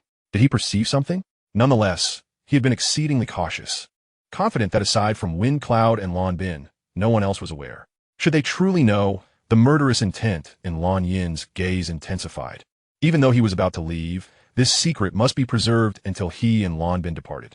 His grip on the sword tightened, its edge sharpening further. On the opposite side of the forest, at a modest table, two elders sat facing each other, with a teapot and 2 cups between them.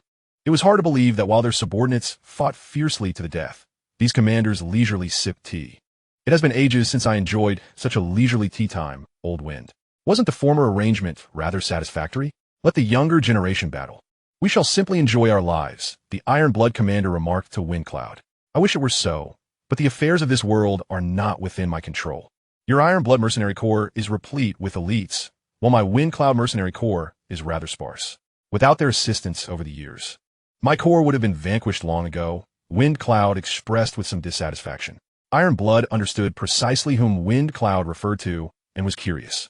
Originally the weakest of the 3 mercenary groups, Iron Blood had been transformed when Lan Bin and Lan Yin appeared, elevating Wind Cloud's strength and surpassing even the Purple Rose Mercenary Corps. Who are those two really? Why do you hold them in such high regard? I wish to know, Iron Blood inquired. In due time, you shall understand. Come now, it has been years. Let us see if your old bones still have any vigor, Wind Cloud declared, downing his tea and shattering the cup on the ground. After today, there may be no more tomorrows. Lan Bin will be extinguished along with your Wind Cloud Mercenary Corps. Iron Blood's cold laughter echoed, his aged visage growing ever more sinister in that moment, brimming with unwavering confidence. At the Iron Blood Mercenary Corps base in Xian City, their defenses were notably feeble. As the foremost power among the 3 great forces in Xian City, they believed no one would dare to offend them. This battle was crucial for their survival, Thus they had not retained many troops. At that moment, a figure cloaked in black approached the entrance of the Iron Blood Mercenary Corps. Xiao Yan gazed at the fluttering flag, which bore the bold characters proclaiming Iron Blood Mercenary Corps. As his soul force extended within, Xiao Yan sighed in relief. He adjusted his black cloak and sought a secluded spot to scale the city wall and infiltrate the Iron Blood base. However, he soon realized that the rooms appeared nearly identical, making it difficult to discern which belonged to Iron Blood. Just then, two members of the Iron Blood Mercenary Corps strolled by, prompting Xiao Yan to hastily conceal himself. Both donned mercenary attire, their strengths at the lower tier of the Imperial Spirit Realm. Zhuzi, what do you think our chances of winning this battle are? One tall individual queried the other. Certainly, we shall prevail. We have 3 Imperial fighters, while the Wind Cloud Mercenary Corps is at a disadvantage, Zhuzi replied confidently. But I've heard that Lan Bin and Lan Yin are exceptionally strong, and they're quite young, supposedly geniuses. Just those two? Lan Bin is somewhat capable. But that Lan Yin is merely a pretty face, Zhuzi scoffed, having encountered Lan Yin once before. Among the rugged men of the Mercenary Corps, Lan Yin's beauty was a source of envy and resentment. Had it not been for Lan Yin's aversion to the fairer sex, one could surmise that with a mere beckoning of his finger, a throng of enchanting maidens would flock to his side. You envy him, don't you? Who envies him? Let me tell you, it is likely that 90% of the populace in Xian City would relish the thought of disfiguring him. However, it seems this time he may not escape death. Xiao Yan listened intently to their conversation, and even he felt a twinge of jealousy. Yet more than that, he was filled with concern. Although Lan Bin and Lan Yin had once betrayed him, after spending considerable time together, he had come to regard them as decent individuals. It appeared he needed to hasten his pace and rush to their aid. With that thought in mind, Xiao Yan no longer hesitated and swiftly moved to stand behind the two men. Xiao Yan struck the taller of the two, rendering him unconscious, and silenced the other by saying, "Behave yourself, or I shall take your life." The sudden attack took the man by surprise. He blinked and indicated his compliance. "Take me to your captain's quarters. I may consider sparing you," Xiao Yan said coldly. The man realized that the enemy had easily captured him, and he understood that his opponent's strength far surpassed his own. It was wiser to secure his own life rather than engage in futile chatter. He pointed forward. Xiao Yan reiterated coldly, "Lead the way. If you dare to play tricks, I will ensure your demise is most unpleasant." He followed the man towards the Iron Blood Mercenary Group's quarters, where an eerie silence enveloped the atmosphere. Shortly thereafter, they arrived at a quaint courtyard, which served as the Iron Blood's chamber. However, they were met with the grim sight of 3 lifeless bodies sprawled on the ground, blood pooling around them, evidently fresh casualties. The man was filled with dread, prompting Xiao Yan to incapacitate him, allowing Xiao Yan to proceed alone. Inside the room, commotion could be heard, indicating that others had arrived before them. Chapter 83, Moon Princess. Just as Xiao Yan was about to enter a room, a voice laced with flirtation and mockery reached his ears. "I never expected to find such a handsome alchemist within the Iron Blood Mercenary Group. Little brother, come with your sister. Whatever you desire, I can consider." The voice, unmistakably feminine, possessed an enchanting quality that could easily ensnare one's attention. Xiao Yan paused, his years of experience alerting him to a palpable sense of danger. It was formidable. Could this person also be a sovereign-level powerhouse? As he attempted to extend his soul power towards the source of the voice, her next words halted him. "If you wish to meet your sister, simply come in. I'll be waiting for you." The sultry invitation stirred a fire within Xiao Yan, and though he had yet to see the owner of the voice, its mere presence urged him to rush forth and meet her. He pinched himself sharply, regaining focus. He had not forgotten his purpose. His instincts warned him that if he did approach her, it could lead to his demise. At that moment, a group of over 10 Iron Blood mercenaries surged into the courtyard, their expressions menacing as they regarded Xiao Yan, who stood near the 3 lifeless bodies. "Kill him," commanded a peak-level Imperial Spirit Realm warrior to the surrounding lower-tier warriors. "Kill." With that, the group brandished their weapons and charged at Xiao Yan, whose demeanor remained unperturbed. Were it not for his current limitations, he would have dispatched them without hesitation. The heavenly fire ancient ruler materialized in his hand, and to conserve time, he unleashed the flame-splitting wave ruler. Although this technique was of lower grade, the disparity in power between him and his foes was immense. With merely this one strike, half of them collapsed to the ground. Xiao Yan's control was precise. They had lost their combat abilities, but were not fatally harmed. "Who are you? And why do you see conflict with the Iron Blood Mercenary Group?" The peak-level warrior inquired, realizing that even combined, they stood no chance against Xiao Yan. "If you wish to live, then leave." Today, the Iron Blood mercenary group shall be eradicated, Xiao Yan declared, his gaze lingering on the room before him.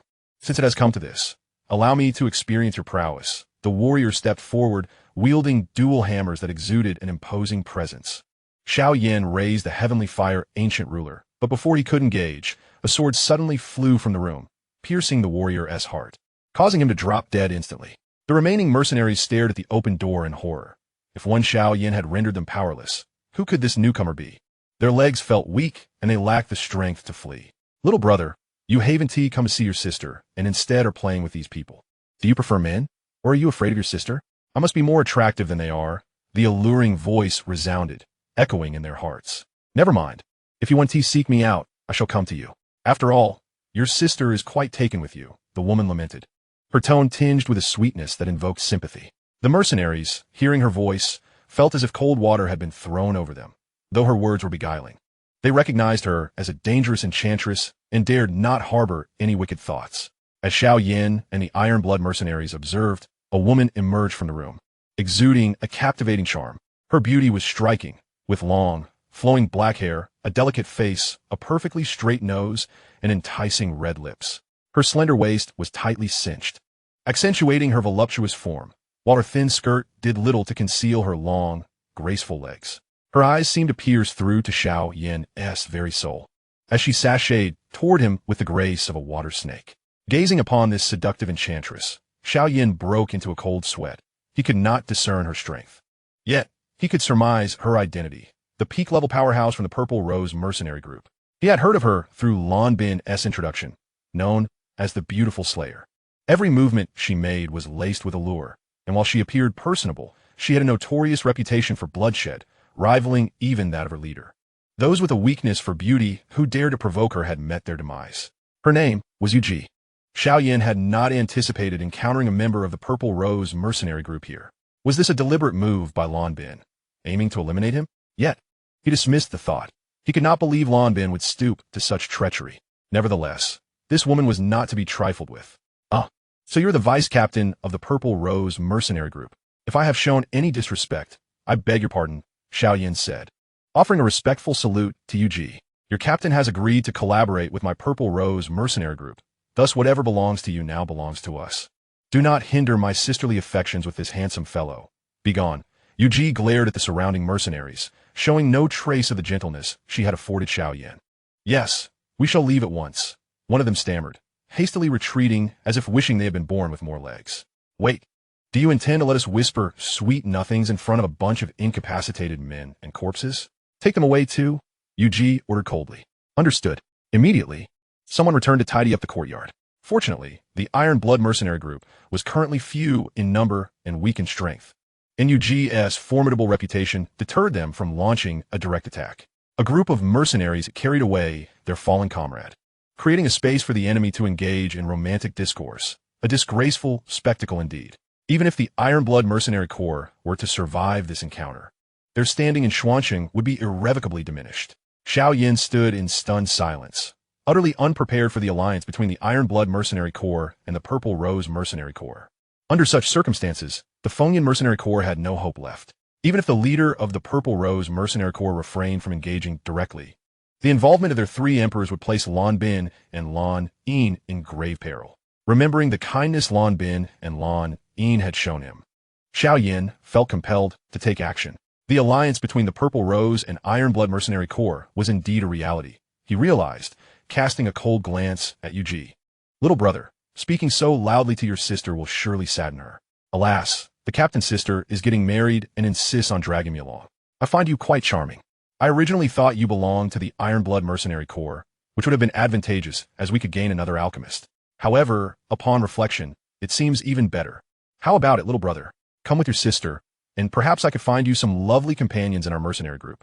Yuji gently brushed a lock of hair from her forehead, her demeanor utterly enchanting. Xiao Yan felt the suppressed flames of desire within him, threatening to erupt. Chapter 84. A Perilous Crisis. Lan Bin, if given a little more time, you might truly surpass me. Yet, that opportunity has slipped away. Today, you must perish here. Ultimately, victory belongs to the Iron Blood mercenary corps. Taishan swallowed a pill, glancing at the wound on his arm. Is that so? I too desire your life.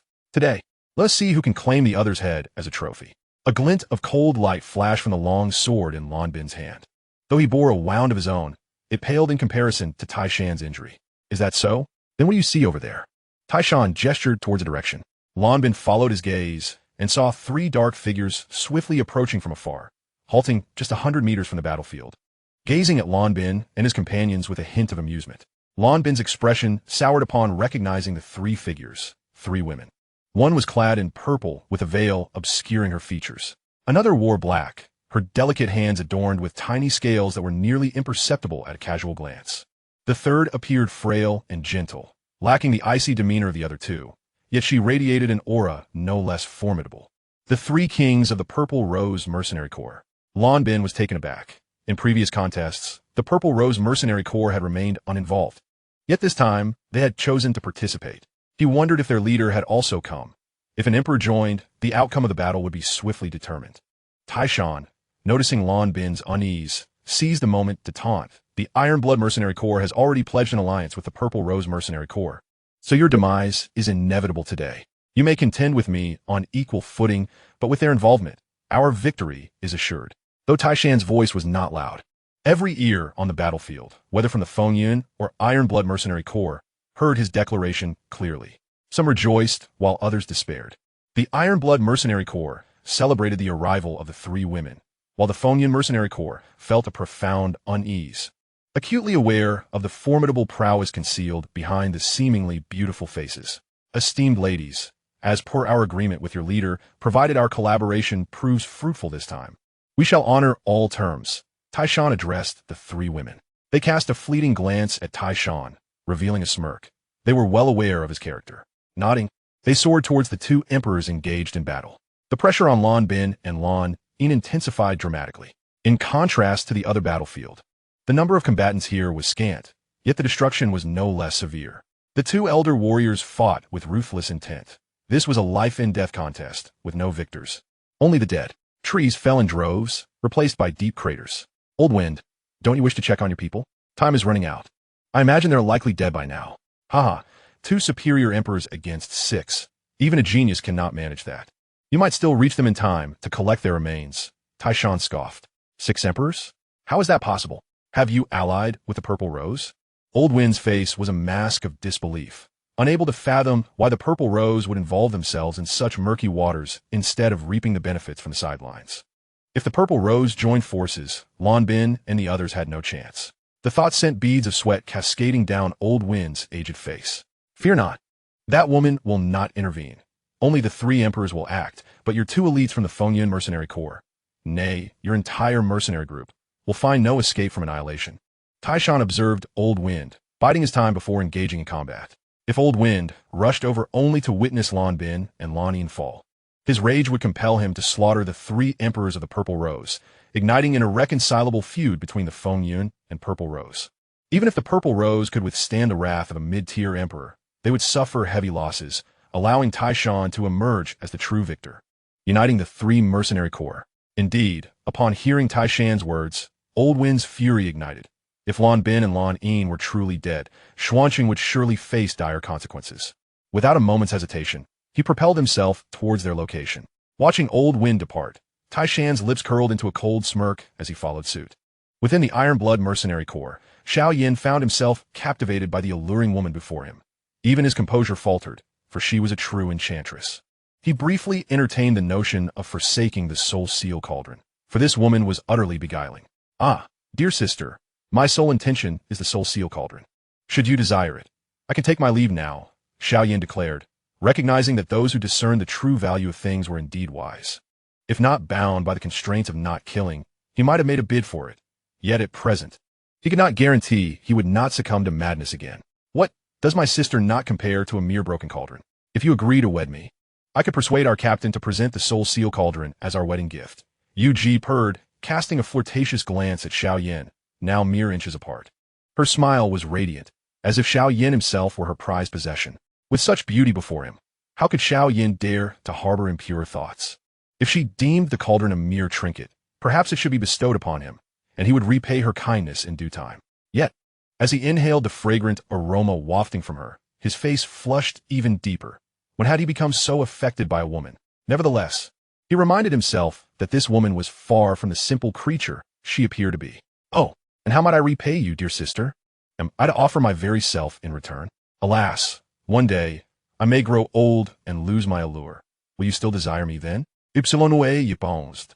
Taken aback by Xiao Yan's rejection, in Xuanqing, she was confident in her allure.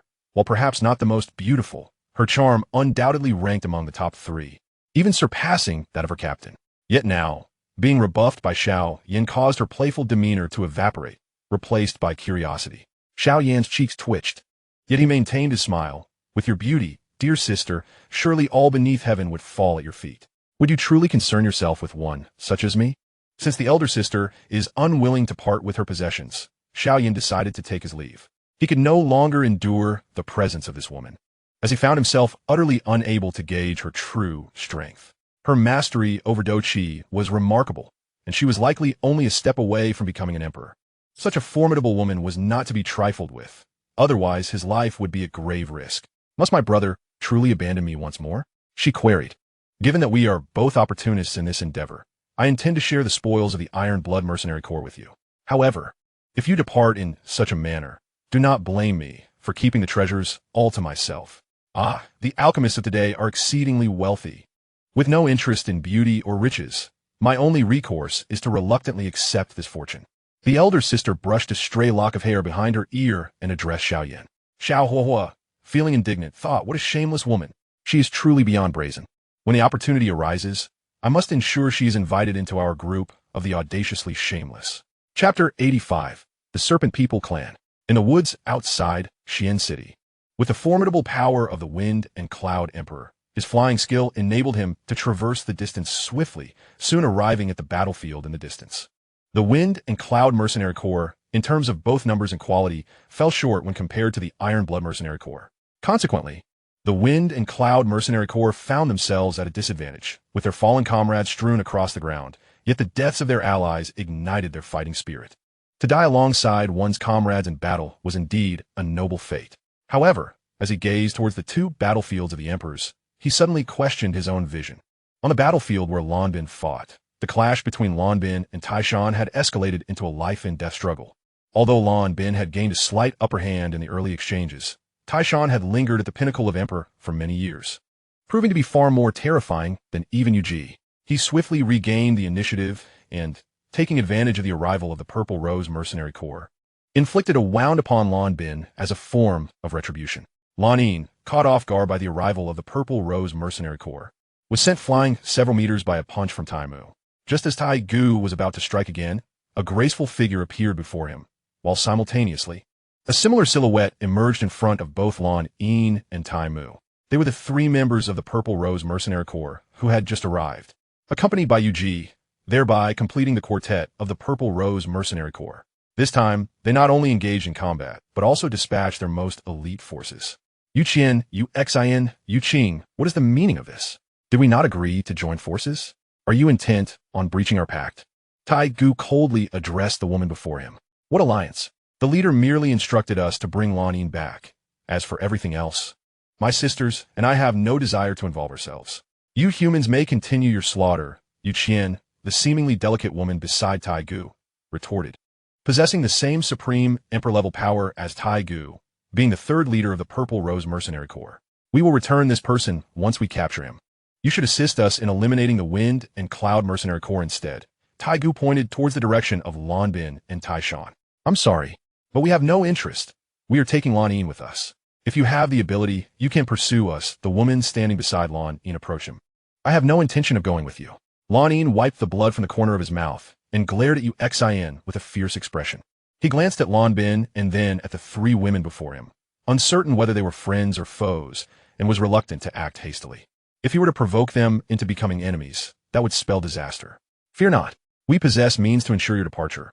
Yu Xin whispered softly into Lan Yin's ear, a smile gracing her lips. No worries. Should they dare to act against me, none shall survive, Lan Yin replied, though he found their knowledge of his situation perplexing. He would not yield to it. Must our leader personally beseech you? Lan Yin. Get lost. At that moment, an exceedingly abrupt force struck Yu Xin. catching her off guard and causing her to vomit blood as she fell to the ground. The Emperor's enraged strike had spared her life, a stroke of luck indeed. Wind and Cloud, how is it that you appear here? Where's that old fool from Ironblood? Yuan inquired, looking at Wind and Cloud's arrival. You of the Purple Rose Mercenary Corps are indeed cunning. Did we not agree to first deal with the Wind and Cloud Mercenary Corps? What's happening now? I suspect that during this time, your actions have led to the annihilation of the Wind and Cloud Mercenary Corps. An aged voice resonated. A powerful pressure descending upon Yuan, unmistakably emanating from Ironblood. Huh, do not think your little schemes are unknown to us when our other two leaders arrive. You shall pay the price. Yuan desperately resisted the pressure from Ironblood. Before your leaders arrive, I believe I can eliminate you. Since you refuse to be sensible, I shall gladly devour you both. From this day forth, Xian City shall belong solely to the Ironblood Mercenary Corps. With that, Ironblood launched a palm strike towards Yuan, whose strength was insufficient to contend with an emperor. Lan Bin, sensing the shift in the situation, ceased to conserve his Qi, realizing that time was of the essence. Prolonging the conflict would only worsen the plight of the Wind and Cloud Mercenary Corps. Taishan's expression mirrored Lan Bin's unease, as his meticulously crafted plan had been unveiled. If the leader of the Purple Rose Mercenary Corps also arrived, it would lead to a chaotic free-for-all among the three mercenary corps. At the Iron Blood Mercenary Corps stronghold, Xiao Yan stepped outside, yet he was filled with reluctance. Lan Bin had treated him well, and it would be disloyal to leave without a word. However, the seemingly jovial woman was not to be underestimated. As thoughts raced through his mind, he suddenly recalled something and gradually halted his steps. Turning around, he fixed his gaze upon Yuji. Though she appeared to be human, there was something about her that reminded him of a certain type of being. Does your Purple Rose Mercenary Corps require an alchemist? Or perchance, do you have an alchemist within your ranks? Xiao Yan inquired of Yuji. Huh, what is it, little brother? Are you reluctant to part with the treasures, or perhaps with your sister? Alas, it is too late. If you know what is good for you, leave on your own accord. Though you two are an emperor, you are not my match. I could easily eliminate you. Yuji's expression shifted from one of playful mirth to one filled with murderous intent, her Qi surging forth. Had it not been for her need to conserve her strength for the Wind and Cloud Mercenary Corps, she would have acted already. Very well. If you choose not to reveal your intentions, then I shall not press further. I sense you are akin to a certain type of being, yet still somewhat distinct. Perhaps I am merely being overly cautious. I shall take my leave. With that, Xiao Yan turned to depart once more. Wait, what do you believe we resemble? Yuji hesitated, a flash of surprise crossing her features. She struggled to convince herself that this was impossible. They had taken such precautions to remain hidden. I believe you bear a resemblance to the Serpent people clan. I have encountered them before. They're the creatures with a human upper body and a serpent lower body. The women of their clan share some similarities with you, and the blood of those you have slain from the Iron Blood Mercenary Corps is laced with poison. Your methods of killing closely mirror theirs. However, what puzzles me is that you do not possess the bloodline of the ancients, Xiao Yan remarked, glancing at the still congealed blood on the ground. Xiao Yan was oblivious to the fact that at that moment, Yuji's eyes had begun to glisten with a crimson hue. She fixed her gaze upon him and declared, I initially intended to spare your life, but now you must perish. With that, Yuji lunged forward, closing the distance between them, brandishing a sharp sword aimed directly at Xiao Yan. In that instant, she seemed to transform into a ferocious serpent. Chapter 86, The Emperor's Return. Old Ironblood, did you manage to calculate this well? Just as Yuan was about to endure the attack, Feng Yun stepped in to shield her. His motives were not driven by altruism, but rather by a desire to preserve some strength for the Purple Rose Mercenary Corps. When he decided to engage in a bloody confrontation with the Iron Blood Mercenary Corps, he understood that even if he emerged victorious, it would be impossible for him to establish a foothold in Xian City thereafter. Following this confrontation, Lan Bin and Lan Yin would depart, leaving Feng Yun without a backbone to lead the mercenary group. At that point, he would lack the energy to manage a mercenary corps. Although the Purple Rose Mercenary Corps appeared rather arrogant, their talents were commendable, and their reputation was excellent, making them well-suited for development in Xian City. However, he never anticipated their involvement in this matter. Yuan gazed at the suddenly appearing Feng Yun, feeling a flicker of emotion within her heart. Nevertheless, Lan Yin was of considerable importance to the Purple Rose Mercenary Corps, and they had to return to present her before their leader for a decision. Feng Yun, why do you obstruct me? Killing her would benefit us both. The iron-blooded elder fixed his gaze on Feng Yun, harboring a desire to eliminate him, yet lacking the strength to do so. Is that so? You may attempt it if you wish. At that moment, An extraordinarily enchanting figure appeared before everyone. Though her tone was chillingly frigid, except for Feng Yun and the iron-blooded elder, the others felt as if they had plunged into a frozen abyss. The identity of the newcomer was unmistakable. Only the leader of the Purple Rose Mercenary Corps would dare challenge an Emperor-level powerhouse. The woman possessed an alluring visage, exuding an aura of mature charm, her voluptuous curves undeniably enticing. Her luscious lips radiated a seductive and vibrant essence. Dressed in a skirt, her long, fair legs revealed a glimpse of translucent skin, while her slender waist seemed delicate enough to be enveloped with a single hand. Her flat and tender abdomen bore no excess flesh, and her exquisite curves, enveloped in a form-fitting garment, were profoundly captivating. This woman emanated an irresistible allure from every inch of her being, in stark contrast to the seemingly cheerful Yuji. Her countenance was shrouded in the frost of a millennium. Under her piercing gaze, everyone was at a loss, lowering their heads in submission. The members of both the Feng Yun Mercenary Corps and the Iron-Blood Mercenary Corps retreated as the three emperors entered their battleground. Even a mere ripple from their clash could obliterate those at the Spirit Emperor level. Lan Bin and Lan Yin also withdrew, recognizing that this was not a time for them to speak. However, Lan Bin cast a glance at Lan Yin, whose injuries were minor. Yet he felt a pang of concern. Despite understanding that injuries were commonplace among mercenaries, he still harbored some reluctance. Purple Rose, what brings you here? Did we not have an agreement? Iron Blood inquired. Agreement? I seem to have forgotten. Come with me, or else you shall perish today. The Purple Rose addressed Lan Yin, disregarding Feng Yun standing before her. To take someone, you must first obtain my permission, Feng Yun replied coldly. In Xian City, I'm only interested in him. If you insist on obstructing me, I will stop at nothing to eliminate you all, the Purple Rose warned Feng Yun, casting a warning glance at Iron Blood. Purple Rose, do not presume that your ability to contend with us grants you the right to flaunt your power before us, Iron Blood retorted. Very well, let us settle this through combat. The three of us emperors shall engage together, and whoever remains standing is the victor. The defeated shall unconditionally comply with all conditions set by the victor. The Purple Rose declared. I agree, Iron Blood affirmed. I do not consent, Feng Yun interjected. If you refuse, we will join forces against the Feng Yun Mercenary Corps. None shall escape, the Purple Rose warned, surveying the remnants of Feng Yun's forces, which had suffered significant casualties, leaving them with little combat capability. Feng Yun sighed as he glanced at his dwindling group, then shifted his gaze to Lan Bin and Lan Yin. After Lan Yin nodded, he had no choice but to acquiesce. He had resolved that this battle would be one of life or death. The members of the Feng Yun and Iron Blood Mercenary Corps began to retreat, unwilling to participate in the clash of emperors, opting instead to observe from a distance. Previously, Feng Yun and Iron Blood had exhausted considerable energy in their skirmishes, yet the Purple Rose remained in prime condition, leaving them at a disadvantage.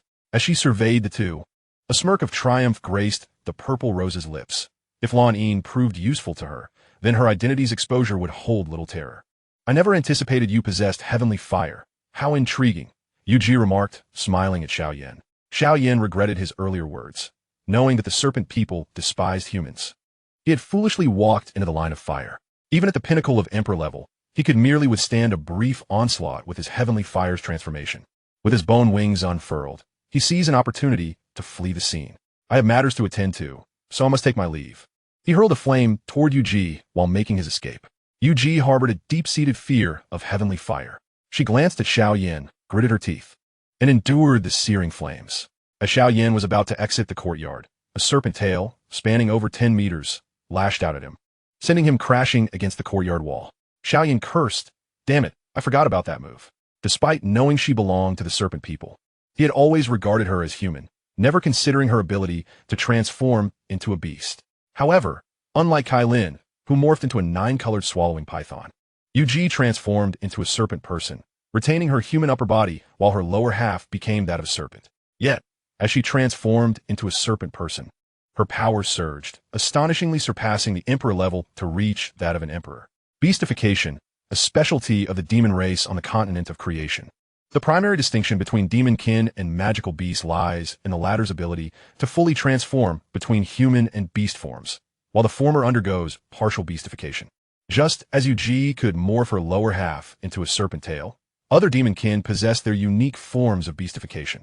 Consider it an honor to witness my beastified form, Yuji said, her eyes burning with rage as she fixed her gaze on Xiao Yan, beneath which lay an ocean of hatred. This was not merely hatred directed at Xiao Yan, but rather a profound animosity toward humanity, and indeed, toward all beings other than the Serpent people. Wait, can we discuss this calmly? Xiao Yan implored as Yu raised her tail once more, unable to suppress his voice. Since she was indeed of the Serpent people, she might possess a means to ascertain whether Cai Lin had arrived on the continent of creation. Xiao Yan had no desire to become her enemy. Furthermore, Cai Lin was also of the Serpent people. If he could clarify matters with them, perhaps they could turn hostility into friendship. Chapter 87, Negotiation. Shameless human, what right do you have to ask us to cease? Yu's eyes gleamed with murderous intent. Today, I shall use your blood to honor my lineage of the Holy Maiden. Her gaze was filled with ferocity, and upon beastification, all her negative emotions toward humanity surged forth. The lineage of the Holy Maiden? Although Xiao Yan was perplexed, he nonetheless stated, "First, cease your attack. Perhaps I have some connections with your Serpent people. If I am not mistaken, your leader must know the name Medusa." Xiao Yan gazed at the towering serpent tail, contemplating that should it come crashing down, he would either perish or be left severely battered. Upon hearing the name Medusa, Yu's delicate body trembled, and the long tail ultimately came to a halt. She fixed her cold gaze upon Xiao Yan and inquired, "Who are you, and how do you know the captain's name?" Relieved that the serpent tail had finally ceased its menacing rise, Xiao Yan exhaled softly. Indeed, the emperor was not someone he could presently contend with. Struggling to his feet, he wiped the blood from the corner of his mouth and met Yu's eyes. After a moment of hesitation, Yu relinquished her beastly transformation and approached Xiao Yan, brandishing a sharp sword while advancing step by step. Xiao Yan made no effort to resist, simply observing her in silence. "Speak. If you utter even a half-truth, I shall pierce your throat," Yu warned, placing the blade threateningly against his neck. "I cannot say for certain how I came to know her name, Medusa. It was merely an inquiry prompted by your serpentine kinship," Xiao Yan replied, carefully weighing his words. Being pressed for answers was undeniably uncomfortable, yet he had no choice. "How did you learn of Medusa's name? Are you another butcher of my sacred lineage?" Yu's sword etched a thin line of blood upon Xiao Yan's neck. "Do not misconstrue my words. My wife was once a Medusa queen, hence my knowledge of certain matters concerning the serpent race. With her presence, the serpent folk do not dare to bully me," Xiao Yan hastily clarified, feeling the blade's edge against his throat. "You lie. Every Medusa queen is innately disdainful of humanity. How could she possibly be your wife? Since you dare to deceive, I shall take your life," Yu declared. "Please, I speak no falsehood," Xiao Yan retorted, momentarily speechless. Yet, reflecting on it, he recalled how much Cai Lin detested humans, rendering his statement plausible. Then she is a traitor for betraying her family and the serpent race. "And as the instigator, you deserve death," Yu replied coldly. Having inadvertently shot himself in the foot, Xiao Yan initially believed that through Cai Lin, he could mend the rift, only to find that he had instead provoked her ire. His expression fluctuated between despair and frustration. Cai Lin was his wife. Yet the serpent race had benefited greatly from their union. How could she be labeled a traitor? The Medusa queen had undergone a fiery evolution, ascending to the Dozone level. Surely, she belonged among the magical beasts rather than the serpents. "Why do you have to call her a traitor?" Xiao Yan questioned, aware that if Yu's sword advanced a fraction further, his life would be forfeit, yet he remained defiant. "What?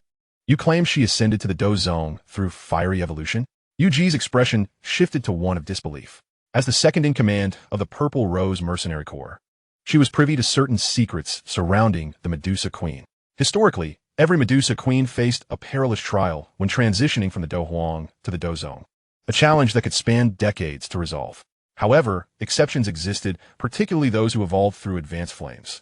Serpents were inherently cold creatures, while flames were radiant and searing. These two forces were oppositional. Thus, a Medusa queen attempting such an evolution was undoubtedly courting disaster. Few queens were willing to tread this path, and even among those who did, a mortality rate of 90% loomed. Yet, those who emerged from the Inferno were undeniably extraordinary beings. Now, Xiao Yan claimed that one had succeeded, leaving Yu astounded, causing her sword to clatter to the ground. Where is she now? What is she transformed into? Is she formidable? Yu gazed at Xiao Yan, her eyes filled with an insatiable curiosity. She is not one of your serpent kin. Furthermore, did you not just label her a traitor? Why would I divulge such information to you?" Xiao Yan replied coolly. "Come now, little brother, do not take offense. Please tell your sister, I shall not scold her. Consider my previous words as if they were never uttered. Alternatively, reveal her whereabouts to me. I shall allow you a kiss. How does that sound?" Yuji reverted to her previous teasing demeanor. Leaning slightly closer, her luscious lips seemed inviting, and a faint fragrance tantalized Xiao Yan's senses, the warmth of her breath brushing against his face. In the realm of the creation continent, Xiao Yan had never been this close to a woman, feeling his throat dry, his body aflame, and his heart racing. Even the Medusa Queen is my wife. I doubt you possess much strength, Xiao Yan thought. Though he was overwhelmed by Yuji's allure, he maintained his composure. Yuji's playful demeanor immediately vanished. Although she was unaware of the Medusa Queen's true beauty, the reputation of the purple rose suggested she must be a figure of devastating charm. Disappointment flickered in Yuji's eyes as she scrutinized Xiao Yan. While he was handsome enough, clad in a black robe that lent him an air of nobility, she wondered what made him so special that even the notorious Medusa Queen was drawn to him. Is that so? Then let me make a concession. I shall take you as a concubine. What do you think? Yuji gazed at Xiao Yan with sultry eyes, exuding an alluring charm. Enchantress, Xiao Yan inwardly cursed, exasperated by her relentless provocations, as if she believed he would not dare to act. Under the peony, one dies. Even as a ghost, one remains resolute. Very well. I shall tell you. She has evolved into the Devourer Serpent. Xiao Yan distanced himself from Yuji. Nine-colored? Yuji's eyes sparkled with delight. Indeed, Xiao Yan confirmed after a moment's hesitation. The lineage of the Saintess has been saved. Come, I shall lead you to meet our captain. Fear not. If your words are truthful, we shall not harm you. The Soul Seal Cauldron shall be yours. However, should you deceive us, we will cast you into the serpent's den, to suffer the torment of 1,000 serpents, Yuji declared, and without regard for Xiao Yan's injuries, she propelled them toward the battlefield. Chapter 88. The Fruits of Battle. Within the forest, the battlefield of 3 emperors unfolded. At this moment, Feng Yun was battered and bruised, his white robe stained with both his own and others' blood. Tai Shui was in a similar state, utterly drained, the veins on his aged face visibly throbbing. They had recently engaged in a fierce battle, depleting a significant amount of Do Qi, and they had not anticipated the formidable strength of the Purple Rose. In their chaotic skirmish, the Purple Rose had reaped the greatest rewards. However, their own situation was not much better. The Purple Rose was also smeared with blood, her exquisite visage slick with sweat, her thin dress clinging tightly to her form, revealing a captivating silhouette. The Feng Yun mercenary corps, comprising Lan Bin and Lan Yin, watched the unfolding scene with mounting anxiety. Given Feng Yun's advanced age, his victory in this competition was of utmost importance. Lan Yin, sensing Lan Bin's tension, gently grasped his hand and reassured him, "Do not worry. I will not approach the Purple Rose mercenary corps. I am of no assistance to them." Lan Bin nodded, resolute that should anyone attempt to take him, they would have to step over his corpse first. On the Iron Blood mercenary corps side, Tai Shan, Tai Gu, and Tai Mu were fixated on the battle, fearful of Iron Blood's potential defeat.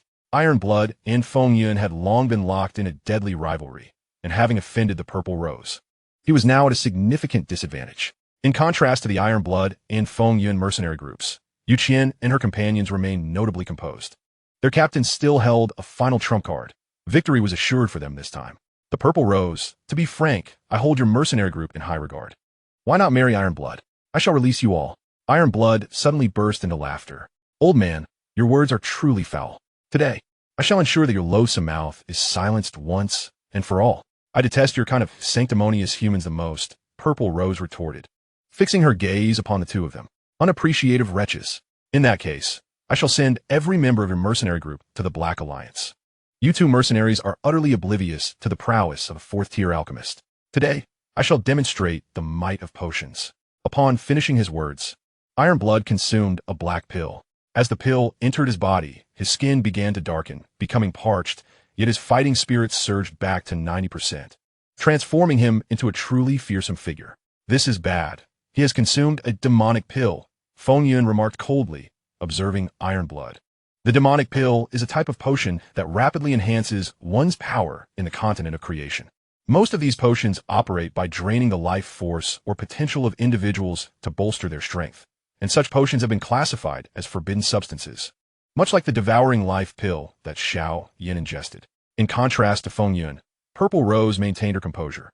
Her brow furrowed as she regarded Iron Blood without a hint of trepidation. In her eyes, retreat was not an option. How could she, a descendant of the Holy Maiden lineage, falter against such a foe? Her innate pride forbade her from taking a single step back, akin to the Medusa queen of old. Her arrogance mirrored that of the legendary ruler of the Do-Chi continent. "Woman, you should obediently remain with my Iron Blood mercenary group," Iron Blood declared, his rough hand reaching out towards Purple Rose. At that moment, her fighting spirit was barely at 30%, rendering her incapable of withstanding his assault. Yet, she had no choice but to raise her left hand, summoning all her strength to counter the strike. With a resounding crash, in full view of the onlookers, Purple Rose was flung several meters away, colliding against a tree. The fabric of her left sleeve was torn to shreds, revealing her pristine skin, which was soon stained with vivid crimson blood. "This is not the time for a spectacle. Your fate will be far worse than hers." Iron Blood sneered as he appeared before Feng Yun, delivering a crushing blow to his chest. Feng Yun was sent sprawling to the ground, coughing up blood, utterly incapacitated. "Captain!" Yu Qian and the others rushed over to Purple Rose, casting a cold glare at Iron Blood. As members of the Serpent clan, they were naturally adversarial towards flames, and they had no alchemists in their ranks. They never anticipated such a dire outcome. They believed that as long as Purple Rose transformed, victory would be assured. But now even that seemed futile. "Captain, are you all right?" Lan Yin hastily supported Feng Yun, feeling a pang of guilt. Over the years, he, along with Lan Bin, had spent countless days with Feng Yun, yet now he found him in such a pitiful state. "Cough, I won't die. Hold him off. You and the second young master must flee. The eldest young master should be arriving soon. Hurry and reunite with him." Feng Yun managed to prop himself up, his body shaking. "What? The eldest brother is coming?" Lan Yin et Galim. "Yes, the eldest young master intended to surprise you. Cough, you all must leave now." Feng Yun struggled to rise, but lacked the strength to stand firm. Lan Yin supported him, shifting his gaze to Lan Bin, awaiting his decision. Meanwhile, Purple Rose spat out blood, glaring at the three individuals before her. "All of you, get away. My affairs do not require your involvement. Your Highness, let us hold on a little longer.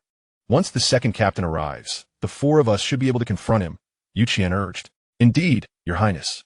Since the Holy Maiden's disappearance, this is our chance. Regardless of the outcome, it is worth a try," Yu Xian remarked, casting a glance at Lan Yin. "Yes, Sister Yueji promised to join us promptly after her business. She should be here soon," Yu Qing added. On the other side, Iron Blood-esque companions, Tai Gu and Tai Mu, were elated, while Tai Shan felt a sense of unease, fully aware of the origins of the pill. One day, they had inadvertently discovered the Soul Seal Cauldron, where the pill had been found. Though they recognized its significance, they had kept the information under wraps. There was only one pill, and they had hoped to reserve it for a critical moment, yet it was now being used here. Although Iron Blood strength had nearly been restored, they faced 5 emperors. With Xiao Yan and that Yueji included, there were 7. Such a force was formidable enough to cause them concern. Moreover, he was acutely aware of their youth. The 4 emperors of the Purple Rose mercenary group were all strikingly beautiful and young, indicating their vast potential. Should one escape, it would pose a grave threat to their group. "Captain, act quickly and eliminate them to avert future troubles," Tai Shan urged Iron Blood. "Just a bunch of minor emperors. Although it seems somewhat dishonorable to bully you, you must pay the price for offending us. I am curious why the Purple Rose mercenary group would forsake their promise to pursue you. What secret do you possess?" Iron Blood directed his gaze at Lan Yin, attempting to discern something, yet finding nothing. "Very well, since I cannot glean anything, I shall simply eliminate you," Iron Blood declared, conjuring a long sword from his fighting spirit, which he thrust towards Lan Yin. The seemingly casual strike sent a wave of dread through Feng Yun's mercenary group.